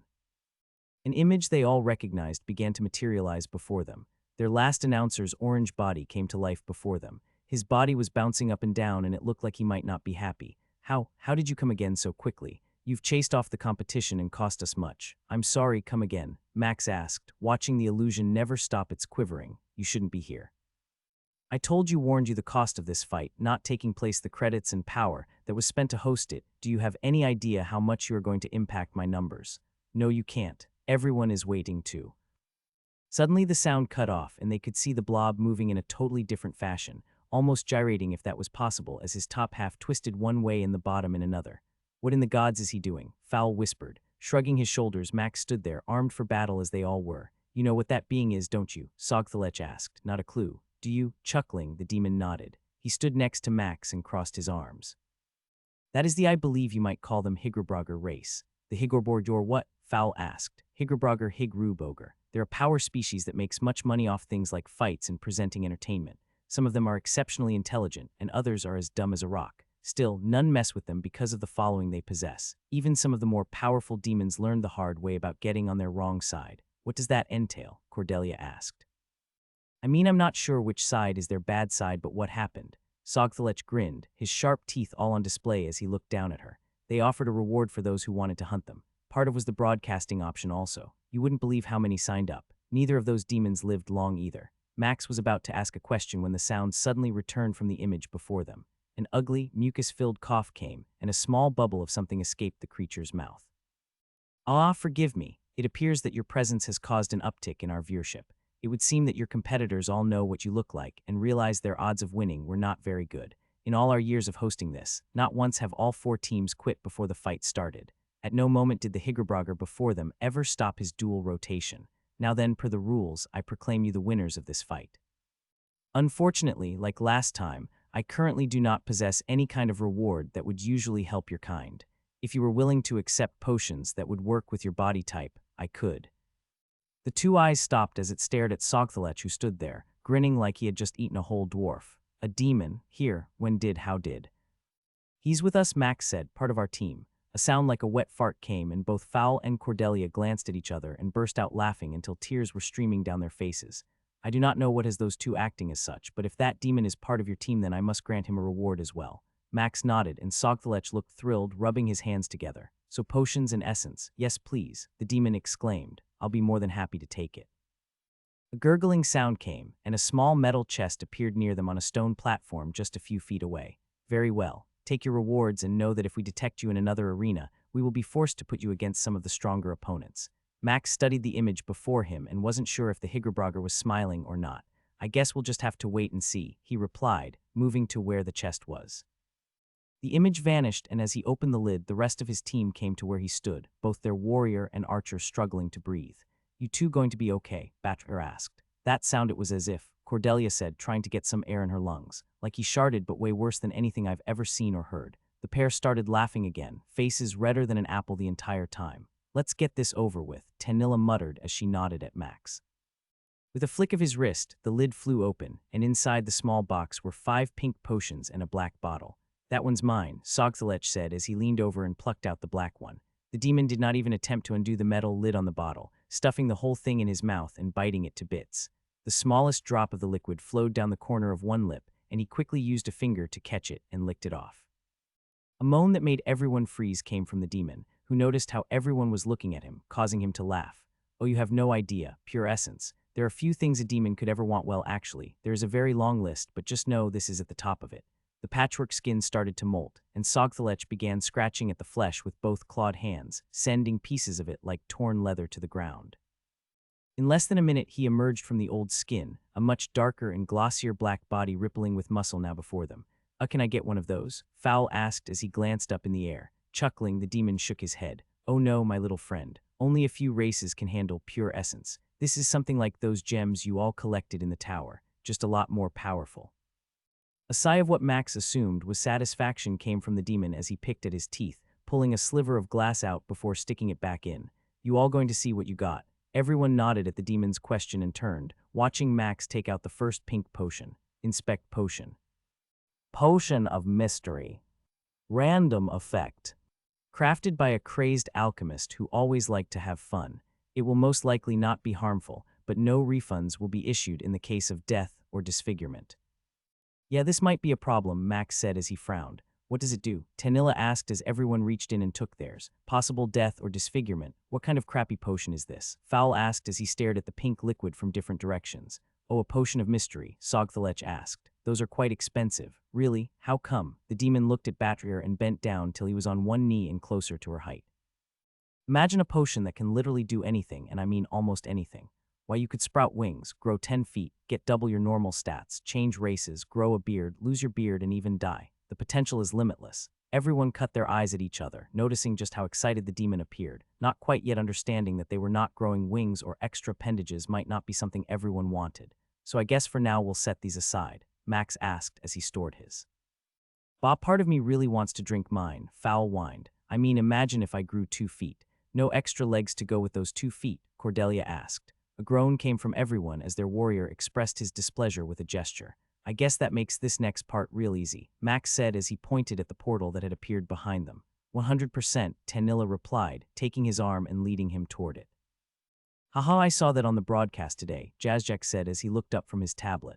I set an alert and it notified me. I was excited to see your team in action for a moment, but it was quite comical as the other teams recognized you and quit.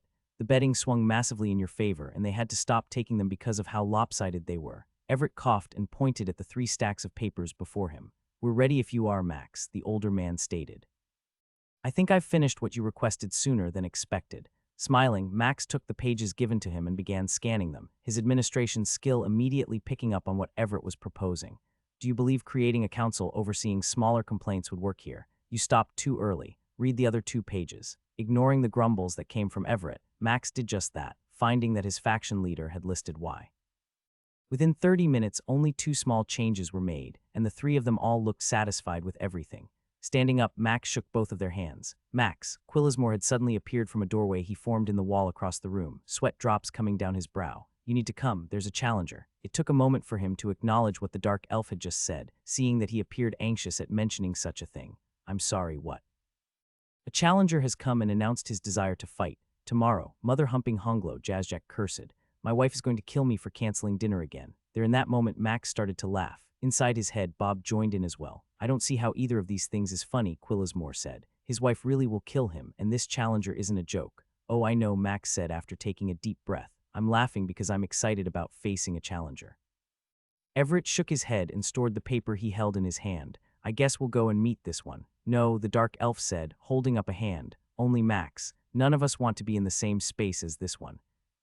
The pressure was overwhelming the moment Max stepped through the portal that Quillismore had created for him. A shadow covered the arena floor, and he could sense the presence of something immense, far larger than any opponent outside of Igara, which was over a quarter of a mile away.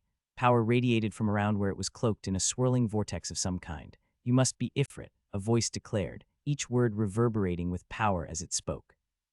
"I am Zagoruth and have come to claim this world as my own." Straight to the point, at least thoughts. Bob seemed anxious, and Max could sense the concern through their bond. Whatever it is, they're strong. You can feel the aura it puts off. It makes sense now why that elf didn't want to come with us. And if I refuse, no thunder ever sounded as loud as the laughter from the shape washed over him. It took a few steps toward him.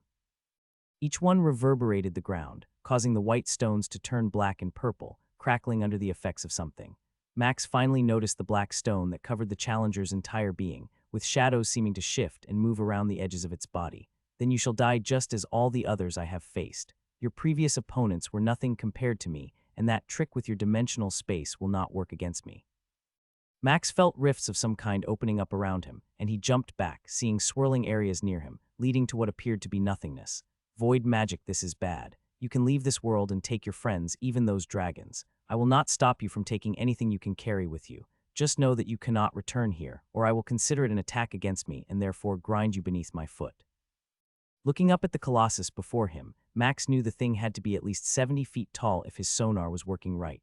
The void rifts in the ambient area around this creature were causing it to suffer feedback of some kind. "Can I ask why you want this world?" Another booming laughter came, and Zagoruth stood up. "Does it matter? Why do you want this world? I have learned you are not from this planet, and only came into possession of this because you defeated Igara.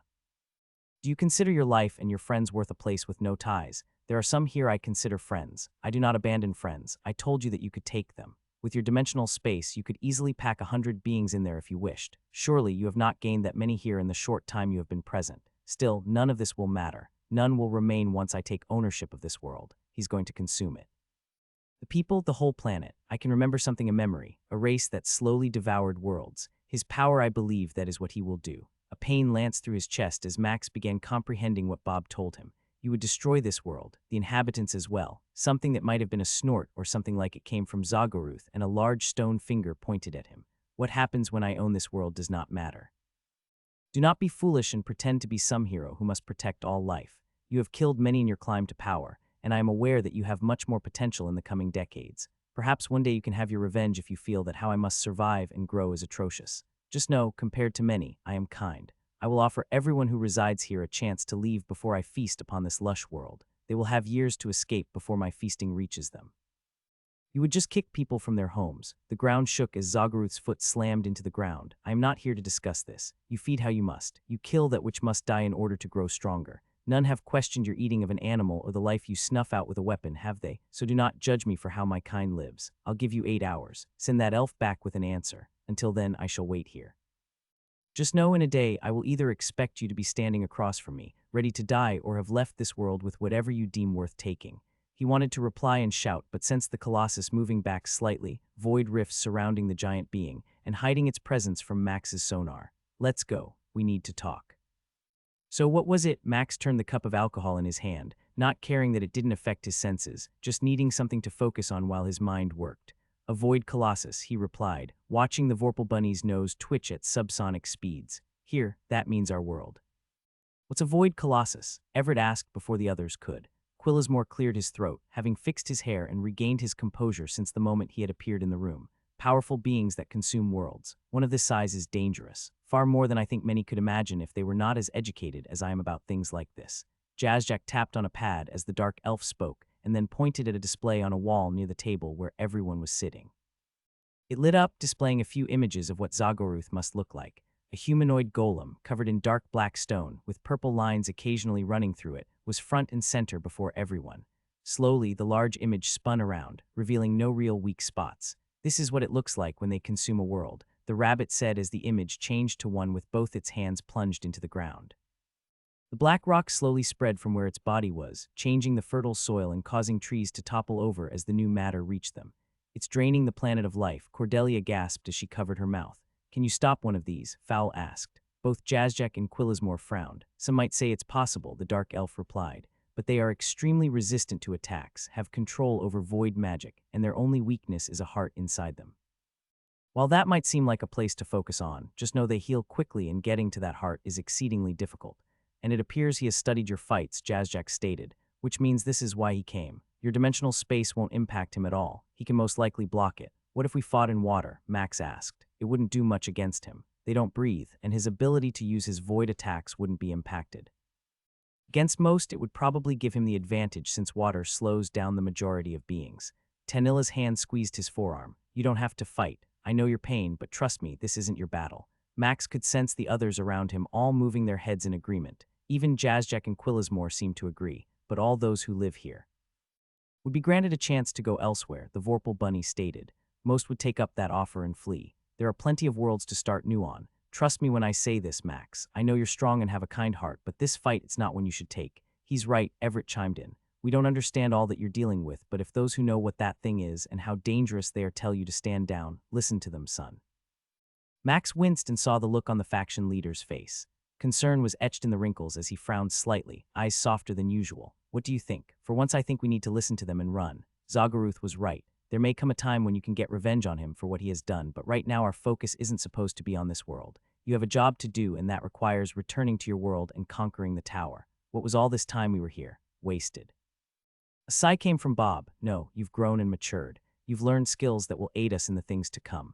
The bond between you and Rakenath has deepened, and every world that saw your fight knows of your power. Word will spread that you made the right choice and are not foolish. Right now, the only thing I see is us leaving here alive. To fight is most likely the end of our journey. Even if we defeated it somehow, I'm not certain we could consume anything. Part of him wanted to scream. The other part of him wanted to cry. Max saw the looks of concern on everyone, his gaze stopping when he locked eyes with Erthen. Her face was hard and her jaw was set. Those golden eyes seemed almost alive with fire as she stared at him. Everything about her posture seemed upset as she sat in her humanoid form in that stone chair. You've been quiet. What are your thoughts? Tapping her nails against the table, the red dragon huffed. I've never seen a man more cursed and blessed simultaneously. You have the backing of our father, 2 dragons, a demon, and a group of followers committed to you, yet you turned down the advice and wisdom given. Did you not have me flee when my home was overrun and I couldn't protect the charge you gave me? Slowly, he nodded, already seeing the direction of this discussion. And am I less of a being that when you are told the same thing, that wisdom is suddenly invalid? It's not that it's a world of creatures you don't know and aren't required to protect. Each will have the chance to flee to a new place and start over. There are times we must fight and times we must fly away. Your time right now requires you to fly away. A slight thrum came from the silver dragon lying near the table. She's right. You and I both know it. I can sense that you understand the truth of all this. Tell me, Max, would you risk death knowing that the woman you love and the child she carries would have to live without you, when all you must do is take the offer that was given and return home? Would you abandon me over others who will never love you or care about you as all of us do? That's one smart dragon, Max heard Fowl whisper to Batrayer. No, you're all right. Still, how do I announce to a world they are about to be forced from their homes? With dignity, Jazzjack said, both ears perking up. You will stand before them and send out a message that the time has come for each of them to find a new place to live. None will fault you as each of us here understands the choice of fighting or not.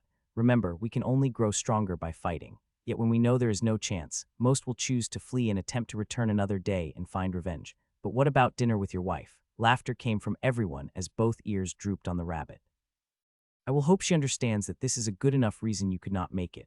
Patting Tanilla's hand, he smiled at her and nodded. Fine, I'll send out the message and tell Zagaruth I won't fight him. But do any of you wish to join us on our world? Would that even be allowed? The rabbit and dark elf both glanced at each other, smiling as their eyes seemed to convey words without sound. Now, hold on a minute, Everett said as he held up a hand. We need to discuss exactly who all and how many we could be bringing. I'm not sure I can house 100 new beings in our faction house, and if we bring too many back with us, it might cause a bit of a problem. Laughing, Max shrugged and then drained his cup. When have I cared about causing you problems? A groan came from the faction leader as everyone else started to laugh. I'm impressed with your choice. Part of me expected you to face me. Resisting the temptation to change his mind, Max nodded. I'll announce to the world that you will be the new champion. Then by tomorrow evening I shall have left this place. Tell me, Zagaruth, what do you fear? The aura that always radiated from the colossus faltered for a moment and then returned to normal. It was the only noticeable change Max could pick up on with his sonar. Your question was not one I expected. Why do you believe I must fear something? We all fear something. My greatest fear is those who I love getting hurt because I was foolish or couldn't protect them. That is why I decided not to fight. Every creature, being even a god, must fear something. The ground shook slightly and waves of force assaulted his ears. The being before him appeared to chuckle. What I fear is one day I may regret the choice I gave you. I stand by my word and can see a spark of something dangerous inside you. Still, had your fame not spread across all the worlds, I would have never known about this place. The good news is you'll not have to worry about anyone challenging you over this speck of dust again. Until we meet again then. Max bowed slightly and stepped on the white circle waiting for him, sensing some unknown tension as he left. My storage is full as well, Batrier said as she pointed at the last row of chests laid out before everyone. I can't get any of these to stay. I guess that means we'll just use my dimensional space if you think we can stack them up without a problem. Jazzjack bounded up from behind as Max summoned his personal vault. So the wife said yes, and you're certain you want to bring 11 rabid Vorpal rabbits to your world. A cough came from Everett, who gave him a frown. Only if you want to come. I can't promise you an easy life, or that none of you won't end up on someone's mantle someday, but provided you all behave, I'm certain we can find you a place of your own. Squeaks came from the rabbit as he held his chest. Max shook the outstretched paw and then moved to grab a chest like the rest of his party. Tell Quillismore that I understand his decision. We'll be out of here in an hour. After that, I'm afraid we'll not be able to see him again. Clearing his throat, Jazzjack nodded, one of his ears drooping slightly, a sign of his frustration Max had learned. He regrets not being able to come, but his wife was adamant about not coming to a world where all the elves are fair-skinned. He mentioned some blood feud or something between them. Tanilla's laugh caught them off guard, and they turned to see redness spread across her cheeks. Sorry, there are so many stories about how the dark elves are well. Let's just say I can imagine why they might feel that way. It's a shame, really. I was rather fond of Quillismore, as was I, Jazzjack stated. Still, part of me had always wished Sogthelech had eaten him, but since he didn't, I had to endure his poor puns. Fowl froze mid-stride and turned to where they were talking. Wait, you're telling me I missed out on learning some new jokes. Cordelia groaned and used her foot to push the warrior inside the dimensional space. Gods, please don't let him learn anymore, she pleaded. Sighing, Max closed the dimensional vault door and knew the organized stacks they had made would be destroyed after watching the 11 Vorpal bunnies start playing jumping games the moment they got inside. Did you see the size of his wife? Fowl asked once he knew they were safe from prying rabbit ears. For once I agree with him, Cordelia muttered. She's a beast. Max chuckled and nodded, motioning for everyone to gather close. Who knew she would be twice his size, and those teeth? They appear to be able to bite through a person's neck. Their healer's comment got a few head bobs as everyone moved to where Rakenath was resting. Time to go home. Make sure you're touching me, or I'm going to guess you'll find a new world to live on. No one laughed at his joke, and Max sighed. System travel planetary. Their eyes quickly adjusted to the setting sun and saw that Tom had managed to keep the faction grounds from being destroyed. Only a few members were walking the yard, and the moment they saw a silver dragon and a group of people appear, they took off running. I'll be back in a couple. I need to get these two home. Don't stay long, Tanilla whispered as she kissed him. You owe me. Everett bowed before Airthen. It has been an honor. Perhaps one day you'll be able to spend a little more time here and share some of that knowledge we discussed. Maybe in a decade or two when I'm free from my current task, she replied. Surely you'll still be around, unless that one gets me killed before then. Both of them laughed, and Max shook his head as the rest of his party made their way toward the main faction building. Let's go, Batrier called out. If we don't hurry, I'm certain an army will be here in a moment to fight off the great silver dragon. At least you realize how powerful I am, Rakenath shouted. He's been hanging around that dwarf too much. Grinning, Max nodded at Airthen and held out his hand, waiting for hers. Dwarves have a way of rubbing off on you, he replied. Putting his other hand on his dragon, Max watched as half a dozen adventurers poured from the two large doors of the faction building. What are we waiting on? Rakenath asked. Me to get attacked? Oh, just giving them a few more yards to get a good look at you before we leave. Trust me, it will make for a great story later. A low thrum came from Airthen, and Max sensed her shape changing. If that is the case, then allow me to give them something to talk about. The sound of two dragons and the strongest fighter in the faction roared before flying low over the gate's walls of the Golden Axe faction. Both dragons were still laughing as they appeared in the sky, high above the volcanic area below. As they fell for a moment, gaining speed and using their wings to prepare for flight, Max maneuvered himself into position on Rakenath's back, right up against his neck. Laughing, Max ignored the smell of the sulfur as both dragons made their way toward the opening, which was the entry point of Airthen's home. The red dragon took her time, circling slowly, her head constantly checking every direction as she prepared to land on the stone platform that led inside. She says we can land now. As the immense body entered the opening, the silver dragon followed behind, coming to a very smooth landing. Hopping down from his position, Max easily kept the set pace as Airthen led the way. She's disarming the traps. Yes, replied Rakenath with a slight thrum. I'm not sure I would want to risk getting near the ones she placed. Each of them had more power than usual placed in them. Some are deeper inside, which could collapse a section of the mountain. She fears that gold dragon that much. I do not fear him. Her head was looking back at Max, and for the first time in a while, he saw something in those gold eyes. You do not understand, perhaps cannot understand how I feel about his actions. What he desired was an unwilling mate. His words stopped Erthen completely, and the smoke that had started billowing out of her nostrils stopped. I can only imagine how you felt, and it bothers me that you had to worry about yourself and Rakenath.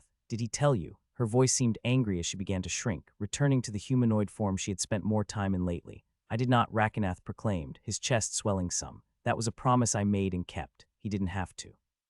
I often wondered, Max said as he moved slowly to where she was standing. I didn't want to pry, but I figured that was most likely the real reason Kemrus came here. His coming for a smaller male dragon might only be because Rakenath was viewed as a potential threat for you. Her hands shook, and the sharp nails ground against the red scales of her palm. I know your kind deals with the same thing. Many races do. Some female dragons have done the same to males, but I am not like that, nor will I lie down and allow that to happen to me. Forgive me for lying. I am not proud of my weakness. Max could feel the chasm between them even though he was only a few feet away. You aren't weak at all. You're one of the strongest dragons I've ever known, and don't forget I've met the strongest dragon of all. Erthen began to blink rapidly as she smiled, and a single tear formed briefly before evaporating. Sometimes I forget just how skilled you are with words, Max Host. Your woman is lucky to have a mate like you. Chuckling, he shook his head and just grinned. I'm not sure that's always the case, but I'm glad for every minute I get to spend with her. Now tell me, what are your plans? Rakenath's snout poked him in the back, and Max moved a little and scratched it. We're going to fly toward the great waters. This youngling still has much to learn and explore. I know he has grown stronger, and soon, you should be able to take him with you on some hunts. I am right here. A low growl came from Erthen as she shook her head. While you think highly of yourself, do you truly believe that your power can stand against any of the creatures we avoided while we explored the other world? Could you face off against Kemrus and win? Max could feel the frustration that his dragon had at those questions. The displeasure of the answer all three knew was true seemed to stir a hornet's nest up inside Rakenath. I am not even a year old, yet we all know I am stronger than most would ever be at this age. And yet that is nothing compared to true power. Tell me, who would win in a fight, Max or me? He stood there, his hand resting now on the silver scale he had been scratching, sensing the raging emotions within the young dragon's body. Max would, and he wouldn't need to draw a weapon if you two fought. The fact that he can gently touch you and scratch as he does without injuring you is a sign of real power. Surely you have seen how he and Tenilla touch each other, and only once have I seen him hurt her, frustration and anger finally overcoming the control that he has. A twinge of pain pierced his heart as Max recalled that moment she was talking about. It took effort, and yet he had learned just how much strength to use. Occasionally he didn't guess someone's power and killed them with a single strike or blow, yet with Tenilla and his friends he knew exactly how to touch them. We have discussed this before. Why bring it up now? Why before him? Because you both need to see the difference in power. Erthen shouted, moving to where Rakenath's snout was and bonking him on it. His head snapped back and a growl came from the silver dragon that caught Max a little off guard. You're angry. Good. You need to be angry and you need to be ready to listen and obey because, like Max, there are many things out there far more powerful than either of us. He wasn't a coward for leaving that planet and those who lived there behind. One day you might need to escape and leave me if that means you can survive. Do you understand? Max wanted to say something, yet Bob's calm presence held him back. These are dragon things. Much like a father might tell you if someone attacks the house, your job is to allow your mother and sister to get away to safety, even if it means death for him first and you second. But does she really believe they are in danger? Every day we are all in danger. Part of me is glad Zagaruth came. It reminded us both that we are nothing in this system. As she is telling your dragon, we have a lot of growing to do. Erthen is doing this because she is trying to tell you the same thing without being direct about it. He sighed once and then chuckled. Erthen's lips slipped and a smile appeared for a second before her stoic face returned. I'm not certain what you mean, but if the lesson Rakenath needs to learn is one that you need as well, then perhaps I have not wasted my breath at all. Moving closer to his dragon, Max motioned for him to lower his head. She loves you. Never forget that. Go and learn from her and I will find you. If you need me, call. I will blaze a trail across the sky as I follow the thread that binds us. Nuzzling Max, Rakenath thrummed for a moment. Perhaps next time she can hit you instead. So it's been done as per your request, yes. He should no longer be traveling to that planet anymore. The slightest grunt came as Wekheim bobbed his head once and then moved a piece on the game board before him. Hundreds of boards, each with thousands of spots, were connected. Some pieces vanished while new ones appeared. Occasionally, some seemed to defy logic, appearing on multiple boards simultaneously before disappearing from them all, only to make a new entrance somewhere else. One piece held his complete attention, as it had since the moment he had marked it. A solid black stone shape of the man they called Max Host. You've made more moves than I can remember in so long. Says a friend that we both know never stops. The being next to him was swirling in the void, its presence held in check only because they were in a domain both had agreed to be in. My child was more than happy to enjoy a free meal. Still, part of me had wished this one had fought. It seems you know him better than I expected. So young and yet so powerful and with so much potential, Wekheim stated as he waved a finger in the air and a piece dozens of boards over moved. He cannot begin to imagine his potential. You mean the threat he poses, to everything including ourselves. Turning slowly, both gods faced each other. Each had been there the day everything had begun. Both were part of the 9 who had seen it all. Do you believe that? Tell me, does time even matter? All these pieces and boards, how many times has the game been almost completely wiped out only to restart again? More than either of us would like to count. Hagrusu, we have been allies most of our days. Occasionally we have not, but we both understand balance and order, even when you are the Lord of the Void. A deep chuckle came, and a stone finger wagged in the air, sending another piece in motion. Tell me, Wekheim, why this one, after so many? Sighing, the gold dragon turned his attention back to the boards and tapped his scaled jaw with a claw, eyes always scanning everything he could see. Because for the first time, I believe one of them may finally upset the balance we have so long tried to keep, and perhaps it is time. Soft groan came from Tanilla as Max's fingers worked the knots in her shoulders. You've gotten far too good at that, my love, she purred. Keep that up, and you'll be forced out of adventuring and made to do this full time. Smiling, he leaned forward and kissed the back of her neck, his nostrils filling with the scent of her hair that hung over the front of her bare chest. As much as we both might like that, I think other duties will eventually require us to do other things. I can feel our child moving more. Which, by the way, is not fair at all. I can sense them and feel them, but you still haven't told me if it will be a boy or a girl, because I don't know. Bob won't tell me, and a wall blocks it in my mind. Anytime I might know, he takes it away because I don't want to spoil it. She grunted and then moaned as his fingers worked a spot that was always tight. I'm just glad there wasn't any Vorpal rabbit on the menu tonight. Laughing, Tanilla nodded. Those bunnies. I feel for Jazzjack's wife. She is a strong woman to control them as she does. Max wrapped his arms around her and pulled her close, kissing her neck again. You're tired and need to rest. I need to get to work if I'm going to make things for us. Besides, tomorrow we'll start the 60th floor in the tower. A shiver ran down Tanilla's exposed back, and as she clutched at his arms for a moment, he could sense some reservation. It's hard to believe we're there. I mean, just a year ago, we managed to reach level 25. Now. Soon we'll be much higher. For now, rest. I know you're tired. He felt her lips against his arm, and then she patted both of them softly. Go, I know your mistress is calling to you, and I am tired. Laughing, he moved till her face was before his and drew her close, kissing those soft red lips, ignoring the desire that welled up inside him to spend more time as they just had. She is a demanding mistress, he replied. But if I recall, she was thinking about having me make you something. Rolling her eyes, Tanilla flopped down on the bed and used her hand to shoo him away. Go and have fun. Tell Tom I said hi again. Gods, Max, you've brought back quite a load of items. Nodding, he continued to pull out a few chests that would not be stored in the guild vault and allowed the faction trainer to inspect them. I'm focused on a few things, and I want to try to finish them. In my mind, I've got some ideas, but getting them made is going to be the hard part. Something better than the staff you made, Batrir. He could see the look on Tom's face and just shrugged. Each time it's different. Like in my mind, an idea springs to life, and I know I can make it.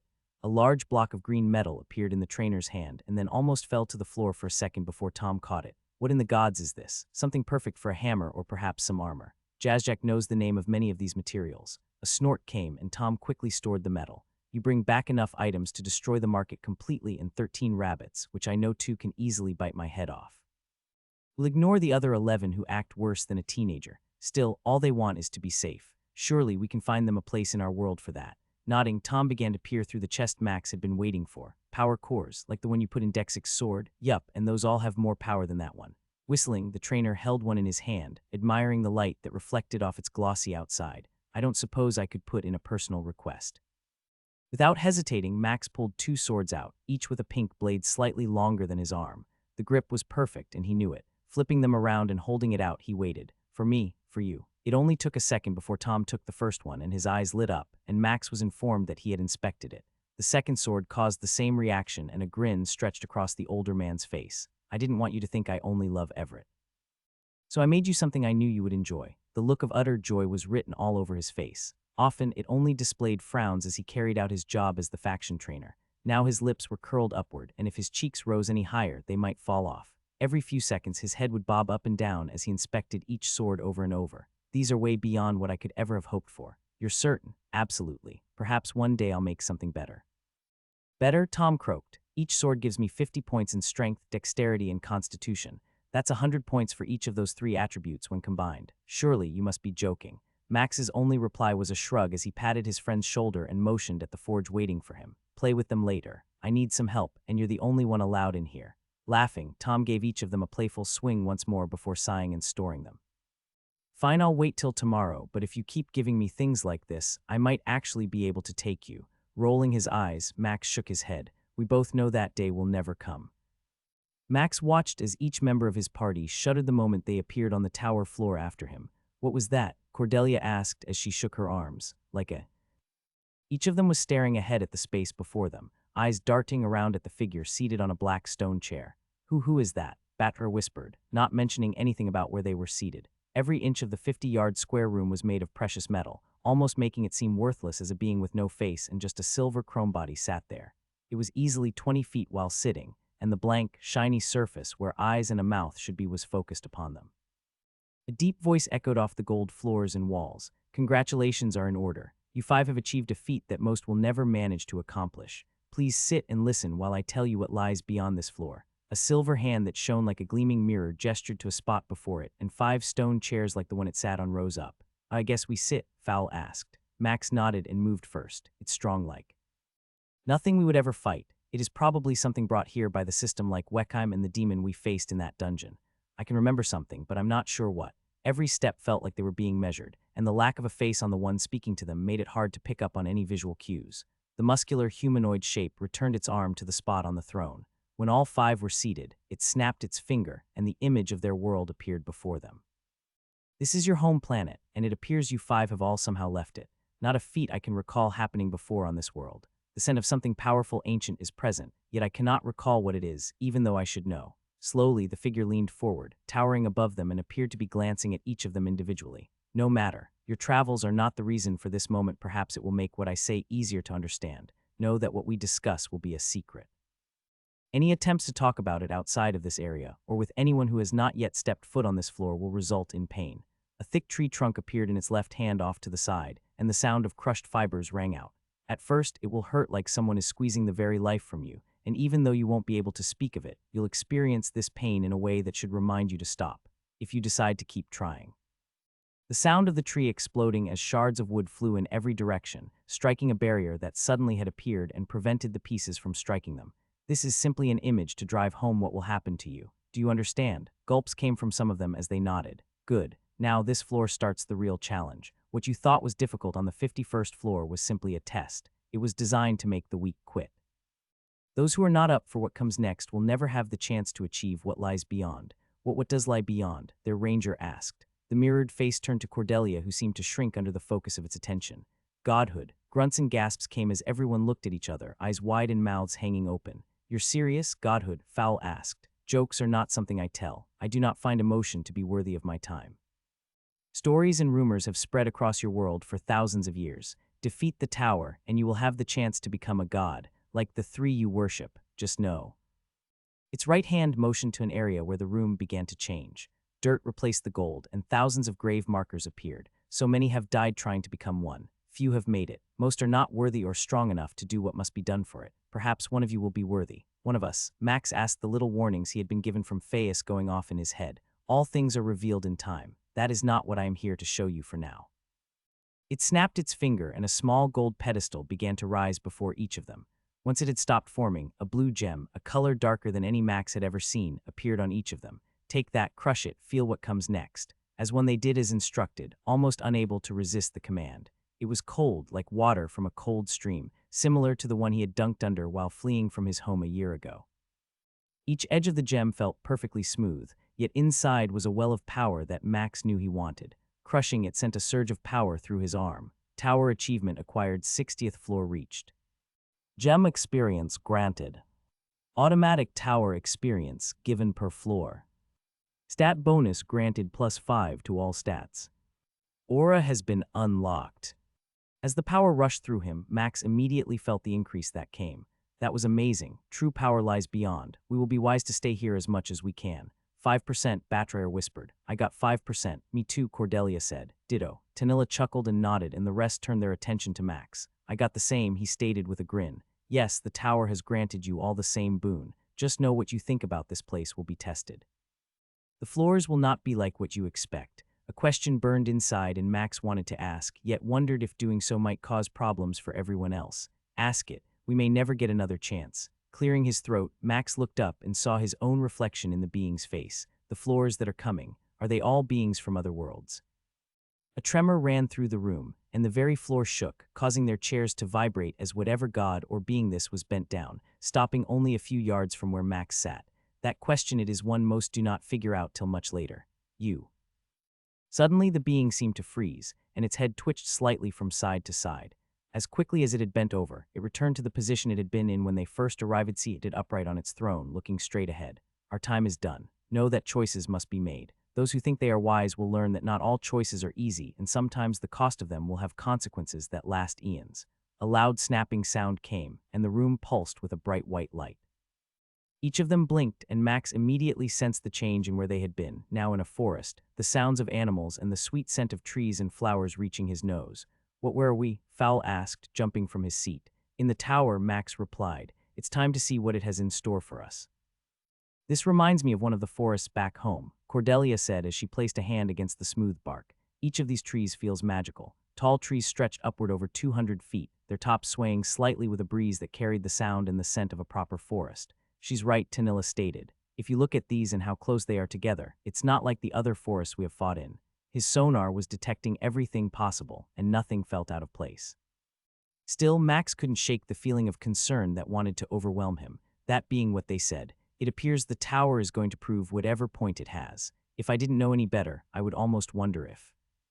Bob's thoughts matched up with what he had been wondering. Guys, I need to check something. You can hide in my dimensional storage, or Fowl can keep everyone near him. What are you planning on doing? Smiling at Batrer, he pointed upward. This doesn't feel like the tower. I never felt like the tower wasn't real, but somehow everything here is how it should be. The way it smells, how the wind blows, the noise of the leaves and animals. All of those things are how a forest should be. All the other floors we've been on had elements of that, but not all of them together. He could see Tanilla's eyes widen. You think we're on a different world? Yes and no. If we were, I'd expect to have received a message about being on a new one. That is what made me think this was just another floor. Yet Bob and I were talking and we felt it was not a level. What if there are worlds for each floor but not actual worlds? A world not being a world, like cheese not being cheese. Smiling, Max shrugged at Fowl. It sounds weird, I know, but trust me on this. So what do you want to do? Stay here or get into the dimensional space? My opinion is we take the safe place. No point worrying about something jumping out of the woods and attacking while you're wherever you are. Not that I don't think I could take a hit or two, but... Seeing how his friend was acting, Max nodded and summoned his dimensional vault and allowed them to all go inside. I'll be right back. Sit tight. A groan came from their healer as Fowl laughed before the door closed. The moment they were safe, Max bent down and jumped into the air, letting Bob use the wind magic to propel him higher. Up into the sky, past the tops of the trees, he could look out and see the vast space beneath them. A thick forest was all around them. A few spots in the woods showed an empty place between the trees, and further away in another direction was what looked like a possible town with buildings and a small river next to it. Higher and higher he flew, starting to sense the cold air and how it got thinner. A tower floor would normally not allow us to go this high. Does this mean this is really a world, a pocket world? He could sense Bob working through some things as they slowly spun around, watching the terrain change from trees to a mountain range far off in the distance. A pocket world, it makes sense that something like the tower could have them. Still, if this is the typical part of the tower, it would explain why it took so long for parties to conquer the floors. From his vantage point, Max could see that if they had gone in one direction, it would take weeks to reach the area with the mountains while only needing about 4 days to find the area that looked like a town. Summoning his dimensional storage, he beckoned for them to come close. Don't lean out and fall, but take a look. Fowl let out a slight groan as he glanced downward from the opening. We're awfully high. A little warning next time. Seeing that his friend appeared a little green, Max nodded. So this really doesn't feel like a tower floor, Tanilla stated. All the other ones we've been on didn't look like this. Moving to sit on the edge of the ledge, he shrugged and pointed in 2 different directions. I've never seen a tower floor as large as this one or was able to go this high. Part of me is glad you thought the same thing. Wait, you both believe this isn't like all the others? Cordelia asked, as in. I'm not sure, Max replied. It could be a world or perhaps just something designed for the tower. The options seem limitless, I guess. In what way? Batrer asked as she shuffled over to where he was on her rear, letting her legs dangle out over the edge. My love, please be careful, Fowl protested. That's a long fall. Bah, he won't let me die. Stop being a chicken and come sit by me. Shaking his head, their warrior kept a few feet between himself and the entrance of the dimensional space. Their healer turned back to Max and motioned for him to talk. When I asked that being the question of different worlds, I felt like it surprised them. After talking with Bob, we're both certain these floors aren't like the others. All of you could sense the aura coming off the others, right? Only yours at the moment, but I think it has to do with your dimensional space, Batria replied. True, but Dagon and some of his guard had the same aura, which leads me to believe they all have reached this tower floor. Only those who have achieved this level would have it, and he couldn't talk about it, which seems to go along with what we were told. So this is really the big gap in the tower, not the 51st, Tanilla muttered. We all noticed the difference in power of the creatures we faced. If that's the case, we should expect what's coming next to be worse. Stronger for sure. I'm more interested in knowing what we'll be facing. Learning from Igara's tower that the system uses other worlds to put what we face here creates a lot of problems. Still, that means we'll need to find the exit and figure out what we're in store for. Are you wanting to fight or just look for the exit? Cordelia's question was a good one, and Max tried to get a read off of everyone else. What do you all think? I just want to be back on the ground, Fowl muttered. I doubt whatever we face will give you trouble, but if you want, I'm always up for bashing something. The rest all nodded, and with no one wanting to make a decision, he dropped off the ledge, letting Bob keep him afloat and motioned for them to move back. I'll scout some more and then let you know what I find. In the meantime, I'll make sure you're all safe. As they all moved deeper into his dimensional space, Tanilla blew him a kiss. Be safe and don't have too much fun. Chuckling, Max blew her a kiss back and grinned. Imagine having fun in the tower. Consume has successfully consumed a skill. Skill is lower rank than current skill. Power stored for future use. That thing was far weaker than I expected. His sword had cleaved the half-goat, half-man in half without trying, leaving what looked like a legless man and a headless goat. The other 10 that had been with it died to the lightning Bob sent out in a single blast. Yes, it would appear Fowl was right. These are no match, and the skills from each of them are worthless. Flicking the blood off his blade, he picked up one half of the creature and stored it, trying to ignore the musky scent that it gave off. This is the third pack we've faced, and they are all aggressive. Even when I call out to them, none of them stopped their approach. A few did seem surprised at first, but then again, who expects their opponent to baw as you did? We're closing in on the city area. I guess we can stop killing these and just see what is there. Launching upward into the sky, Max stayed closer to the treetops, watching as different colored birds and other animals flew off as he passed by, causing the treetops to bend from the speed at which he flew. Soon the tree line vanished, and he saw the town drawing near and activated stealth, hiding as he reached the outer edge of the forest, hovering in midair. Below him was an open space with a long winding stream that ran through a town with a lot of activity. An entire city filled with these creatures were working in fields, drawing water, and the other sounds of life one would suspect from a place like this. Stone and wood buildings were intermingled, with a 20-foot wall surrounding the city's actual part. Occasionally, he could make out guards who traveled in packs of 6 or more, all jogging along the road, weapons and armor bouncing as they moved. There are children down there. A twinge of something came from Bob, and both of them saw the groups of smaller half-goats and half-humans running and kicking a ball, yelling and shouting as they played a game. Could the tower really want us to kill all of them? I'm unsure what the tower wants, but our introduction told us that your decisions will have consequences. Killing all of them could destroy a race. Not removing them might allow them to develop into something more peaceful, aggressive, neither of which I'm certain of. Frowning, Max felt the pain of uncertainty. If I tell the others, then they are forced into being part of a decision that might haunt all of them. I would much rather bear the burden of this choice, especially Tanilla. You plan on trying to talk with them again. Even after all the other times, has it failed? That was in the woods. Here, it appears they are prepared to fight, but if pressed and they see that nothing they do can injure me, perhaps they would be more open to discussion. And if they aren't, then I will kill only those I must and look for the portal. Sensing Bob's acceptance of his decision, Max descended to the ground and broke stealth. Without bringing out his weapon or shield, he slowly approached the town, moving through the vineyards set up on the outer edges. A loud bleat came, and soon he could see a group of armored goatmen coming toward him, weapons drawn as they charged. A city bell began to ring out in the distance where the town was. Wait, I do not want to fight. All intruders must die. One shouted back, and the pack came at him, ignoring the damage they were doing to the crops, their swords and axes hacking up the food they had planted. Blades came at him, and Max simply deflected them with his hands, watching as none of them even cut him. Over and over the blows landed, and after about 20 seconds of just standing there, letting their strikes reach him, he saw 2 of them come from opposite sides, their weapons glowing for a second as each swung in unison. Bob's hesitation was there, but with his hands outstretched, he parried both, watching as the blades shattered against his palms. I told you I don't want to fight. His tone and what had just happened to the last attack caused the group of 7 to all take a few steps back. Who are you? Why have you come? You cannot have our young ones. The look on the goat man who had spoken felt off. He's older, a bit of gray in his beard, and I think he's actually fearful of me. I don't want your young ones. I just want. Lies, one of the goatmen behind him came from behind, its large axe coming at his neck. Sighing, Max didn't bother even to deflect it, letting the blade strike him and watching as it bounced off harmlessly. I don't want to fight because if I do, you'll all die. All I want is the portal that lets me leave.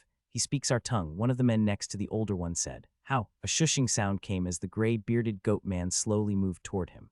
Who are you and why are you here? The tower brought me here, and I am Max. My party and I have come to complete. The tower, it brought you here. Nodding slowly, his sonar told him everyone appeared anxious, weapons trembling as the few remaining ones pointed at him. All who come from the tower only come to kill. Yet you claim not to want that, and you speak our language. Why should we believe you? Max smiled, sensing that one of these goats had a lick of intelligence. Allow me to show you. Bob started to laugh inside his head as he lifted upward off the ground and his bow appeared in his hand. Drawing it back, he aimed it at a tree. Empowered ranged attack. The glowing arrow that had formed out of nothing streaked from the weapon he had crafted and impacted one of the trees at the edge of the clearing. To say its base exploded would have been an understatement, as the arrow shattered it and the next four it hit, causing a display of destruction as trees began to topple over.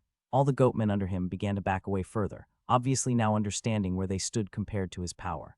Slowly descending, Max stored his weapon and faced the gray-bearded goat. As you can see, killing you wouldn't be a problem. Had I wanted to do that, I would not have bothered to try and talk. I see that. Would you be willing to remain here while we summon our elder? Sensing that for once, someone might come and not require him to wipe out everyone before him, Max nodded. A chair appeared in his hand and he took a seat. I can wait. The silence had been a bit awkward, yet Max never flinched. The three who remained with the graybeard stood there studying him. His attempts at talking were cut off with a grunt and a single apology that they were not allowed to speak now that the elder was coming.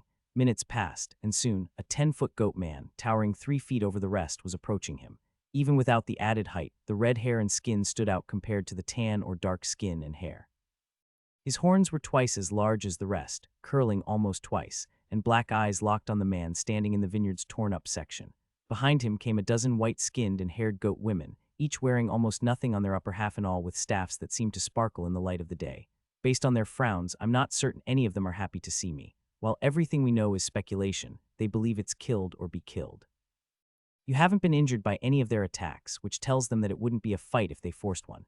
Happy or not, they didn't have a choice. Slowly, the group slowed down and the 12 goat women spread out around him as the elder approached. Word has reached me that you speak our language and do not seek our deaths. Forgive me if we find this hard to believe. All those who have come before you slaughter our kind without care. I'm not like them, Max replied, studying the muscle-bound elder. There was no fat on his body, and he ignored the comments Fowl would have made, already knowing that roasted goat meat smelled wonderful. All I seek is the exit to this place, a portal. We know of what you seek. Tell me, why have you chosen not to slaughter us? The elder pointed to the area of the woods where trees had fallen over. It is obvious that you could easily do such a thing, because I prefer not to kill if I don't have to. If your warriors hadn't stopped their attacks, I would have crippled a few and continued my approach to your village. The entire time I would have sought peace, but if anyone had managed to draw blood, I would have not hesitated to retaliate. A bleat from behind him came, and his sonar told him that one of the goat women had lowered her staff and pointed it at him. She can try, but as I said, if she manages to draw blood, there will be nothing left of her body when I'm done. Max's tone was harsh, and he glared, foregoing the softer facial expression he had tried to hold. With a wave of his hand, the elder shook his head, and the staff slowly pointed upward. You knew what she was doing even without looking. Your aura is weak, and yet it isn't. Tell me, warrior, if I promise to show you the portal and do no harm, will you swear to harm none of my people? I will make that promise, but you must also understand that I have others with me who won't attack either. If any of your people were foolish enough to attempt to attack a single one of them, Max paused and leaned forward as his tone became gruff. I'll burn this entire town to the ground and promise none shall live, even if I have to burn down the entire forest around us. He could sense the trembling of a few guards taking a couple of steps back. No one will attack yours. I, Ruchalb, swear on my life. With those words, he pulled a dagger off the leather belt at his waist and made a mark on his horn, causing the other goatmen to gasp. Then I will abide by our agreement. With a nod, the 12 women raced off, heading toward the city. Come, walk with me. I am curious about what makes you different from the others we have faced. Together they walked slowly as Max felt Ruchalb relax slightly. How many have you faced here, in this place? Do you travel a lot or stay here? A grunt came as the elder snatched a ripe bunch of purple grapes off a vine and plopped a few in his mouth before holding the food out to Max. Taking them and trying a few, the sweetness of the fruit was surprising, and with a grin, Max took a few more before handing it back. We have been in this place for a while. Not many have come, and the few that made it past our patrols in the woods did not breach our walls. Still, we have lost many, and there have been moments when the trees became our home before we could rebuild. Both of Ruchelb's shoulders slumped for a moment at that last statement. Are those you face all like me? I mean in appearance. Chuckling, the elder shook his head. No, many different kinds come, all trying to prove their strength. Some like you, pointy-ear folks, short and hairy ones, as well as non-hair ones. Many are creatures like ourselves. They are often harder to fight as they know how to use the woods and tactics, making it difficult to pin them down. Still, we have faced many challenges in the time of our people. One day I hope to return to our home and prove we have protected that which we have sworn to defend. The portal. A deep guttural grunt came and Ruchelb frowned. Yes, you will be the first in a while to reach it. Only twice before has anyone managed to access and use it. Each of those times was costly. Can you tell me what you get from defending this? What if you die? That I cannot. Our home. Ruchelb paused and the pained look Max recognized began to form. Don't force yourself to endure the pain. I understand. Some things are not allowed to be spoken of. Chuckling, the elder nodded and slowly started to smile. You are different, much different than all the others. For a smooth skin with no hair, I am impressed with your power and your mind. Surely you could have easily killed all of us and taken everything we have. Knowing that, having heard of what you did, and then seeing it, it made me realize that perhaps my God had found me lacking and sent someone to punish me. No one sent me, Max replied. I am simply trying to complete. The words seemed to catch in his throat, and no matter how much he tried to say it, he couldn't. It would appear you have found what you cannot talk about in here. A chuckle from Bob echoed in his head as he shrugged. Let's just say I have my own reasons for finding that portal. Both of them nodded and said nothing else as they drew close to the outer city. Every goat man, woman, or child was gone, except the occasional guard standing along the path Ruchelb was leading him. In the center of the town was a simple-looking tent, but Max could sense power coming from inside it. Coming to stop about 30 yards from it was a circle of crystal, 6 inches thick and forming a perfect ring around the tent. We cannot enter it. We are not allowed. If you had crossed this boundary, none of my people could have followed you. Bending down, Max reached out with his hand and felt the power that tingled yet did nothing to him. May I? Nodding, Ruchelb motioned to it. I am still interested in when your friends will arrive. Was this simply a story to strike fear in our hearts in case we decided to attack? Chuckling, he shook his head and stepped over the ring and then summoned his dimensional space. And nothing happened. Dimensional access blocked. What in the gods, it's blocked, so this might not be good. It appears the tower has ways to stop people like yourself. Returning to the other side of the crystal ring, Max saw the look Ruchelb was giving him. This time his dimensional space opened up and the elder took a few steps back in surprise when the other 4 came to the doorway. You have them with you? Hidden, a secret place. Bobbing his head, Max beckoned for his friends. It's safe, don't attack, and we can go. Fowl came out first, decked out in full armor and keeping himself between the others and the red goat man that towered over him. What's he saying? Their warrior asked. You need to go over the ring and we can take the portal. You're sure it's not a trap? Completely. After all, you'll go first, and if something is wrong and I don't hear from you with our ring, I'll burn this entire village down. I swear, they will be fine, Ruchelb proclaimed, waving his large hands in the air. I swore on my horn and bear the mark. To break it would cause it to fall off. Fowl glanced at Max and the goat man, who was making animal noises in various tones. As he started to open his mouth, a wooden staff bonked their warrior in the helm. Don't. Let's go. Max has this. Grumbling, Fowl gave a slight bow and backed up until he passed the crystal ring with the others. Go, I'll be there in a moment. In his inventory, Max found what he was looking for, and a bottle of wine that was over 200 gold appeared in his hand. I'm guessing your people enjoy drinking the fruit you grow. A smile bigger than the sun appeared on Ruchelb's lips. More than you know, then take this as a gift. I pray your God knows you have done the best thing possible for his people. May you one day be able to return home. Carefully, the elder held the clear glass bottle with the dark red liquid inside and swished it around. Our skins do not have this kind of feel and the color is very beautiful. You're certain you want to give me this? Max nodded and held out his hand. Ruchelb quickly grabbed Max's hand and started to laugh as they stood there, shaking each other for a moment. Who would have believed it? One who seeks peace and offers the drink of our God. Be safe, warrior, and know that I shall tell all my people of your kindness. Tell me, what is your name? Max Host. Bending down onto one knee, Ruchelb bowed low. Be safe then, warrior Max Host. May you protect yours and may the vine's fruit provide the strength you need to pass any obstacle. With a slight nod, Max turned and moved past the crystal barrier, still able to sense that the elder had not yet risen. You have a way with people and goats if such a thing is possible. Unable to help himself, Max started to laugh as he went to the tent and found a swirling blue portal inside. We need to catch up. No telling what trouble Fowl is getting into. An icy chill touched his skin as the world shifted, and Max felt the cold immediately, even though it didn't bother him. When his vision cleared up, large mountains covered in snow were before them, a single pass leading up into them. It's about time, their warrior muttered. My balls are about to turn blue from how cold this is. Tanilla held up a finger and pointed behind him. 20 yards away was a portal. If we take it, does it lock us out? Max asked. Beats me, Cordelia muttered, her teeth clattering together, pulling a thick fur cloak around herself. All I know is it's far colder than I expected. Frowning, he tried to figure out what to do. Do we keep going or pull out? I'm assuming we'll keep going, as you've never been one to pull out. Max looked down as he took a few steps forward from where everyone was standing, moving toward the tall mountain pass that eventually disappeared into the clouds. Along the snow-covered surface, a ring of energy radiated outward from it. Bending down, he used his hand to clear a path from what he sensed. What is it? Fowl asked as he approached. A crystal ring like the one at the end of the previous floor. It feels different. In what way? Touching it with his fingers, Max felt a jolt of pain run through his body, similar to the sensation he had felt on the 50th floor. That's interesting. Flicking his hand even though it didn't physically hurt, he reached out with the other one slowly and stopped as notifications appeared. Tower Floor 61 reached. Completion of Tower Floor 60 achieved. Full level of tower experience granted. Calculating results of previous floor. Results totaled. Time spent on floor is within top 3. Number of kills on floor is rank 1. Calculating rewards. Rewards for achieving top 3 fastest time. Full level experience granted skill gem. Error experience denied. No replacement given for lost experience. Determining skill gem based on current skills. Current skills are varied, special gem given. Skill gem granted epic rank random skill, granted upon use.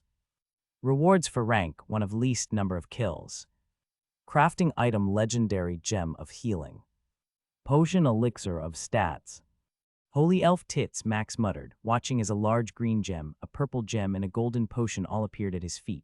What in the gods? Cordelia asked, her voice slightly higher than usual. Rewards for passing the floor so fast and with so few kills. Do we all get some? Fowl asked as he inched closer to where Max was. I think. Touched the circle. Each of them moved forward and their warrior went first, slightly grunting as his fingertips touched the circle. Soon 3 items, all similar to Max's, appeared on the snow. A whoop came from Fowl, who motioned to the others, and they all quickly did the same. A whole level of experience, Tanilla said quietly. That's insane. All because we didn't kill anything and made it through quickly. Wincing, Max shook his head. I did kill a few, just not that many. Still, I wonder what group did it faster than us. How strong and what kind of speed did they possess to achieve that? Ah, who cares, Batrier said as she crushed the purple gem. Magic radiated along her whole arm and she gasped, eyes becoming purple for a moment. What did you get, babe? Their healer did a little dance in the snow, no longer appearing to be cold as she smiled. My gem gave me an epic group heal. This skill is so amazing. The other 3 did the same, each crushing it and looking energized and excited. I got a buff for my wolf, Cordelia said as she grinned. I mean, I wish I got this kind of boost. It's 15 bonus to all its stats. A massive grin covered their mage's face as the last bit of magical energy surrounding her arm disappeared.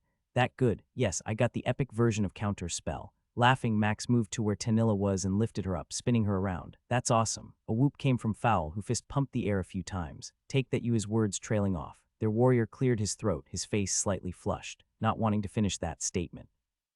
Batrier asked, cocking her head slightly. No, but I did get a skill, and I'm super excited about it. The silence lasted about 5 seconds as everyone waited, and after their archer groaned, Fowl laughed. Fine, I'll tell you, I got Juggernaut. Hot damn, Max exclaimed. That's really good. You bet your sister's arser, yeah, it is. Being able to move twice as fast, all my resistances max out at 90, and doing bonus damage when charging for 10 seconds is crazy good. Watching everyone celebrate, it took a minute for them all to remember they had potions to drink.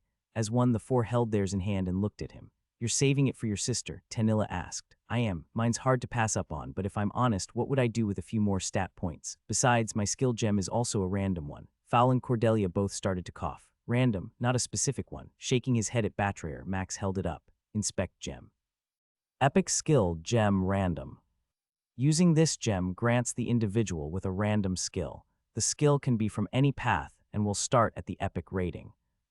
While I'm all for another crafting skill or fighting one, the problem is that I don't really need skills. I mean, I could give this to one of you and hope for the best, but I think we would all agree that's not a good idea. Says the guy with thousands of skills. Fowl replied with a wink. Still, you're right, and I doubt your sister would have problems with any skill she got, especially if it starts as an epic. The slightest squeal came from Batrier, who moved closer to their warrior and hugged him. Look at you, babe. Growing up and passing on loot, rolling his eyes, Fowl shook his head.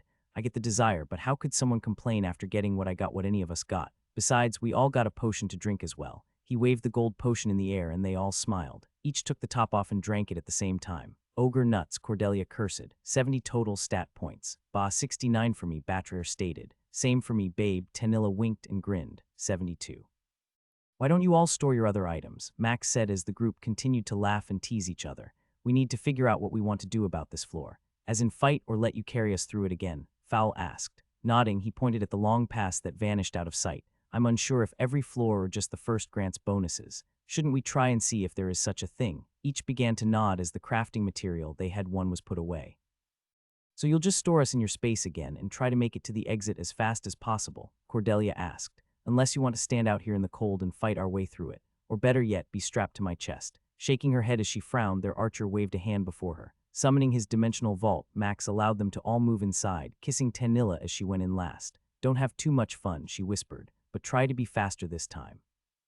Laughing, Max nodded and waved at them all. I'll let you out soon enough. With the door closed and his attention drawn to the pass, Max couldn't help but smile. How fast do we want to try this? Flying is faster. We could activate haste to bump that up a bit. Clearing his throat, Max cracked his neck and jumped into the air, feeling the magic bob was controlling propel him in the direction of the pass. Haste. The cold wind felt like it was going to eat away at his skin, and pieces of ice, some as big as his fingernail, assaulted him immediately. Holding a hand over his eyes, they created a vortex of swirling snow and ice as he flew toward the pass. The moment he arrived at the entrance, he could see caves on the edges of it. Most had ice giants outside them, and the occasional cave had massive wolves with white fur. Bob didn't stay low for long, flying higher up the pass, its sheer walls rising upward and disappearing into the clouds. Right before he was about to enter the clouds, he crashed into a barrier, forcing him down and preventing him from gaining any more altitude. They slid along an invisible wall that snow, ice, and wind passed through at a speed that seemed impossible, zigzagging through the rising elevation. Each second left hundreds of yards in their wake, and soon the clouds pushed them lower and lower, no longer able to stay as high above the snow and ice-covered path. We're going down. No, the land is rising. In a few minutes, I think we'll be right along the ground. Something is keeping us from cheating. Bob's words were right, as in less than 10 seconds, they were only 10 yards above the tallest cave, and as they flew past them, giants and wolves roared out, announcing they sensed the intruder that had long since passed them. Intruder, intruder. Their words almost failed to reach his ears, but like an echo, their calls were picked up by the next, growing louder and louder, somehow drowning out the storm.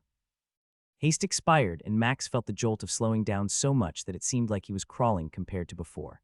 Echoes of the calls from behind caught up, and soon the giants before them started to turn. Intruder, in the air, we don't want to kill any if we can help it. I know, looks like they're forming up in the pass.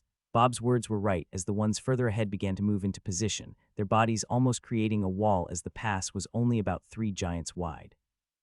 Like a bird, Max darted left and right, moving up and down as Bob managed to fly between legs, under swings, and between those who got out of position. Walls of every element formed as Max created space when the occasional group of 3 blocked the path well. Wolves ran along the walls, somehow sticking to them like spiders, and tried to jump and lunge in him, massive maws clamping shut and only catching on air. Even amid all that was taking place, Max couldn't help but laugh.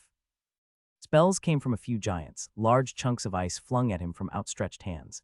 A storm with sword-sized chunks descended from above the barrier, and they did a little bit of damage, yet his regeneration quickly nullified any actual injury that came when one managed to strike him. Each second was chaos, yet it was like a game for Bob and him. Inside his head, laughter joined his, both of them sensing the chance for rewards. All it took was them not doing the very thing they were good at. Not killing a thing. Time stretched on and the pass rose to a peak, opening up into a large camp of hundreds of ice tents, each with giants or wolves outside them. This place is huge. In the middle of the camp, he could see a giant that reminded him of the one from earlier in the tower. 2 large horns jutted from its helm, and it stood easily 20 feet taller than all the others. Do you want to try and fight it or skip it? Flying around the edge of the open area, the sky was crystal clear, allowing him to see everything without the previous haze the pass had. A single kill, if we could get away with that. Surely anyone else would have tried killing it as well, all for the hope of loot and potential stats. Yet if your team isn't present, I doubt the tower will reward them. Shouts started coming from camp as his presence was noticed, and a wall of giants and wolves formed around the outer edges. 2 seconds later, a blue wall of some kind started to radiate from where the larger giant stood in the middle, slowly expanding past the closest tents of the camp. Whatever we're going to do, we better hurry up and decide. Let's do it, faster than an arrow from a bow. Max sped toward the boss, his weapon out. As he moved, it took on the shape of a long, two-handed sword, providing him with maximum cutting space. Once again, he easily dodged the spells that had started coming toward him, large chunks of ice flying through the air and crashing into the mountain. Bob controlled their movements, finding a little more room above the current horde of giants. They raced in the direction of the giant they figured had to be the floor boss.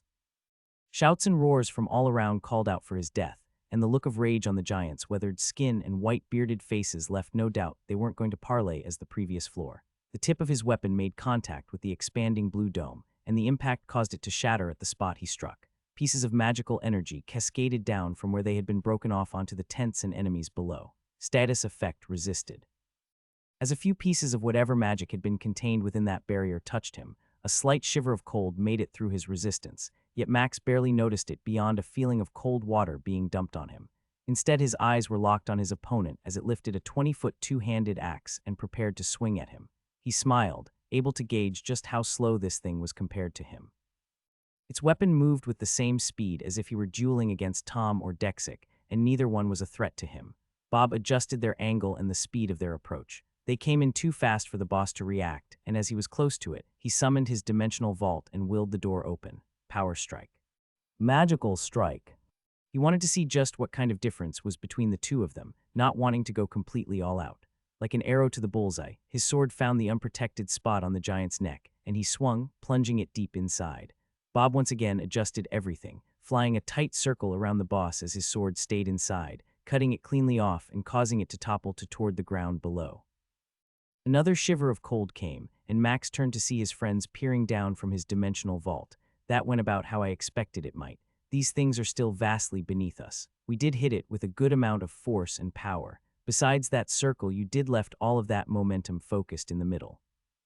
A chuckle came from inside his head, and Max raced to where the vault was, scanning the area near him and spotting a portal about 50 yards away in the true center of this camp, nothing near it for about 20 yards on every side. Did you get anything? Gods, yes. Experience and a cold breeze up my armor. Fowl shouted back. A little warning next time. I almost fell. Seeing the smiles on his friends' faces, Max nodded and motioned for them to back up. I'll close it and then we'll drop down real quick to the edge of that portal, and then you can come out. All of them quickly took a step back, and Max felt Bob summoning a few wind blades as well as a wall, stopping a trio of ice shards headed at him. With his vault dismissed, he moved to where the portal was and felt the sensation of passing over a circle like the previous floor. Its power radiated from under the cover of snow, and he quickly moved to other side, summoning his vault once more and preparing to protect his friends from anything that came his way. Without hesitating, they all moved forward, crossing the ring. A few more spells came at them as cries and roars echoed around them, but as the ice struck the space above the crystal ring, each of them vanished into nothing instantly. Outside the crystal circle was an army of giants, roaring and shouting, but none able to pass the barrier that protected them. That's pretty convenient, Cordelia said as she looked at the surrounding camp. How many are there? 1,000. Maybe more, Max replied, dismissing his vault as he stepped back over the ring and turned his attention at the giant he had killed that had toppled over. What are you waiting for? Fowl asked. That might have been a floor boss. I'm waiting to see if. As if on cue, the body began to start to fade, and he sensed another shape taking form behind him. Spinning around, he laughed and pointed at the chest, which was made of ice, a depiction of the camp and the one he killed etched along the outer edge. Holy. We know, Batrier said, shoving their warrior and stopping his normal phrase. Still, I might agree with you on that. Each of them gazed at the 8-foot-long chest 4 feet high, all knowing how rare it was for one this big. Winking at her, Max shrugged. And since we got experience. He nodded at the woman he loved and moved to where the chest was, lifting the lid up and letting out a low whistle. Everett is going to love this. As when they all joined him, seeing the 4 large blue crystals that awaited inside. How much power are in those? Batrier asked. I can't describe it other than a lot, perhaps not double the clear ones, but at least half again as much. Who cares about Everett? Cordelia said as she pointed at the 5 items in the chest. I want to know what those are. Motioning for her to go first, Max watched their archer reach inside, taking a blue pair of earrings that looked like a tiny ice shard. Her hand trembled a few moments after she held it, and then her smile showed every one of her teeth. Gods, I've missed getting rewards with you, she said, winking at him. This is crazy. Max and the rest reached in, Tanilla and Batrayer getting a pair of earrings similar to hers while Fowl and him got a ring. Inspect ring. Ring of Ice Nobility, +10 to all stats, +30 to ice, and cold magic. It's not bonded, and it's this strong. Which is a good sign in some ways. Perhaps this is simply just the kind of loot that the tower normally gives. Is this 10 for all of you as well? Fowl asked as he admired the ring on his finger. Nods came and Max quickly scooped up the 4 crystals and pointed at the portal. Not to sound funny, but let's discuss these on the other floor. We're technically wasting time acting like this. A snort from their healer was all she gave as she took off toward the portal, everyone else quickly following her lead. So much for warriors first. The smell of smoke was overwhelming, and when Max's eyes allowed him to see, he couldn't help but frown. Underground. We're underground, Fowl said. How do you know? Their warrior tapped his head as he looked at Cordelia. I'm a dwarf. We know when we're underground. Their archer rolled her eyes, and Max took a few steps forward as the others remained where they were. He could feel a dampness in the air, and the floor was muddy, squelching under Max's boots. Yellow moss grew along the tunnel walls, giving off a decent amount of light, running all along the surface of the 30-yard-wide area. We have a portal behind us, Batcher called out. What's the plan? A few yards ahead, Max could sense what he was looking for and moved to the crystal circle that was around them. Touching it, he felt the same jolt as before. Tower floor 62 reached. Completion of tower floor 61 achieved. Full level of tower experience granted. Calculating results of previous floor. Results totaled. Time spent on floor is within top 10. Number of kills on floor is in bottom 99. Calculating rewards. Rewards for achieving top 10 fastest time. Full level experience granted skill gem. Error experience denied. No replacement given for lost experience. Determining skill gem based on current skills. Current skills are varied, special gem given. Skill gem granted epic rank random skill, granted upon use. What the heck? Max said out loud as the skill gem that appeared fell into the wet floor, making a squelching noise. What's wrong? Tanilla asked as she moved to where he was. We were in the top 10 this time on speed and not the top 3. Just what other groups out there can go faster. And on kills, see for yourself, he told her, motioning to the ring before grabbing and storing the gem. Their mage grunted as a shard appeared before her. Seriously, the bottom 99. Does that mean we were supposed to kill everything? As the others got their reward and each of them saw the same notification, Max couldn't help but frown. What kind of other teams could be doing this? I mean, it would have to be a team, right? There is no way I can answer that question, but I'm also smart enough to know there are beings far more powerful than us. You and I both knew the one who came to Igara's world and challenged you would have been impossible to defeat at our current power. We also don't know how many worlds this tower connects to, but could there really be someone faster than us? Obviously there is. Unable to help it, Max groaned, and when he saw everyone looking at him, he tapped his head. Private conversation. Sorry. Tell Bob I said hi, Fowl said before crushing the gem in his hand. A matching groan came from within, and Max knew his skill hated it when anyone but him used that name. Well, it's not as good, but I'll take it, their warrior said with a shrug. Sword mastery. I guess all I need now are 2 more melee skills and I can be special like you. Wizard step, Tanilla said with a grin. A small teleport like yours. Single person buffs for 5 stats, Batterer stated. Can only be on 1 person at a time though. Bah, and all I got was an invisible shot, Cordelia declared. Can't see it coming. Shaking his head, Max knew some of those were better than others, and wondered if the lower ranking is what potentially determined the skills that were given. So now what? Their mage asked. We doing another floor or? Everyone looked at him. Max shrugged. Part of me wants to keep going. The other part of me wants to return home, take a shower, and then pay a visit to Dagon. He says that so casually, Fowl muttered. Just going to stroll up to the Dwarven King and be like, hey buddy, I got some questions and need answers. Chuckles came as Fowl acted out while he spoke. So you're saying you want to stay here when I go? Bah, don't make me tell your sister stories about you. Grinning, Max pointed at the portal. Then let's go home. I'm ready to get a few answers before we do this again. You've returned. Even before his eyes saw the speaker, Max knew that the person approaching him was Vela. Indeed I have. Tell me, Vela, have you been waiting for me this entire time? The look on her face cut off his attempt at being funny. Yes, we need to talk. Sighing, Max motioned at his friends. They can come. That way you'll have less to explain later. Carriage he and Tanilla shared with Vela was quiet beyond the first few questions the captain asked about his tower experience. He could sense that she was nervous, and it took him longer to realize why than he had wished. We're giving off an aura like those guards in Dagon did. How do we turn it off? Bob said nothing momentarily, and then Max could feel something inside him vanish. Imagine yourself putting on a mask before battle. I just took it off. Try to put it back on and then undo it. Tanilla glanced at him, sensing the change, as did Vela. Max ignored them both for a moment and closed his eyes. Inside, he tried to imagine how he and Fowl used to prepare for a fight, psyching themselves up. After about 5 seconds, he found the switch, and his sonar told him both women had leaned back a little. Max.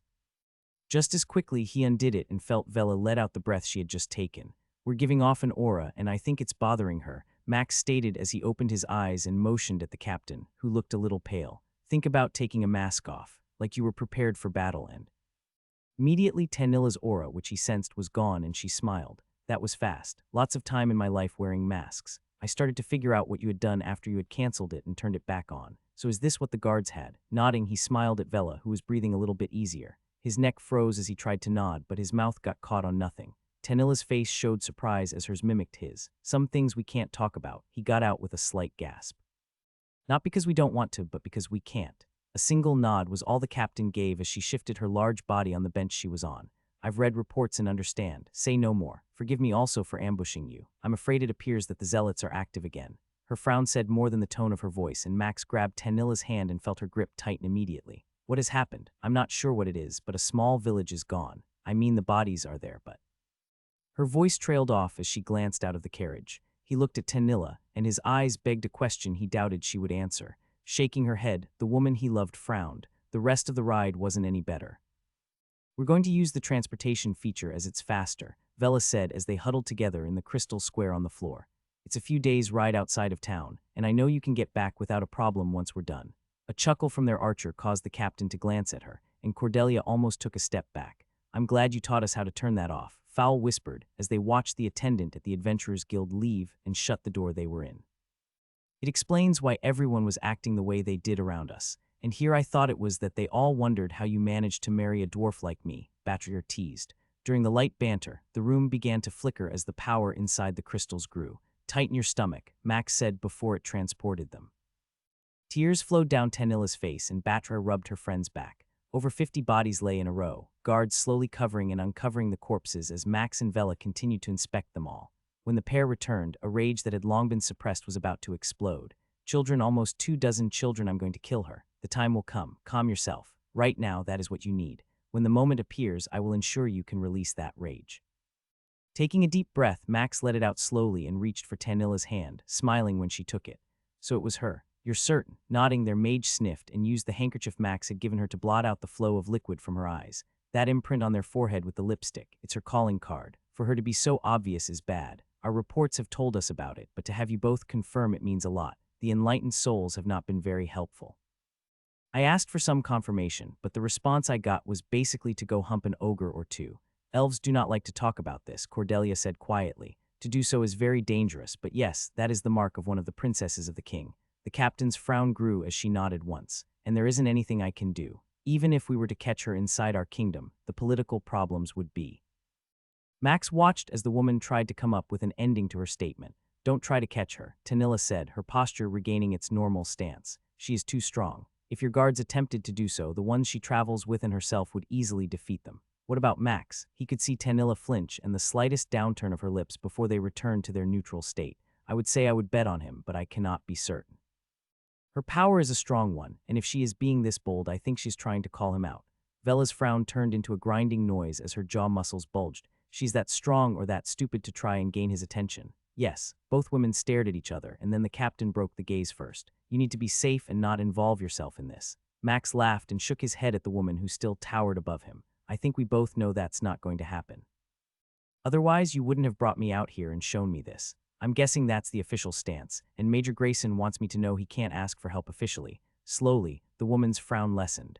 We are unable to ask tower climbers to engage in kingdom disputes. Doing so would potentially lead to another great war like the last one that took place. However, if an individual such as yourself, who has been targeted by the zealot group multiple times, learned about this and chose to involve themselves, how could I, a simple captain, hope to stop you? Nodding, Max squeezed Tanilla's hand before freeing it and holding it out.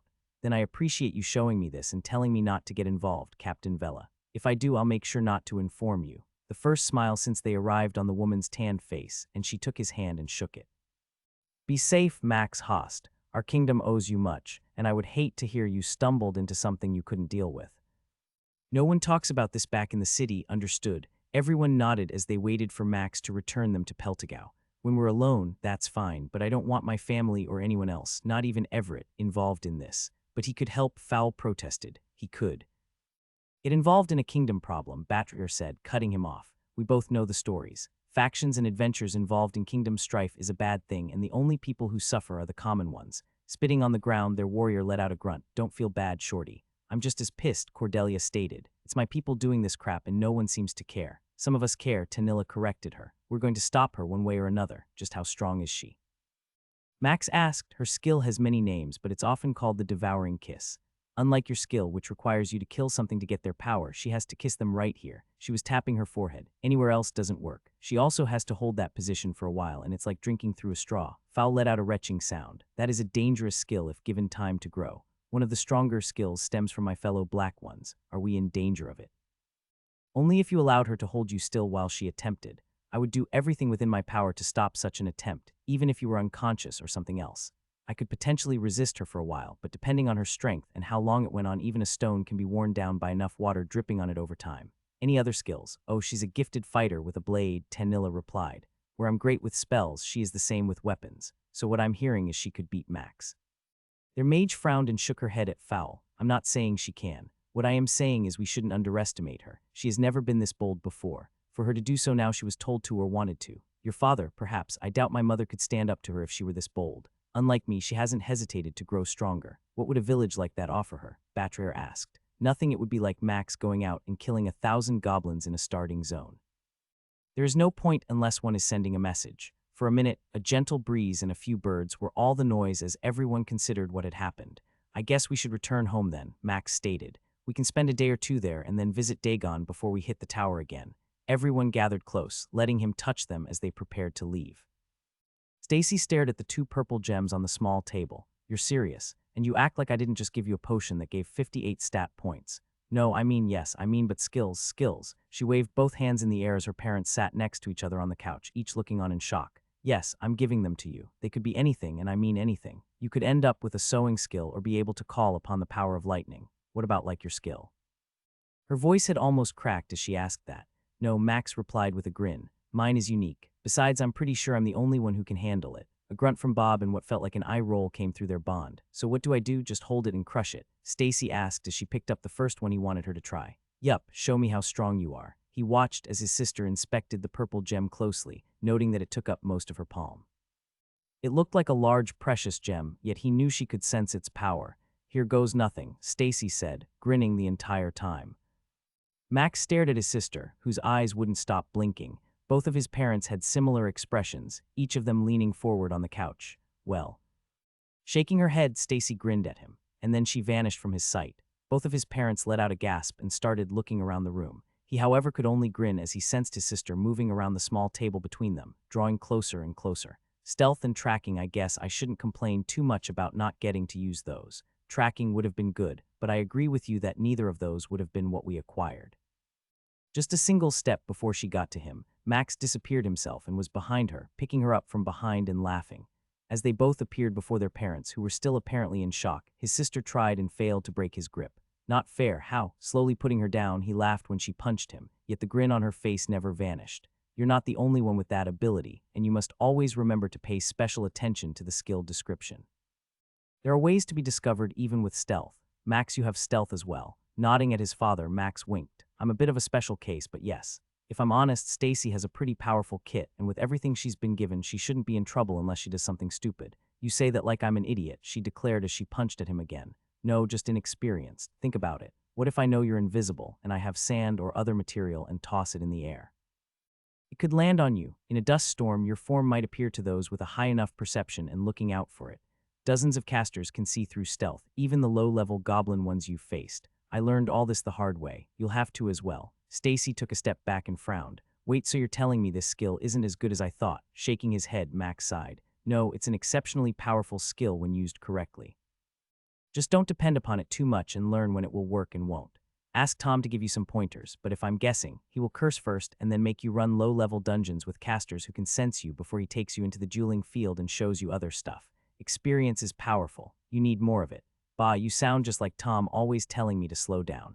Max moved until he was directly before his sister and got in her face.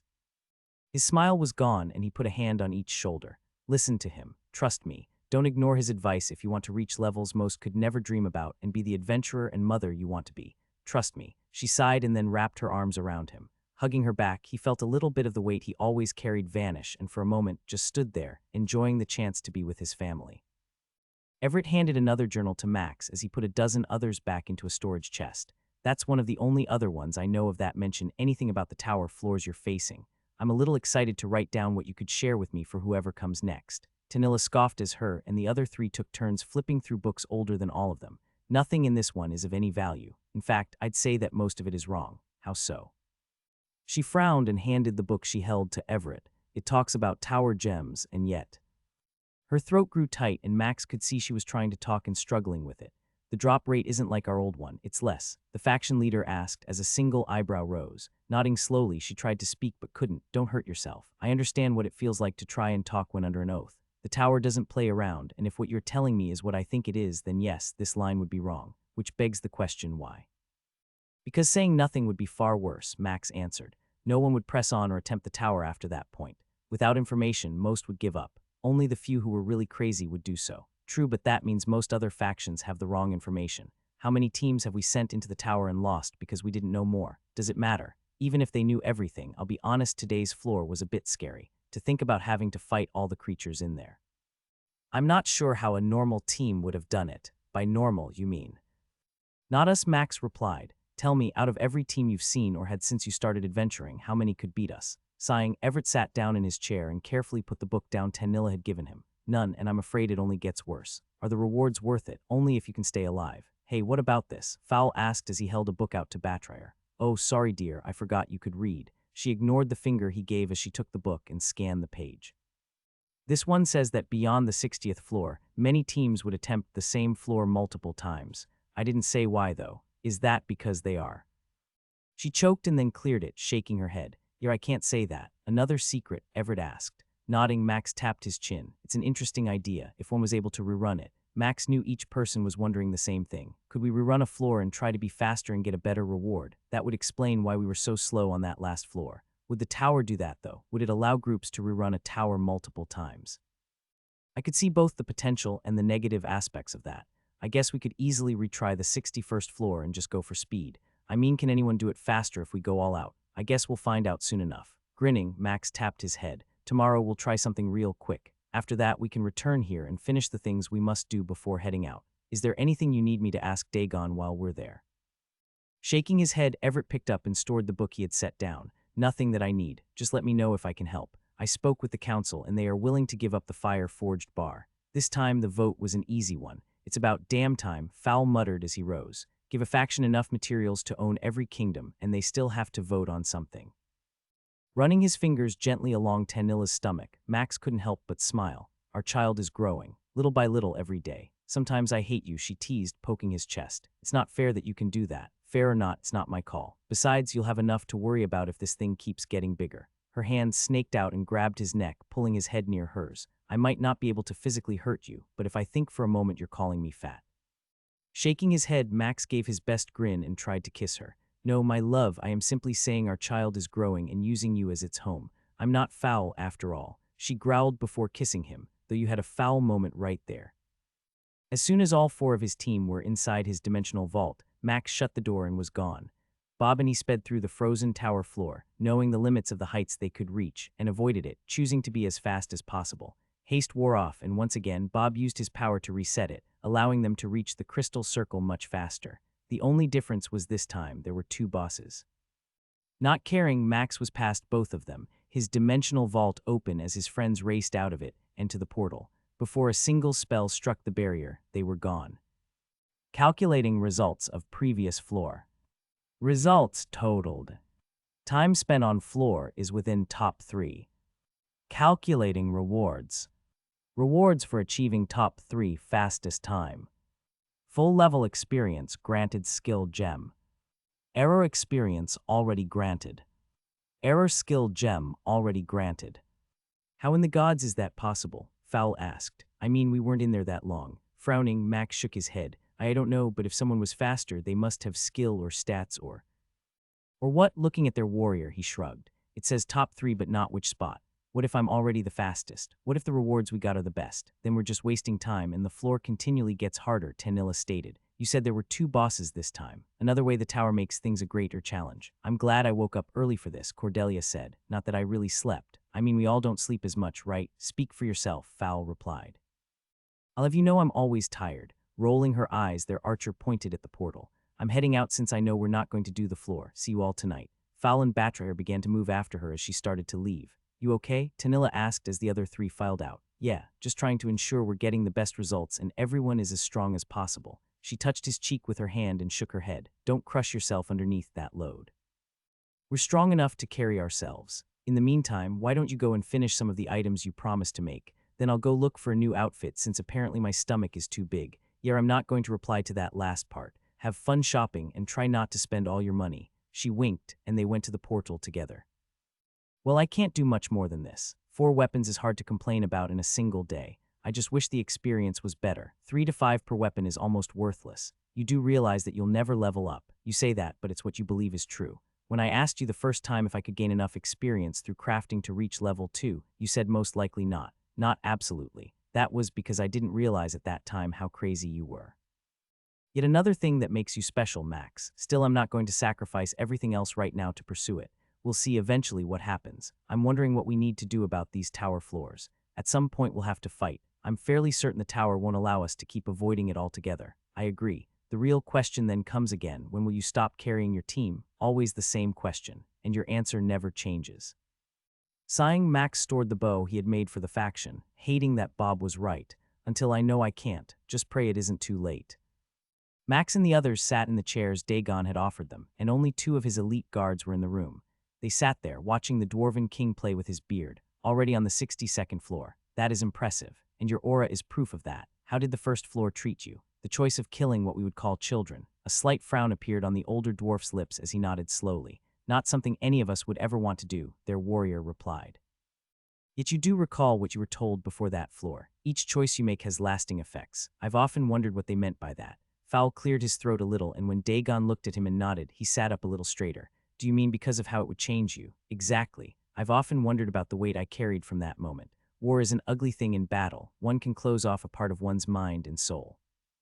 Those you fight and kill are simply obstacles to the safety and well-being of those whom you love. Yet standing there and seeing a child and knowing you may have to end their life to accomplish a goal like the tower is different. It does things to you and changes you inside. Max knew the truth of that statement, already having had to prepare himself for the worst if that moment had come. There's a lot of reasons why I never ventured further into the tower. Just because I'm the king, many forget that I was simply the prince at one time, and while my father did everything he could to prepare me for the mantle of leadership, the tower was one of the greatest tests I ever faced. Sighing, Dagon leaned over, picked up the jeweled cup he had near him, and took a drink before playing with it momentarily. Leaders are forged in battle and tough moments. Like metal, it takes fire to cleanse the impurities before they can be used for real purposes. One must pound them into the shape that will be useful. Not all tools are equal, but all have a purpose. The harder part is being the one who shapes tools. Why is that? Cordelia asked. Smiling, the king pointed at Max with one of his large fingers. He could tell you, it takes patience and effort to make something great. You could spend your whole life looking for the right materials and never acquire them all, unable to make that one object you always desired. You could also forge thousands of weapons or tools and find out that none of them were used for the purpose they had been made for. Then you have to deal with those who don't like what you made. Even worse are those who think they can become you by simply killing you. How little does he know? I'm sorry, but what I can tell you about the tower is limited to the single floor I did. I won't ask what the floor said your rank was. Just know that part of me fears the tower because of what I think it is trying to do. Everyone waited silently as Dagon took another drink and set his cup down. Slowly, the dwarf leaned forward, his large presence seeming to grow. The tower doesn't want to be beaten by everyone. Only those it feels can become what it wants you to be. Part of me believes it will force you to change if it can. If I can give you any advice as an old dwarf, don't forget who you are no matter what is offered. If you do that and let yourself go, the person you'll see in the mirror each morning will haunt you for the rest of your life. Finished speaking, Dagon leaned back in his chair. That was deep, Fowl stated. Laughing, the king nodded. Sometimes I wish you would have accepted that offer to join my guard. It's evident just how wise you are by what you say. Max and the others glanced at each other, all trying not to react as their warrior almost seemed to light up, sticking his chest out. Now then, can I do anything else for you all? While I do enjoy a good distraction from my daily life, there are thousands of dwarves waiting for me to make decisions, and I still have one request to make before you go. I think that's all our questions, Max replied as he glanced at the others. What is it you need? Well, anytime I can, I'll spend some time with you all. If I'm honest, your party managed to chip away some of the hardness that had taken hold in my heart. Even though it hurt, I needed to have it beaten off. Fowl suddenly burst into laughter, and then Dagon's face went red before he started laughing. Men, Batra groaned. A few chuckles later, Dagon cleared his throat and banged his chest. His head jerked slightly, and he watched the king's smile grow. You want to duel me? Is there a reason? There is, but I won't tell you until after we've done it. Trust me, you're going to want to do this, and don't worry about either of us dying. I have a special training area crafted by Akram himself. Oh, you have to say yes, Fowl exclaimed, almost coming out of his chair. Shrugging, Max motioned to his friend with his head. Looks like I have no choice. I accept. Wonderful. The Dwarven King clapped his hands together, and the two guards nodded, one of them quickly exiting the room. The tour through the castle inside the mountain had left all them speechless. Perfectly cut lines with no cracks in the stone created every hallway and room. Gone was the standard worked stone they had seen everywhere else. These pieces appeared to have been laid by something other than dwarven hands. The section Dagon took them through was different, and running his fingers along the wall, Max could almost sense the power it had taken to carve such a thing. Each of these hallways are perfectly straight and level. As we discussed before, if Akram himself did this, then his power is beyond what we both believed. I'm a little excited to see this room that Dagon says was built by their god for them. Eventually, they came to stand before a normal-looking stone door except for the runes etched on it. Magical energy started to course through them when Dagon placed his hand on the brown stone, red and gold light swirling around where his flesh touched. Sorry, it's a bit dramatic if you ask me. Still, it prevents anyone without my blessing from entering here. A click came, and then the door swung inward, revealing a large room easily a quarter-mile long and a good 200 yards wide. Even the ceiling was impressive, stretching upward 50 yards. The crystal they recognized from some of the tower floors was all around, illuminating the area and giving off a warm light. Come in, Dagon said as he motioned for them to follow. I've got a special place everyone else can watch from. Max poked Fowl in the side as his friend's mouth hung open, ignoring the scowl he got in return. This is a rather large area. Do you do a lot of training here? Every week my guard comes here and trains. I try to make sure that I participate at least once a month. One can go all out in this room and not fear death because of the runes and power within the stone. This place is real, Tanilla whispered. What was that? She shook her head and looked at the Dwarven King who was smiling at her. This room, there were stories about such a place, but no one believed them. The kind of power it would take to build it is beyond what most could comprehend. Aye, that it is. We don't speak about it often, only the special ones ever get a chance to witness a duel here. However, as you have learned, one cannot be afraid of holding back in the tower. To do so can mean the difference between life and death, so it appears Akram knew this and blessed us greatly by giving a treasure to our people like this. For generations, the greatest fighters and tower climbers have come here, honing their skills like never before. I know of the training areas most factions have, and while they are good, they don't convey the same truth. Which is what, Cordelia asked. How hard have you ever really gone on those training grounds? Their archer shuffled her feet slightly and shrugged. Every shot had to be perfect, or I might fly off outside of it. I can't imagine if someone else was injured because I was careless, or if my opponent dodged my attack, so I held back a little to ensure I never hurt an innocent bystander. Exactly, Dagon exclaimed. There is none of that here. The wall has withstood everything thrown at it since it was first built. I've personally struck it as hard as I could and watched it repair itself in an instant. Even better is the fact that if you die on this field, you'll experience the pain and agony of the injury, but when that final moment comes and your life is snuffed out. He snapped his fingers and grinned. You return completely whole and ready to go again. That is quite impressive, Batrayer said. As someone who almost died before, I cannot imagine one would intentionally choose to fight like this, but it makes sense. Oh, what about cooldowns on skills? A belly laugh came from the king as his oversized body shook slightly. Oh, that's easy. You just have to die to reset them all. Max felt his heart stop for a beat, and then he couldn't help but smile. This is going to be fun. Yes, it is. I will tell you this, Max. The moment the sound of that horn rings out, I won't hold back. Please don't do that either. No matter how this fight ends, I'll die and reset every skill I have because I need you to learn something. Why are you telling me this and doing this for me? Tapping the helmet on his head, Dagon smiled from behind the opening. Akram told me I needed to. That means I'm going to give you the beating of your life. Wait, what? Later, the king called out as he walked away. We can talk after the first match. Akram told him to do this. Focus on the fight. We're about to go up against one of the oldest, and I'm guessing strongest dwarves in the world. We need to throw everything we have at him. You're not worried about showing all of our cards. No. For whatever reason, the game the gods are playing in has brought us here to truly test us. So we will pass this test or keep dying until we do. Taking a deep breath, Max nodded and looked up in the special seats where a crystal pane covered the outer area. Behind it was the rest of his team, each looking on with different expressions etched on their faces. Fowl and Batrayer were practically salivating at the mouth, faces pressed up against the crystal, shouting something he couldn't hear. Cordelia was bobbing her head slowly, an unusual grin present. Meanwhile, Tanilla looked anxious, and he couldn't guess why. Focus. Finding the spot marked on the stone floor for him to start, Max turned and faced Dagon, now outfitted in a glowing red suit of armor. The chest and leg pieces had dragon scales on it, and the rest were glowing with runes. In the king's oversized hand was a two-handed hammer that was easily 8 feet tall and ready to crush Max under the wide head. Max's weapon took the shape of a hooked scythe, and he rotated his shoulders as Fowl always did, holding his Gorgon shield in his left hand. Ready. He nodded at the call from one of the guards. Dagon laughed, grasped the hammer in both hands, and mimicked his call. Then the horn rang. Dagon was true to his word, and the moment the sound began, the king moved with a speed greater than even Khazrak had. Max didn't have a choice as the gigantic hammer swung, unable to dodge the first attack and unsure of what would happen if he blocked it. Blink. The maximum distance of his ability was 50 yards, and Max used that to his advantage, putting space between them and letting Bob start the spell casting. As the sweeping left to right attack of the hammer went through empty space, Dagon spun immediately and moved across the area in an instant. This time, Max was set and prepared for the strike that came. His arm ached, and his whole body shook as the swing sent him flying through the air.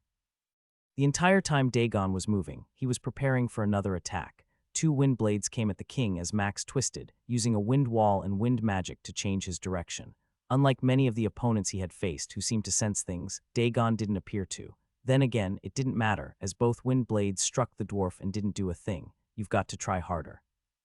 Even as the king came at him, unleashing attack after attack, moving with a speed that left Max struggling to keep up, the dwarf could speak and coach him. You're too slow, don't block that. Dip, dive, or dodge. His regeneration was working overtime. Every strike he blocked almost broke his arm, and he knew that Dagon had not yet activated a single skill. Ice shards rained down, lighting bounced off the stone, boulders were batted away, and every single spell he or Bob sent at the king was ignored or deflected. You got 10 seconds before I get serious. At that moment, as the king did a 3-hit combo, using the bottom of his weapon to lift up Max's shield, and then continuing the movement to drive the hammer into his chest, Max finally understood it all. I'm going all out. A switch inside him flipped, and Max let loose as the bones in his chest popped back into place. He could see the king smile. A grin appeared at that moment. Finally, Berserker. Ultimate form. Even as Max's body grew and the flow of the battle shifted, his speed finally kept pace with Dagon's. Not once did the dwarf lose his apparent joy at what was taking place. Max's shield had gone, replaced by a sword he had crafted for Everett, which would be given to him soon. Max's main weapon shifted forms, taking on the shape of a slightly longer one-handed sword version. Gone was his defensive mode, and now he went all out, unleashing combo after combo upon the king.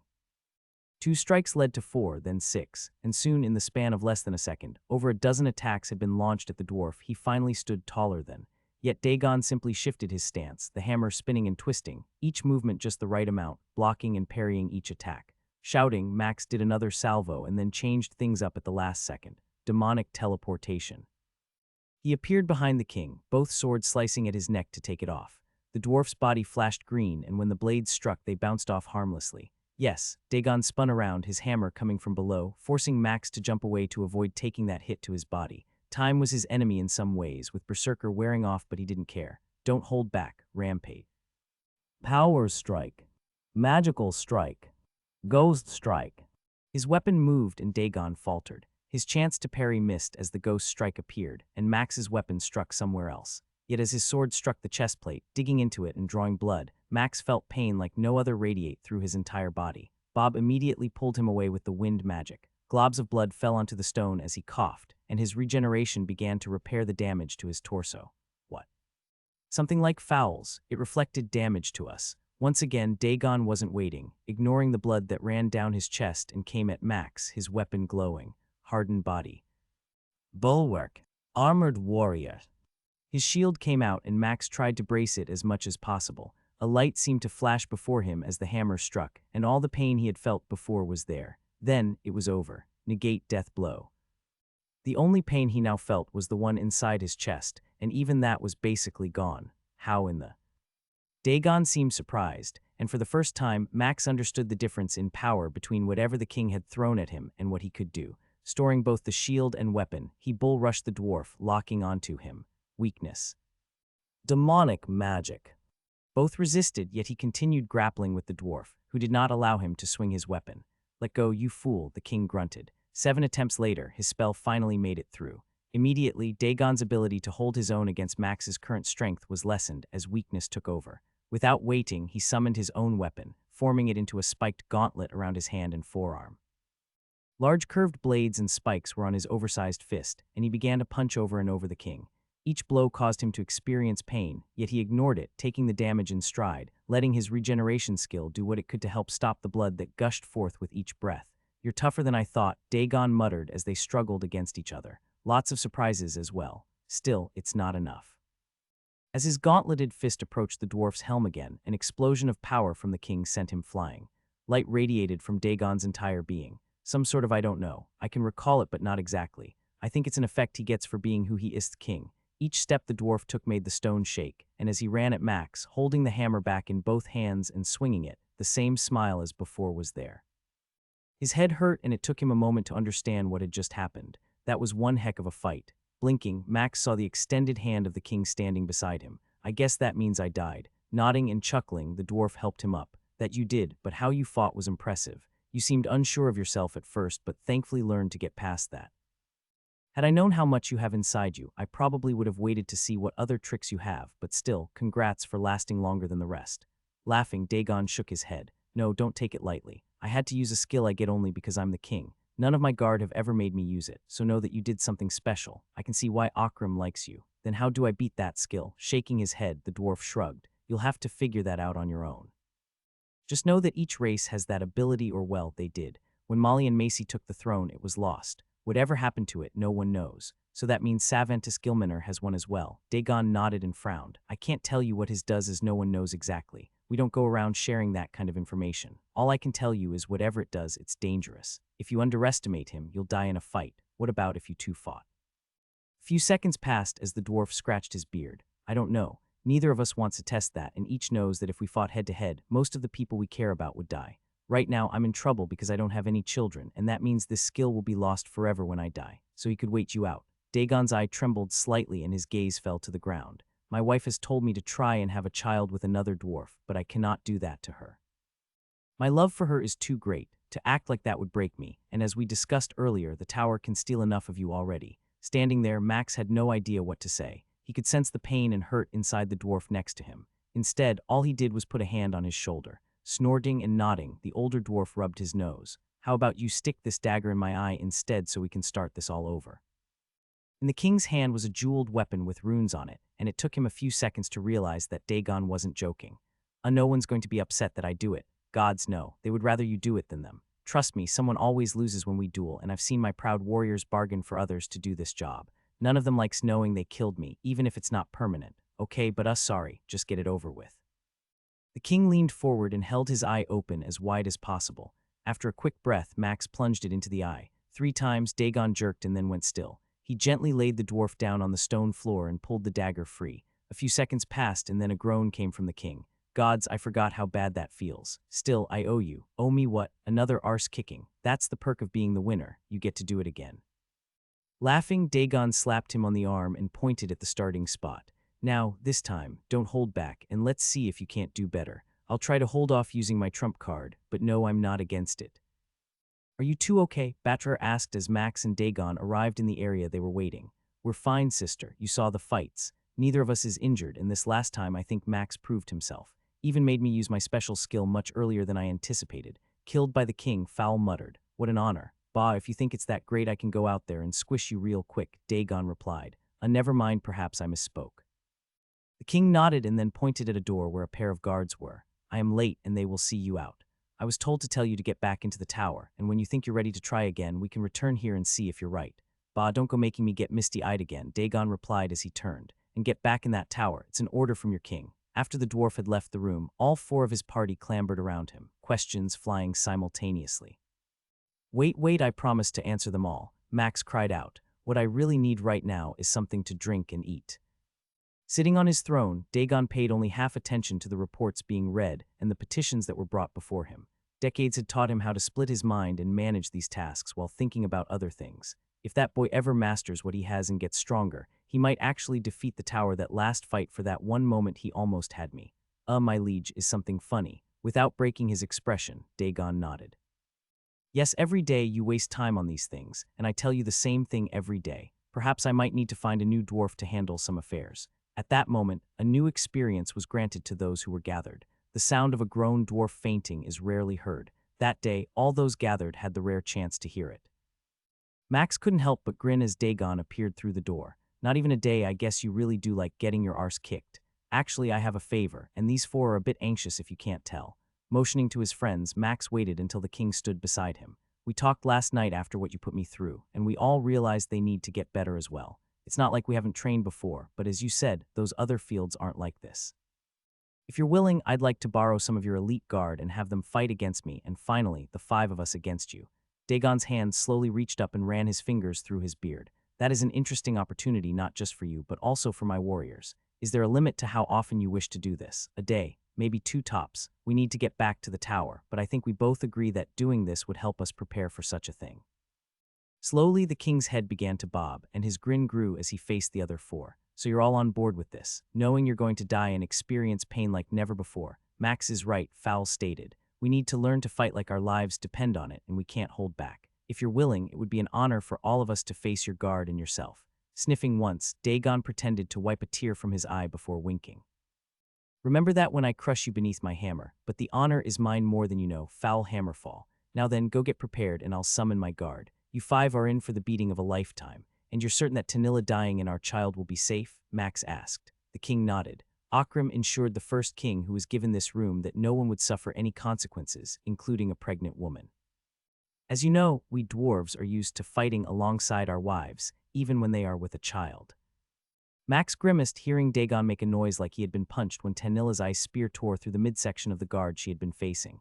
She's improving, the king muttered. If I'm right, she's the next strongest one. Your archer is tough, especially with that pet and her bow, and Fowl is a different kind of warrior. It's your healer who is lacking.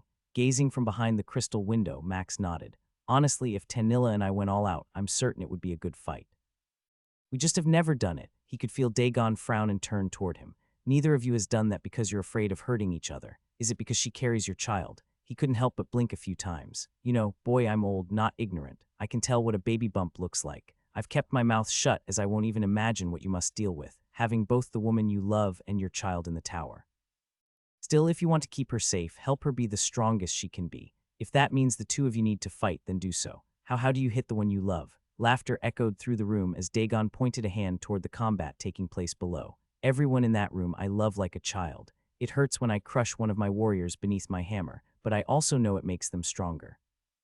You mean more to me than any human ever has because I see in you something only rare stories from long ago speak about. A man who cares about everyone and doesn't see race. You, Max Host, see people. I'm guessing your heart has gotten you in more trouble than you would want to admit. Nodding slowly, he looked at the fight between Cordelia and a caster, watching the dwarf continually block the attacks from her bow while keeping her wolf at bay. It was a close fight, and if things continued the way they were going, she would probably lose against this dwarf. Tell me, do you really love her? Dagon's eyes looked hard when he turned to face the king. I mean, you know that I do. No, the dwarf replied as he shook his head. No, I don't, because if you loved her and were committed to what you say you are, you would go out there and crush her. You wouldn't hold back. Every ability you threw at me, you would throw at her. Maybe not at first, but the fight between you 2 must be ugly and nasty. Each of you must scrape and claw to win. Neither of you can allow yourself to hold back. Do you understand what I'm saying? I'm not sure if she can do that. I'm not sure if I can do that. He felt the oversized hand on his shoulder and the gentle squeeze from it. Dagon's tone was softer, like a father trying to give advice to his son. Then you're not ready to face the tower. Because if you can't, someone will die, and if she is the one that does. The king took a large breath and let it out slowly. If she is the one who dies, I'm afraid for everyone else around you. He's right, Max. You need to do this for both of you. The war of his heart and mind raged, but hearing a king who had lived hundreds of years and had a skill he knew was even older tell him the same thing finally tipped the scales. Shaking his head, Max frowned but nodded. You're right, I'll do it. No smile came from Dagon, who gave him one more squeeze and nodded. Then go show me how much you love her. You're serious? I mean, you don't understand what you're asking from me. Max shook his head and held Tanilla's hand, not letting her pull it away. He could see the pain on her face and the fear behind her trembling eyes. I am, and I do Dagon's right. Every time my spell hits you and you bleed, I will feel it 10 times. When I kill you, my heart is going to break, but I know I'm going to have to do it multiple times. Eventually, you must be willing to embrace what is inside you and use the power you don't want. Because if you don't and the day comes when we need it and you hesitate, it might make the difference between someone in our party living or dying, maybe even our child. Her free hand went to her stomach, and a frown grew upon those perfect lips. The power the way it feels, you know how it grows. I do, Max replied. And I also know you're stronger. Like you were there for me, I'll be here for you. Face me as Tanilla Gilmanor, elven princess and owner of a red skill. Do not be afraid to hurt me because, as you've seen, death doesn't matter. All that is important is learning to overcome and grow. Tanilla made a raspberry sound as she blew the air out of her lungs. Gods, sometimes you sound so smart and you're certain you want me to do this. I need you to. Just like you, I need to learn not to hold back. Her face grew hard as her jaw muscles tightened and she nodded. Fine, then prepare yourself for the arse-kicking of a lifetime. Max laughed as she winked at him and turned away, moving to the spot she would start on. Part of me is looking forward to this, and the other part, I am not sure how this is going to go down. The horn sounded and Max dashed in, sensing walls of air appear and dodging them.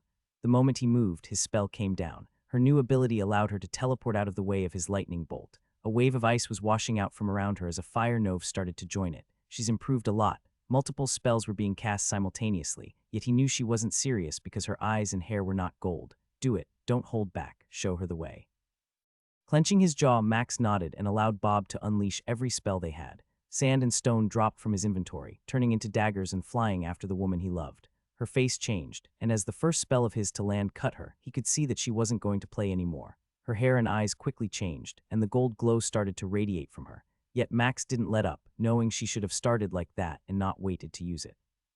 He closed the distance again, trying to catch her as she blinked in and out of space all around him. Each time his sonar told him where she was, and the problem wasn't finding her. It was actually reaching her. I've got this, but you need to. Blank. When the spell he had been sensing dropped its load, ice fell from the roof of the room, over half of it covered in a cloud that continued to spread out. Each one was only the size of his hand and as thick as a piece of hay, but hundreds of thousands of them fell in a torrential downpour. Demonic teleportation. Almost 100 of them were impaled in his upper body as he barely made it to the edge of the storm. Slowly, his body pushed them out as Regeneration did its thing, but he could feel the power of her magic grow. You need to get close and end this. We both know there are ways to minimize or avoid this spell, but the goal is to make both of you stop holding back. Max sighed as he moved along the floor, watching the spell continue to reduce the safety of the area he was in. Strike her down. Do it because she needs to see what an opponent who wants her dead would do. If you need to, pretend it's her sister, mother, or father. Immediately, he changed his direction and ran toward the woman he loved, shield held above him and his sword out by his side. Berserker. Ultimate form. Hardened skin. Bulwark. Armored warrior. Evasion. Rampage. Power strike. Magical strike. Time slowed as he came at her, his shield sending cascades of ice shards everywhere. He could see the change in her face, the tightening of her jaw as she once again used her new ability to change positions. Bob was prepared, immediately casting his root ability and ice prison simultaneously. Tanilla had the same idea, using an ice prison on him, but his step never slowed as he changed direction. The woman he loved was now unable to move as both spells started to hold her in place. Elemental walls appeared before him, and Max simply plowed through them, each one shattering under his charge. As the last few steps came, his sword swung downward and across. The slightest frown began to form as his blade cut her in half. Immediately, the storm began to vanish, and Max stopped on a gold coin, storing his weapon and shield. He caught the woman he loved as her eyes dimmed for a moment. Seconds ticked away as ice daggers bounced off his oversized body and hardened skin. Yet in his arms, he carefully held the woman he loved. Finally, she spoke. Gods, that sucked. The most enormous sigh he could ever remember letting out came right before he kissed her forehead. Yes, it did. Her golden eyes looked up at him, and he saw a fire growing in them. You need to let me go. What? Why? Because if you don't get off of me and let me stand up, I'm not going to be able to kick your arse this next time. Max couldn't help but laugh as he stood, his body still dwarfing her as his ultimate form was active. Sure you will. I'd offer to wager on it, but I can see you won't hold back this next time. Tanilla shook her head and wiped off her robe. No, this time I'm not. You two need to take a break, Dagon shouted as he moved toward Tanilla and Max. Neither of you realize it, but you're caught in a loop that sometimes happens here. It took a little effort not to glare as Max watched the king walk toward him. What do you mean? You fought 20 times straight. Twice she came close, yet not once have you lost. Tell me, Tanilla Gilmanor, do you feel like you've improved? Her gold hair shimmered, and she also seemed to glare at the dwarven king for a moment before the aura she was giving off lessened. I have. With a wave of her hand, the power that exuded from her vanished, and her hair returned to the red color Max enjoyed so much. Which is the point of all this. Others still need to fight and learn to get better. You two have hogged this place for too long. Sit back and think about what each of you have learned. Even better, go find a corner somewhere and spend some time kissing one another. Max felt his cheeks turn a little red as he glanced out of the corner of his eye and saw that Tanilla had also done the same. I'm sorry what? Snorting, Dagon pointed up to the area to watch from. You two have been going all out. I've seen the look in your eyes, sometimes rage and anger and occasionally borderline hatred. How many times did you use the skill? He could feel the gulp that Tanilla took as the king stared at her. 17, she replied, her voice almost trembling momentarily. And each time, how did it feel? Glorious, like you wanted to use it over and over. She nodded slowly. Trust me, I understand. The ability that I get for being the king is easily 10 times more intoxicating. Perhaps that's why we dwarves drink so much. It is to learn how to avoid giving in to the desire, but my father warned me countless times that I would want to use it constantly if I didn't learn to control it. He was right. You need to learn that as well, and I think you're finally starting to get there. Just as Max was about to speak, Dagon pointed a thick finger at him. And you, Max Host, held back far too often. While I understand allowing her to cast and get better, at least 4 times I know that you toyed with her like a cat and mouse. It went beyond training and into the realm of being wrong. Just like when we tease someone we love, we often know the limit we can go and try never to pass it. You and I know you were very close to that line, if not over it. Nodding, Max knew the dwarf was right. Caught up in the bloodlust of all this and the sensation of knowing a life was his to take at any moment, he had done just that. Forgive me, my love, I shouldn't have done that. Tanilla nodded and shrugged. I probably should ask for a little forgiveness as well. Some of those words I said. Each of them started to laugh and then clasped hands. Good. Now that you two remember you love each other, leave this room. I have work to do, and everyone else needs to train before tomorrow. I'll give you 3 fights against me, and that's it. Fowl pushed back his 7th plate of food and uttered a loud burp. Excuse me. You really can't say that when you do it every 5 minutes, Batrar stated. Cordelia laughed and then mimicked their warrior's utterance, letting her belch last a little longer. I tell you, these elves grow on me daily, Fowl muttered. Max couldn't help but smile as they stared at the pile of plates before them. It would appear that you all put in some work today, Weenie muttered as she sipped from her cup. Some faction leaders might get upset about a party coming in and consuming this much food, but the other part of me wishes I could watch tomorrow's fight. It's not our place to invite, and I'm also certain that Dagon doesn't want his ability to be witnessed any more than it has to. Dagon. You just toss that name around like he's one of your dwarven drinking buddies still. I know you're right. Even if it pains me, some humans and elves get to fight in a place most would give both arms just to visit. Trust me, it hurts a lot, their archer stated as she picked up another chicken leg. Who knew dying could feel so bad? Chuckles came from everyone at the table, each of them having experienced the pain dozens of times. So are you going to stay here and tower climb afterward or return home? We may try the tower here and see what it offers. I appreciate you not prodding too much as we can't discuss it. If we could, we would. Oh, I understand, the faction leader for this city replied. Honestly, that makes it a little scarier. You're the first group in a long time to reach those levels, and it answers so many questions. It also helps me understand why the king poaches all of the good talent. To be able to reach that level and join his guard is a special thing. The sound of another belch from Fowl and his tankard banging against the table rang out through the dining hall. I'm going to bed. Tomorrow is going to be a day where I die quickly, I'm afraid. As such, I want to sleep a little. Nods came from everyone as their warrior stood up and held out his hand to Batrar. You coming, babe? Not that tired, are you? Max saw his friend wink back at their healer and shake his head. I'm never that tired. As the two of them took off laughing, he motioned in their direction to Tanilla. It's not a contest, you know, she muttered as she started to stand. Oh, I know, because if it was, I'm definitely the winner. Remember the plan, Max whispered as the 5 of them stood in position. Yeah, I got it, Fowl muttered. Let myself get beat to a bloody pulp. Don't worry, I'm certain we'll all get a turn, Tanilla stated. Dozens of Dagon's elite guard were watching from above, and it looked like all of them were excited as they leaned forward and shouted. Let's have fun, the king called out. And remember, you only get 3 chances. No holding back. The glow of Tanilla's hair left no doubt they would do anything like that. As the horn sounded, everyone moved. Fowl activated his juggernaut ability and charged forward, his shield out, and crashed into the king. Max transformed into his ultimate form and was already in berserker mode, blinking behind their foe. Tanilla and Bob started the barrage of spells while using their crowd control ones, trying to get one to stick. A purple wolf joined the fray as their ranger unleashed arrows at the king's feet. Within the first few seconds of combat starting, the chaos was a frenzy of spells, attacks, and shouts. Batrar's heals never stopped pouring out as Fowl, and Dagon seemed to be caught in some feedback of a thorn aura, each causing damage to the other from their warrior's initial charge. Unlike last time, Max focused on the king's shoulders and arms, not trying to hit his back, as attacking there seemed to cause more damage than the other places. Still, he was bleeding, and each time he drew blood, the aura Dagon had returned the favor. Taunt, a groan came from the king as Fowl's ability went off. I'm not that stupid. The massive hammer continued to rain down blows on Fowl, each time suffering damage as the warrior blocked them, continuing the thorn feedback. Say when.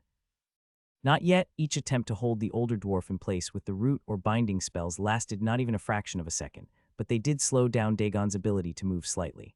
Arrows bounced off his armor, but occasionally one or two would find a weak spot, and Max watched their archer's health decrease after a successful strike. Tanilla's big spell was coming, and when he saw her nod, he stored both weapons and grabbed the king from behind. A 20-foot-long, 4-foot-wide chunk of ice raced at Dagon and struck him in the chest. Max roared when he saw the dwarf's armor flash a few colors, and Tanilla immediately fell to the ground. Not good enough. He could sense the arrows but couldn't do anything about it. The golden light came, and right before he was tossed away, 2 arrows struck the eye slots of the king. Cordelia fell dead from the feedback of the damage. Fowl's hit points had almost been gone after the first strike, and NLY Batrier's healing had kept him alive to endure 2 more before their warrior was flattened beneath the hammerhead. Max tried to stop Dagon, but the king was on their healer so fast. Her barrier appeared, and laughter erupted across the room. The older dwarf turned and threw something at him. A weird metal ball that glowed came at him faster than anything he'd seen before, and Max watched it destroy everything Bob had put in its path to slow it down. Demonic teleportation. His sonar told him that the object had shifted direction and was still coming at him. It collided with his shield just as he got it into place, and then the next moment, he realized he was being dragged toward the king. The sound of laughter grew louder, and a quick glance at Dagon revealed a weird grin on his face. His expression felt familiar. He's enjoying this. That thought was Max's last one before the hammer caught his shield. Not a bad fight. You made me use a few tricks I rarely show. Still rubbing his bald head, Max let out a groan. The plan's working on more fight. Yeah, but I mean I'm the one getting beat up. Oh, I feel it too in a way. Some things are old relics, and this hammer is one of them. Just know it's part of it, and the fact I used it means a lot, as none of those in the area above have ever seen me use it. A godly weapon, or an artifact, possibly.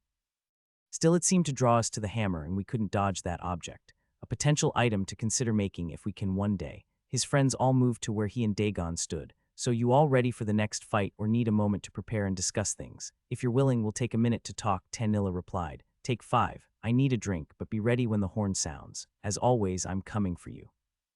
Watching the king walk to a door where they knew a few kegs of ale were, everyone huddled together. That was painful, Cordelia stated. Every time I hit him, I got hurt. Just how strong is his ability? It's higher than mine, Fowl replied. Imagine that, but never stopping. Ours seemed to reflect the reflected damage multiple times. Yup, and it made me have to work hard, Batrier informed them. By the way, he saved me for last, which means I won the bet. A grunt came from their warrior and archer, who each handed over a gold coin to her. Max snapped his fingers to get everyone's attention. Okay, plan B this time. He showed a few more things, and I'm betting he is hiding a couple more. You really think it's best to wait till the 3rd time to try our last plan? I mean, if we fail, that's it. Cordelia, let me ask you a question. Do you think we have any other options? We'll only get one chance. If it works, we can win. If it doesn't, well, we'll all be dead anyways. The plan seemed good last night, Tanilla said. I don't see how it's going to change. All we can do now is adapt, and I, for one, want to kick his dwarven arse. Hey, that's my king, Fowl exclaimed. If anyone's kicking his arse, it should be a dwarf. That was disappointing, Dagon complained as he looked at the 5 of them. You didn't press the attack at all. All you did was create a battle of attrition with someone you must have realized by now heals on their own. Why, you said it already, Fowl replied. The damage from your aura kills them if they hit you too hard. Poison didn't work, and all we could do was try and see how long you could last. The king's frown lessened slightly as he nodded. Still, you did get me to show another trick. Once more, you're making me do things I haven't had to do in ages, and I can't complain about that. 5 minutes again. Max nodded, and the older dwarf turned and made his way back toward the drinking area. He's right, that sucked so bad, Batrier stated. I feel like I was the one who worked the most, having to keep everyone healed. Even with the new group healing spell, I would run out like I did. You're fine, Tanilla said, giving her friend a hip bump. Max's plan showed us what we needed to see. Everything rides on this last attempt. I mean, did we honestly believe we could take down the king? Shaking his head from side to side, Max knew the odds had been low from the start. It still feels weird to know there are people out here stronger than me. I mean, I shouldn't think that, but I did. You're not going to go all murder crazy again, are you? No, but I might request you kill a bunch of creatures in the coming floors. He sensed everyone looking at him and knew there was a grin on his face. Tapping his temple, Max winked. So we'll follow the plan. Whatever happens next, just know I can't keep doing it repeatedly. And Bob's right. We need to get into the tower and get stronger. If we've learned one thing, it's that we're not as powerful as we thought. Max knew he was smiling. Next to him was his mirror image, and the fact that he was stealthed and it wasn't made the whole plan possible.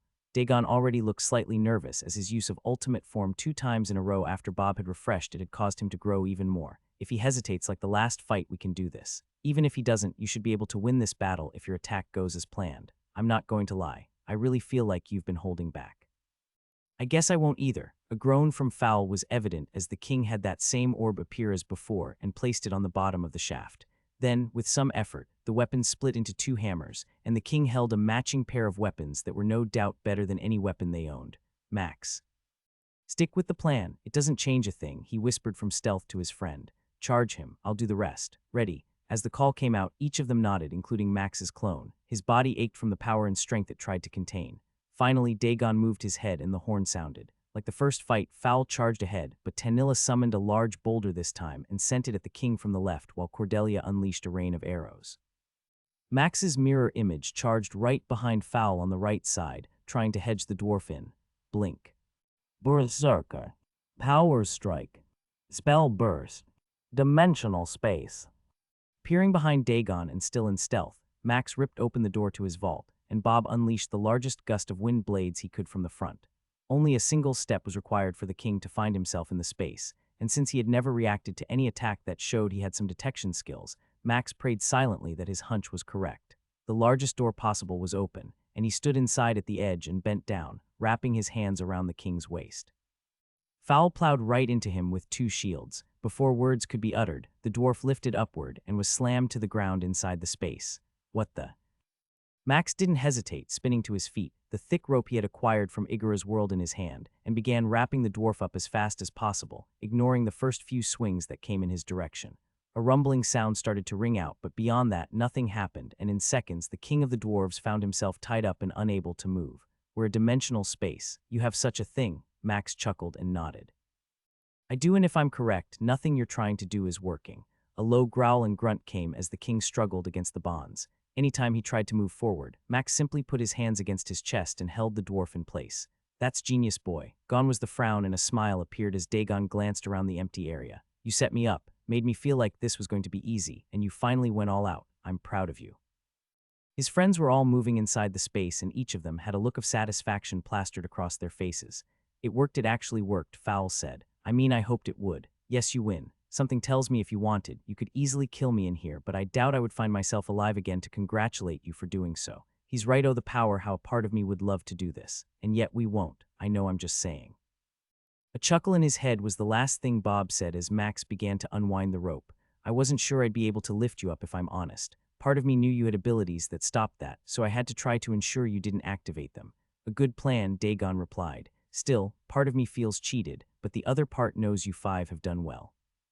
With the king no longer bound, Max and the others turned toward the entrance of the dimensional space where dwarves were starting to appear, a few with weapons in their hands. I'm fine, they won, you all can relax. A few gave them some glares, but most looked surprised to hear that their king had been defeated. Come, let's get a drink, and then I'll let you return to the tower. Something tells me I will never hear the end of this from my warriors. After a short time with the king and his guard, Max and the others were back on the 62nd floor. We're ready for this, Fowl said with a grin. No hiding in a vault or worried about how fast we go. For now, Cordelia replied. He can always go back afterward and get us a faster time. Listening to the banter, Max kissed Tanilla. You know I love you, says the man who killed me 20 times. He ignored her tease and pulled her closer. Well, you killed me the first days I laid eyes on you. Rolling her eyes, Tanilla shook her head. How about you focus on today and worry about tonight later? Moving to where Fowl was standing, he shrugged. Who says we'll be out of here by tonight? Wait, what? Their warrior exclaimed. You mean we might be in here for a whole day? Why didn't someone tell me so I could have used the bathroom beforehand? Laughter came from everyone but Fowl as they started moving down the slippery, muddy floor. The large tunnel they were in split into 2, one going right and one going left. A horrible stench came from both directions and neither seemed to have a better outlook compared to the other. So which way? Cordelia asked. I'm always a fan of going to the right, Batrier said. So we'll go left, Tanilla teased. Max stayed near the trio as Fowl took point, watching his dwarven friend take careful steps as the slipperiness of the path got worse. It's like we're walking in a goo of some kind, their mage stated. It's not like normal mud as you don't sink like I would expect one to, which means it's a special place, the tower created just for us. His comment didn't seem to get the hoped response, but Max didn't care. For the first time in a while, it felt good to watch his friends take part in a tower floor like this. Each of them was focused and always on the lookout for something. A gentle wind blew at them 100 yards after taking the path they had chosen, and the stench grew much worse. "Smells like rotten flesh," Batrier said after almost gagging, "and a lot of it. The path is starting to descend," Fowl called out, "Be careful." As if fate disliked being told what to do, a cry came 25 yards later as their warrior slid down the slope. Goblin shite. Max raced toward his friend and realized that he could only catch up to him by flying. Bob took care of that. He zoomed downward and grabbed hold of the warrior, now covered in brown mud. "Bah, it's in my mouth." "Then stop talking and it won't be." As his friend started spitting, Max sensed movement up ahead. From the side of the walls, shapes started to form. Golems. Flying back to his friends with their warrior in tow, he made sure they were far enough away from the incline that no one else would take a turn. At least 5. Fowl stopped complaining and took out his shield and weapon. He watched the creatures that started to appear from below, the yellow light causing their wet shapes to glisten. A large fireball appeared above Tenilla, and she let it loose, striking the first one in the head and causing it to stumble backward. Cordelia followed her lead, sending flaming arrow after arrow at the incoming group. They fought as one, Max doing his best not to hog all the glory and letting Fowl tank the first few to get past their offensive onslaught. Each fell quickly as they worked together, fire being one of the strongest weapons against them. It dried out the wet mud and allowed them to locate the core inside that would kill them once destroyed. "Everyone talks about how a mud bath is fun, but I don't think they ever had one like this," Fowl muttered as he turned around, his entire front half dripping with it. "No, that's not what they enjoy," Cordelia said, stifling a laugh. "Still, you did good, Shorty." Spitting more mud out and removing most of his armor, their warrior started wiping his face and beard off with a towel. That wasn't too bad.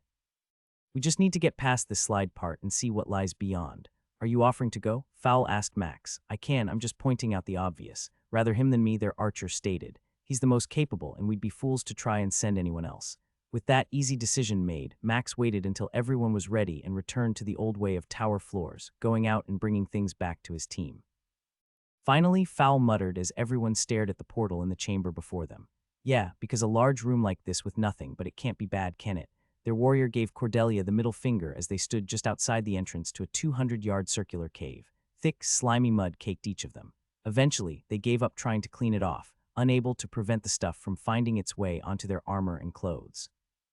It was only worth having Max remove it when they took a break to rest for a few hours. 2 days without a real bathroom. "We're so close I can feel it." "Feel what?" A sinister smile appeared on Fowl's lips. "The turtle, it's ready to pop out of its shell." Groans came from each of them as Max tried to sense something with his sonar. As with every other time, nothing appeared until the mud golems began to form. Countless times they would walk along a tunnel only to have them appear before, in the middle, and behind them. "I say we just run for it," Tenilla muttered. "If this place is anything like the other floor, we could face 100 or more of those things. Bah, Max can kill them all while running around in circles." Still frowning, he ignored his friend, knowing there was probably something boss-sized, if not lots of golems, waiting between them and the portal. "I'm not saying I can't kill them all alone.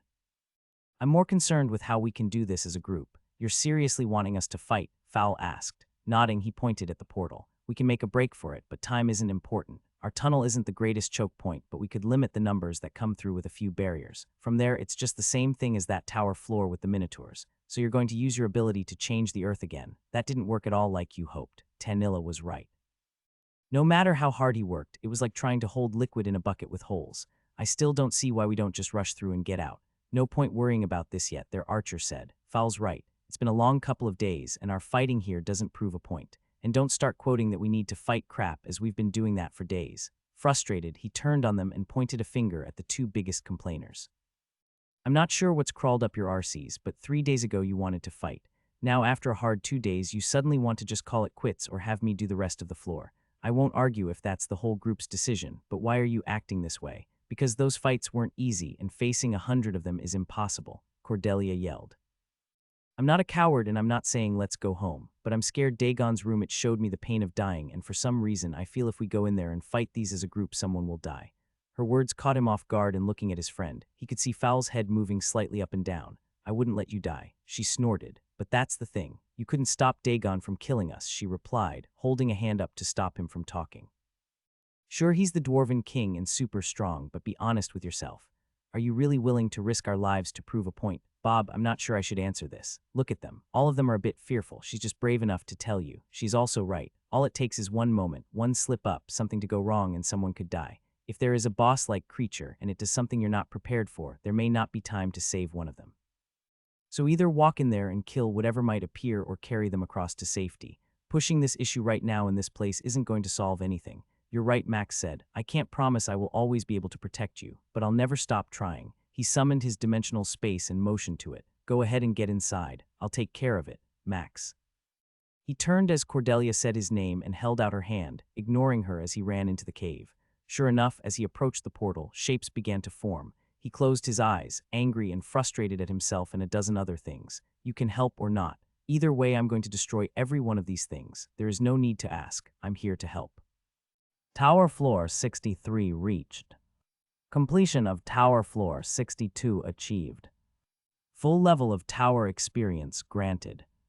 Calculating results of previous floor. Results totaled. Time spent on floor is within top 20. Number of kills on floor is in top 20. Calculating rewards. No rewards earned.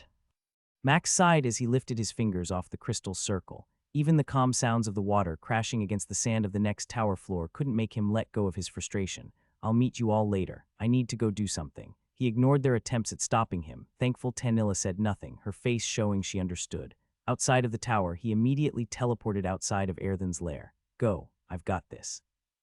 Trying as hard as he could, Max closed his eyes and focused on breathing as Bob activated haste and flew like a star across the night sky. He knew exactly which way Rakenath was and needed to be near him. I sensed you approaching me, so Erthen told me to head to you. Max sighed, content to lean against the silver scales of his dragon, the tip of Rakenath's tail draped over his leg. A low thrum came and a pair of silver eyes stared at him. I doubt that. You were moving much faster than I could. How you maintained that for so long is impressive. Even Erthen said that she couldn't have caught you. Well, my friend helped. He knows how badly I wanted to see you.